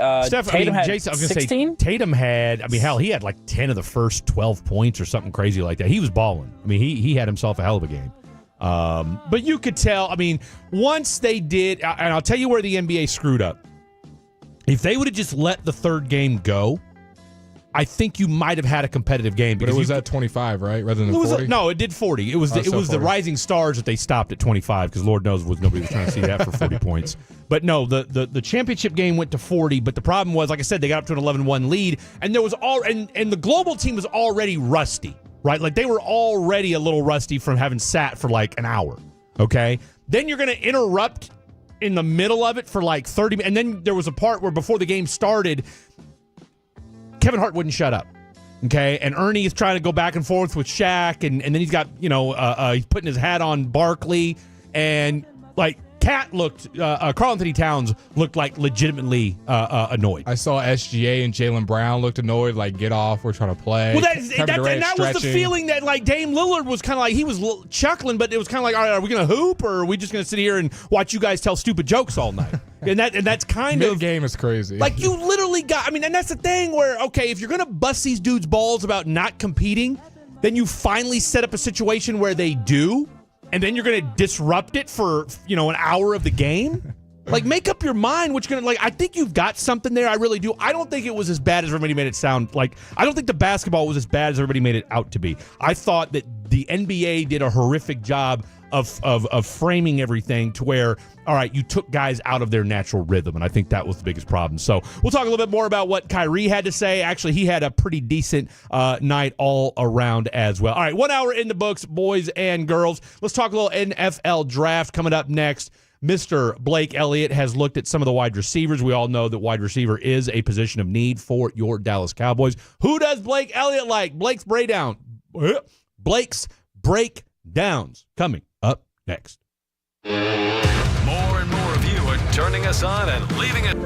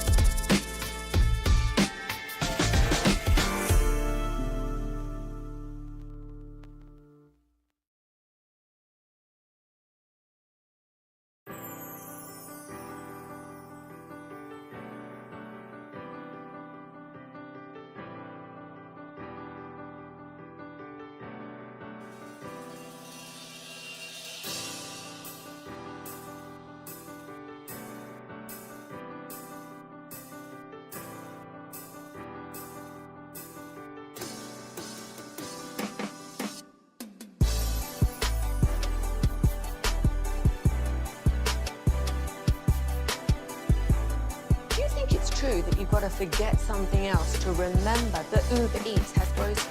No, that's absurd. Hey, remember when you used to be Pepper Lady? Pepper Lady? Wasn't it Cinnamon Sisters? Basil Babes. Saffron Squad? Nutmeg Maidens? Paprika? No. Nutmeg Maidens. I just said that. Was it Spice Girls? Doesn't sound right. Driven by our D&M Leasing Studios, this is The Fan After Dark on 105.3 The Fan. Yes, sir. You heard the big man talking. Fan After Dark time. We are an hour number dose. You are along with this 4-hour ride of this night show. Fan After Dark. Blake Elliott, Freddie D. Davis, and our boy Khaki Kevin, the Pimp Cup, keeping us nice and crispy on a marvelous Monday. I will say, we're going to be getting into some draft prospects that I went through the due diligence, watching every target, watching every catch from these receivers. I got 2 to bring to the table for y'all today. I don't want to overwhelm you guys. I'll have 2 more tonight. I'm going to look at Luther Burden from Missouri, and I'm going to look at Emeka Ibuka from Ohio State. I'll be doing that in the next day or 2, and I'll bring that to y'all as well this week and give y'all a little report on what those guys are. So when you're talking to your friends at the bar, when you're hanging out with your coworkers, when you're driving with your lady, whatever it may be, you got a little more insight on who these players are, and you'll sound even smarter. Also, Fred, you want to tease who you're going to be looking at this weekend? Running backs and tight ends. Anybody you're excited to look at in particular? You know what? I'm excited looking at that kid from North Carolina, Hampton. Todd McShay is loving him up and said he's the second best running back, and it's not even close after one Mr. Ashton Genty. And so now the thing about him, though, is I don't know that necessarily he's going to be available, right, when it comes to what the Dallas Cowboys are trying to do. So, because, look, you're not trying to – I mean, look, I get it. Now, Todd McShay compared him to Jahmyr Gibbs. Ooh, that's right? Quite the comparison. Jahmyr Gibbs, that is quite – I mean, maybe the most explosive running back in the league, Ryan. There's explosiveness. Absolutely. I mean, look, he's a home run threat every time he touches the ball. And let's not forget, Jahmyr Gibbs was a number 12 pick overall. Right? And he was in the same draft as Bijan Robinson. And, I mean, look, Bijan's had himself a hell of a career so far, too. Now, the thing is, obviously, the Lions have been a lot better than the Falcons the last 2 seasons. So, if Ashton Genty were to go in the top 10, which I don't know that that's necessarily all that crazy to think. There's crazy, crazier things have happened with some NFL teams out there. So I don't think it's necessarily out of the realm of possibility. I don't think it's going to happen. I think you've got too many QB needy teams. I think you've got too many defensive tackle and offensive line hungry teams that are going to need it. And I think if we learned anything from the Super Bowl, Blake, it's that, guess what? I don't care. You could have Tom Brady. You can have Pat Mahomes. You could have Jesus Christ at quarterback. If no one's blocking, it makes zero difference. Yeah. Trenches matter. And I think we realized that just a couple weeks ago. So I think that's going to be a lot of what you're going to see in that first that first 10 picks. But Hampton, you guys already know how I feel about my boy Devin Neal, and then obviously some of these tight ends, I'm anxious to see what they do as well. So that'll be Fred's homework over the next couple of days. I'll look at the corners this weekend, but right now let's talk about the receivers. I went and looked at our boy Tet McMillan, the receiver out of Arizona. He is the consensus top receiver in this year's draft. He's from Arizona, junior, 21 years old, 6'5", 210 pounds. That's a big dude, bro. Yeah, so when you think of 6'5", 210 guys, the guys that come to mind for me, Drake London fits that mold. Mike Evans fits that mold. I'm also thinking a little bit of A.J. Brown as well. As far as really tall dudes, they got a little bit of size on them as well. If you're not familiar with this game, here's some of his stats.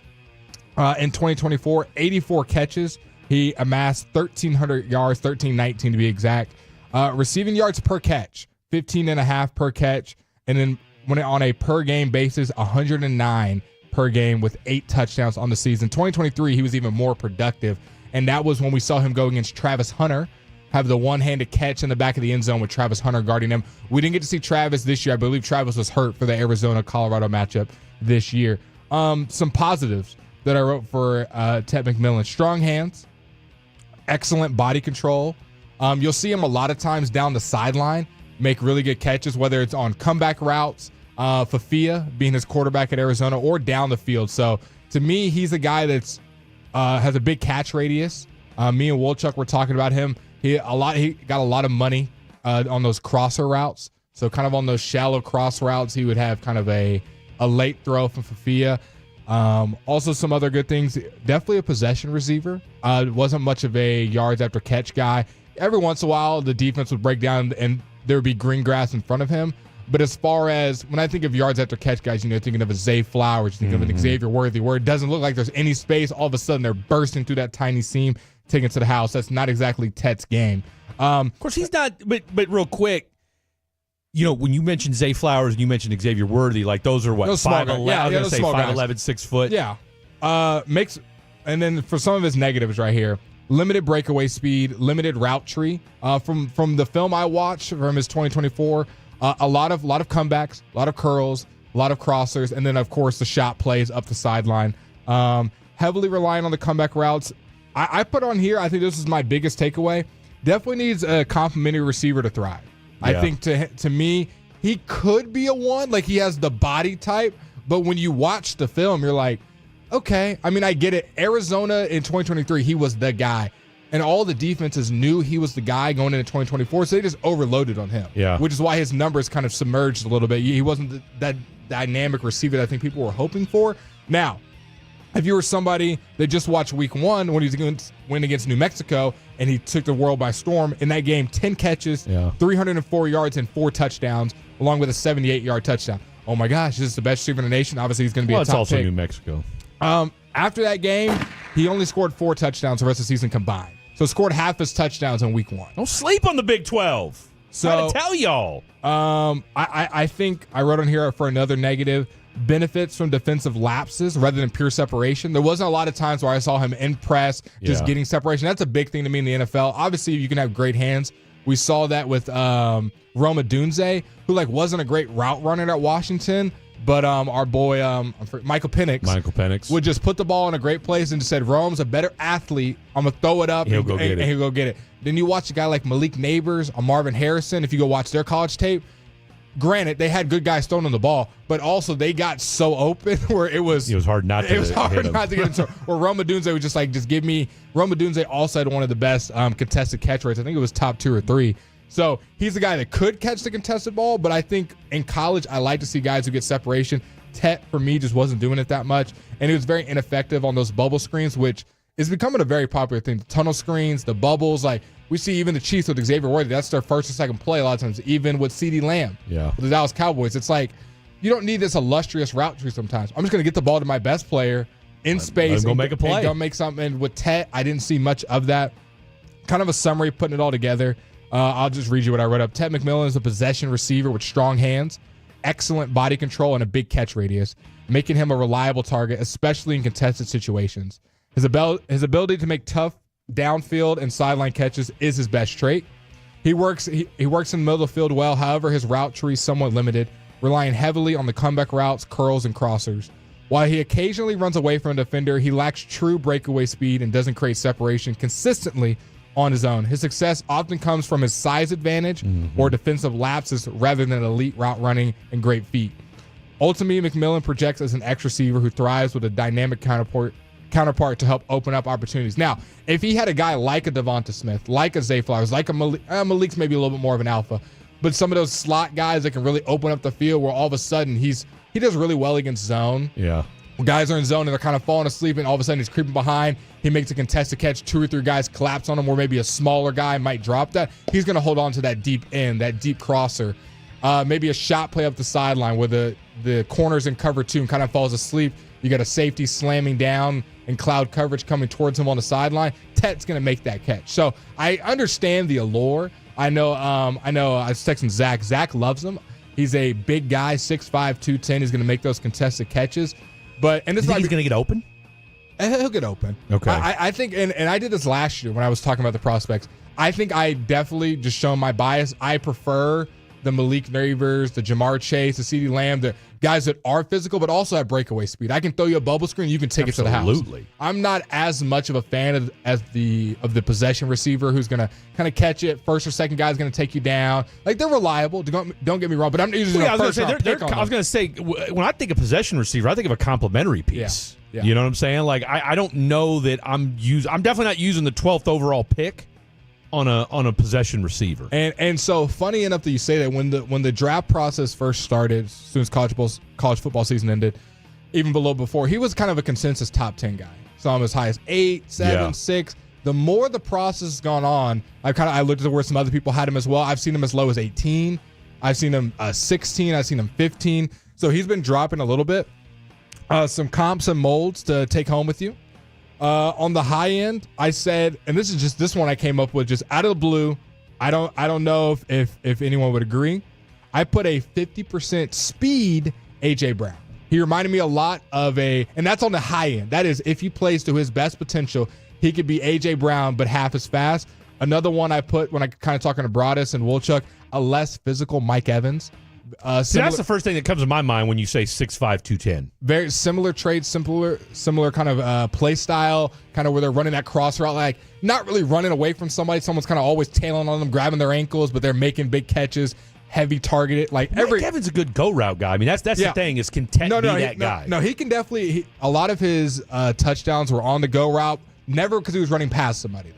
I don't know if I saw that one time where just straight up man coverage, I'm just blown by you. It was a lot of times just literally like, you know, when you play jackpot back in the day where you just throw the ball up and just go and grab it. Okay. That's where a lot of his were, where I didn't love his quarterback. It's like you just got, hey, my guy's 6'5", your guy's 5'11". There was a couple times there was 3-4 guys draped on him. He's just literally chunking the ball up and he's coming down with it. He had a couple one-handed grabs I thought was nice. I'm a big fan of footwork, big fan of great separation, and that's why probably I'm not as big a fan of Tet.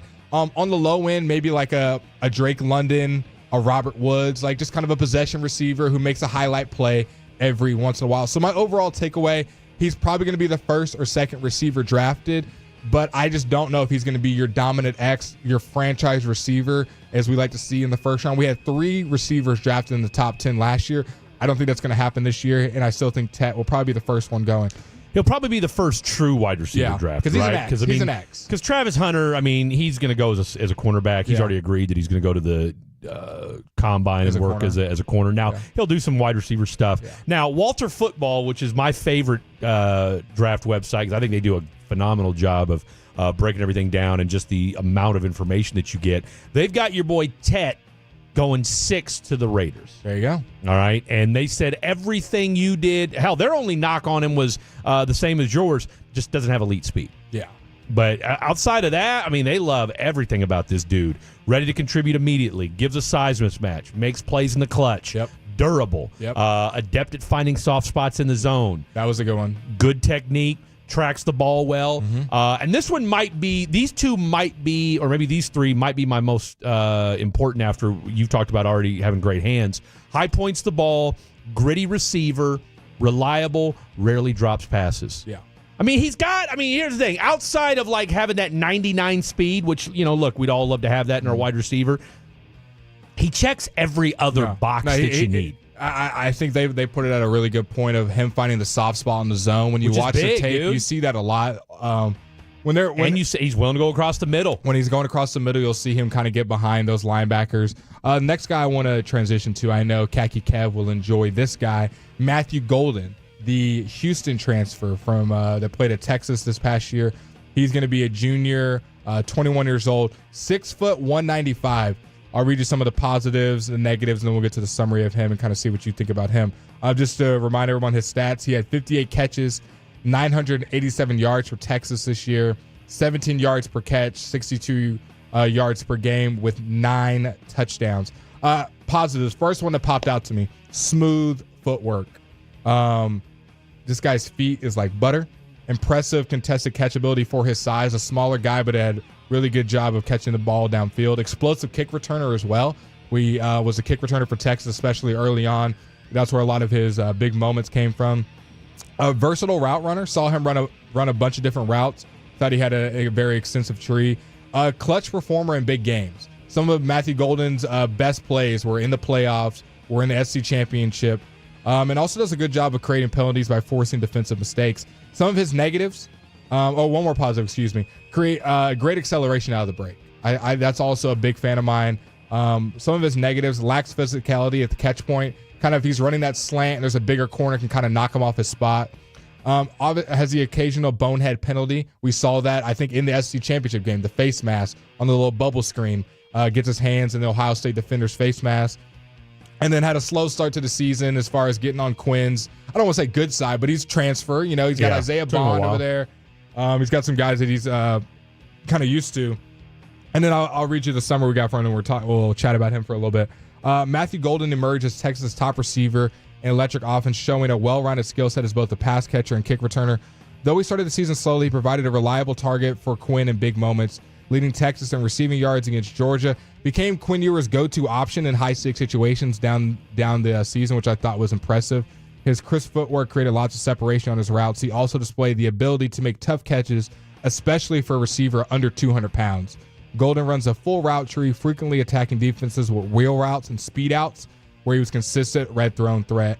However, he can improve his physicality at the catch point, had some undisciplined penalties that hurt his team. Despite those issues, his explosiveness and playmaking ability make him a promising prospect at the next level. If you watch the tape, one thing that you'll notice, especially when they got down on the goal line, Quinn, they would just call a speed out all the time, and Kev can probably attest this watching all the Texas games. Quinn would call a speed out. Our boy Golden would do a little nod inside, and then he'll run the speed out. Boom, right on the pylon. Quinn puts it right in his hands. Easy touchdown. They scored 3 or 4 times on that one. And then obviously Quinn's best play of his career, the 4th and 13 against Arizona State, where he checks in the max protect. Matthew Golden runs a little post route. Money wide open in the end zone. So I thought he had some big clutch catches against Georgia, and probably the 2 biggest games outside of the Arizona State game. That's when he played his best football. In the I'll tell you what. Just a little fun fact about him. He played in 3 different conferences. Look at that. Okay. Just a little nugget out there in case you want to surprise your friends with draft knowledge. 22 touchdowns in 3 seasons. Yep. Okay. This dude is... he gets in the end zone. There's something to be said for having an ability to get into the end zone. That's big in college, and it's big in the NFL as well. I could see him being one of these guys. I can tell you what, not to be all... prisoner of the moment, but I'm going to go ahead and be prisoner of the moment. I could see him having an Xavier-worthy type season as a rookie next year. Against ASU, he had 7 catches for 149 yards and a touchdown. Ballin'. Against... he had 162 yards in the SEC game. Yep. Or SEC championship. Yep. And the SEC, so both times they played Georgia, he was the leading target guy, leading receiver, leading in catch. He had 8 for 162 in the SEC championship, had that drop touchdown. And then also the first time they played Georgia, led them in receiving yards with 77. So big games, big moments. Matthew Golden stepped up. Clutch 3rd and 4th down was Quinn Ewers' go-to guy. So I think a little bit of context on who Texas was as an offense and how big of a part he played in it shows how good of a receiver he is. I'm not putting him above Tet. I personally prefer him over Tet. Yeah. But I understand the 6'5", 210. This guy can go catch the ball and dunk on anybody in Ted McMillan. But I also think Matthew Golden is going to be a great piece to add to some great offense. Like I could see him on the Rams and being great for Sean McVay. Would love the Cowboys to get a guy like Matthew Golden. So we'll continue bringing you different players. I'll be studying Luther Burden and Emeka Ibuka this week and give that to you guys later on this week. And then this weekend I will look at the cornerbacks. Freddie D. Davis. We'll look at running backs and tight ends for next week's coverage. So if you enjoy Blake's breakdowns, send I enjoyed it. If you hated it, send I hated it. Let us know. We're just trying to give more knowledge to you guys and share the wealth. I may just be lazy and just try to reach out to a tight end prospect. Do as you wish. Just have him come on to the show. Hey, bud, you tell us what the profile is. Are you good or not? Okay? Just tell us. Where would you draft you? Mm-hmm. All right? Channeling our inner Megan Buckley, would you date you? Yeah. We'll just change that to would you draft you and where? Mm-hmm. All right, because I think that's what we're going to do. I think that's going to be our next deal because we've got 75 days before the draft. Yeah, let's start just getting some of these guys on the show. Let's do it. I mean, look, you got to do media training anyway. You got to. Why not do it on Might as well do it with Fred and Blake. Yep. I got the dub button right here.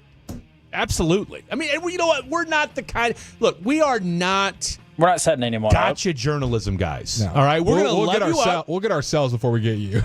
Look, we're going to love you up. We're going to let you make your case. And at the end of the day, you may jump up 10 or 20 draft spots after you come on the show. And also, I just want to add for anyone listening, if you have any insight on any of the players, like something that you notice, more than welcome to send it my way. I'm always willing to learn. Hey, I noticed this from this guy. Yeah. Watch this guy's tape or whatever it is. That includes dirt, too. Constructive criticism is always appreciated while we try to bring you guys a new segment. I always enjoy talking prospects, watching these guys. So I do this just because I enjoy it. Hopefully you guys enjoy it and learn some as well. And I'll start looking at the day 2 and day 3 guys because that's going to be, to me, that's where the money's going to be made for Will McClay and the staff this year. All right, coming up next, quarterback carousel is already in full effect. And please tell me why the Giants would ever think about trading this pick away to the Rams. We'll discuss that and more next. That's Blake. I'm Fred. Through your phone, smart speaker, or more.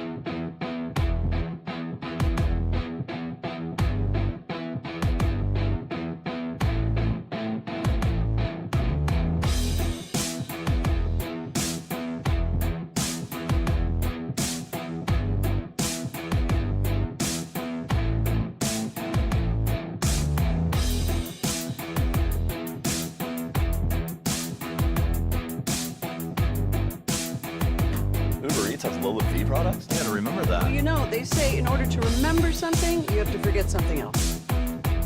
Okay, now that is a very cute haircut. That's like a little shag. I've never seen it before. Well, I mean, of course you have. It's the Rachel. Oh, is that your name? No, I mean, what's your name? No, I'm Jen. My name's Jen. Right, but I just mean like this is your haircut, but that's hair on your head. I'm not saying this is your hair. Okay.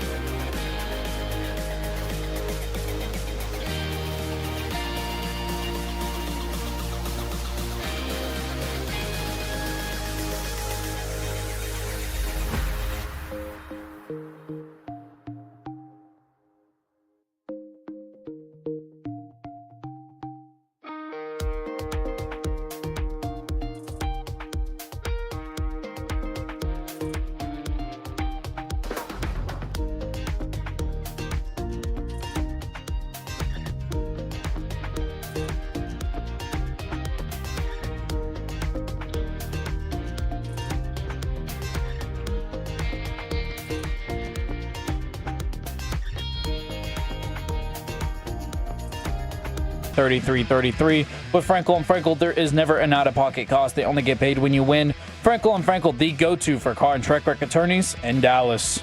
Tolo Brett here. Just got in the car after a 10-8. Can't figure out which is more addicting. Getting to drive home listening to you gents or hitting my vape for the first time since I left work at 9. Well, we can do both at the same time. Well, they say Blake and Fred is like nicotine. You can't get enough of it. No. It's like a Black and Mild wood tip. Yeah. I'm going to be that one that advocates that you can just listen to us and don't need the vape. I'll be that guy. I'll be the guy. I agree, because I'm trying like hell to quit smoking Black and Milds, and it's just not as easy as I thought it was going to be. Same. It is. Whoever came up with this nicotine stuff, my God. I mean, they're sitting on bankrolls. My goodness, man. Is there one person that's making money from that? It's like, they're probably dead, Blake. I don't know. Nicotine's been around for like ever. It's been around for a minute. Who invented nicotine? I mean, I don't know that anybody invented it. I mean, you grow it. Who invented? I mean, I want to say, didn't the Indians, weren't they? Nicotine was not invented, but was rather discovered. Yeah. It was first isolated from tobacco leaves in 1828, close to 1818. 10 years after that big year of 1818, which we learned with our boy Trevor on Saturday. That was such a trip. I was tuned in for that, and I was like, oh, this is really interesting. And then Trevor jumped on. I was like, oh, I was wrong. It was just like, okay. By German chemist Wilhelm Heinrich Posel. Wilhelm and Carl Ludwig Reinmann. Try this cigarette. See what it does to you. The tobacco plant. Wouldn't it make sense that they were drinking a beer and they're like, let's light up a cig? I mean, is that not one of the greatest 1-2 combos in mankind? I'm not even going to try to pronounce the tobacco plant, but it is named after Gene. Tobacco?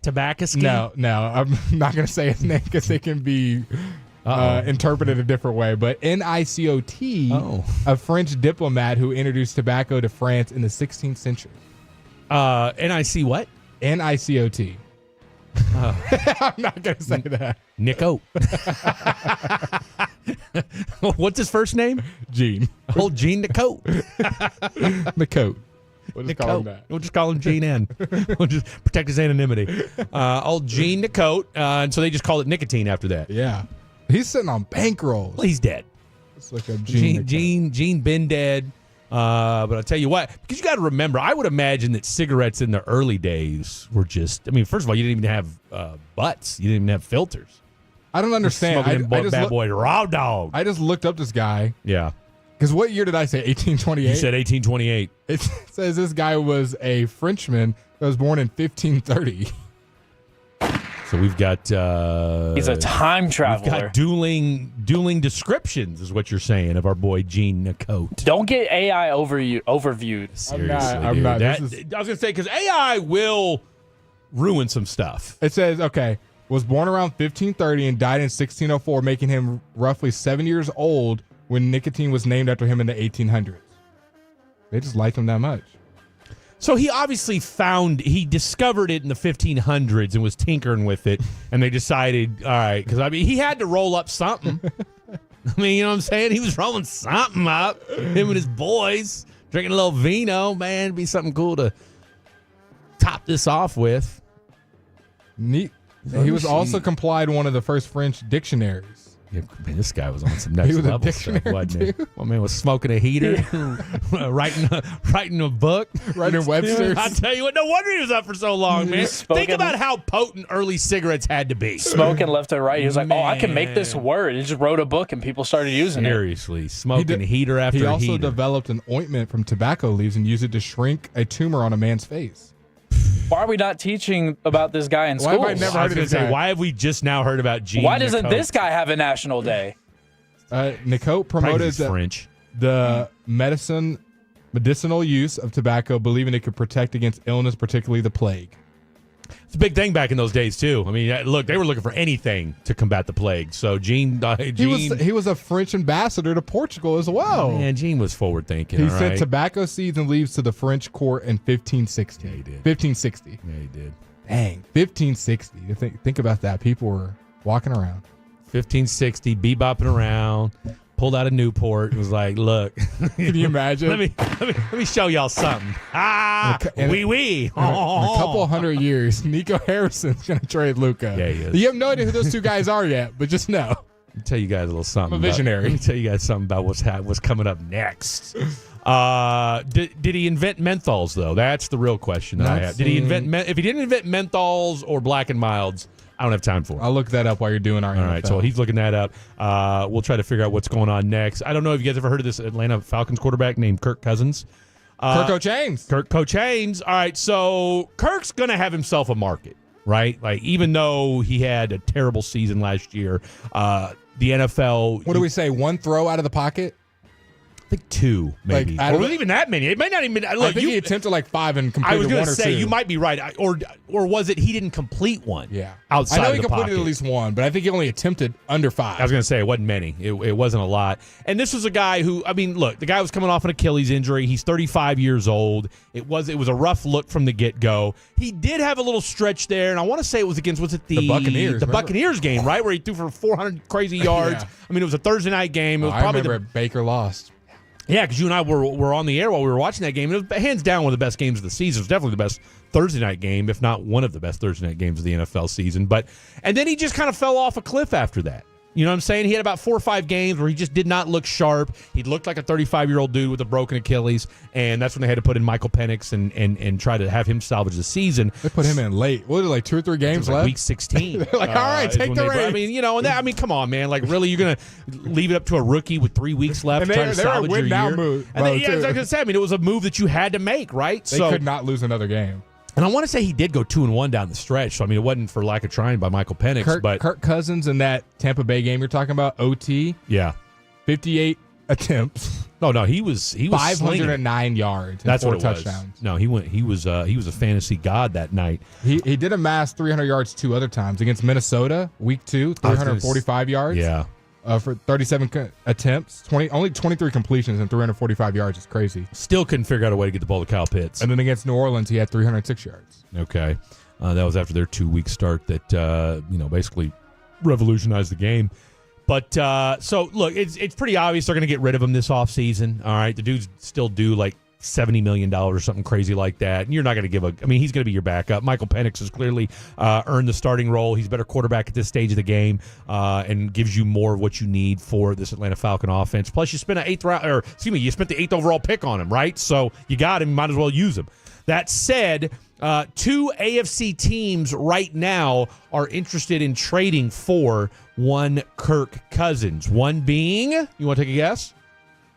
The teams that want Kirk Cousins. Steelers? Both AFC. Steelers? Nope. Okay. AFC I think teams. not very good. Tennessee Titans. Close. They're not good. Raiders. Browns. There's one. Okay. Another team that's top 10 in the draft? I think they are. I don't know off the top of my head, but they're keeping that same old guy Achilles injury. Energy. Colts. No. It's a great... No. I don't know. I'm flubbed. Again, think old guy Achilles energy. Oh, the Jets. There you go.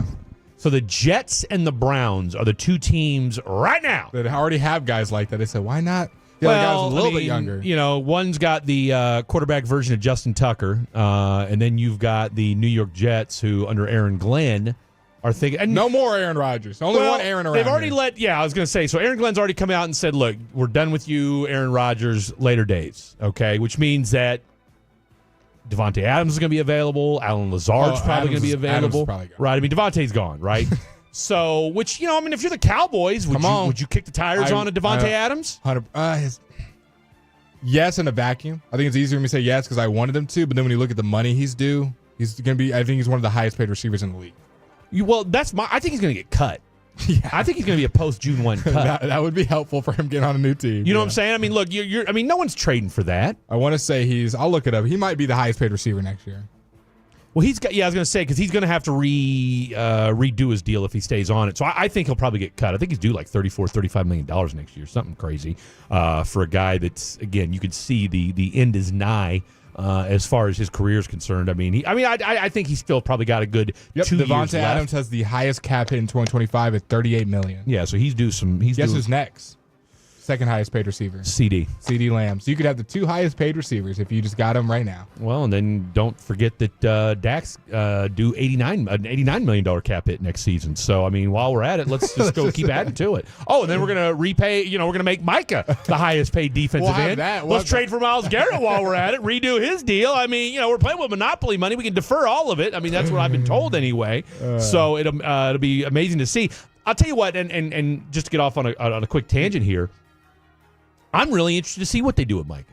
Yeah. Like, something's going to have to give. I feel like the trade buzz is getting a little bit more smoke than I thought it was. It came again. Was it Albert Breer that said something this weekend? So he mentioned something again after last week, after Ian Rappaport said something. So it kind of felt like just a throw out there, and then people were kind of grabbing the bait more than I thought they would. Well, I think part of it was the first week after, it was it was really the only Cowboys-ish news that you had during the Super Bowl, right? Got to come up with something. I mean, come on. It's the Cowboys, okay? I mean, and that's one thing I've learned from covering this team and being in DFW is that it doesn't matter.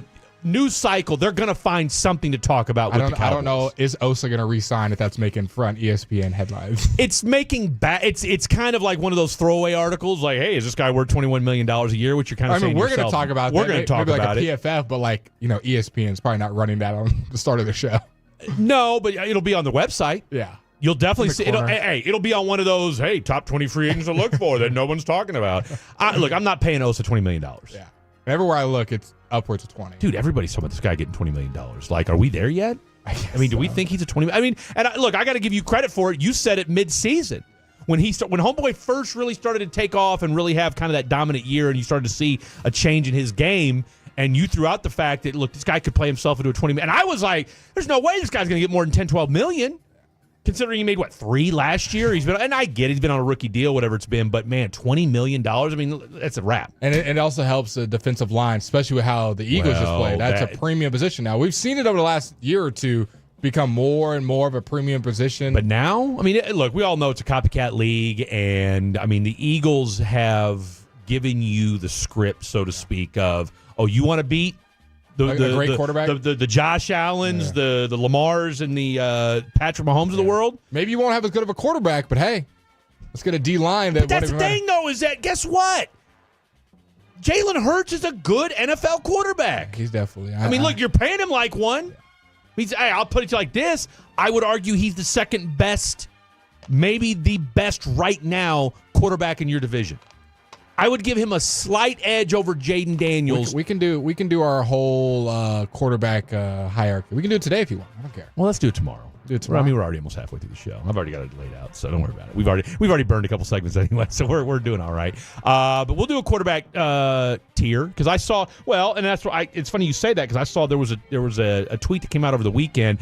And look, there's so many different. I'll tell you what, we'll do a segment one day where we'll find the most obscure sports websites because literally anybody with half a brain and a IP address can create their own sports website. All right. And I follow, and what does it say about me that I follow some of these clowns? And there was one where the guy was like, he had Dak as an elite quarterback. And I mean, I don't think he's of that tier. I think he's elite-ish. He's got moments where he's elite. Yeah. But the problem is that game in, game out. I could say that about a lot of guys. That's the thing. Jared Goff has moments. Well, that's the thing is they had him over Jared Goff.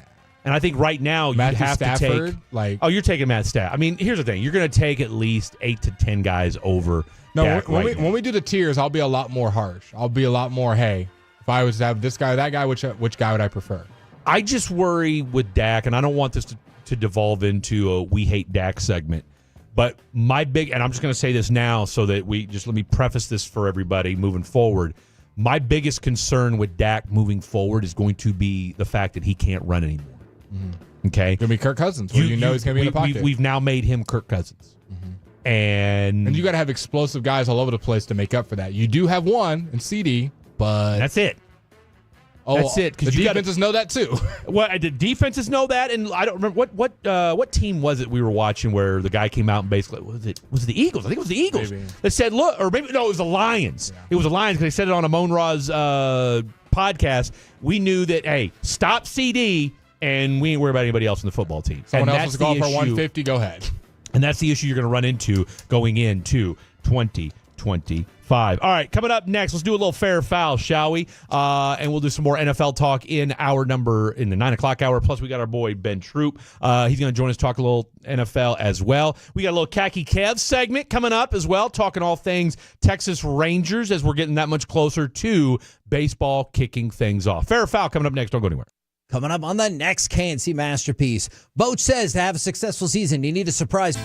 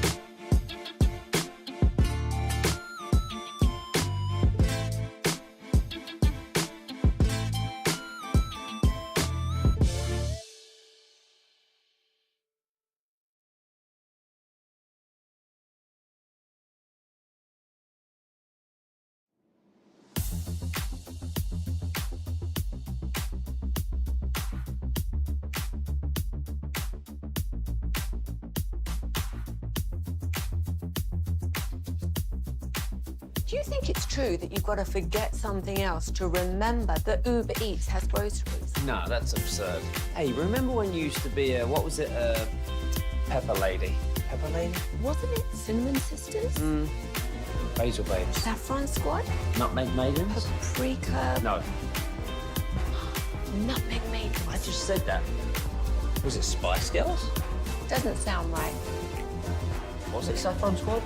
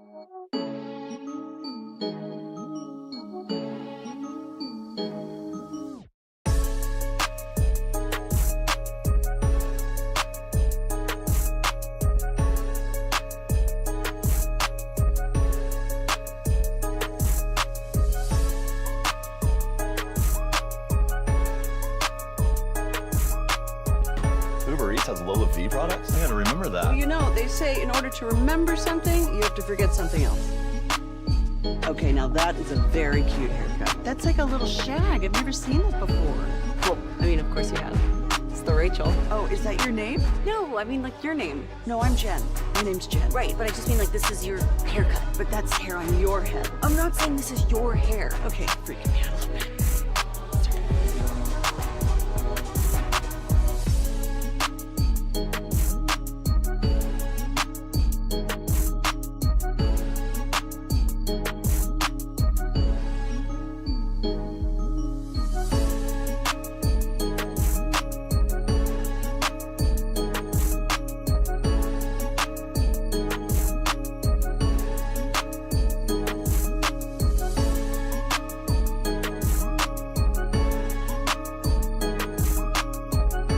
Make sure you're getting in an hour a day. Download the Odyssey app today for your chance to go to Vegas, baby.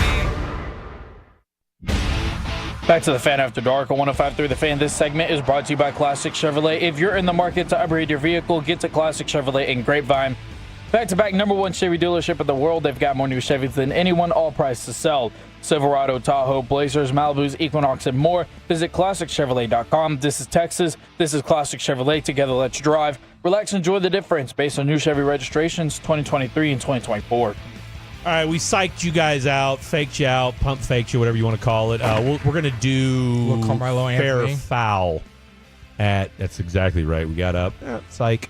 We're going to do fair or foul at 9:40. We just want to give you guys an extended fair or foul. We're having such good football talk with you, fine gents and ladies, so we want to continue. Well, but then, of course, then you and I started doing some, we started looking at NBA stuff during the break. So, but no, we'll keep the NBA. We'll keep the, because a lot of you guys were chiming in on the, and a lot of y'all got excited about that Jalen Hurts conversation. People talking bad about Jalen last year. And who would have thought Dallas fans talking about a Philly quarterback? Well, I understand. Where do we put Jalen after this? Because obviously he didn't have some crazy statistical season. His total numbers look great as far as like total touchdowns because of the tush push. His completion percentage was cool. It's just, and I talked about this with you last time. He's not, and I'm putting myself in this boat. He's not Joe Burrow. He's not going to throw for 300 yards a game and 5 touchdowns and have all these highlight plays down the field. He's going to have short, intermediate. Obviously, he played very well in the conference championship and in the Super Bowl. But outside of those two, he just kind of goes by the game, hands the ball off, plays smart football, doesn't turn the ball over a lot. Like, not super sexy as far as, oh, look at all these cool numbers and highlights. So yeah, we don't love to put him at the top. But, I mean, as much as this pains me to say, he is a winner. I mean, they've made it to the playoffs every year. He's been to now 2 Super Bowls. Won one, obviously, against Patrick Mahomes. Played very well in those 2 Super Bowls. Probably played better than Patrick Mahomes, probably in both outside of a fourth quarter in the first one.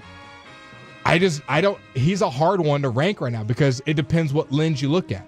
If you look at just winning football games and you look at just not turning the ball over, then yeah, he's up pretty high. If you look at, can this guy carry my team? Doesn't matter what's roster around him, going to put up big numbers, gives me a chance to win no matter what because I have him at quarterback. Probably not that guy. So how do you even it out? Because a guy like a Jaden Daniels, a Joe Burrow, a Josh Allen, they're overcoming their team. Now, obviously, Joe Burrow's a great offense, not a great defense. They're overcoming their team not being crazy because they're at quarterback. Then you look at a guys like, what's another good example of a team that's got good pieces around them, Freddie?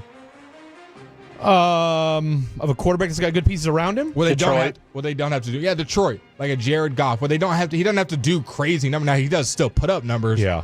But he doesn't have to do everything crazy. He's got great playmakers around him. So I wonder where he falls. Obviously, to me, Burrow's got pretty good playmakers around him. But I was saying his defense doesn't play well, so he has to overcome and score a lot of points.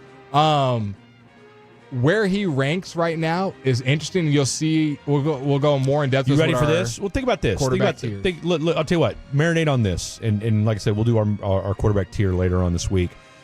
Since he took over as full-time starting quarterback, and I guess he started in 2021, but on the 3-year run that he's on right now, okay, he's 37-10. He's averaging 3,500 yards, 21 touchdowns, 9 interceptions, and is completing 67% of his passes. Now I ask you this, and this is probably the toughest question, toughest conversation. I mean, and his QBR is 68, and his quarterback rating is 97. This is where a lot of debates this is where it lies on. When you look at a quarterback, what was his record? 37-10. Do you look as wins as a quarterback stat? Yes or no? Absolutely. Okay. Absolutely. Some people quarterbacks don't win. Well, some people differentiate it. If you look and you say 37-10, what is most people's pushback? And it's understandable. Well, he's got the number one defense. Well, he's got the best running back. Well, he's got the best O-line. That's why they're winning football games, not because of Jalen Hurts. Then you got people on the flip that will say, like you just said, if you're not a good quarterback, you don't win football games. So I think that's a quarterback stat. Here's the thing. It's a quarterback stat. I'm not. I guess you can, but the thing about the winning is that you can cherry pick it a little bit. All right, when you look at a guy like, and you mentioned Joe Burrow, right? Joe Burrow is the guy that we constantly come up with as far as, look, he's a great quarterback. But I don't think anyone's not putting Joe Burrow in their top 5, even though they've made the playoffs once. No, they've been they've made it twice. They've made it once twice. I mean, look, think about it. Then once losing to Pat, you're right. Yeah, I mean, he's been to a Super Bowl and he's lost in an AFC Championship game, and I think we also. I think the part that we really, truly don't appreciate enough, and I'm not saying this to take a dig at Cowboy fans or the franchise, but it's easy to do, is that you got to look at the front office. I mean, look, you've got a team in the Philadelphia Eagles who are not afraid to spend money and defer money. Like, that's the, they don't care. Like, they're willing to do it. But on the flip side of that, when you go that route, when you decide, okay, we're going to spend this money, we're going to kick it down move it down the street or move it down years ahead, and we'll cross that bridge when we come to it. You better hit right, okay? Ask the Saints. And they've been chasing their tail for 10, 15 years now. Whereas with the Eagles, they said, all right, we've got a pretty good base of people that we feel really, really good about.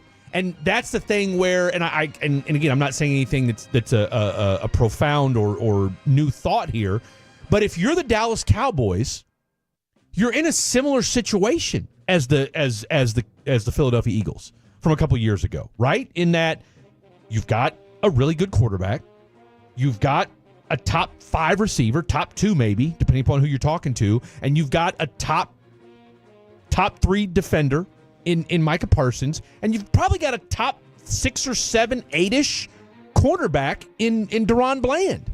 I'm not even counting Trayvon here. So, you've got pieces there. Why aren't you willing to spend the money necessary to go win, especially when you've already decided? Because look, now I'm ready to take the Jerry Jones of him saying, "Well, I told you I went all in. I went all in on Dak and CD," which is a complete pivot from what he meant a year ago. But since he's decided that's the narrative he's going to use, okay, well, let's go ahead and use that narrative with him then. So, okay, Jerry, so you decided you were going to quit spending money after that? Because you just watched the Super Bowl and you saw what happened when, okay, you can have a great quarterback and a great wide receiver. You saw 2 division rivals in the NFC Championship. And oh, by the way, you saw literally the juxtaposition of one that's been pretty good for the last decade in the Philadelphia Eagles. And then you saw one that was basically you guys. Yeah. And decided, hey, let's flip the script a little bit and change up some things, and they made it to an NFC Championship game in their first year. Okay? Because guess what they did? They even though it's only year 1, they still put valuable pieces around Jaden Daniels. And you have not done that in recent memory with Dak Prescott. We say it every show. I definitely do the 3 most important things with the franchise: your quarterback, your head coach, and your front office. That's it. More so than anything else. That's it. If you don't hit on those 3, you can have Jamar Chase and CeeDee Lamb and Saquon all over the field if you want. Doesn't matter. A lot of football games. Doesn't matter. I mean, look, you can and you saw how shrewd Philadelphia was by adding, because what you did was you said, all right, look, we know that maybe Jalen's not that guy to go 30, 40 throws a game, but hey, let's lighten his load. Let's make it to where, okay, we just need you to be accurate. We need you to be good when you need to throw the ball. Don't turn the ball over. And that's what Jalen's done. And Jalen can especially be that in the big guy. Moments. Especially in the big moments. He looked phenomenal the last few games. All right, 2 hours down. Coming up next, we're going to keep the draft talk going. Our boy Ben Troop, former NFL veteran, always will be a Florida Gator, joins us talking all things draft and whatever else we get into. Don't go anywhere. It is The Fan After Dark. Through your phone, smart speaker, or more, name your device.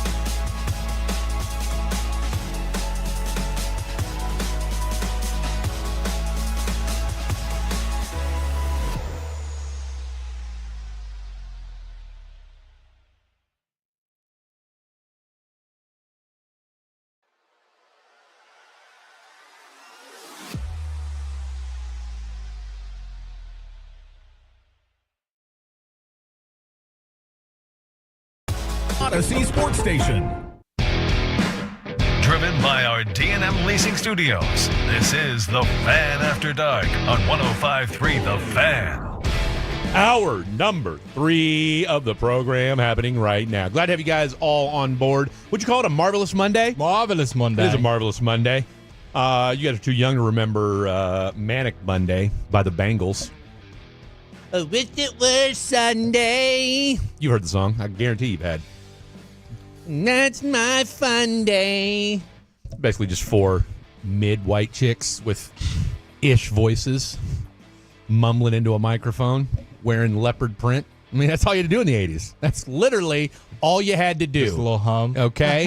That's it. That's it. Leopard print, a half cute face, and lots of, what's the spray? The Bronzer? hairspray. What the hell was the hairspray called back in those days? My boy Ben True probably remember. Aquanet. Bam, Aquanet. Let's jump out to the D&M Leasing Hotline. Welcome to the program. Friend of the program. I know we had him on to start 2025 because he talked all things college football with us. The one, the only, Florida Gator extraordinaire, 7-year NFL veteran, the one, the only. And I'll tell you what, this is a perfect segue because I'm supposed to talk about tight ends later this week. What better way than to do it with one of the best of all time, Ben Troop. Man, I appreciate you guys having. Listen, you guys are gonna have to warn me because see, I never know what you guys are gonna be talking about when I first come on. But I appreciate the energy anytime. It's always a pleasure being on with you fine gentlemen. Ben, it's so funny you say that because our assistant program director said literally the exact same thing when it comes to. He said, you're supposed to tease and all that kind of stuff, and I said, well, Tim, the whole point is that you don't know what I'm going to say next, and that's the allure. And he had no response to that. So, thus, here we go. Look, here's what we know when we come on with Ben Troop. It's going to be a lot of energy, all right, a lot of talking, and at least a laugh or 3. Okay, like if we're not doing that, we're not doing it right.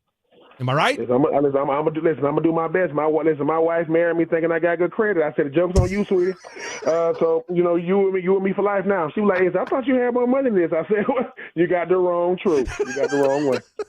Let me ask you this. We're going to talk some college football here in just a second, but how impressed were you by what you saw out of that Philadelphia Eagle team in that Super Bowl a couple weeks ago? Now I did have the Eagles winning because I think that if any team I've seen this before. Who dethroned a dynasty before? That was Nick Foles, right, with Doug Peterson. Now the first time that Jalen Hurts and company went up against Kansas City, they weren't ready yet. But then you add some pieces, aka Saquon Barkley, and then you see what they was able to do. But I'm just happy that it went the way it went. I mean, everybody want to talk about Coach Spagnuolo and that defense for Kansas City. No. Vic Fangio came in there and said, "Look, fellas, they cannot block our D-line. We ain't got the blitz. They cannot block us." Jalen Hurts went out there, and he did something that not many people can say. He outplayed Patrick Mahomes in both Super Bowls. They lost the first one, but he outplayed him in the second one. He was the Super Bowl MVP. Everybody kept saying, "Hey, man, they down 24-0. They're going to come back." I said, well, I don't know. Unless Kansas City's going to run out a different team in the second half, if 87 and 15 for Kansas City are not on the same page for that offense does not go. I don't care how fast Xavier Worthy is. I don't care the fact that, you got Patrick Mahomes. It was the Eagles' night. I was super duper happy for him because I said this. I said, Nick Sirianni, if you're not going to put Saquon Barkley in for the last game of the year against a team that told him to let him go to free agency to break Eric Dickerson record, y'all better win the Super Bowl. And they made good on that promise. They didn't win it. They beat the brakes off of Kansas City. Kansas City will be back. But for one night, it was all about them birds. No, it certainly was, and we saw just how important trench play is. Let me ask you this real quick, though, and we'll move on. You being a former tight end, I said it felt like this team just ran out of gas, among other things. Let me make that clear. There was a lot of things that went wrong for the Chiefs on Super Bowl Sunday, but it also looked like a team that ran out of gas as well. That being number 87, who looked like, he looked like he was still from 2 weeks ago. Is it time for 87 to hang it up? I will say yes for this reason. Travis Kelce has done everything you can do in football. He can add to what he's done, but look, he's won 3 Super Bowls. I think he's the GOAT, and I love Gronk. I love Tony Gonzalez. I love Shannon Sharp. But what else can he do? I don't know if he has the most touchdown catches for a tight end in NFL history, but he's been to all these Super Bowls. He's won 3 of them. And let's be honest, man. People make off-field decisions. No one has made a greater decision off the field than Travis Kelce. So for me right now, Travis Kelce, walk off into the sunset, sir. He's doing movies now. He's investing his money. I'm happy for the guy because when he first came to Kansas City, I never saw him. But I never saw any tight end come to Kansas City that would outdo Tony Gonzalez. And dare I say, he is Tony Gonzalez with the Super Bowl. So. Yeah. I just think that Travis Kelce, if he chooses to walk away, man, he's walking away on top regardless of what happened in the last game. And like I say, man, the Kelce brothers, man, they both got Super Bowls, man. The Manning brothers got Super Bowls. The Sharp brothers are the first ones to get it done to the Hall of Fame. It's good to be a Kelce these days. Well, Ben, speaking of tight ends, we're doing some draft prospects. I reviewed some wide receivers this past weekend. I've tasked Fred with tight ends. What tight end in this upcoming draft do you think is going to be the next game changer, similar to a Travis Kelce, if you will?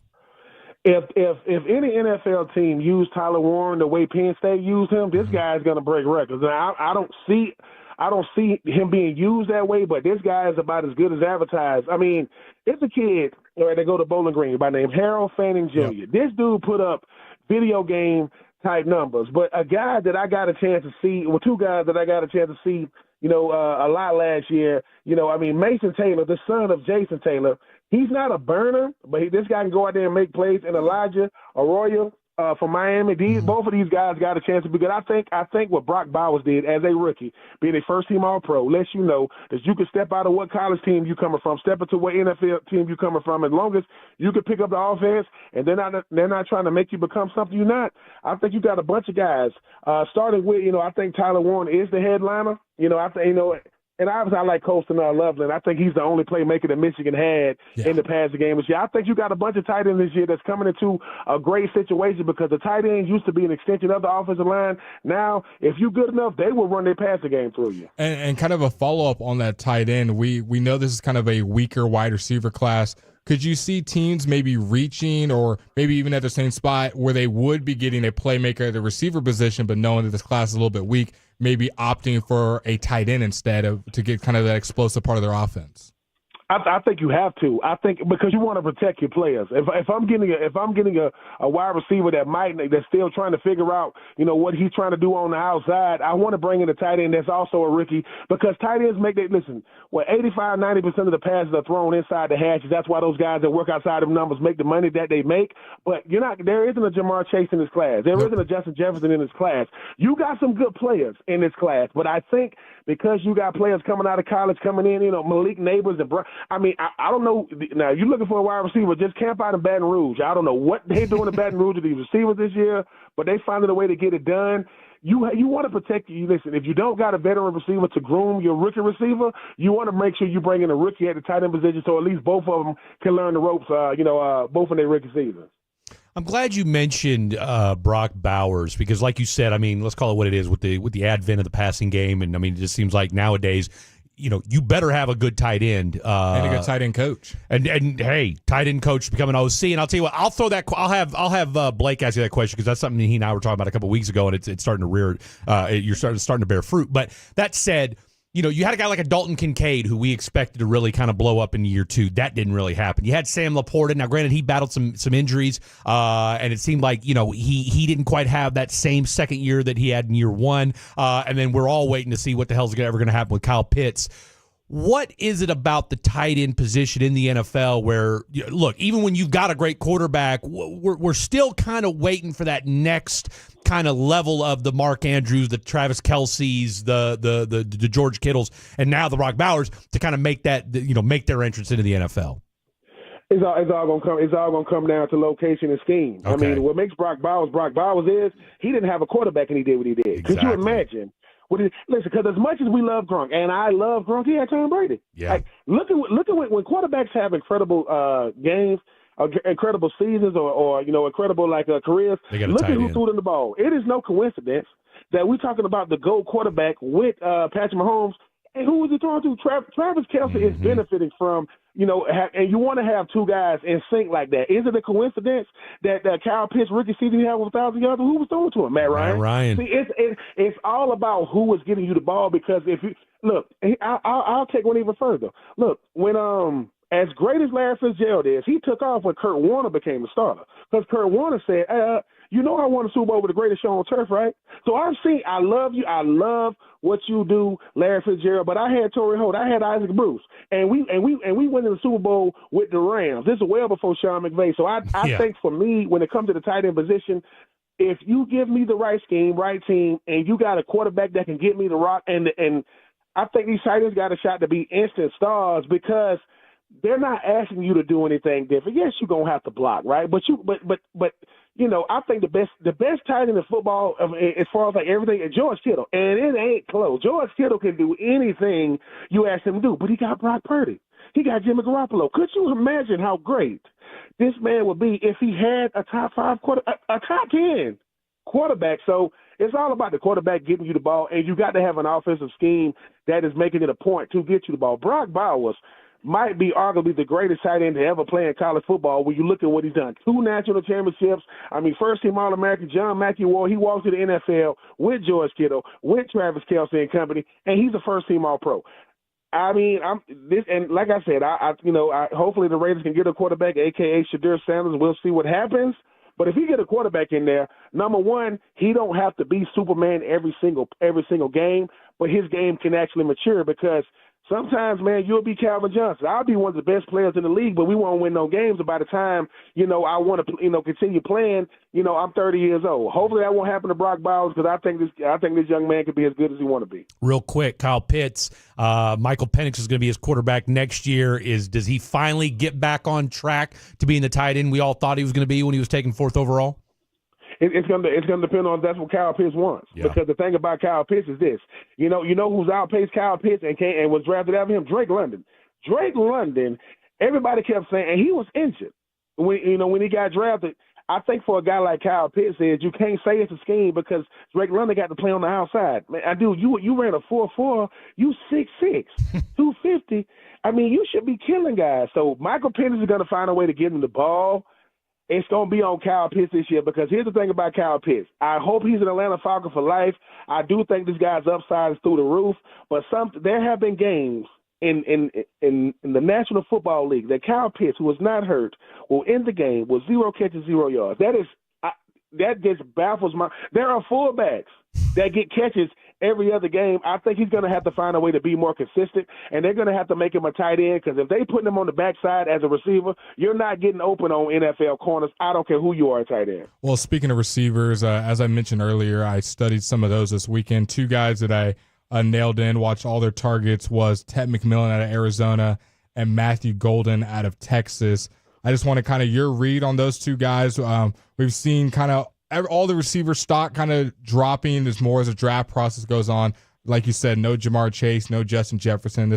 What kind of receiver class is that, and in particular those two guys?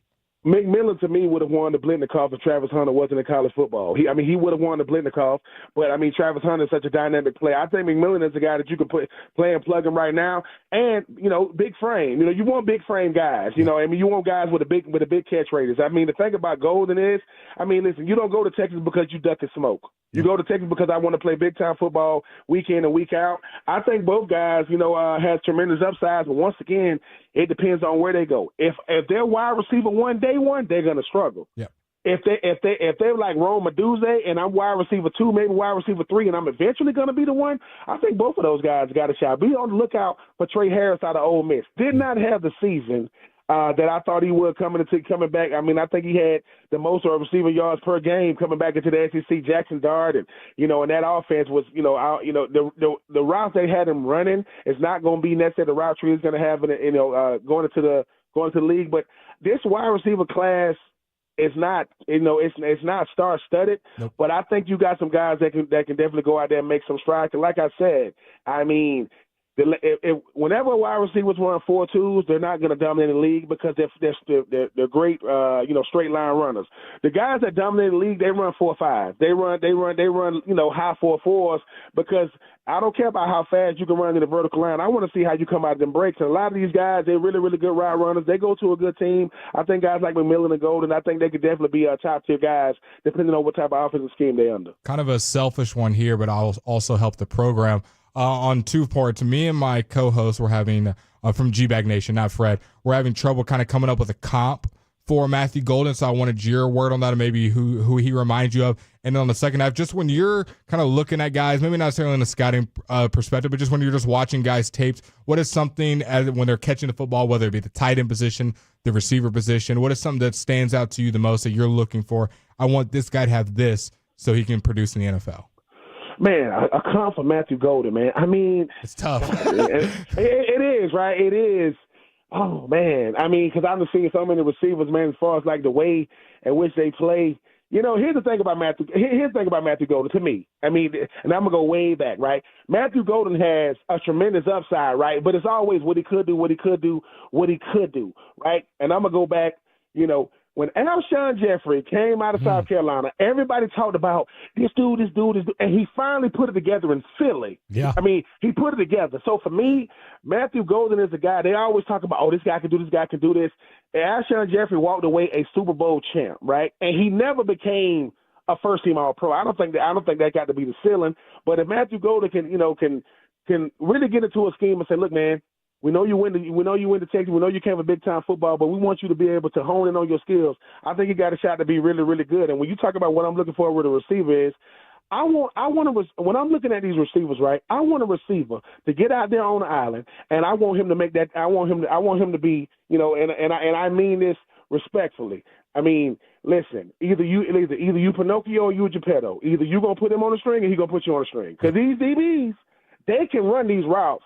For these guys, Darius Slay is 35 years old. You see how he looked? Yep. And they won't even throw to his side. So for me, I want to see a route runner. When I say a route runner, I want to see a route runner, like Stephon Diggs, right? I want a guy that can get out there and run routes. I want to see a big receiver that got to catch raiders like Calvin Johnson. He ain't Megatron, but I don't want to be 6'4" and you just 6'4". I want you to be 6'4" and we can just give you them 50-50 balls. And as far as like third down, I want a guy that want to move the chains. Because as much as people think football is about touchdowns, no, touchdowns are rare. First downs, you know what I'm saying? That's what you want to be. And because listen, Michael Irvin to me is one of the greatest receivers ever come through the NFL. He do not got wowing stats. You need a first down? I don't care if you got Dion on me. I'm finna convert it because I think for some of these receivers now, no one has a niche anymore. Everybody's one-trick ponies. No, Steve Smith Sr., when he got to the Carolina Panthers, he came in as a punt returner. He left as the all-time leading receiver in Carolina Panthers hits because Musa Muhammad helped him mature. I want to have a guy that comes in that learns under somebody else because one of the best route runners in the NFL, if you throw him the ball and you can put on the clinic, that would be Devontae Adams. Even though I mean I don't think it should have been Aaron Rodgers, right? But and I just think that and Keenan Allen. I want to get a guy that comes in and saying, "Look, coach, put me in the slot, put me in the outside. I'm gonna find a niche for myself because as much as everybody like Puka Nacua and I love him, he's the reason why Cooper Kupp is about to be a free agent. You don't want to have a guy that come in to do what you do. Ask Wes Welker if he like Julia Edelman. He hate him because dude, that is your replacement right there. So, yeah. but I like a receiver that want to run a route, that don't care about the stats. Jalen Hurts, as much as what I love the most about him is he really only care about winning, man. That dude, because lying. People keep saying, because listen, if the second team All-Pro Josh Allen is the MVP, Lamar Jackson is the first team All-Pro, didn't win MVP, and both of those guys can't beat Patrick Mahomes. Who's better? Is it regular season Josh, regular season Lamar, or is the postseason Super Bowl champ Jalen Hurts? The NFL got a problem, and I think it's because you want to take certain players and make them the face. Jalen Hurts has been to 2 Super Bowls. Josh Allen. Right? Lamar Jackson, Justin Herbert, all these guys around him, not only have they not won the Super Bowls, they can't even be Patrick Mahomes. Jalen Hurts should be 2-0 against Patrick Mahomes. They lost it with a field goal the first time around. Jalen Hurts is coming, people, and they gave him Saquon, and most of the players on their team are either on rookie contracts or in their early 20s. The Philadelphia Eagles are the new problem for the NFL, and they ain't going nowhere. Boy, I'll tell you what, it does make you wonder with the way that team's constructed. Could they take that dynasty baton from the Chiefs, and they're going to be a problem in the NFC? Get you out of here with this, Ben. Sticking in the conference, we wouldn't be remiss if we didn't ask you at least one Cowboys question. Sitting at number 12, all right. We'd love to see them move back if some team would jump up there. Maybe you get a 3rd-round pick out of it. Hell, maybe you get that 4th-round pick back, whatever it looks like. Obviously, Ashton Genty's a name that keeps getting thrown around. I don't want to take a tight end at 12. I think that's too rich, as my guy Blake would say, for sitting at number 12. Where are you at right now? If you're the Dallas Cowboys and you're sitting at number 12 and moving back is not an option, what are you doing at pick 12? Man, so many ways to go with. Here's the thing. I know when it comes to Dallas, I mean, I know you got Micah Parsons. And I know safety is never, ever going to be something that you need a big-time safety in the back end, or you need a big-time linebacker, because the thing about Dallas is Dak is not the problem. Jerry Jones, I mean, if he is the problem, he's going to be here, until he's not. I mean, he does what he want to do. Mm-hmm. They cannot stop the run of Dallas. They cannot stop it to save their life. Ashton Genty, I think, is going to be a first-round pick. I don't think you're trying to bring in another Zeke. You get you one of these big-time run-stuffing linebackers, or you get you a big-time safety. I think you got some real big-time safeties coming, in this draft. You got 3 of them, in my opinion, because the thing about Dallas is this. It's not about who you get. It's not about all these things they're talking about what Dallas is. If the circus known as Jerry Jones, as long as he's going to be there, I just see Dallas, because I don't know what those players have to deal with. I think if you play for the Dallas Cowboys, you got a unique situation. You have to deal with the fact that people talk about you and your team every single day of the year, and you got to be built a certain way. Micah Parsons, I love Micah Parsons. He needs to stop talking. I don't know what Micah Parsons will be talking about, but hey man, he can do what he want to do. But I think if you are Dallas, I think you think safety, linebacker, and listen, if you got a big time pass rusher to go alongside Micah Parsons, yeah. I think you do that, because Dallas right now got can't stop the run problem, and I don't appreciate the kind of things Jerry Jones be saying about Dak. Talking about I shouldn't have gave Dak the money. Well, who you gonna give the money to if you don't give it to Dak? I'm just saying, but it's going to be exciting. The draft is coming up. I think it's one of the greatest spectacles when you talk about sports, and I'm looking forward to see where these guys land. And Travis Hunter, ladies and gentlemen, he will play cornerback and you will put in a scheme for him for the offensive side of the ball, I think it's gonna be incredible to watch. No question. All right, we're going to talk to you again come league when the league New Year starts on the 12th. That'll give us some post combine stuff to marinate on, as well as free agency should be done. It usually wraps up in the first 2 or 3 days, at least all the major moves, and then we'll have a good idea about what the draft's going to look like. Ben, tell the folks at home where they can find you at on Twitter and where they can find your podcast. Hey man, they can always find me at BenTroop84 on all social media, all social media areas. And as far as like my podcast, man, you got 84 Reasons, you got No Weddings in the Fall, you got winning the division, and listen, No Weddings in the Fall, and the BenTroop podcast is coming. But the wifey, she hated a little bit right now because she said, she want to do a podcast together. I said, well, look, we'll do a podcast together, man. You know what I'm saying? When you start, showing more love to your boy. But I appreciate you guys coming on, man. I appreciate it. Ben, great stuff from you as always, my friend. Yes, sir. We'll do this again soon. Appreciate it. There you go. The one, the only Mr. Ben Troop. All right, coming up next, let's talk a little Rangers, shall we? None other than the one, the only Mr. Khaki Kev. Gonna break a little Ranger information on you. Don't go anywhere. It is the Fan After Dark. You may not think what we say is smart, duh, but it's coming over a smart speaker, so that counts. Just tell that genius speaker, play 105.3 The Fan, presented by Comerica. After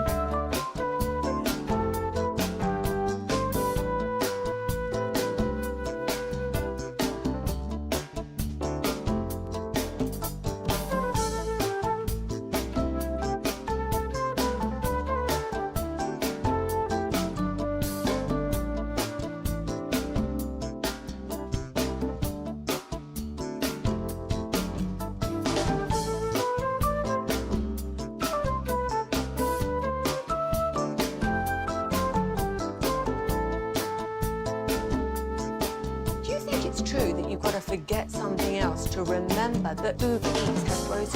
No, that's absurd. Hey, remember when you used to be a, what was it, Pepper Lady? Pepper Lady? Was it Cinnamon Sisters? Razor Blades. Saffron Squad? Nutmeg Maidens? No. Nutmeg Maidens. I just said that. Was it Spice Girls? Doesn't sound right. Was it Saffron Squad?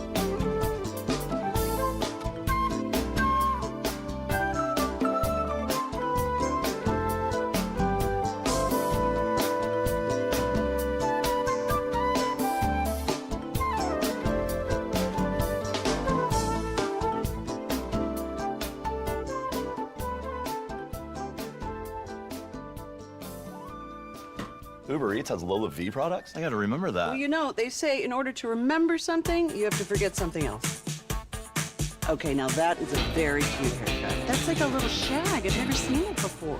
Well, I mean, of course you have. It's the Rachel. Oh, is that your name? No, I mean like your name. No, I'm Jen. My name's Jen. Right, but I just mean like this is your haircut, but that's the hair on your head. I'm not saying this is your hair. Okay.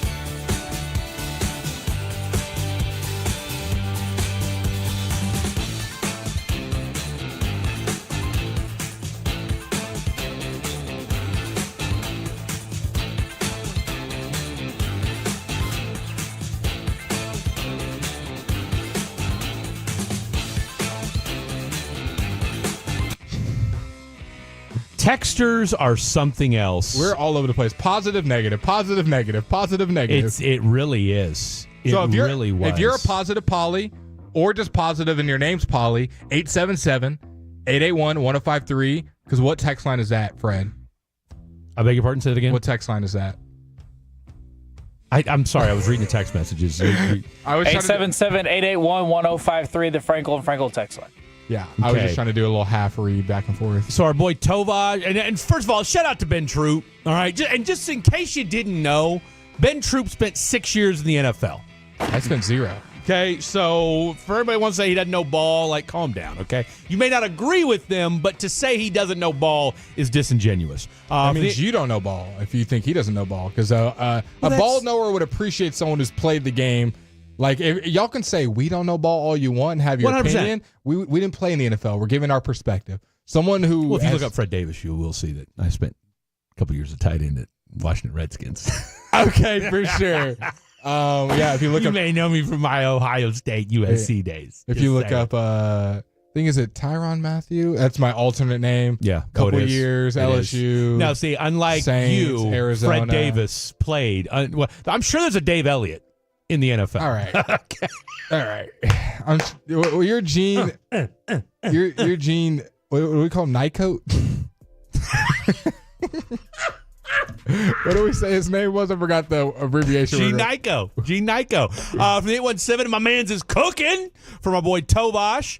Let's see. From the 804, Mahomes was running for his life the whole night. Just stop. One thing on the same thing to KC, you can't say Hurts played better than Mahomes in that game and not factor in the differences in the rest of the rosters. This is not true.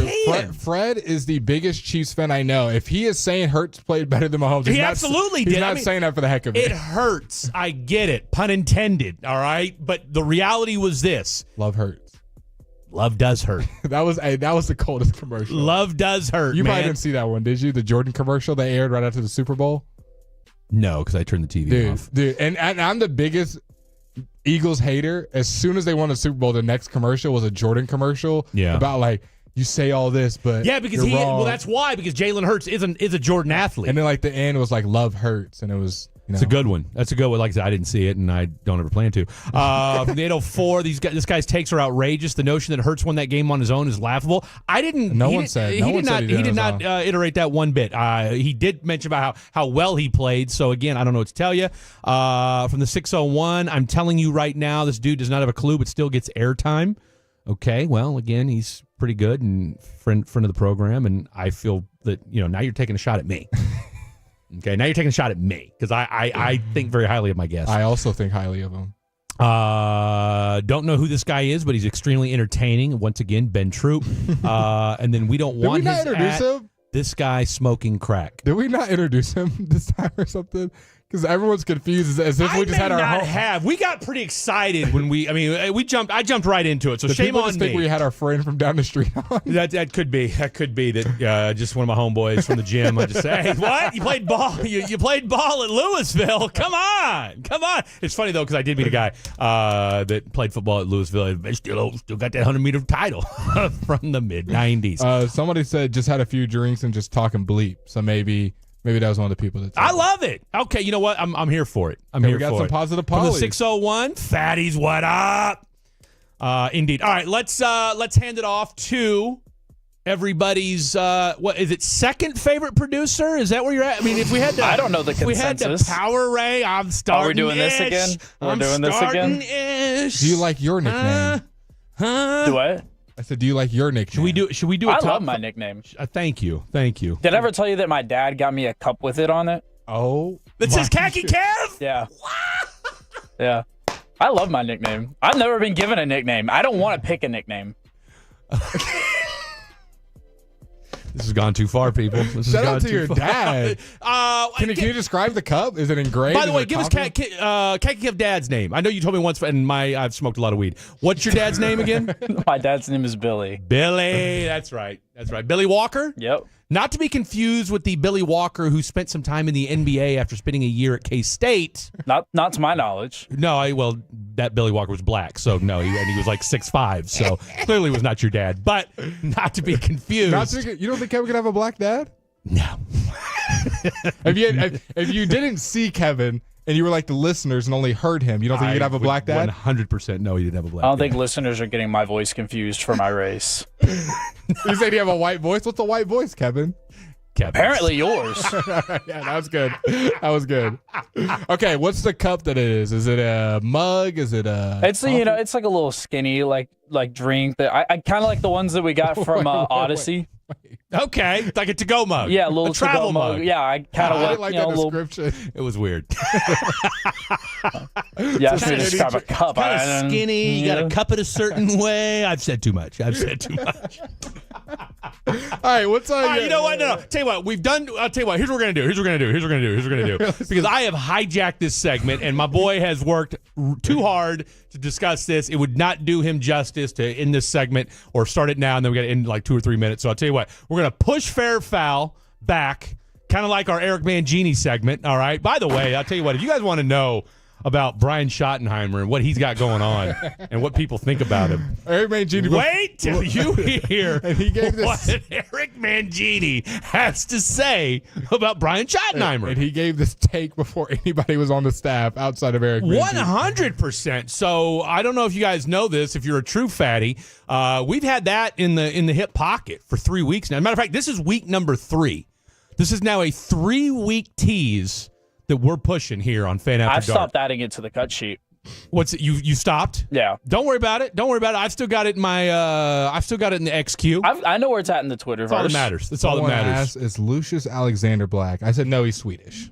That's it. That's not a serious question, is it? Yeah, he's Swedish. Nobody's asking that for real. Someone texted that. I just saw that. I said no. He's Swedish. He is.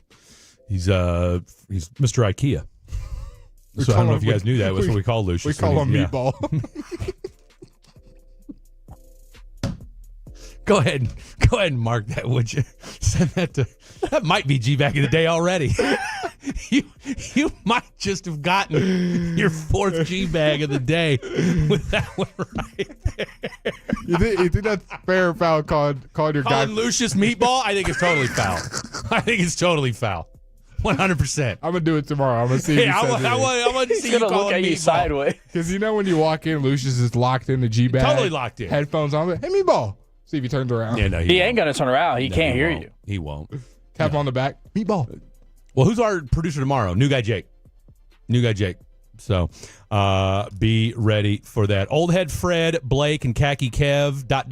Greatness. I don't get a nickname. Old head Fred, Khaki Kevin. Because old head Fred is so endearing, and I'm so glad that the Tolos have deferred to me as old head Fred. I'm 43 for Christ's sake, man. That's prehistoric. I think I've gotten some. Have you seen what 43-year-olds used to look like in the 80s, bro? In the 1818? I mean, can you imagine what they looked like back then? Other than our guy Gene, who lives for 70 years when no one lived past 30. For real, Gene. I mean, that somebody mentioned that. That he was doing well for living that long. In that Think time about I mean, this dude. Well, he was smoking heaters. He made the heaters. Of course he did. Maybe they were healthier then. Maybe he was doing it right. No way. Them things were. Well, you're right. They probably didn't have all the chemicals. I mean, I doubt it. Right? I don't know what they were dipping them things in back in the day. Let's try this one. You're right. Somebody did ask. Horse piss. Which one were you smoking first, the Oski Woski or the cigs? Probably Oski Woski is probably more attainable now. Just on a plant, just grab it, roll it up. Did you know, apparently in Europe, a big thing in Europe is where they'll take weed and tobacco and mix it together and smoke it. What a waste. What a waste. I mean, what are we doing? I was just about to say, what a great idea. No wonder nobody likes Europe. Are you kidding me right now? Big fan of Europe. So. I mean, I'm not mad at him, but like, what are we doing? I'm from Europe. Really? That's my heritage. You are? You born and raised? Ireland. Yeah? You look Irish. You look Irish. I'm 50% Irish, Fred. I've been telling you this. That's where Dave comes from. That's where Dave comes from. Shout out to Dave. Dave Elliott. Why does Dave never listen? Does Dave know? Hadn't listened for 18 years. Dave, you are not high on the Tolo list. He's not winning an Dave's Odyssey not contest. A fatty. Dave is not a fatty. He's not winning the Odyssey contest. No, he's not. No, he's not. Billy probably is. Billy's 100%. If we had to power rank the dads here at 105.3 The Fan, Khaki Kev, a.k.a. Billy Walker, is definitely number one. James' dad loves you. James' dad, well, probably more than James does, so we'll put him at number 2. Love you, James. Tell me what the dart, but don't forget to send me the dart scores. We'll read those out later as well. Fred 2, a.k.a. my dad, you would think as often as I tell this guy how many times we're on from 7 to 11 every Monday through Friday, and then I'll talk to him the next day. Oh, you were on last night? That's my favorite. You were on last night? Yes, Dad, I was. Like I've been on every Monday through Friday for the last bowling, Blake? 9 months. 9 o'clock. Yeah. Seriously. Cannot. So Monday through Friday, 7 to 11. It's not changing next changed. week. Hasn't changed. That will change coming up soon. Well, hey, enjoy it while you can, folks, because once Rangers starts. But someone said I thought Khaki Kev was moving. They've got you mixed up with the producers. Thinking of Chris Shaw. Yeah, no. Khaki Kev ain't going anywhere. It's White Settlement's own over here. Probably put a statue up to you here pretty soon. Yeah. But then the Gypsies. We got to keep it. They would tear it down. Yeah, you're right. They would. They would. Where would we put They the would statue? deface it. Right here. What, of Khaki Kev? No, we got to put it outside. We got to let it. We got to put it outside if we're gonna have a statue of Just Khaki random Kev. people go to the 5th floor. Why is there? All right, real who quick. the hell is this guy? All right, real quick. Khaki Kev, give us a tease. Give us a tease and take us on out. All right, the tease is the Longhorns did good this weekend. We'll talk about that. And when was the last time that the Rangers had a repeating starter? We'll do that next on The Fan. Coming up in the next Gag Nation, Dawson's back, and we got Eric Nadel, Hall of Fame voice of your Texas Rangers at 4 p.m. Join the nation 2 to 7 on The Fan. Is your financial advisor offering you up to a 30% upfront bonus? Are they promising you up to 10% growth per year guaranteed?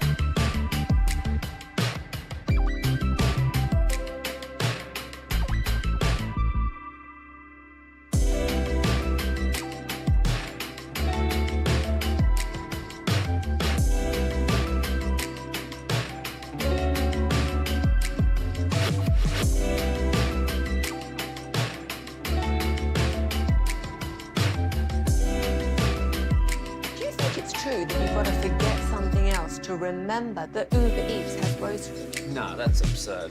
Hey, remember when you used to be a, what was it, Pepper Lady? Pepper Lady? Wasn't it Cinnamon Sisters? Basil Babes. Saffron Squad? Nutmeg Maidens? Paprika? No. Nutmeg Maidens? I just said that. Was it Spice Girls? Doesn't sound right. Was it Saffron Squad?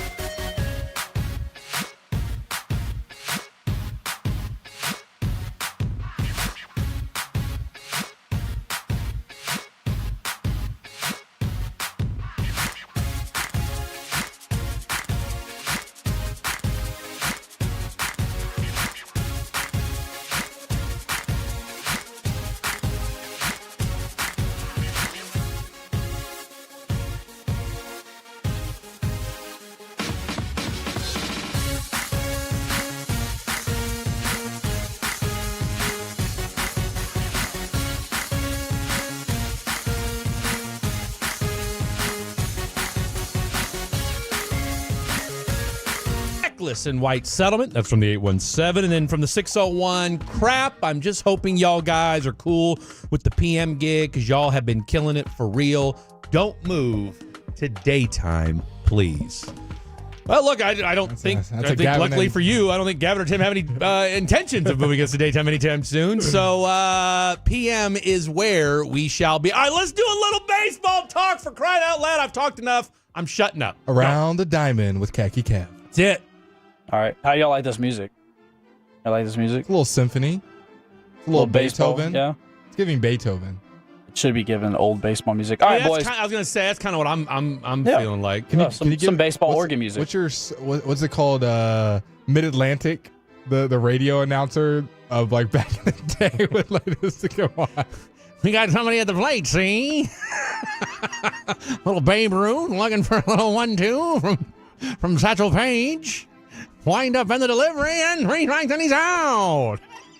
We'll get to baseball, but that reminds me. Crazy. During the 1818 segment, when you started commentating as what was it? It was like a British. I don't even remember what sport it was. Who knows? But that was gold. I do have a question for y'all. Do you want to take a guess? The last time that the Rangers had a repeating season opener starter. So the last time back-to-back opening day starters. Yep. I feel like I heard this. Was it Cole Hamels? Okay, that is not true. Give me 2015. Also incorrect. The Rangers hold the record in the MLB with 15 straight seasons of a non-repeating season opener starter. And I was just finna guess 2010. That was my next guess. Next time. Who was the pitcher that went back to back? So the last pitcher to go back, and I knew y'all were going to ask me this too. So I had a question and not know the answer. Well, because I had a point to this. It wasn't who the last pitcher was. Well, you knew you were going to ask that. I want to say it was Kevin Millwood. You want to say or spitballing over here? Are you guessing the point of this? Well, I tell you what, you piss off the fatties, man. I can't help it if they come at you. I get it. This will continue if anybody other than Nathan Eovaldi starts this year. As it is slated, it more than likely will be. Hasn't been confirmed. Will probably be Jacob deGrom. Kumar Rocker. Day one. Next year. Yeah, probably. We'll see. But yeah, so if deGrom starts this year, if anybody else other than Nathan Eovaldi starts this year, that streak will continue. It is the most in baseball, so I wanted to start this thing off with a question. Love it. And then I know y'all are basketball guys, especially you, Blake, so I wanted to do a quick twist in here. Okay. And I'm not trying to say that anyone holds as high of a respect as Luka does, but who is your Luka of the Texas Rangers. Like currently slated? Yeah. So I'm thinking Aura. I'm thinking a guy who's been there a while. So it's tough because these guys, these new Rangers haven't been there that long. Like a Corey Seager hasn't been there that long to hold probably Adolis Garcia. Okay. Not trade Adolis tomorrow. Are you saying as far as impact? I mean, his impact is obviously Corey Seager. Well, I'm just but saying overall, he hasn't been with the Rangers that long. Whereas Luca's like, hey, we've been watching him for 6 years and we drafted him and he's our guy. Because the guys they drafted, Wyatt and Evan, are young. They haven't blossomed. And they haven't done what you know. Adolis is. I mean, Wyatt had his moment towards the end of the year, right? But not taking you to the on the backs, taking you to a World Series. I'm gonna stick with Adolis Garcia. Really? Who else am I gonna go with? Even after the year you had last year? Who else am I gonna go with? What would be your answer? I think Corey Seager would be a bigger. He just hasn't been here long enough. I'm factoring that in heavily. For me, 4 years, 3 years? For me, I'm doing Josh Young, product of the system. You drafted him, young guy, up-and-coming talent. Still, like I said, still young. He's proven himself to be an MVP-worthy guy, especially last year before he got hurt. For me, it's Josh Young, but I wanted to get y'all's take on that. Yeah. No, I look, I think that's a great question. It's hard because they don't have anybody of that ilk. And that's fair. That's a fair point. Right? But, look, as high as that ceiling could go. Well, and here's the other side of it, too. Is that with Chris Young, if he were to make a trade, like let's say he traded an Adolis or a Corey Seager or Derek, God forbid, what'd you say? I said Marcus Semien. Or Marcus Semien, although he's a little bit older, longer in the tooth, but like a Wyatt Langford, Evan Carter, a young guy. Yeah. If he were to trade somebody like that, you'd feel a lot more confident in the return. Yeah. Okay, because that's the other half of the thing with Lucas we're all pissed off about is that, hey, if you'd have gotten a haul, then that would have at least kind of, calmed us down to some extent. But the fact that you traded him for what we got, then that obviously infuriates people. Then we got the correct answer is Josh Young. We got another text, Seager, the one that home run, I don't know. Made him the man. That's understandable. Okay. And then also 469, if you traded Wyatt Langford, you would get way more backlash than any other Texas Ranger right now. Yeah, as far as backlash, probably Wyatt Langford. Yeah, absolutely. Young, up and coming. Depending on who you traded for, right? Because if you traded for like a star that's like older, like I'll put it like this: if you said, "All right, I'm gonna trade Wyatt Langford for Mike Trout," which is his comp, his direct comp. I wouldn't love it because you don't want to trade young for old. That's really young for old. But that's really young for old, man. But at the same time, then you're thinking to yourself, though, too, if you're the Rangers, you're saying, all right, look, what might Mike Trout do in this offense, in this lineup that's built to win, whereas in California... Mike? He's got to be in his mid-30s, right? 36, 37 probably, something like that. I told you, he's old, man. He's not 31, 30. He's 35 plus. No, he's 35 plus. I think the injury has been around forever. Look how old he is. I'm looking up right now. Okay, what do you say? What do you say real quick? Okay, so I said 37, 36, 37. I said 35. I'm saying 32. Okay, well, I'm going to get to... I got one more. 34 in August. Just the injury history that gets kind to I guess. Kind of all in between all of us. 33. Okay, all right. Time's ticking. Okay, I got one more question for y'all, and it's a pretty easy one. Y'all like the long ball, right? Everybody loves the long ball. You mean home runs? That's what Absolutely. they're called. Meatballs? That's what you call when you knock them out. It's a meatball. So everybody has obviously reported in Surprise, Arizona for the Texas Rangers. I'm just going to keep going. We're going to continue to mold and extend as a power hitting group. Obviously, we added Jake Berger. Jock Peterson is one of those guys. And then you also have the likes of Corey Seager, Marcus Semien. And, we still have to figure out what kind of hitters Wyatt Langford and co are going to kind of be. They're going to be balanced hitters or they're going to be power hitters. But it kind of seems like the Rangers are trending towards a power hitting dynamic. Obviously, they added Justin Vail over the offseason as their hitting coach. He did an incredible job with the San Francisco Giants. We definitely needed a new hitting coach. Yeah, he did a really, really good job under Donnie Ecker. Rough last year. That team hit 241 home runs, which is a franchise best in San Francisco Giants history. Yeah. The Rangers, even in the World Series year, hit 233. We hit 176 last year. Yikes. So home runs, long balls could be to come for the Rangers. So there's a little bit of a tidbit, something to hype you up just a little bit more as spring training is around the corner. And then as we get out of here, some college baseball updates. A&M 3-0. They stay number one. And the coaches poll, Texas, hook 'em 2-1. They did their thing over here in Arlington after a loss to Louisville on night one. They scored 24 runs in 2 days, and they move up 3 spots. Now they're in the number 16 spot. Texas Christian University is 3-0. They move up just a few spots to number 22. And Dallas Baptist, which is a very highly regarded baseball college, is 3-0. They stay at number 20. And then if you do want to watch college baseball this week, my game of the weekend is number 7 Oregon State versus number 2 Virginia, Friday at 6. There you have it. Well, be careful. You can listen to it for an hour, and then we come on. All right, final hour of the program. Great stuff by you, Khaki Cav. I feel so much smarter after having listened to you. So make sure everybody gets a little dose of that. And, of course, don't forget you can catch Khaki Cav on Sunday, 1 to 5. No? Rangers. No, never mind. You got kicked to the Rangers. Not fake K-Walk on Twitter, though. Say that again? Not fake K-Walk on Twitter. Boom. I'll do a shameless plug. Shame it. Plug it. Be over with it. Coming up next, final hour. Don't go anywhere. The Fan is on YouTube, Twitch, smart speakers, or any mobile device on our Odyssey app, presented by Comerica.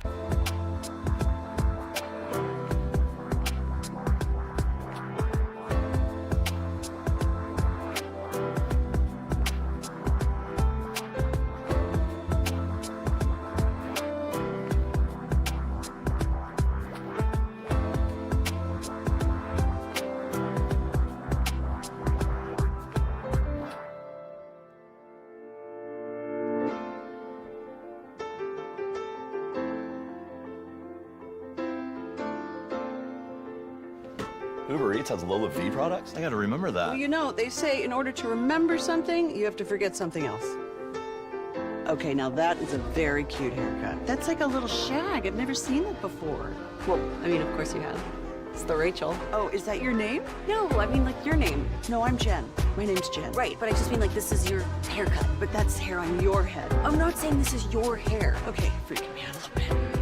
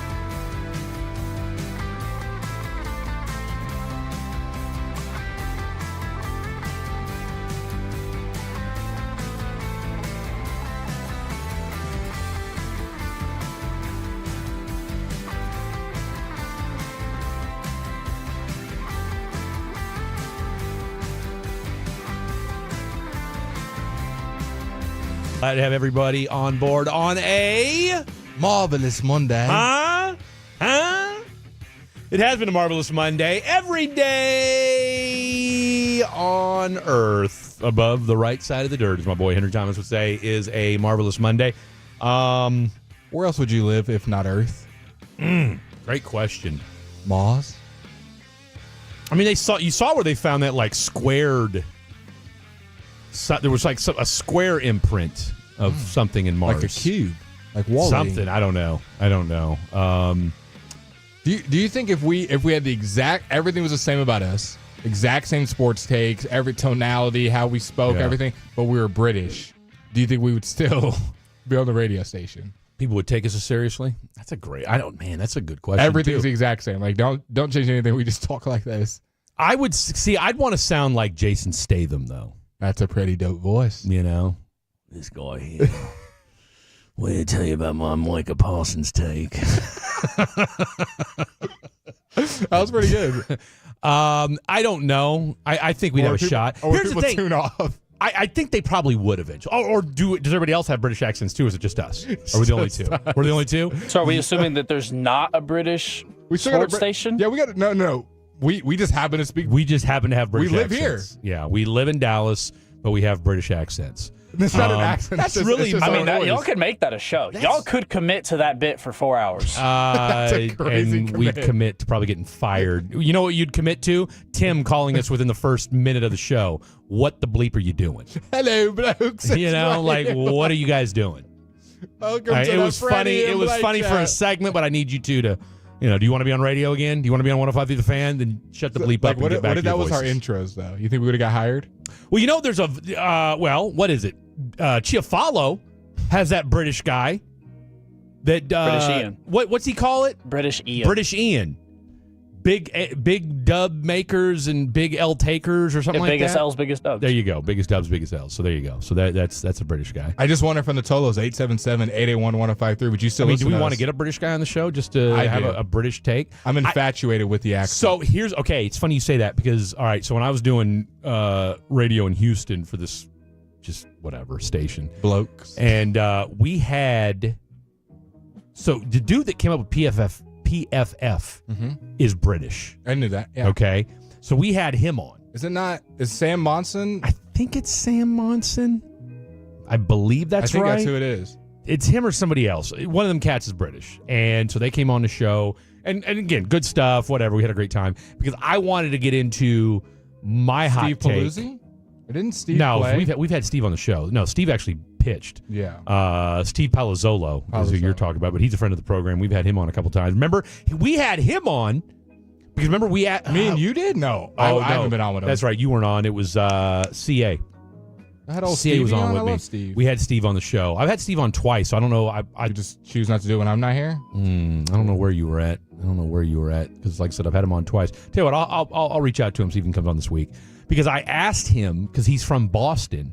What was his favorite? Because remember, were you on when we had the one? No, it wasn't you either that time. Man. Either. I know. Well, this is before November. This is before you and I were on here every day. So we had done. That's why it says rotating host on ChatGPT. That's it, boy. Deep dive. So we had done a Tolos on the telephone one of the first times we had done it, and this dude called in, and he was from Boston, not Boston Nick, another guy. And I'd asked him, I said, what's the best movie from Boston? And he had said The Town. No, he didn't say The Town. That was what Steve Palazzolo said. Yeah. Was The Town. Any Ted love? Nobody mentioned Ted. That's Boston, anyways. South Boston. Can I guess? Same thing. Can I guess what he said? The best movie from Boston? Who, Steve Palazzolo? Well, I don't know. I'm just guessing a movie from Boston. Well, no, he did. But that was the whole point. Was I asked him, being from Boston, what is your that's like me asking you two, hey, give me your best Dallas show. And right? You guys are from here. What's that? I wouldn't be able to give you an answer. I don't know a show that's based in Dallas. I know there's a show Dallas outside of Dallas, yeah, but you were. But I never watched that. I was going to say that. Well, you wouldn't have. I mean, you weren't born yet. So.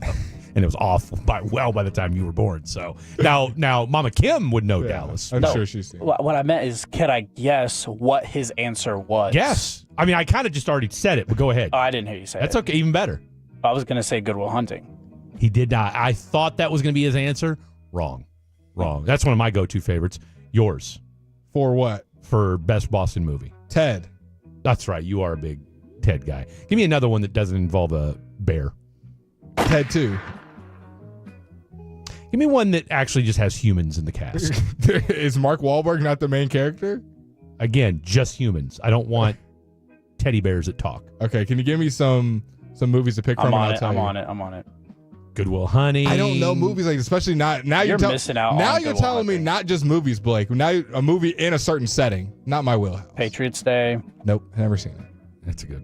What about Independence Day? Is that in Boston? The Social Network. Never seen it. The Town. Seen it. Equalizer. Seen it. The first Equalizer was in Boston, wasn't it? Terminator, was that in Boston? No, it was in California. Why do we do everything in California? California stinks. Kind of Hollywood, Blake. It stinks. Literally. What was the movie he guessed, though? He gave me a movie, though. The Departed. Someone said The Departed. The Departed is That's from a Boston. great one. That's a fantastic movie. Let's see. Yes, it hold is, on, sir. hold on. Because Gone Girl. Never seen it. Also Shutter Island. Seen that. I thought that was Alcatraz. Okay, not Gone Girl, but there's another movie that's got the word girl in it. Gone Baby Gone. Gone Baby Gone. That's it. So that was okay. So Homeboy says Gone Baby Gone. As I asked him, I said, hey, what's your favorite or what's the best movie from Boston? He says Gone Baby Gone. I'm thinking it's Gone Girl. So me and CA start talking about Gone Girl, and then we're like, okay, that's not even the right movie. Don't get me wrong. Gone Baby Gone is not a bad flick. To me, it's Good Will Hunting, 1A. The problem I have with The Town is the ending. And I've said this time and time again, the ending to The Town bugs me. Whereas The Departed is 2.5 hours of just movie gold. Speaking of movie Black Mass is also super. Okay, duper. yep, I do see that one. Okay, speaking of movie gold, Trevor Lawrence is trying to create movie gold in Jacksonville. He says he's excited for his new head coach and Liam Cohen, that they can hopefully change up some things they were doing there. That Doug Peterson was kind of dealt a bad hand of how bad things were going in Jacksonville. And he sets the record straight that he is not going to the Steelers per all those, trade inquiries that we heard of him. Maybe not him wanting to go to the Steelers, but the Steelers wanting to get him. Yeah. So do you think Trevor Lawrence has a bounce back year for the Jacksonville Jaguars? I think he looks better than he did last year. But I still do not think he rises to a top 10 quarterback. I think he sits right around the peripherals. Maybe because I got him in the same tier. This is a little bit of a spoil as like a Tua. I think maybe he can jump and get into that CJ, Jared Goff, Baker kind of tier. I don't think he's there. I don't think how he's been playing. He's on that tier. His numbers are sneaky good though. Mm-hmm. That's the thing about Trevor Lawrence is that you look at his numbers and you're like, okay, he's actually not as bad as we think he is. I think a lot of it's the fact that he's just had a really horrific run. Someone said Trevor Lawrence was the bad hand. Well, no, I mean, again, Trevor Lawrence, yes. Are there times where he makes some bonehead throws and you say to yourself, okay, what is this guy thinking? But he also can drop some dimes too. I just think it goes back to you've got a really screwed up culture in Jacksonville. I mean, look, this is the same team that, okay, you hired Trent Baalke, which you had to fight. Think about this. This tells you all you need to know of the Jacksonville Jaguars. You hired Urban Meyer, which, look, on full disclosure, I thought it was a great hire. I was really excited about the Urban Meyer hire. I thought he was going to buck the trend of crappy college coaches going to the NFL, and I couldn't have been more wrong. Oh, you weren't the only one. I wasn't the only one. My boy Teddy Johnson came on at the time and said Urban Meyer is going to be a huge flop, called it from the get-go, and couldn't have been more right. You get rid of Urban Meyer. You bring in Doug Peterson. Doug Peterson looked like he was half out of it half the time. And then, obviously, I feel like there was something going on behind the scenes because him and Trent Baalke just never got on the same page. And, oh, by the way, you had to fire Trent Baalke in order to get a head coach to come to Jacksonville. And then let's add one more little layer to the bizarre nature that is the Jacksonville Jaguars. You had one of your, members, not necessarily a front office, but just an employee who embezzled $22 million from your organization. I just want to say that story, that was when me and Reg were on the radio. That covered us for 2 weeks. That was great content. That's insane. That story is nuts. Speaking of stealing money, let's go to a guy that who's stealing money right now? Who stole from a franchise in Rob Pelinka to Nico Harrison and getting Luka. And you knew at the All-Star game, the first question to Adam Silver, what were your thoughts on the Luka trade? I was surprised when I heard about the trade. I did not know that there was Luka was potentially a player that was about to be traded. That was news to me. I followed it like a fan from that standpoint. And I've said before, that's the kind of confidential information that's generally not shared with the league in advance unless a team is publicly shopping a player. And best to my knowledge, that's not what happened in the case of Dallas and Los Angeles. Thoughts on that, Fred? Do you think that it was truthful? Adam Silver had nothing to know. That was his opening monologue. I was surprised when I heard the trade. I did not know that Luka was potentially a player that was about to be traded. That was news to I'm going to tell you why that's BS. And it goes back to something that you and I can talk about, and again, you and I just kind of accidentally being right, or at least you and I accidentally noticing something and saying, wow, this is bizarre. Tell us why that Thursday night. So real quick. So on when did the trade go down? Saturday. It was on a Saturday. So it was that February 1st? Mm-hmm. Okay. I'll never forget it. So Saturday, February 1st is when the trade went down. If you guys remember, all right, you guys know that we're on every Monday through Friday, Detroit 7 to game? 11. You going to the Detroit game? The Detroit game. Remember, you and I are watching that game. They get their ass beat. We lost by 15, okay? And the fourth quarter was it was nothing. And so, it was one of them things where you and I are doing the show, and we'll look up, and we'll, talk during the break. And I remember specifically asking you, why is Adam Silver at a Mavericks-Pistons game in January? On like a Tuesday. On a Thursday night. Didn't make sense. It made zero sense to either one of us, and we just kind of were like sitting there. So, and that's intentional. Adam Silver isn't just popping up on you as a GM and not knowing. He certainly ain't just rolling up to Detroit to play a Mavericks team without Luka. Just wanted to come chat with you, Nico. Not about you potentially trading Luka, but just wanted to hang out. So 48 hours before the trade, Adam Silver, and again, this is one of those deals where, from a media standpoint, they probably weren't aware off the top, because I'm sure most of the media that was gathered at that wasn't at the Detroit Dallas game that Thursday night. Probably not. Okay. Outside of our boy Mike Curtis, who was definitely there. Right? From Detroit. But I think Mike's actually might have been the one that asked that question too.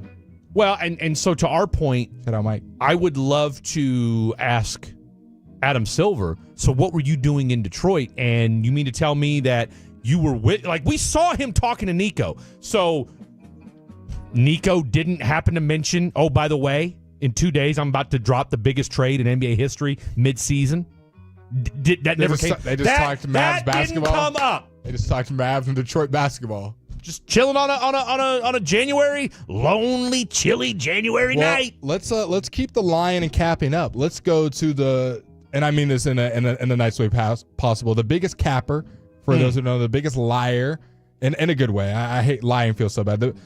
How do I say lying in the nice way? The biggest fibber. We all love him. LeBron James called out of the All-Star game moments before it was going to happen. This was him at the podium before the game. You won't see anything from me tonight. Unfortunately, I will not be in uniform tonight. Still dealing with ankle and foot discomfort, so I will not be playing tonight, unfortunately. I hate that. You won't see. So he was dealing with ankle swellness, some discomfort in his foot. My question is, that's fine. Yeah. Well, then why did you go to the All-Star game and not suit up and not give someone else a nod? Because Giannis had the same thing of injury. He showed up, let him know a week in advance, I'm not going to be able to play. Give Trae Young the bid. Boom, got in. Our boy Ant. Yeah, that's right, because he wasn't there. Ant with the sickness. I think Ant's was late as well. Yeah. But he was sick. It's you can't really predict you're going to be sick. No. LeBron's been dealing with this. He even kind of illuminates, I've been dealing with this ankle injury. This isn't it didn't just pop up out of nowhere. So you knew you were already a little sore. You know you played in 20 All-Star games. You still get it on your resume. It's not like it gets stripped from you if you don't show up to the game. Why not say, hey, probably I'm not going to play. Even if I do, I'm not going to be 100%. Let's give it to a Norman Powell. Or you're giving it up to someone. Could have given it to a Norman Powell, which would have been perfect.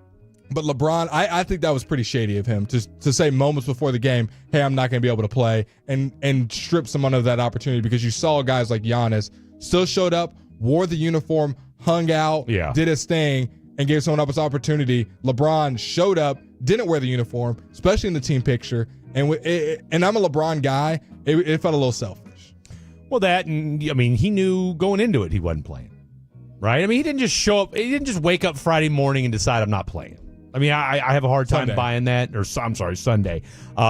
So I don't know. I mean, he was there for all the festivities. I think he got there Saturday night. He's catching a lot of flack, and I get it. A lot of NBA folks are saying the reason why the All-Star game is the way it is because of him. It's because of Adam Silver, and guys just don't care anymore. I just don't know that. And I've said this time and time again. Money the amount of money guys are making in the NBA at this stage of the game is what's killing the NBA. I don't when Jaylen Brown's making over $300 million a year. Or excuse me, $300 million as a contract. I mean, when you got 6 or 7 guys making 60, 55 plus million, when Jimmy Butler, who's 35 years old and is not even you and I talked about this the other day. What do we think he is? A top 20, 25 player at this stage of his career? Jimmy Butler. Top 25, right? Top 25. Top 20 might even still be a push. There would be a lot of guys. But we could fairly confidently say top 25. Yeah. And closer to 30 than he is 20. Right? And yet this dude's, you just gave him a 2-year, $120 million deal. Yeah. That's the problem with the NBA. Speaking of problems with the NBA, Draymond said that the All-Star game is as boring as it gets. The rising stars, for lack of a better word, don't have a place on All-Star Sunday, and said that right now it's boring. All you do is... The NBA is boring right now. Not just talking about All-Star Weekend. Well, no, exactly. He caught a lot of flack. And that's not the only thing he said either. What else did he say? Well, play this audio, and then I'll tell you what he said afterwards. This is Oscar Robertson replying to Draymond saying that the NBA is boring. Well, Draymond said so much. Who cares what Draymond says? It doesn't mean anything. People. This is what I mean. One guy can say this, and one guy can say that. The game is what it is. People either like the game or they don't, and I think people enjoy the game, especially if their team can win. And you look at the basketball, it might be boring to him because if he's not passing the ball to Curry. What is he doing? I agree. Triple single is not to single that out because I think he knows how to play basketball, but he passes the ball to Curry more than anyone I've ever seen in basketball. So it means a lot. So, it might be boring to him at times because from what he's doing, maybe it is boring. When he's out there, he's not shooting a lot, and he's not guarding a lot. So it's boring. Was that the most respectful roast ever? Look, Oscar's an OG. Probably is boring, just passing and not doing anything else.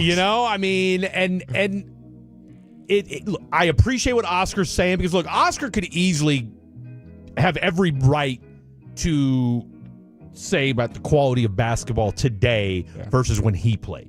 Right, a little bit more of a joke, but he took a very measured approach, and like you said, was very respectful in how he went about roasting. He was like, "Yeah, if all you're doing is passing to Steph Curry." Now, on the flip side of that, you could argue, "Hey, if there's a guy you're going to pass to a lot, you'd be a lot, you do a lot worse than Steph Curry." So I get it. I mean, again, this is and folks point out that the NBA and I think it was. Who was it? Carmelo Anthony and Gilbert Arenas are saying that they're going to have a show on MSNBC. Everybody's trying to fix. Right? Everybody's trying to fix. Everybody's trying, and they're going to have a show that essentially says because all the old heads, all they do is bash the NBA. Correct. What they're going to just come on and just talk lovingly about the NBA. Then it seems ingenuous. Exactly right. Well, disingenuous. So I don't know that that's really the route you want to take. Just be yourself, okay? There's nothing wrong with if you see good basketball. Call it out. If you see bad basketball, call it out. Now, what I was going to bring up real quick, and our top 5 is in honor of our boy Gene Nico. Top 5 things we wished we would have invented. We're going to call him Nico. We're going to go. Well, should we call him Nico? No, because people just now tuning in are going to be very confused. That's it. And my man came up with cigarettes, so God bless him. They're going to be like Nico Harrison. Yeah, we're not giving Nico any love. Gene Nico, on the other hand, created cigarettes, so God bless him. Okay. Hey, look, man, it's real out there on these streets. So anyway, you wouldn't have your vapes if it wasn't for Nico. Shout out to Nico. Gene Nico. Yeah. Gene Nico. Draymond Green said on the TNT broadcast that the Golden State Warriors offered him the head coaching job when he retires. I thought that was NBA Centel. I'm not going to lie. He said so great that they're going to guarantee a championship. Now, here's the thing. While this sounds crazy, I'll tell you what, and I was listening to a show last night, and they were talking about it, and they said, look, this sounds crazy. We know Draymond's not afraid to say whatever comes on his mind. But think about this, though. Steph Curry's got 2 years left on his deal, and he's kind of made it clear, like, look, I'm out. When I'm, because he's already, 35, 36 or something like that. So I think we all feel, and oh, by the way, so his deal, Draymond's and Jimmy Butler and Steve Kerr's all expire after this season. They all have 2 years left. Okay, so we can all pretty much say the Warriors in 2 years, the iteration that we know of them now will be done in 2 years. Probably, yeah. So I don't think it's all that far-fetched. And look, Mike Dunleavy just gave $120 million to Jimmy Butler. Do we think it's really that far of an idea for him to say, okay, here, Draymond, you can have this coaching job after you retire? Give it to Andre Iguodala. I mean, I think Andre'd rather be on TV and talking. Hell, he's got a banner in the stadium. So, anywho, it was a wild weekend. I don't think you're going to fix NBA All-Star Weekend. I think you get rid of all the tomfoolery in the middle. Yes, you probably do need to figure out a way to get rid of the all rising stars to where they're not playing on a Sunday. I think the best thing that someone said was the all-snub team. The people who got snubbed make a team of that. Maybe that's the deal. That'd be fun. Maybe you figure that out. But then what do we call them? No, literally the snub team. And they said that the snubs, whoever they beat, they get their all-star bid taken away. Well, I mean, look, they'd be playing hard. You get some competition there. It would, and you saw, and that's the thing though, and that's why I think we're kind of. I think it's too easy just to poo-poo the entire weekend. There was some good basketball played yesterday. Again, it was in fits and fits and starts. And that's why we're the NBA. It's like, look, you wanted a good product, and then you went ahead and you basically cannibalized yourself by spending 40 minutes in between events. All right, coming up next, top 5 at 10:20. We've been blowing through breaks tonight. I don't care. It's Monday. Top 5 in honor of Gene Nico, our newest favorite inventor, official inventor of 105 Through the Fan. Did he invent him? I don't know. Fan After Dark. Top 5 things we wished we would have invented. What are they? Stick around. Through your phone, smart speaker, or more, name your device. The Odyssey app is there for you, thanks to our friends at Comerica. Hi there, it's Pete Thompson from the consumer team. You know, the dreaded February freeze is coming, and with it, the coldest temps of the year. Don't get caught with a dangerous heater breakdown. Call the On-Time experts right now and schedule a winter tune-up, a total disassembly and cleaning of your system, and a stay warm guarantee. Normally $199. For new customers that call right now, you'll pay just $59. Go to theontimeexperts.com. That's theontimeexperts.com. Part-time service in the Army National Guard is a great way to get practical, on-the-job paid training while earning money for college.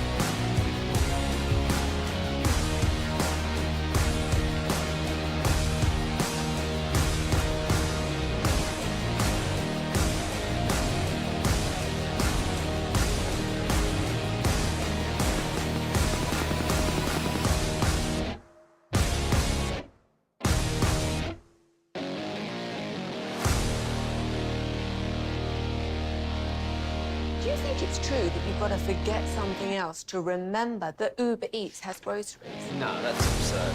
Hey, remember when you used to be a, what was it, a pepper lady? Wasn't it Cinnamon Sisters? Basil Babes. Saffron Squad? Nutmeg Maidens? Pre-curl? No.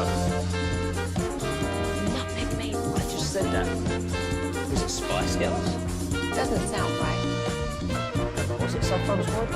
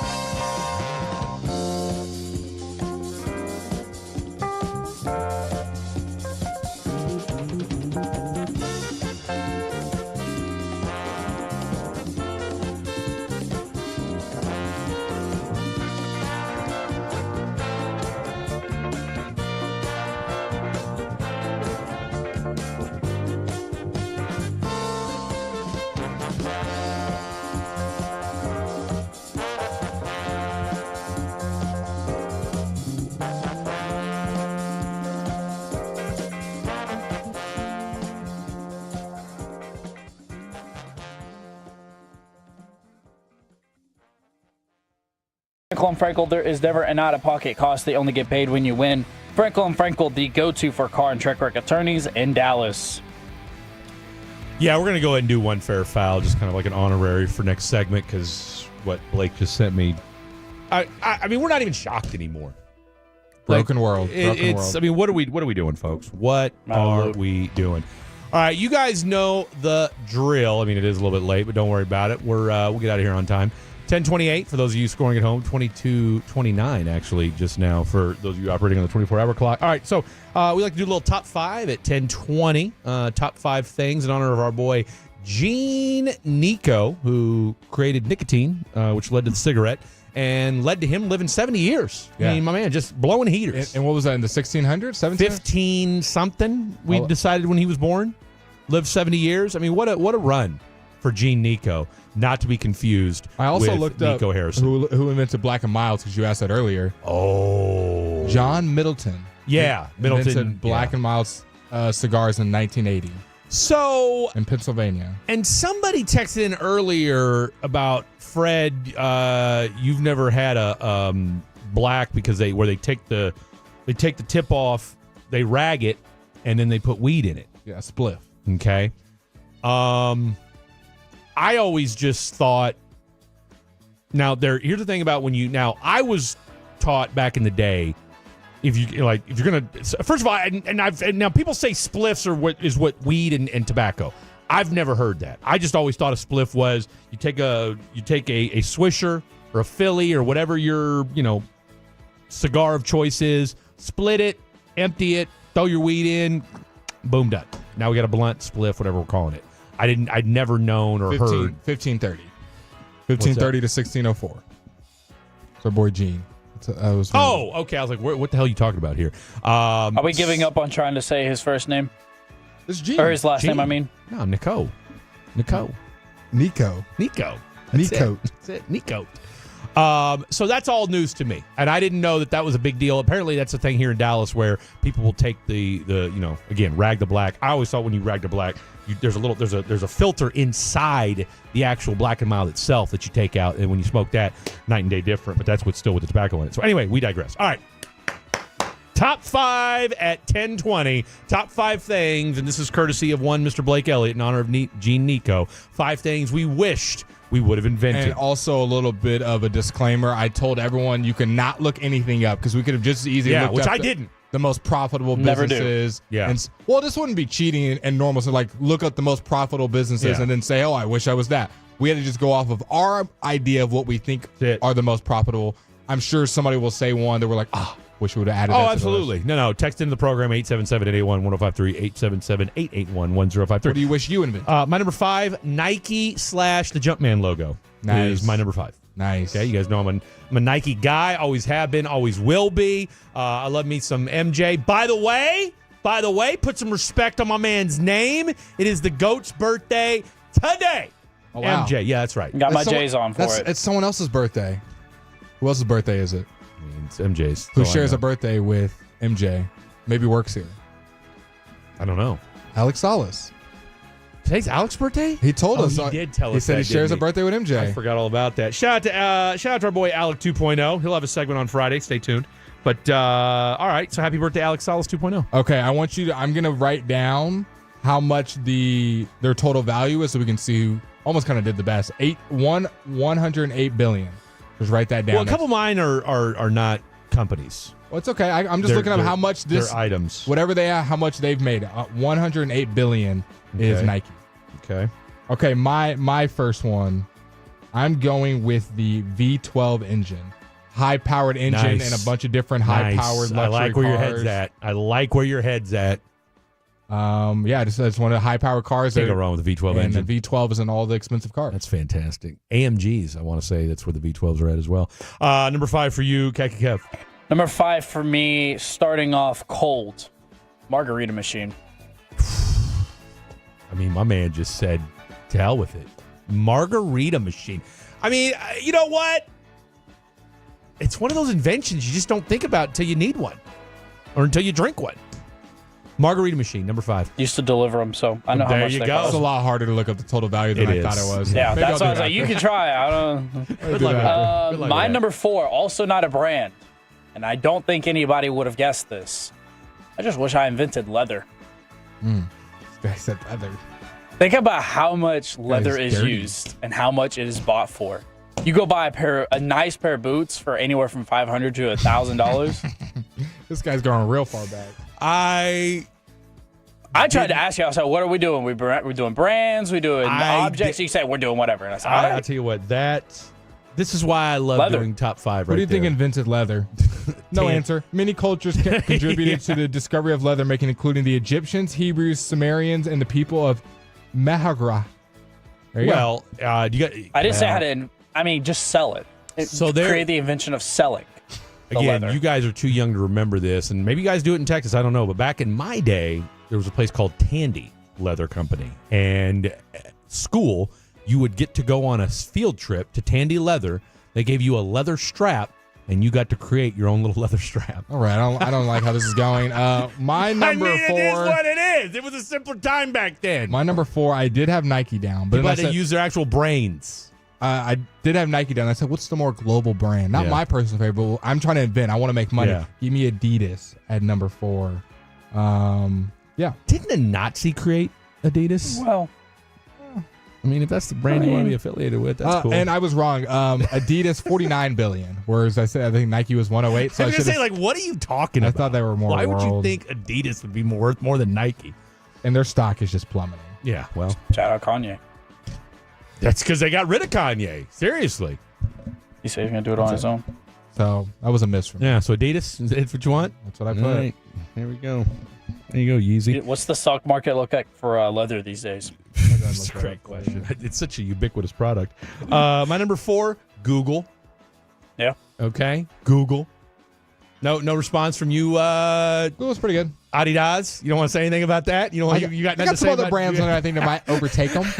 Yeah. Okay. So Google's my number 4. All right. I think we're all familiar with the Google machine. 186.87 on the stock Billion. market right now. Okay. My number 3, the polio vaccine.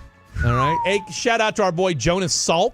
All right. I mean, this guy couldn't have come at a more opportune time. All right. The 50s, people were dropping like flies. You're putting people in iron lungs for crying out loud. My boy Jonas comes along. I got you, polio. eradicated. Here's a vaccine. Who was changes the person? I think it was the plague where they wore those black crow masks. Right? I believe so. I mean, Gino. I mean, he was. Remember, that's why he was smoking heaters back then to keep the. He said, "Why you got the mask on?" Yeah, you know what I'm saying. Just take now this. I've got heaters. I don't need a mask, you blokes. So yeah, Google number 4, polio vaccine number 3. Shout out to Jonas Salk. I'm sure someone will say this, but in my number 3, give me Facebook/Instagram. Ooh, AKA Meta. Meta. Good one by you. I mean, it's going to continue to make money. It's not going anywhere. And now they got the glasses going on too. Yeah, they pretty do. much social media. It is when you think about it. That's it. That's it. Well, I mean, you need the old TikTok. You got the old TikTok. I number 2 for me, Bite Dance. Bite Dance. Blue Sky. With a 47% American ownership to make sure we don't get shut down by the government. All right, you're number 3. I don't even know what that is. My number 3, it's already been said, but Nike. Okay. For me. All right, we're on the same page. I like it. I feel like we were, yeah. I mean, I get it for those who are saying they don't want to do Nike because it reminds them of Nico. Sorry, I loved Nike before Nico. I'm going to love Nike after. Don't let Nico tear down Nike. We love Nike. He's already teared down. And by the way, Luka's still wearing J's, so it is what it is. Watches. And if you want me to get brand specific, Rolex. I do need a brand specific. Rolex. Yeah, we do. I wish I invented Rolex. I mean, watch is such a random. I mean, I get it. Rolex, you make a lot of money. I invented the watch. For who? Just whoever wants one. I invented the clock, actually. I invented time. You know me as God. Some people God. People around these parts call me the timekeeper. Giga God. The pyramids, that was me. You know, been busy. Also known as Khaki Cab, your producer. A lot on my plate. I better get to you. Yeah, give me Rolex. To the Most High. My number 2. You told me to give you a brand so you could look it up. You didn't even look it up. Oh, wait. Which one am I looking up? Do it during the break. Go. My number 2, McDonald's. The most popular fast food restaurant ever. I'm so mad at myself for not doing that. I love McDonald's. If I invented McDonald's, I could control everything. Better fry grease.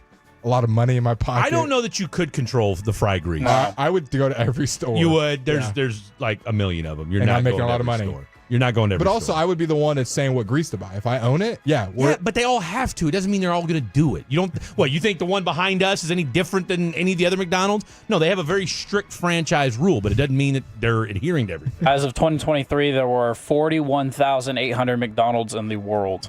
I'm making Khaki Cap the shift leader at the one across the street. He's enforcing the rules over there. That's right. Time got himself. All right, that's your number 2, McDonald's. God, that's a great choice. I'm so mad at myself for not coming up with that. My number 2, the manual transmission. Okay, that's a lot of money to be made. Well, not anymore. But it ran out. It ran out. That's the thing. None of my things have ran out. Number 2 was strictly nostalgic for me. I love it. Okay, that's I'm not. I put the V12 engine. I'm not in it for the money, guys. Okay, I'm in it for the just for what it means for society. But no, I love the manual transmission.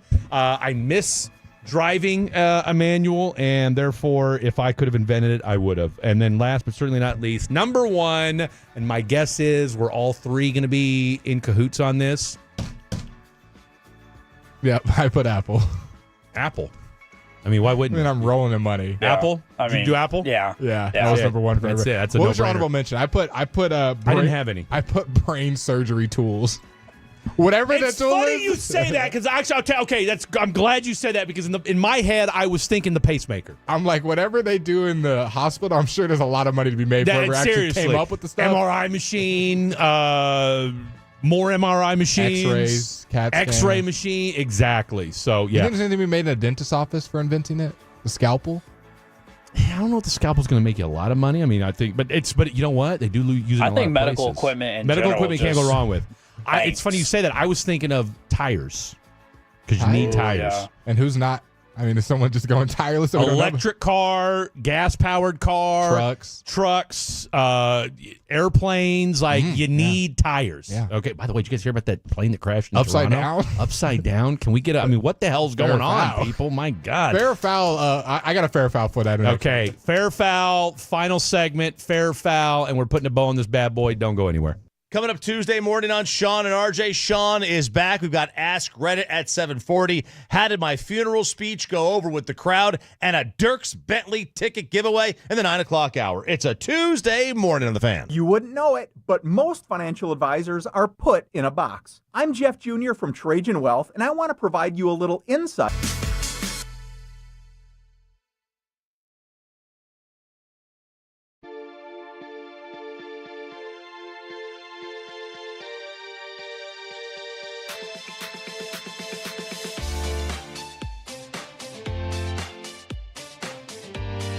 Uber Eats has Lola V products? I gotta remember that. Well, you know, they say in order to remember something, you have to forget something else. Okay, now that is a very cute haircut. That's like a little shag. I've never seen it before. Well, I mean, of course you have. It's the Rachel. Oh, is that your name? No, I mean, like your name. No, I'm Jen. My name's Jen. Right, but I just mean like this is your haircut. But that's hair on your head. I'm not saying this is your hair. Okay, freak me out a little bit.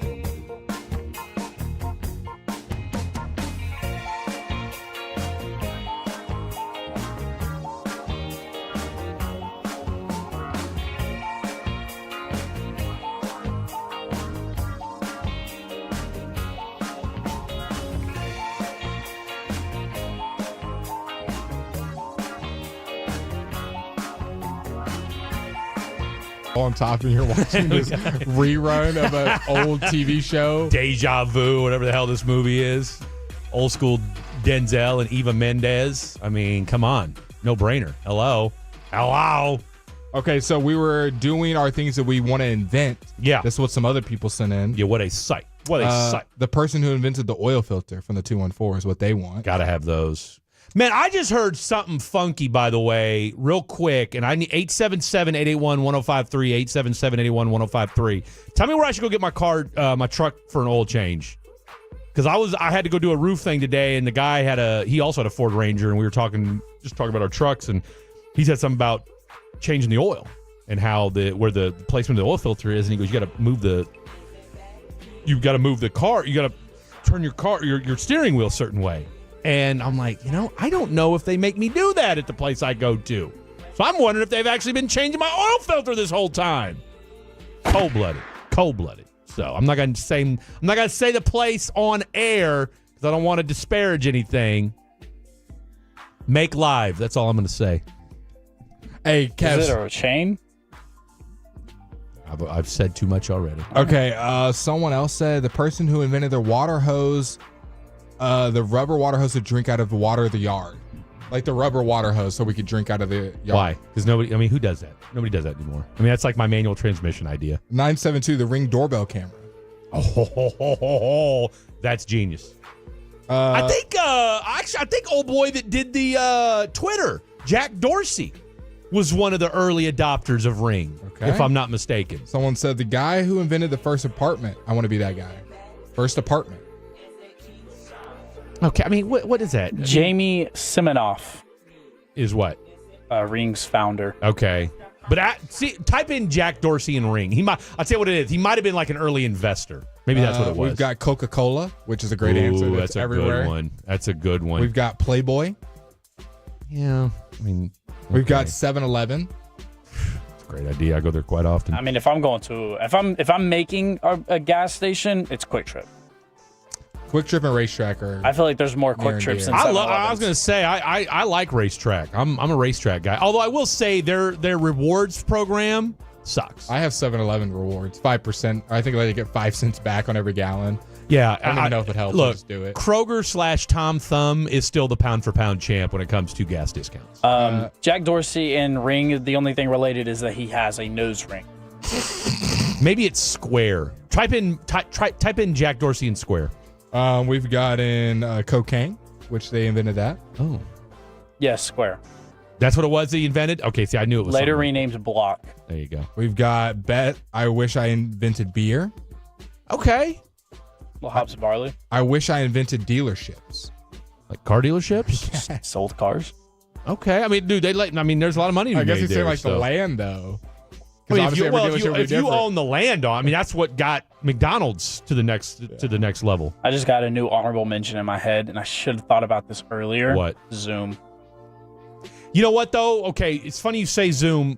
Zoom fell off after the pandemic. I don't know. I still feel like people still use Zoom. I'm sure they do. They obviously do, not but us, not to the extent that they did. They're and maybe it's since rebounded, but they were one of those companies that skyrocketed. Probably one of the quickest skyrockets. Oh, I've absolutely. Ever seen. They skyrocketed during the pandemic, and then when people started going back to work, it I can be I'm like not gonna this say app. it cratered. Yeah. I mean, it's no Odyssey app, but it's no Odyssey stock. You know what I'm saying?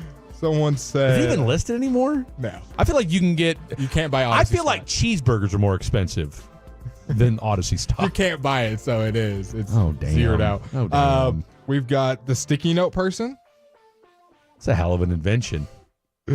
I thought I was crazy with the leather. Someone said Quick Trip customer service is top notch. I will agree. Yeah. Don't disagree. They always hit you with the see you next time or something like that. You're like, I will see you. I will say this from knowing someone who worked at Quick Trip, Yeah. they have really strict requirements. I believe it. No one said Chick-fil-A. Yeah. I've also Turn me up, heard Kev. Chick-fil-A is kind of what? What'd you hear? hard to work for. I could see that. But you know what? I mean, any place that has high standards. And look Someone at Odyssey. said, Look at 105 through the fan. Netflix and Blockbuster.